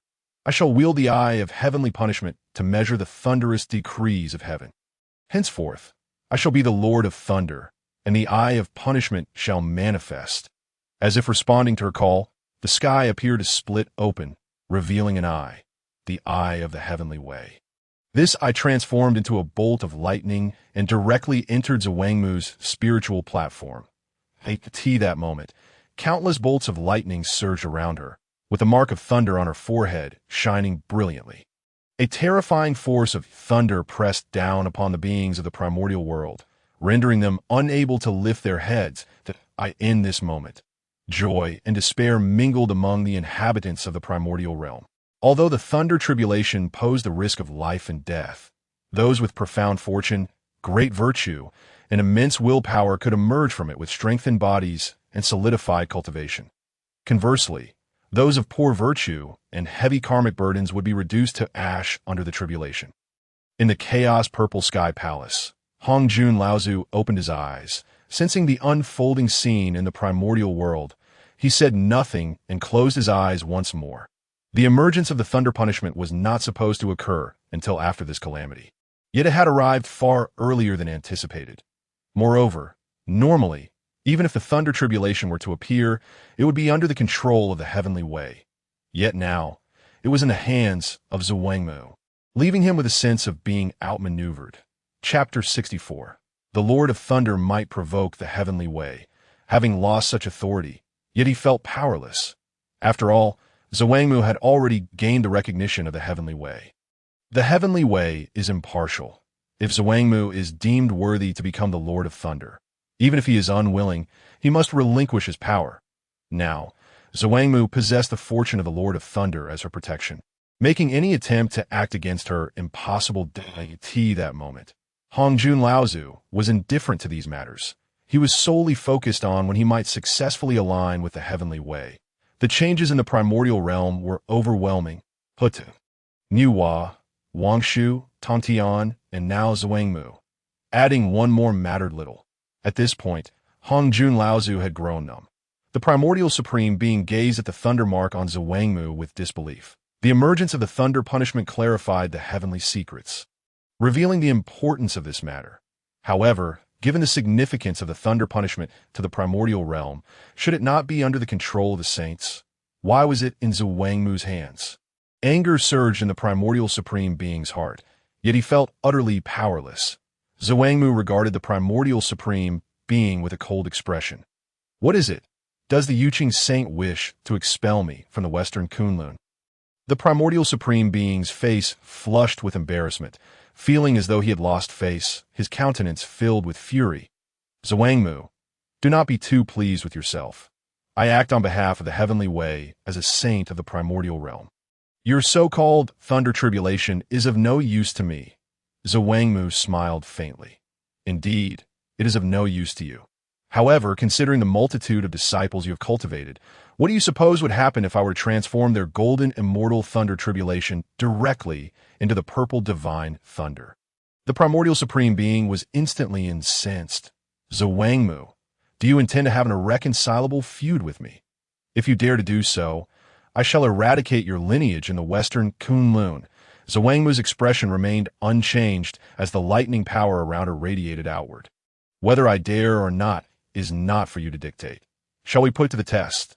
The primordial supreme being's face shifted, unable to respond in that moment. Nearby, Laozi sighed. Taoist friend Zhuangmu, this is merely a misunderstanding. Why take it so seriously? Grant me, an old Taoist, some leeway, would you? Zhuangmu recalled the pressure exerted by Dong Wanggong and felt little inclination to be amicable, especially since Laozi stood behind Dong Wanggong. The Taiji saint, when Dong Wanggong visited my western Kunlun, he was not in this state. Had it not been for Taoist Tianqing, I might not have been able to speak with all of you here. Laozi silently cursed Dong Wanggong for being incompetent. He had sent for Zhuangmu. Yet not only had he failed to bring her, but he had also deeply offended her. Laozi sighed. This matter is indeed the fault of Taoist friend Dong Wanggong. Upon my return, I shall impose strict penalties. I ask for your forgiveness. Zhuangmu's phoenix eyes softened, and she said coldly, Esteemed friends, this place is my western Kunlun's sacred ground, if you have no business here. I kindly ask you to leave. Laozi, the primordial supreme being, and others turned and departed. Tian followed closely behind Li Qingkuai, seemingly oblivious to his status as one of the three pure ones, causing Laozi and the primordial supreme being to twitch at the corners of their mouths. However, at this juncture, there was little left to say. Upon returning to the Zhuangmu shrine, Zhuangmu transformed her demeanor, smiling as she addressed Li Qingkuai. Taoist friend, today I owe you a great debt for the method you bestowed. Without your aid, I might have already faced obliteration. Li Qingkuai chuckled and shook his head. It is hardly my doing. This is your opportunity. Though you are now the Lord of Thunder, your cultivation has only just begun. Through this identity, you may research the principles of the thunder punishment via the heavenly way. Relying solely on the power of the heavenly way, once Hongjun Laozi achieves his Tao, that will be your end. Zhuangmu nodded thoughtfully, acutely aware that this power of heavenly punishment originally belonged to the authority of the heavenly way, or rather, to Hongjun Laozi. The abilities and laws that no other saints possessed had manifested upon her, inevitably inciting envy. The path forward lay in swiftly studying the laws of thunder to comprehend the entirety of the rules, thereby achieving the status of a Hunyuan Great Luo Golden Immortal. On Pai Island, Dong Wanggong, severely injured, struggled to suppress his wounds, witnessing Zhuangmu ascend as the Lord of Thunder, acquiring the power of thunder. He could not help but spout a mouthful of fresh blood tea that moment. Dong Wanggong howled to the heavens, "The heavenly way is unjust. Why, despite my diligent efforts for the order of the primordial realm, have I gained nothing, while Zhuangmu possesses such power?" Dong Wanggong was unable to comprehend, ensnared in his own stubbornness.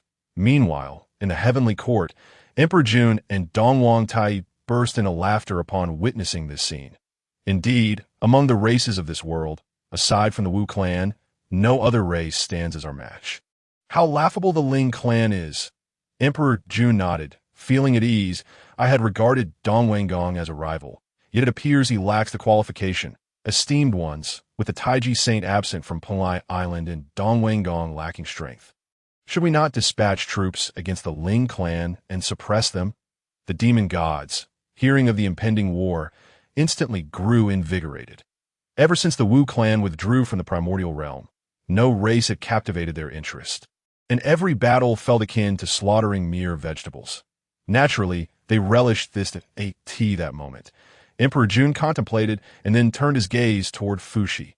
Demon Emperor Fushi, if that is the case, let you take command of the expedition against the Ling clan. I shall dispatch various demon saints to assist you, Dong Wang, and I must enter seclusion. Thus, the heavenly court will be entrusted to Kunpeng. So it falls upon you, my friend. Dong Wang Tai, upon hearing this, was momentarily taken aback. Ah, why must we enter seclusion? Evidently, Dong Huang Tai failed to comprehend the meaning of Dijun's words. Dijun, feeling a surge of helplessness within, could only convey a glance to Dong Huang Tai. It was then that Dong Huang Tai realized his misstep, lowering his head in silence, while She was fully aware of Dijun's intentions. This military expedition was merely a test, a probe into the attitude of the saints, to ascertain whether they would take action against the demon clan. Should they choose to act, it would compel Nuwa to intervene on behalf of Fushi. In such a scenario, the demon clan would possess a formidable backing. Furthermore, if they were to suffer defeat, the blame would rest entirely on Fushi, thereby further undermining his influence. Conversely, if they emerged victorious, they could completely blockade the spirit clan, ensuring that no one would dare contest their claim over the vast wilderness. Even if the Tai Ching saint were to come seeking retribution, all matters could be conveniently attributed to Fushi. Having existed for countless eons, how could Fushi fail to grasp the intentions of these individuals?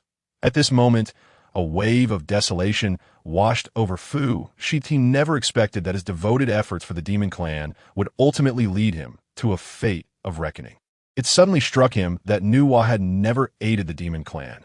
Could it be that she had already seen through all of this? Observing Fushi lost in thought, Dijun felt a twinge of dissatisfaction. Fushi, I have yet to inquire about your thoughts.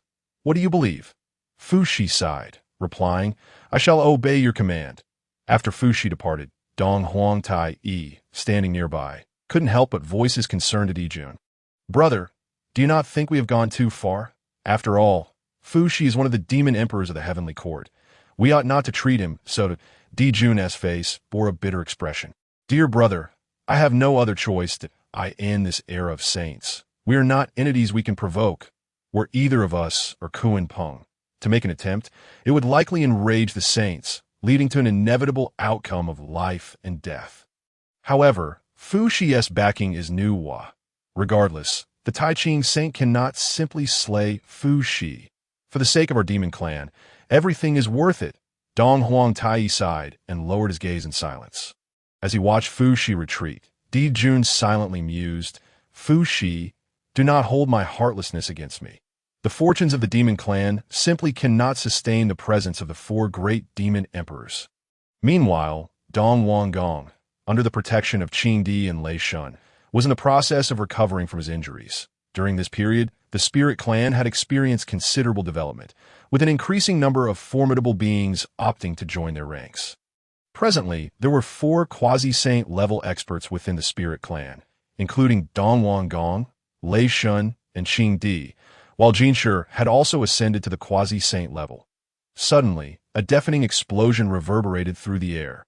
Dong Wang Gong furrowed his brow, pondering what has transpired. What is the source of that sound? Just then, a cultivator from Pai Island staggered in, exclaiming, "Your Majesty Dong Wang, grave news! The demon clan has come knocking." Upon hearing this, Dong Wang Gong's expression shifted dramatically.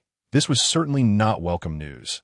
Although the Spirit Clan was flourishing, they were still significantly weaker compared to the once dominant Demon Clan. Not to mention the 6 established quasi-saint powerhouses: Dijun, Dong Huang Tai Yi, Fu Shi, Nuwa, Kuan Peng, and Shihi. With the likes of Buzhou, Gui Che, and Jimeng also stepping into the quasi-saint realm, if the Demon Clan launched a full-scale assault now, they would hardly be able to withstand it for long. What? Have these demons lost their minds to attack at such a time? Do they not realize that the Tai Ching saint stands behind me? Dong Wang Gong mused. Have they sent several quasi-saints, or are Dijun and Dong Huang Tai among them? The response came, only 4 quasi-saints have arrived: Fu Shi, Gui Che, Jimeng, and Ying Zhao. Relieved to hear that only 4 quasi-saints from the Demon Clan had come, Dong Wang Gong sighed, though his displeasure only deepened. These celestial beings from the heavenly court are truly detestable. They do not regard me at all. To send Fu Shi accompanied by merely 3 demon saints is utterly outrageous. With a fierce glint in his eyes, Dong Wang Gong declared, since the Demon Clan holds us in such contempt, let us slay these 4 quasi-saints and make them feel the pain. Lei Shun contemplated for a moment before speaking. Killing the others is one matter, but Fu Shi stands behind Nuwa. What shall we do if we offend her? There is no need to concern ourselves with that. Fu Shi is the one attacking us, and thus his demise would be a consequence of his own actions. Moreover, we have the Tai Ching saint backing us. The Tai Ching saint bears animosity towards Nuwa. Should we eliminate Fu Shi, I believe even the saints would be pleased. After deliberation, upon learning that the Demon Clan had only dispatched a small contingent, the cultivators of the Spirit Clan felt a surge of relief, and, invigorated as if they had been injected with vitality, charged towards the Demon Clan's ranks. The IT was a jest to think they could not match the Demon Clan. With so many formidable beings, could they not overcome just a few? At that moment, Dong Wang Gong faced off against Fu Shi, their strengths closely matched, resulting in a fierce stalemate. As Dong Wang Gong retreated, he issued a sharp command.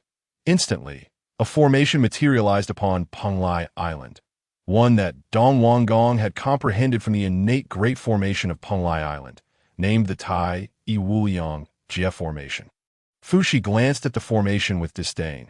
The only formations worthy of his attention were the Zhou Tianxing Do Great Formation, the Hun Yuan He Luo Great Formation, the Zhu Xiansor Formation, and the 12 capital Heavenly God Killing Formation.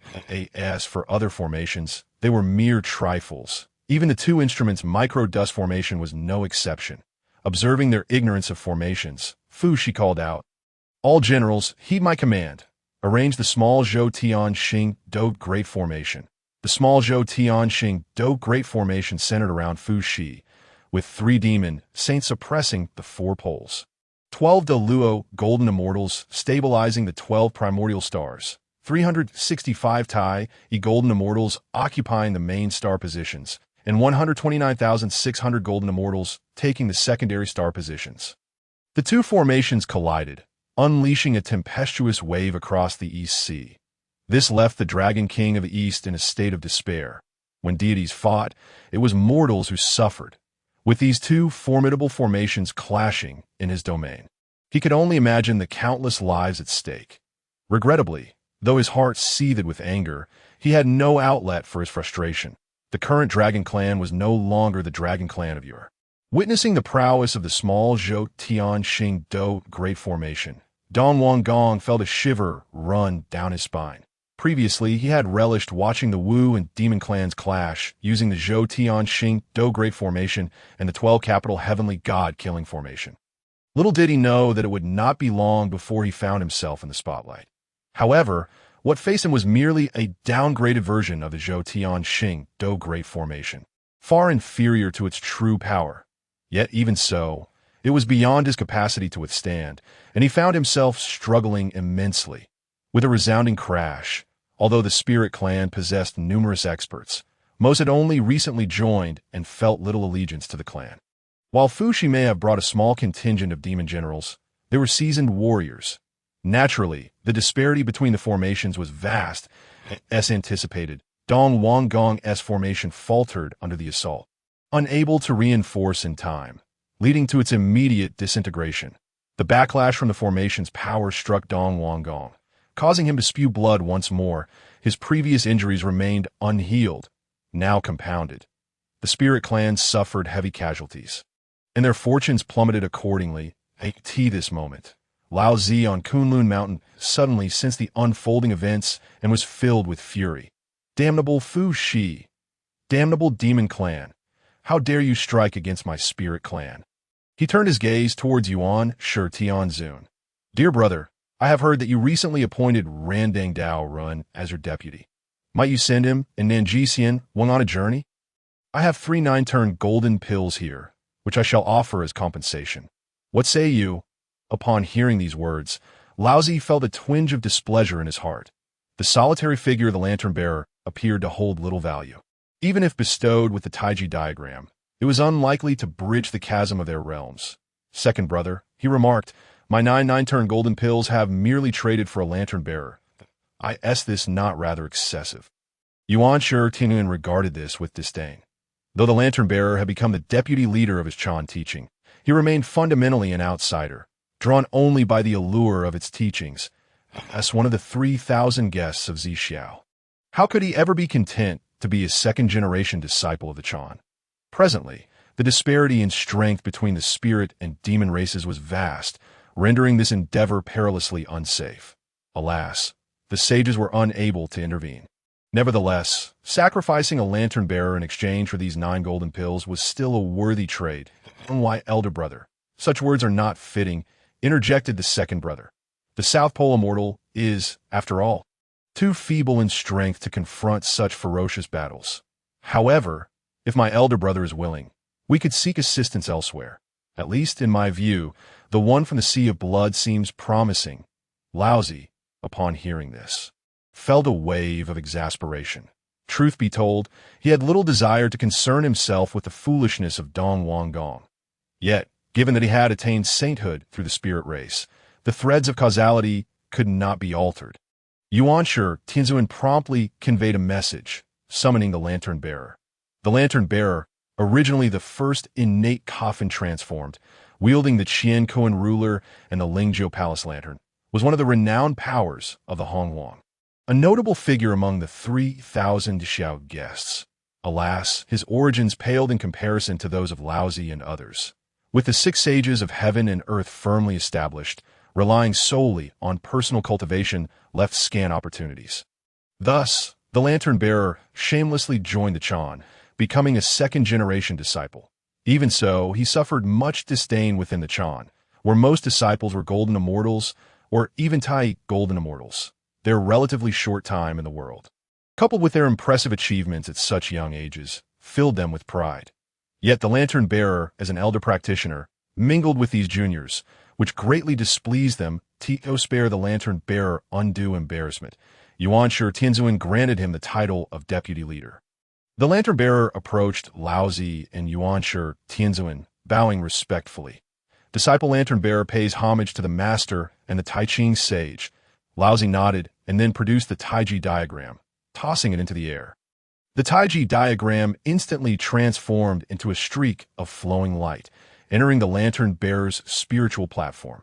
Seeing Laozi bestow the Taiji diagram upon him, the lantern-bearer felt a surge of astonishment mixed with trepidation. Why is the esteemed Tai Ching sage so generous? As the saying goes, one should not receive rewards without merit. Although I have made some contribution since joining the Chan, it hardly warrants such a precious gift from a sage. I'm truly unworthy. With that, he displayed a panic-stricken expression, though internally he was overwhelmed with joy.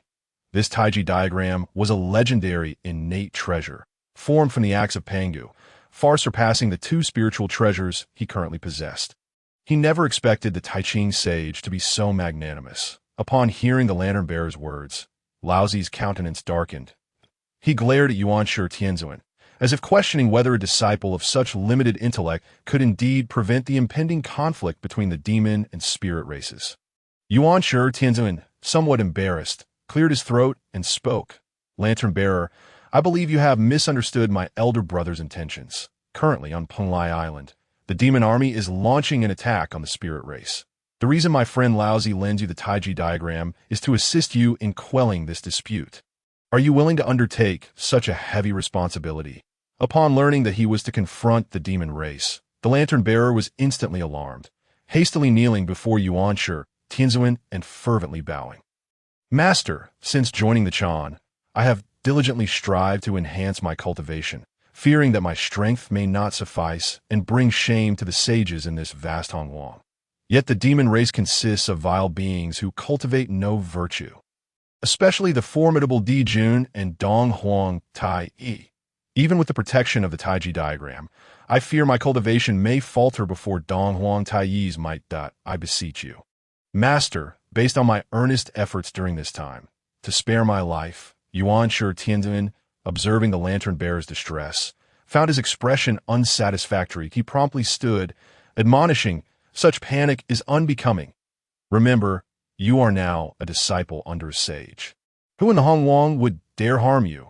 Rest assured, the only adversaries you will face are the demon emperor Fuxi and 3 demon saints, though their strength is not trivial with the Taiji diagram as your shield. They will not be able to do you harm. You need only to hold your ground until reinforcements arrive. Upon your return from this mission, I shall bestow upon you a 9-turn golden pill to elevate your cultivation further. Upon hearing of the promised 9-turn golden pill, a glimmer of greed flashed in the lantern-bearer's eyes. This was a legendary elixir, with materials that were extraordinarily difficult to gather, containing pure power sufficient to elevate an untrained individual directly to the level of Great Luo Golden Immortal. It was a perfect opportunity to enhance his strength. The lantern-bearer promptly stood up, declaring, Master, Uncle, those nefarious demons dare to instigate war. For the stability of our Hongwang, I am willing to go. With that, he flew forth, a look of tragic resolve upon his face. Yuan Shi Tianzuan, witnessing the lantern-bearer's demeanor, felt a wave of incredulity wash over him. Were it not for the promise of the 9-turn golden pill, he might have almost believed in the lantern-bearer's sincerity. With the lantern-bearer now on his way, Laozi declared, There is no time to lose. I shall now venture into the Sea of Blood to seek out the old ancestor of the underworld river. However, I suspect that since the demons have sent Fuxi, it is likely due to the backing of Nuwa. Should Nuwa intervene, I hope Second Brother will lend a hand. Chapter 67. The schemes of the old ancestor of the underworld river. Yuan Shi Tianzuan nodded in agreement. Indeed, my sister Nuwa was once a sage. It is perplexing that she has willingly descended to mingle with this group of witches.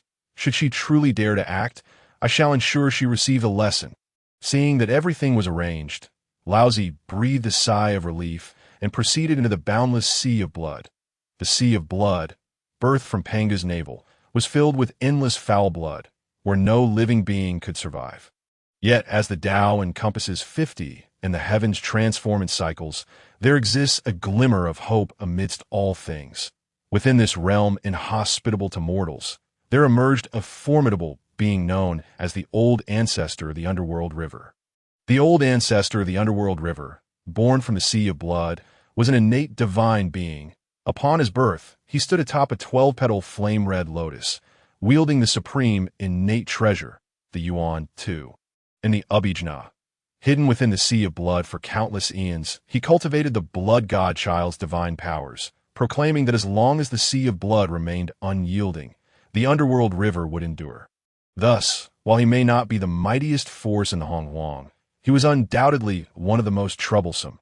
Few dared to provoke him, as angering him would unleash his relentless vengeance. The old ancestor of the underworld river was not one to easily form connections. Having rarely traversed the Hongwang, He harbored an unquenchable obsession with attaining sainthood, having witnessed Nuwa's creation of humanity and her subsequent ascension. In response, he created a race known as the Azura. The Azura men were exceedingly ugly and belligerent, while their women were stunningly beautiful, evoking a juxtaposition of beauty and beastliness. Yet despite his efforts, the old ancestor of the underworld river did not achieve sainthood, observing the powerful beings of the Hongjun establishing their own sects. The old ancestor of the underworld river founded his own Azura sect. The heavens took notice and bestowed merits upon him. However, even this was insufficient for him to attain sainthood, leaving him deeply frustrated. At this moment, Laozi arrived at the boundless sea of blood. Friend of the underworld river, I am Laozi. I kindly ask you to come forth for a meeting. The sound reverberated, and the entire sea of blood was stirred into tumultuous waves. Countless Azura clansmen howled in anguish, resembling a scene from a hellish nightmare.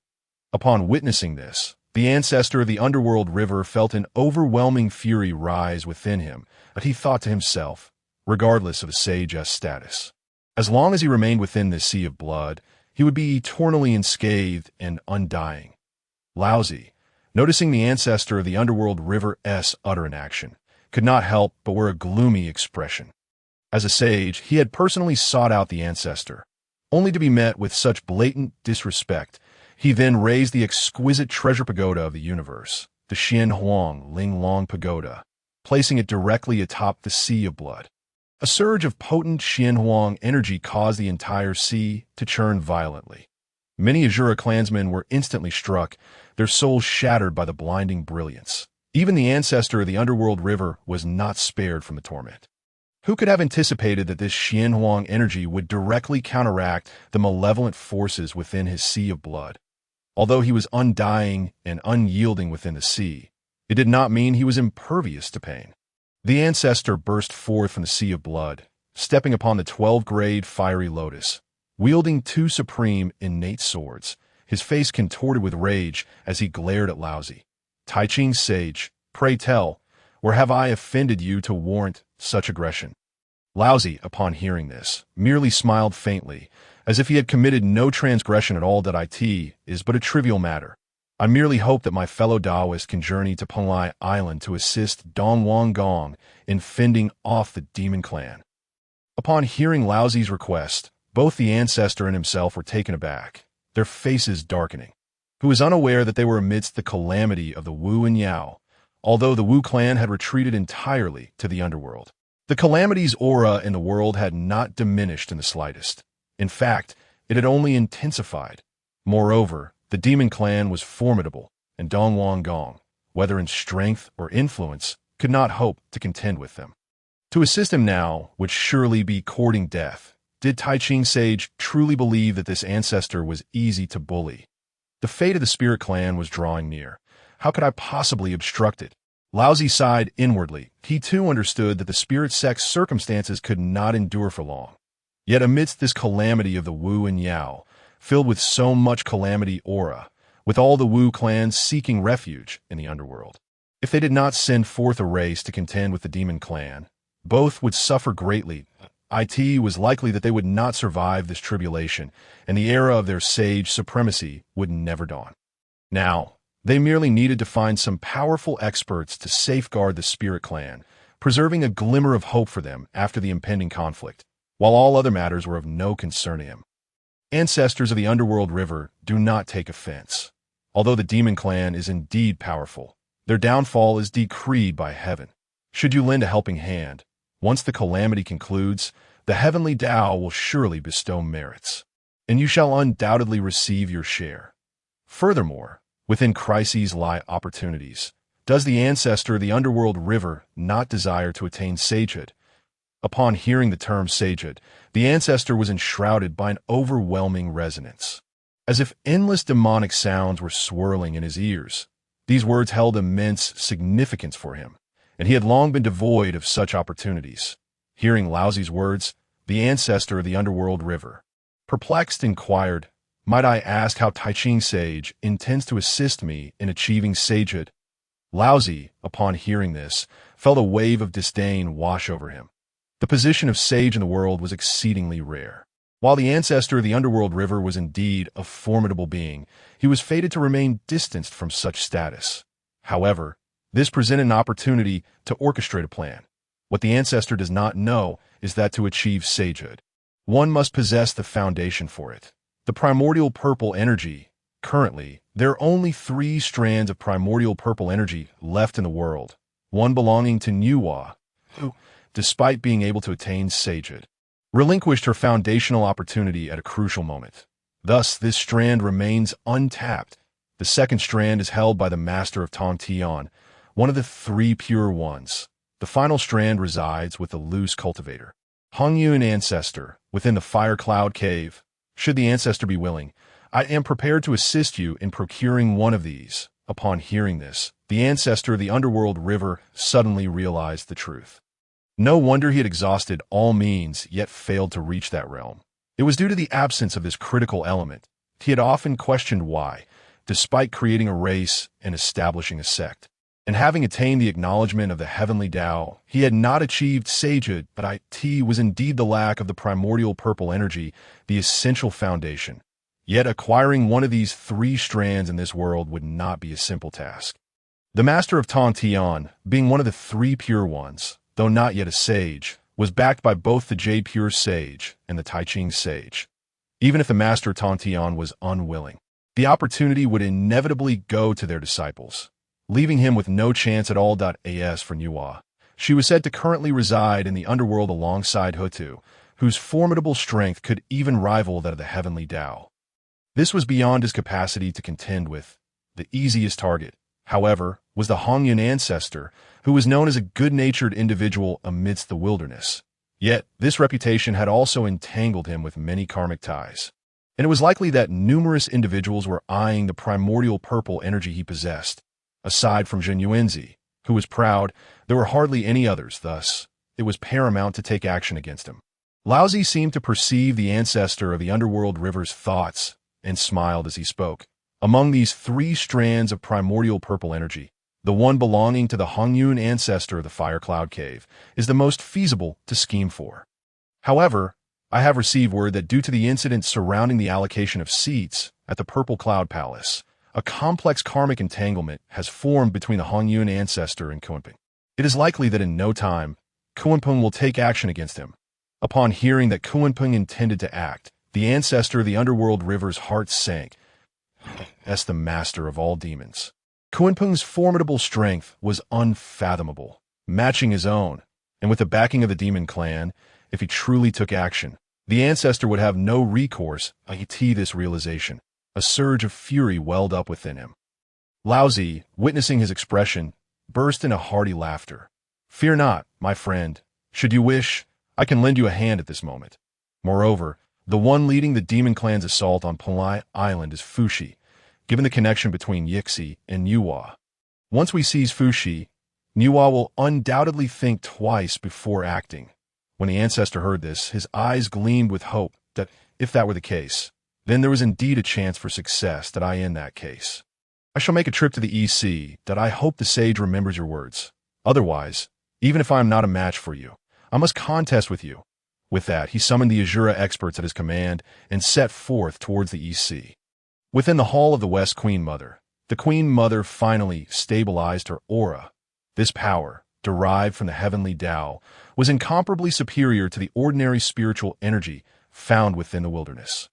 Thus, mastering such energy was no simple feat. Gradually, the pressure emanating from the Queen Mother dissipated. That moment, Li Qingkuai's mind suddenly resonated with the system's voice. "Ding! Congratulations to the host for assisting the West Queen Mother in comprehending the laws of heavenly thunder. You have triggered a 10,000-fold return, and congratulations on obtaining the Great Path and the Divine Path of Thunder." As the system's voice echoed, an extremely pure force enveloped Li Qingkuai, propelling him to the pinnacle of power. However, upon reaching this peak, his strength began to stagnate, as if hindered by a resilient barrier, unable to break through. "Ding! Congratulations to the host for achieving the pinnacle of the Hunyuan Golden Immortal. You are rewarded with the Chaos Supreme Treasure, the Chaos Pearl." Upon hearing the name Chaos Pearl, Li Qingkuai's eyes brightened. It was said that within the chaos existed 4 supreme treasures. The transformation jade butterfly, the 36th-grade chaos green lotus, the opening heaven divine axe, and the chaos pearl. The chaos pearl contained an entire chaos world in the current wilderness. Under the suppression of the heavenly Tao, there was no possibility of attaining the status of Hunyuan Great Luo Golden Immortal. However, within the world of the chaos pearl, the circumstances would be entirely different. With this thought, he felt a surge of excitement. The West Queen Mother, seeing Li Qingkuai awaken, exclaimed with great enthusiasm, "Friend, you have awakened. Thank you for your assistance. May I inquire about your plans for the future?" Li Qingkuai merely smiled and departed from the Western Queen Mother's temple. There is no need for gratitude. The fortune that has allowed you to acquire these today is a result of our intertwined destinies. The method has now been bestowed upon you. As for how far you can progress, that is entirely up to you. Upon hearing Li Qingkuai's words, the Western Queen Mother immediately realized that he seemed intent on leaving. "Tianqing, do you wish to depart? I can only wonder when we shall meet again. Those destined to meet will indeed reunite. I have faith that day is not far off." With those words, he vanished from the scene. Outside the Isle of Penglai, Dong Wanggong and a host of powerful beings struggled to hold their ground. He was acutely aware that the strength of the Spirit Clan paled in comparison to that of the Demon Clan. He simply did not anticipate the disparity to be so vast. The few formidable beings of the Demon Clan had arrived, and he found himself unable to withstand even a single one of them. Fushi. This left him feeling helpless, vowing silently to devise every possible means to defeat the Demon Clan.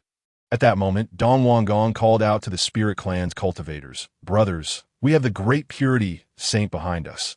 The Saint is invincible in the primordial realm.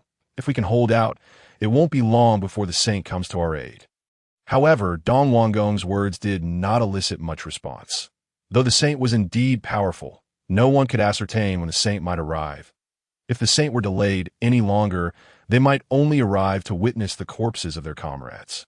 Jaimin's opponent was the Thunder God, and both favored physical combat. Jaimin was among the 10 great demon beasts known for their preference for raw physical power in battle, during the War of Witches and Demons. He single-handedly managed to hold off 2 powerful witches from the Witch Clan, showcasing his immense strength. The Thunder God, residing in the Thunder Marsh, wielded formidable lightning power, making their clash evenly matched. Fushi's formation contained Dong Wanggong, rendering him unable to break free from its grasp, no matter how he attacked. As Dong Wanggong and his companions were on the verge of being subdued, Ingzhao coldly laughed, "Pathetic Spirit Clan. Do not struggle. With your current strength, you cannot hope to contend with us, the Demon Clan. Those with sense will promptly surrender. Your saint does not have time to concern himself with you." However, just as these words fell, a deep voice suddenly resonated from the sky. "Ingzhao, do not speak so arrogantly." Everyone looked up to find the speaker was none other than the lantern bearer. He bowed to the crowd and then addressed Dong Wanggong. "Your Majesty Dong Wanggong, I come to assist you by the command of my master and ancestor." Upon hearing this, Dong Wanggong felt a mix of joy and sorrow. He was relieved that the saint had not forsaken him, sending aid. Yet, he was disheartened to find that this aid was merely a peak de Luo Golden Immortal. Chapter 69. The plan of the River of the Underworld, though the lantern-bearer's strength was considerable in the primordial realm, it was still insufficient for a battle of this scale. After all, the gap between a de Luo Golden Immortal and a quasi-saint was insurmountable. Are the Great Purity and Jade Purity saints only sending you? Dong Wanggong asked, his face filled with dissatisfaction. The lantern-bearer sensed this discontent, but remained unfazed. "Not at all. My master merely sent me ahead. More reinforcements will arrive shortly." The lantern-bearer then produced a map, causing the faces of all present to change dramatically. This was none other than the innate supreme treasure, the Taiji diagram. Upon seeing it, Dong Wanggong's eyes lit up with hope, thinking that indeed the Great Purity Saint would not abandon them. Even bringing the Taiji diagram along to that moment, Fushi's expression darkened as he turned to a nearby demon general, saying, "Things have exceeded our expectations. The saint may intervene in this matter. Inform the demon emperor to retreat." The demon general complied and left immediately. The lantern-bearer cast the Taiji diagram into the air, transforming it into a golden bridge. Fushi activated the small Zhou Tian star formation, yet remained unable to shake the Taiji diagram. The two sides held their ground, and soon the lantern-bearer realized that with his current cultivation, he could hardly exert any significant power through the Taiji diagram. He turned to Dong Wang Gong and the others, urging, "Quickly lend me your strength and channel all your mana into the Taiji diagram."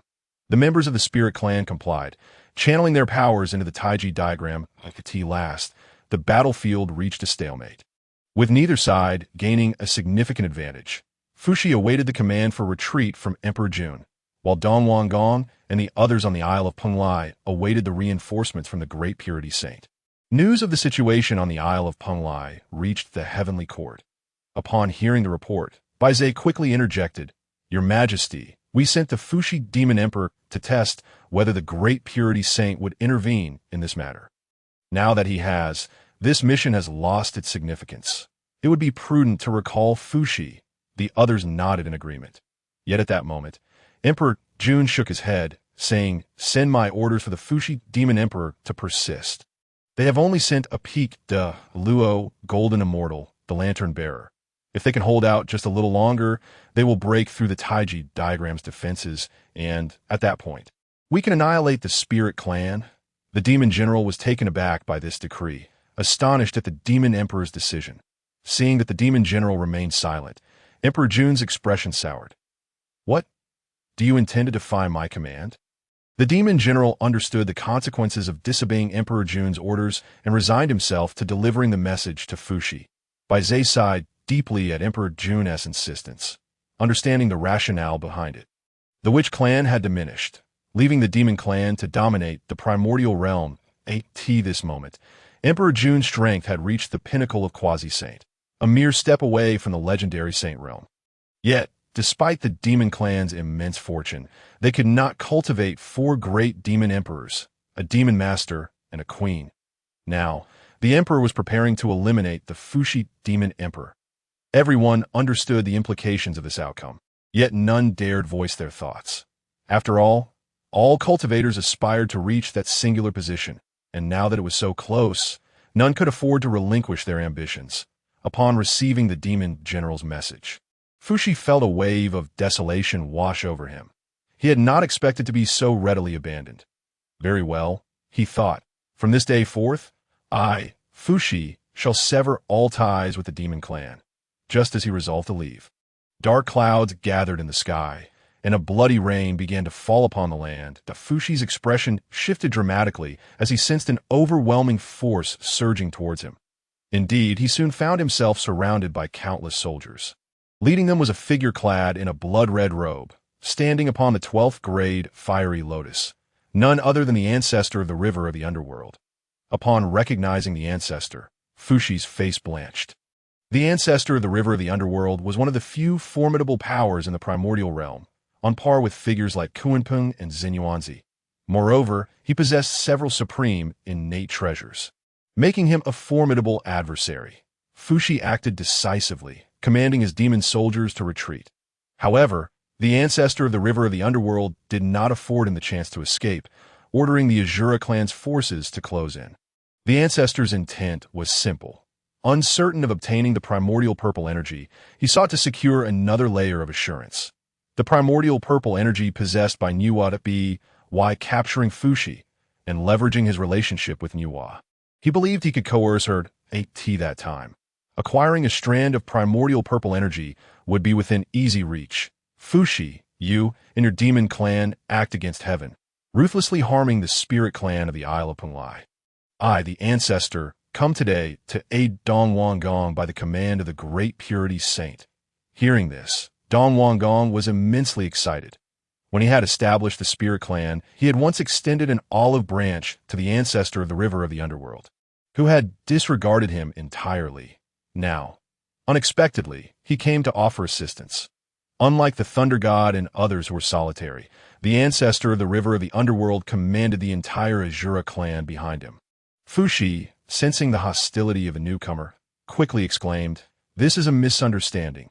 I shall leave at once. If you would permit it, The ancestor of the river of the underworld burst into laughter. Fushi, do you think me a fool? I have mobilized my forces to the Isle of Penglai merely to allow you to escape unscathed. Today, the venerable ancestor shall state his position here. Should you wish to depart, it is entirely within your prerogative.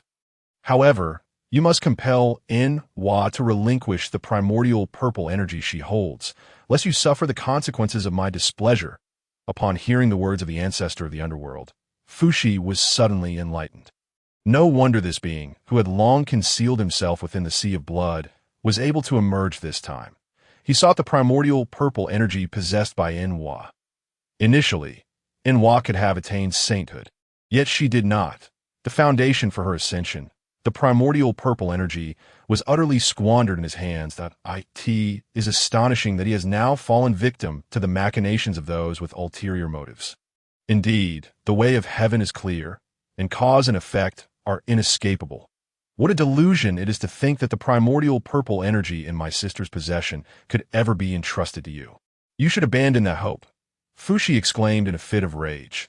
Meanwhile, the ancestor of the underworld merely shrugged, appearing unperturbed.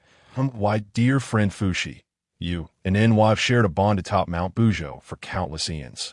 Such sentiments cannot be encapsulated in mere words. If your life were in peril, I dare say Nuwa would willingly part with that trivial primordial purple energy. As for your willingness, that is of no consequence. Chapter 70. Fushi's rescue operation far away in the underworld. Nuwa calculated the situation and discovered that Fushi had been gravely wounded by the ancestor of the underworld and had little time left. Her countenance turned grim. Her phoenix-like eyes widened in fury. How dare that vile ancestor of the underworld set his sights upon me? Today, I shall teach him a lesson. Just as Nuwa departed from the underworld, she was intercepted by the primordial celestial master, who greeted her with a smile.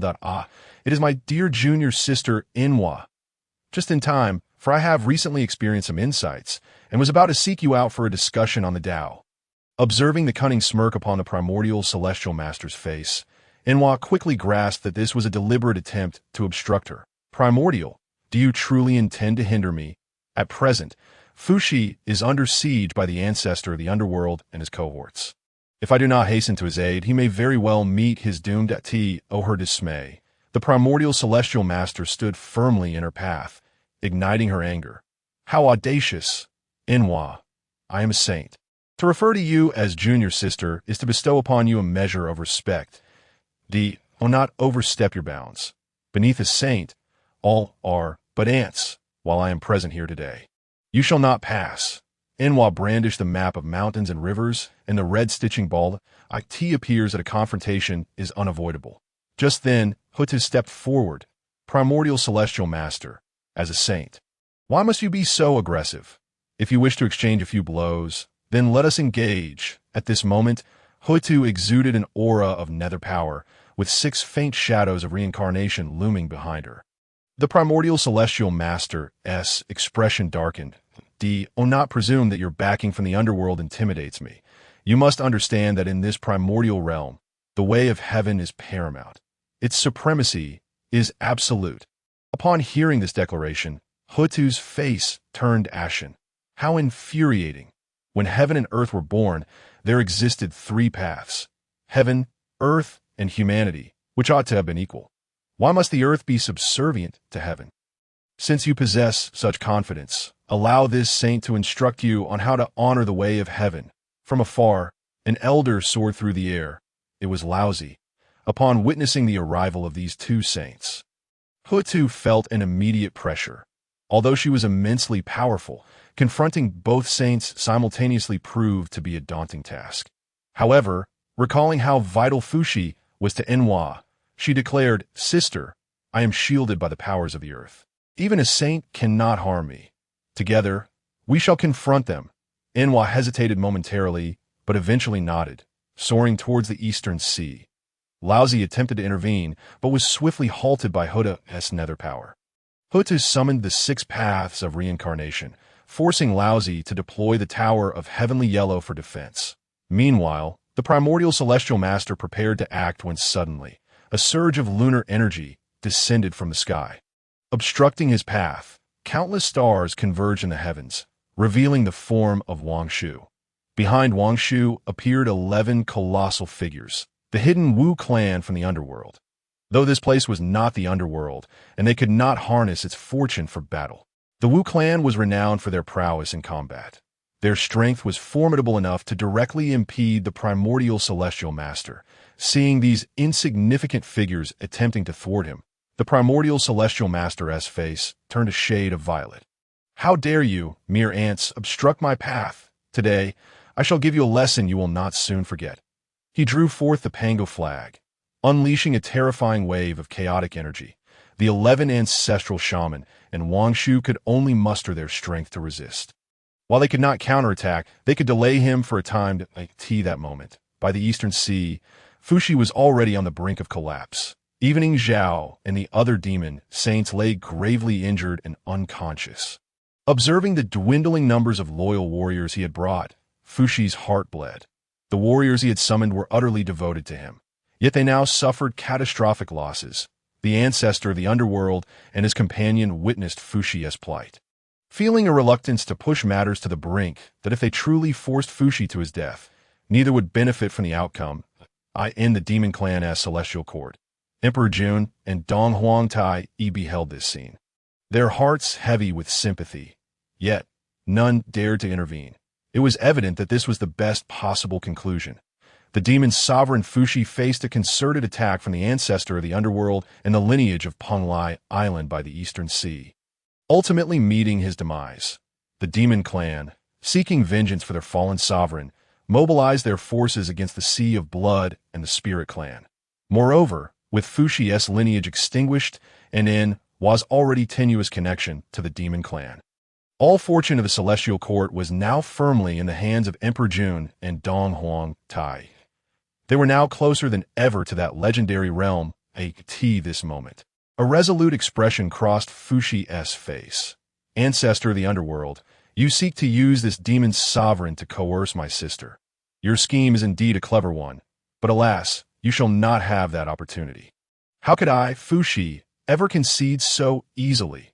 With all his might, Fushi summoned an overwhelming force that radiated from his being.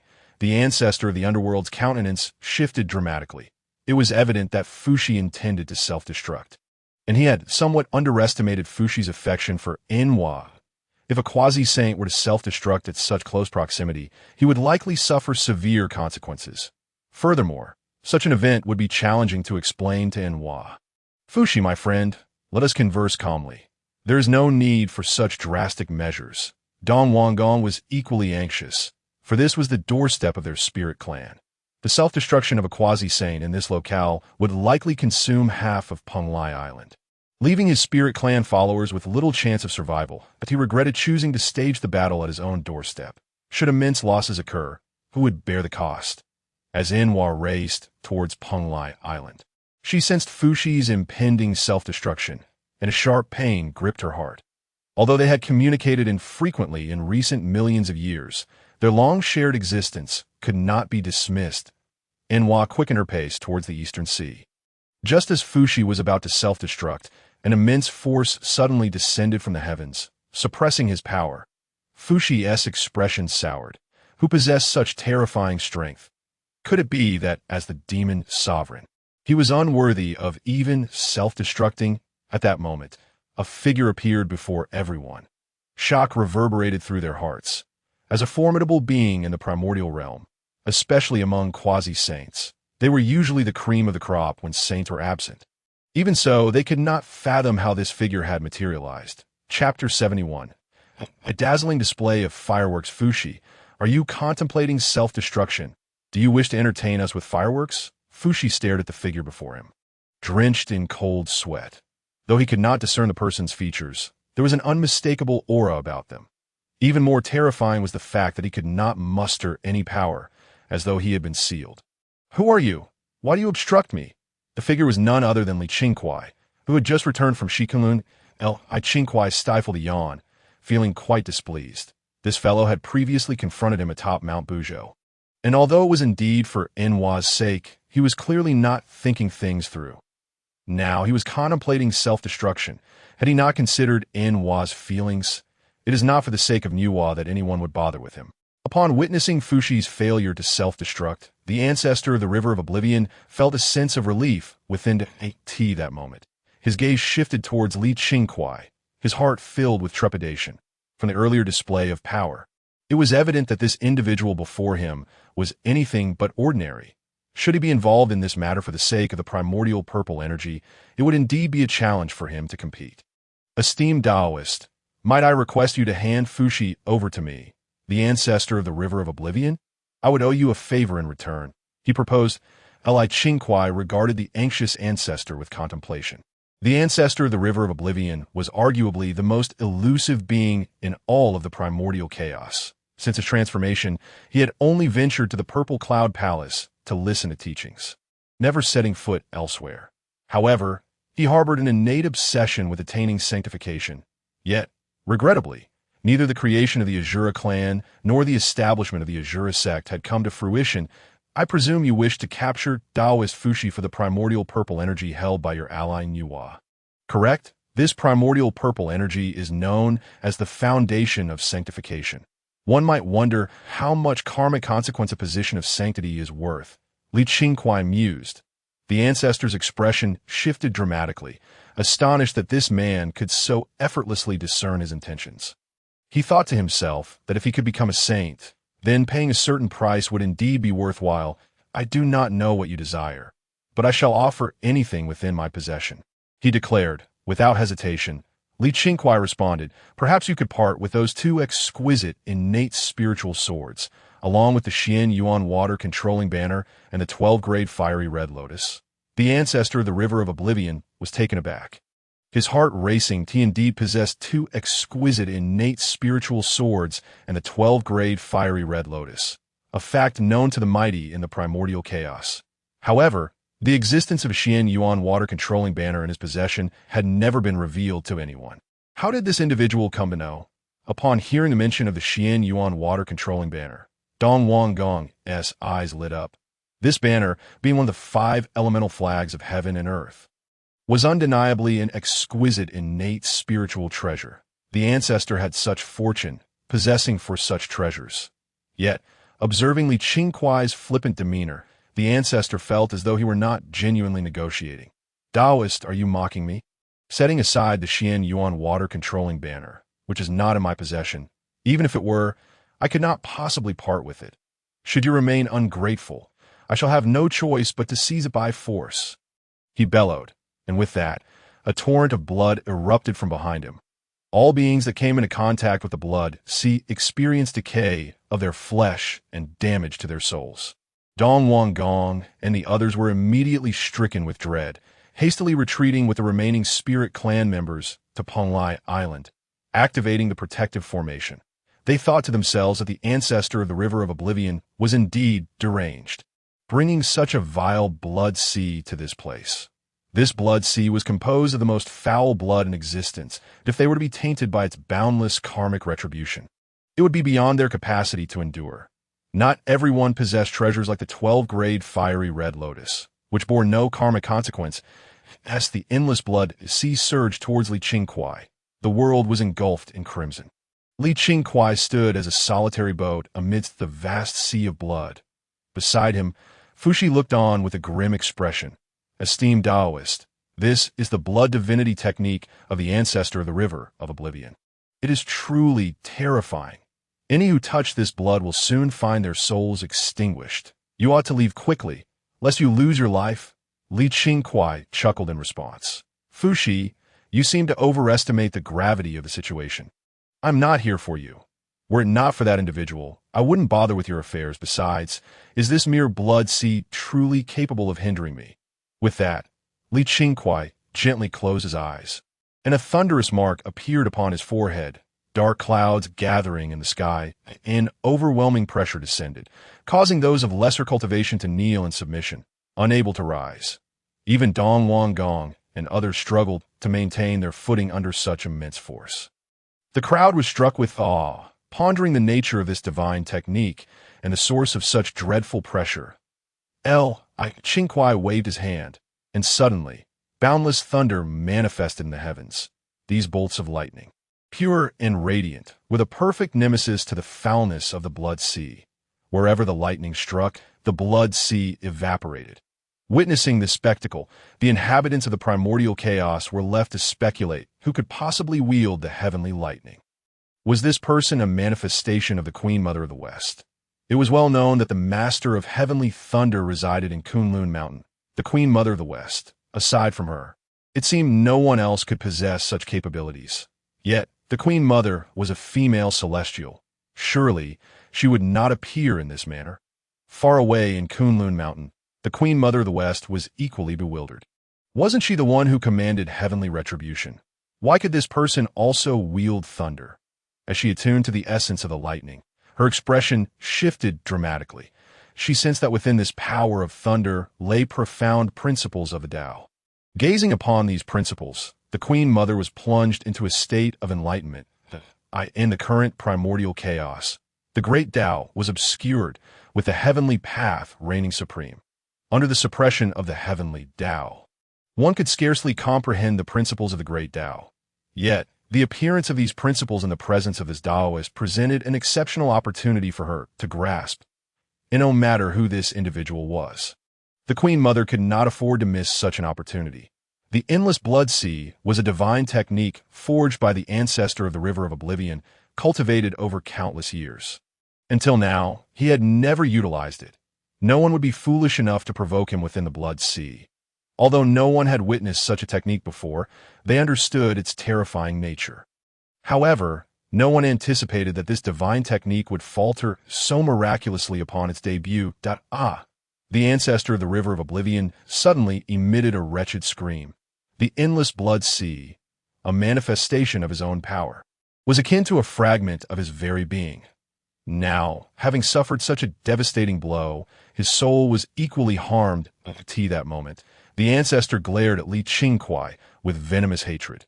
Recognizing that Nuwa was drawing near, he realized that despite his self-proclaimed strength, he was no match for her. He recalled how she had once taught Laozi a lesson on the territory of the human race, and he did not believe himself to be stronger than Laozi at his peak. You Taoist!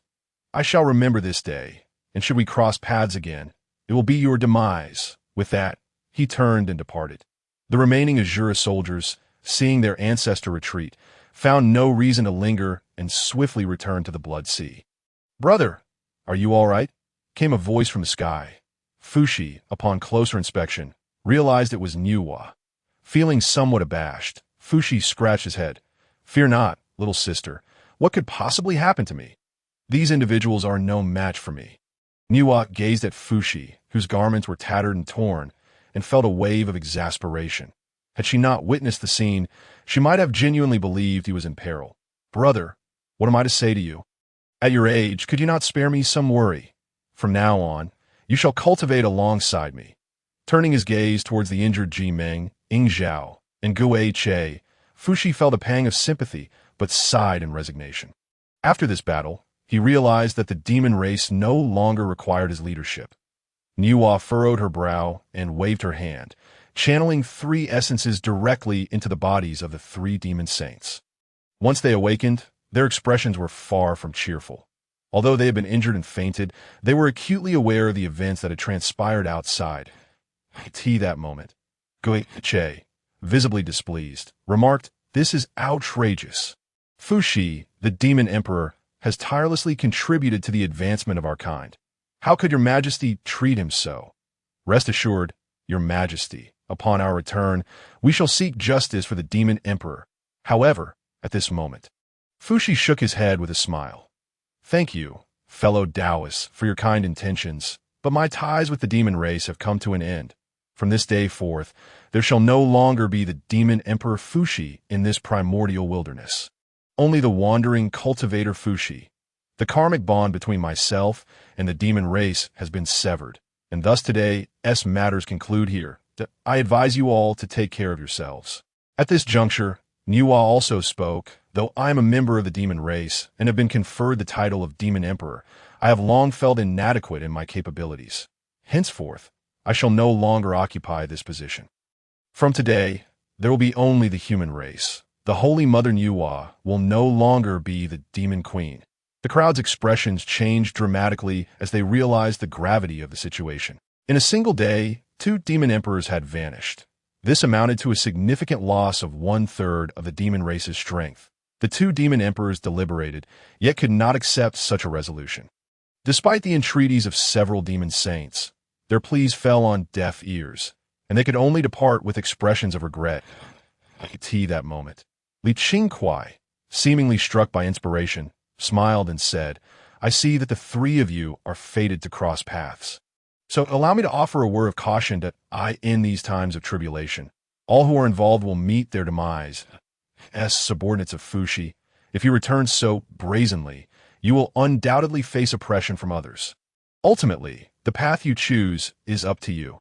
Upon hearing Li Qingkuai's words, the 3 demon saints furrowed their brows. Previously, the establishment of the demon race was to resist the oppression of the witch race. However, with the witch race no longer present in the primordial wilderness, the conflict between the demon race and the spirit race now merely revolves around the struggle for supremacy. This bore little significance for them. At that moment, Guiche and the others bowed to Li Qingkuai. "Thank you, esteemed elder, for your guidance that we understand what we must do." After the 3 demon saints departed, Nuwa offered a graceful bow to Li Qingkuai. "I express my gratitude to you, fellow Taoist Li Qingkuai, for your protection. Were it not for your intervention, I fear I would never see my brother again." Li Qingkuai waved his hand dismissively. "Given our relationship, such gestures are unnecessary, especially since Fuxi's fate is not yet sealed." Upon hearing their conversation, Fuxi's heart was set ablaze with tumultuous emotions. "What? The one who inspires no resistance in me is actually Li Qingkuai. I know him all too well. Once, I sought him out atop Buzhou mountain to settle matters, only to be utterly defeated by his extraordinary formation that I never imagined he would grow to such heights in such a short time." At this moment, Nuwa turned her gaze to Fuxi. "The demon race is currently in turmoil. I believe this situation cannot persist for long. You should accompany me to the underworld to cultivate. Buzhou mountain is not a suitable refuge at present. My relationship with Hou Tu is sufficient to ensure we have a place to rest." Nuwa's tone was stern, leaving no room for refusal. Fuxi sighed ruefully, realizing he had few options left. "Very well, if that is the case. I shall heed my sister's counsel. Yet, the blood feud between the demon and witch races is profound. I fear they will not allow my presence." Nuwa shot him a disapproving glance. "Do you think everyone lacks the capacity for forgiveness? What Sister Houtu seeks is not merely this." Just as everyone was about to depart, the East King stumbled out from the Isle of Pangu. "Fellow Taoists, today's events were indeed a misunderstanding, and I apologize on behalf of my lord." Observing the East King's demeanor, their lips twitched in unison. His audacity was truly remarkable. Had it not been for the prior events, they might have believed him to be a person of genuine humility. Nuwa, however, could not be bothered with the spirit race's leader, especially since her brother had nearly perished in the recent battle. "Is there anything else you wish to advise?" The East King, now sweating profusely, replied, "I dare not presume, but the conduct of the demon race, so ungrateful and base, has truly disheartened me that I cannot believe they would treat fellow Taoist Fuxi in such a manner, as the one chosen by the Tao ancestor to lead the male immortals of the primordial wilderness. I cannot abide by such behavior, and shall seek justice for fellow Taoist Fuxi. Might I invite you all to my Isle of Pangu for further discussion?" Chapter 73. Turmoil among the demon race. The East King's words left Li Qingkuai at a loss for words. This fellow had just been bested and was now attempting to recruit allies. Did he truly think everyone was oblivious to his intentions? Unbeknownst to him, the East King was brimming with confidence. In his view, Fuxi had just endured betrayal and would surely be enraged that if he sought revenge against the demon ancestor, the best course of action would be to ally with him. With that, the spirit race would gain several formidable beings, and in this exchange, how could they still be his adversaries? Nuwa snorted dismissively. "My affairs with my brother are none of your concern. Tend to your own territory." At this, Li Qingkuai jested. "My friend, I sense a bond between us and offer you this advice. What is destined to be will come to pass. What is not meant to be, do not force." With that, the 3 departed with a carefree demeanor. The East King felt humiliated before them. his expression darkening. Inwardly, he seethed. Today, you disregard me, but in the future, you will pay the price for your arrogance, with a cold snort. He returned to the spirit race's Isle of Pangu. Meanwhile, Guiche and the others arrived at the demon race's heavenly court, recounting the events that transpired on the Isle of Pangu. Upon hearing the news, each person's expression varied significantly. Emperor Zhun felt anger rising within him, cursing Fuxi for being so ungrateful and disrespectful in public. Dongwang Tai felt a pang of sympathy, with two of the four great demon emperors now absent. He couldn't help but feel for Fuxi, who had always been amiable towards him. Kuanpeng, however, was less concerned with the affairs of the demon race and more intrigued by the actions of the old ancestor of the underworld river and the matter of the Hongmin purple energy. Had it not been for the red cloud old ancestor's concession, he would not have lost the primordial purple energy, the foundation for his ascension. Regrettably, while 3 strands of primordial purple energy still existed in the primordial wilderness, neither Nuwa nor Tongtian were beings he dared to provoke. The entanglement with the red cloud old ancestor was a complication he needed to resolve. Bai Zhe and the others felt a sense of desolation. The witch race had once been immensely powerful, and the myriad races of the primordial wilderness had united against them. Yet, in such a short span, internal strife had erupted. It seemed that the demon race's fragmentation was imminent. At that moment, Guiche and the others spoke. Your Majesty, we once bore a blood feud with the witch race, and had no choice but to unite to form the demon race. Now that the witch race has departed from the primordial realm, we 3 wish to return to our ancestral lands to cultivate. The 3, Guiche, Jimong, and Ingzhao, bowed their heads as if they wished to avoid the emperor's gaze. The other demon saints were alarmed. Brothers, how can you think this way? We united for the future of the demon race, and now that we have yet to unify the primordial wilderness, we still need your support. Bai Zhe nodded in agreement. Indeed, brothers, after millions of years of camaraderie, do you truly wish to abandon us? Bai Zhe's feelings for the demon race were no less than those of Emperor Zhun and Dongwang in the early days of the witch race's rise. When the myriad races faced calamity, it was only through Bai Zhe's suggestion that they summoned Emperor Zhun and Dongwang Tai from the Sun Star, as well as Fuxi and Nuwa from Buzhou Mountain, that the current scale of the demon race's heavenly court was achieved. Emperor Zhun observed the 3 demon saints and frowned. These 3 were clearly intent on opposing him. What? Do you believe that with Fuxi gone, the demon race is rendered powerless? Nevertheless, Emperor Zhun considered expelling these 3 from the demon race's upper echelon, for they had always been in Fuxi's shadow. Even though Fuxi had departed, he could not fully trust them. With a sigh, Emperor Zhun spoke. Fellow Taoists, please rise. You have toiled tirelessly for the demon race and have achieved great merit. I am truly grateful, since you all wish to return to your ancestral land. Although I, the Emperor, feel a pang of reluctance, I shall never wound the hearts of my brothers. You may each select a spiritual treasure from the treasury of my demon clan as a reward. Upon hearing the words of Emperor Zhu Jiuyin, the 3 from Guiche were filled with profound sorrow. They had been part of the demon clan for countless eons, having no idea how many merits they had accumulated. Was it merely for a trifling spiritual treasure in his hand? Yet they still feigned expressions of excitement. We express our gratitude for the great kindness of the demon emperor, though we may not reside in the heavenly court. We are indeed members of the demon clan and shall forever remain loyal to our kind, never to ally with other races. Hearing Guiche's assurance, Emperor Zhu Jiuyin felt a sigh of relief in his heart, thinking that these fellows were somewhat discerning of the times. Meanwhile, Dongwang Tai, who wished to speak, was silenced by a glare from Zhu Jiuyin, finding it inappropriate to continue. The departure of the 3 demon saints was not a significant event in the grand scheme of the demon clan's heavenly court.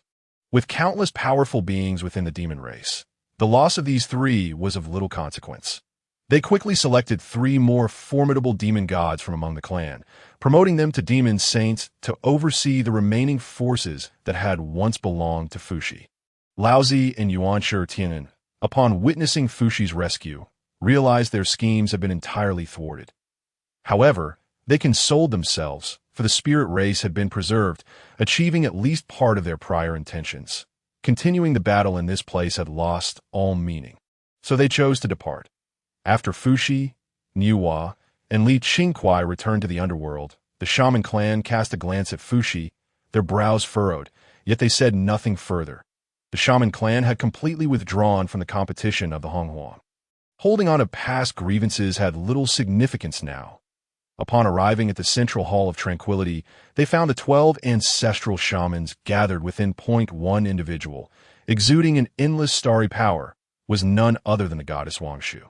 Another tirelessly practicing sword techniques was Tongtian Daoist, one of the 3 pure ones. Fushi was struck with profound astonishment at this scene, pondering what merit the underworld possessed to accommodate such formidable beings.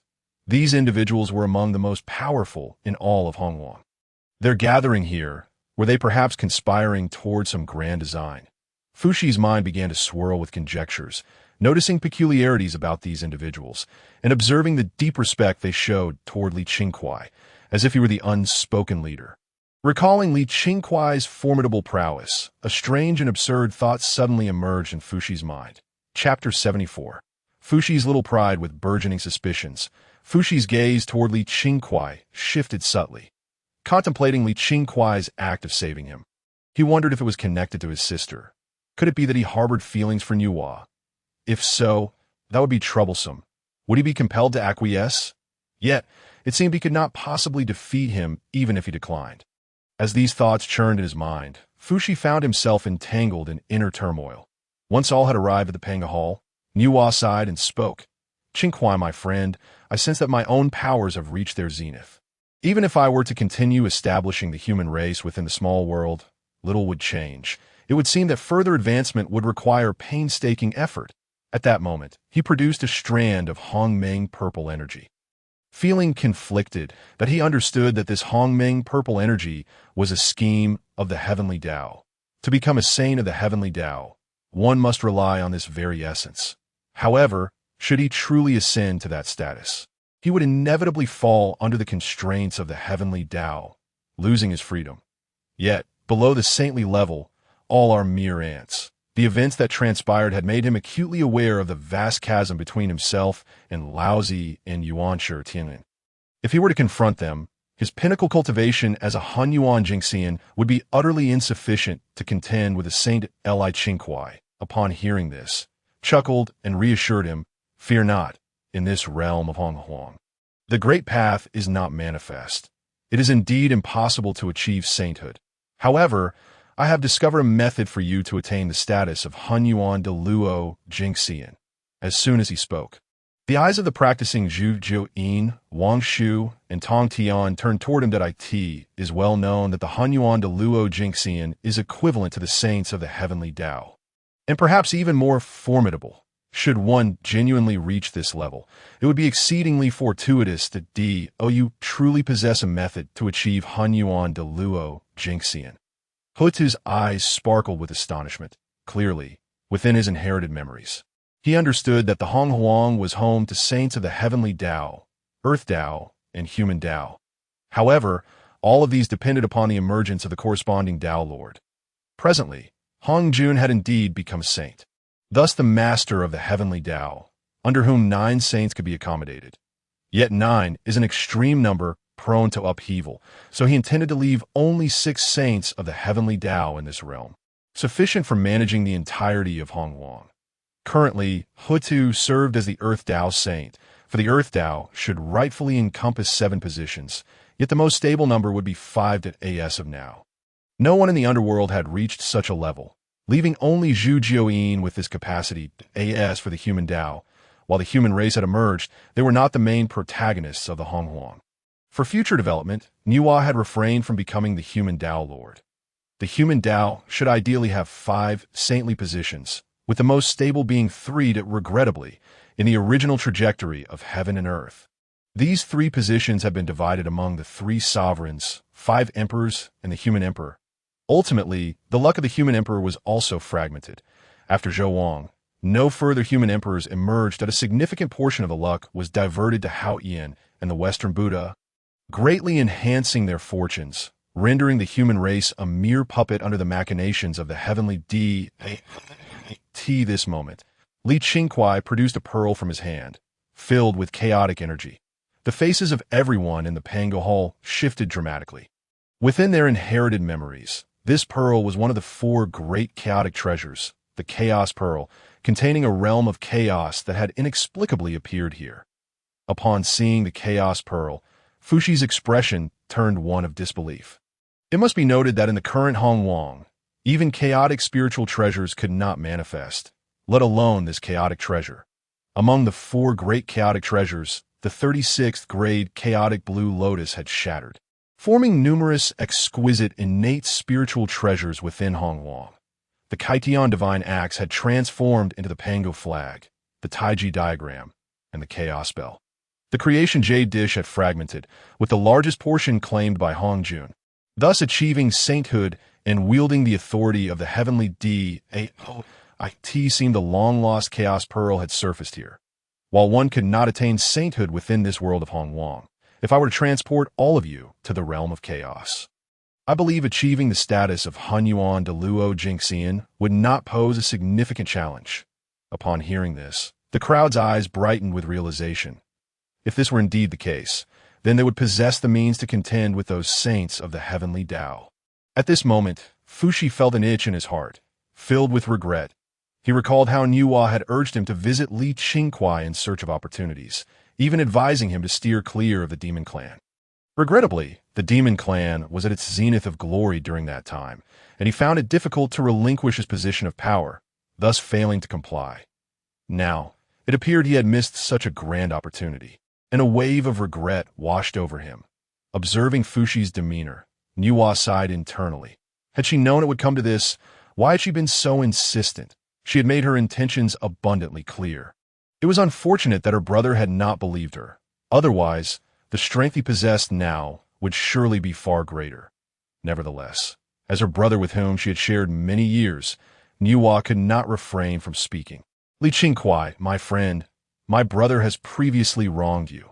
I hope you can overlook the past. Upon hearing Nuwa's words, Fushi immediately replied, "It was I, Fushi, who failed to recognize the greatness of the unmatched mountain, offending you, and today I sincerely seek your forgiveness." Li Qingkuai waved his hand dismissively. He harbored no animosity towards Fushi, who was simply a fervent brother devoted to his sister. Among the entire demon clan, aside from Bays, he was the one who pondered the most. Although the demon race was vast, each individual harbored their own thoughts. Emperor Zhun and Tai, by their very nature, were bound to walk the path of sovereigns. To achieve their own destinies, they naturally sought to dominate the primordial chaos as for Kunpeng. Despite being known as a demon master, he was primarily consumed by his own obsessions with victory and cared little for matters beyond that. Thus, only Fushi and Bays could genuinely contemplate the welfare of the entire demon race. Fushi, my friend, you are being too modest. Previously, you were merely driven by a protective instinct for your sister, which I completely understand. However, I am curious about your plans moving forward. Upon hearing this, Fushi found himself at a loss for words. Indeed, he did not know what the future held.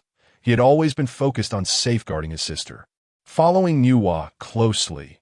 Later, as he integrated into the demon race, he devoted himself wholeheartedly to their interests. As for his own aspirations, he had given them little thought.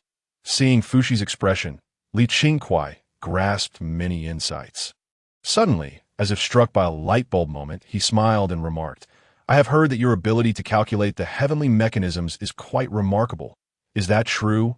Upon hearing this, Fushi's eyes brightened, and he replied with pride, "To be honest, if I may admit, in other areas I may fall short, but when it comes to divination, there are indeed few who can rival me.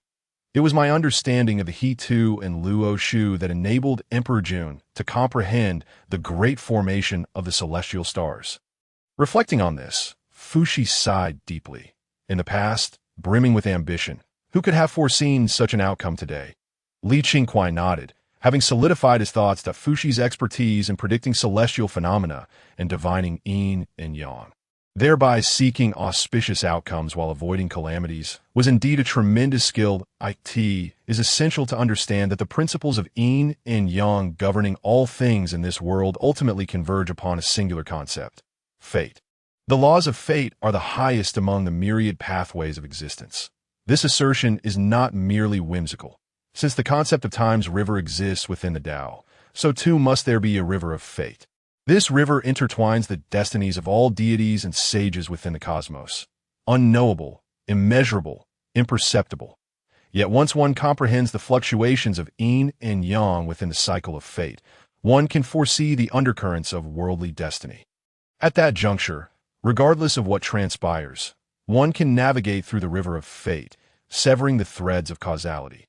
Whether this invites karmic repercussions is beyond his considerations, for within this primordial chaos, fate reigns supreme while causality claims the throne.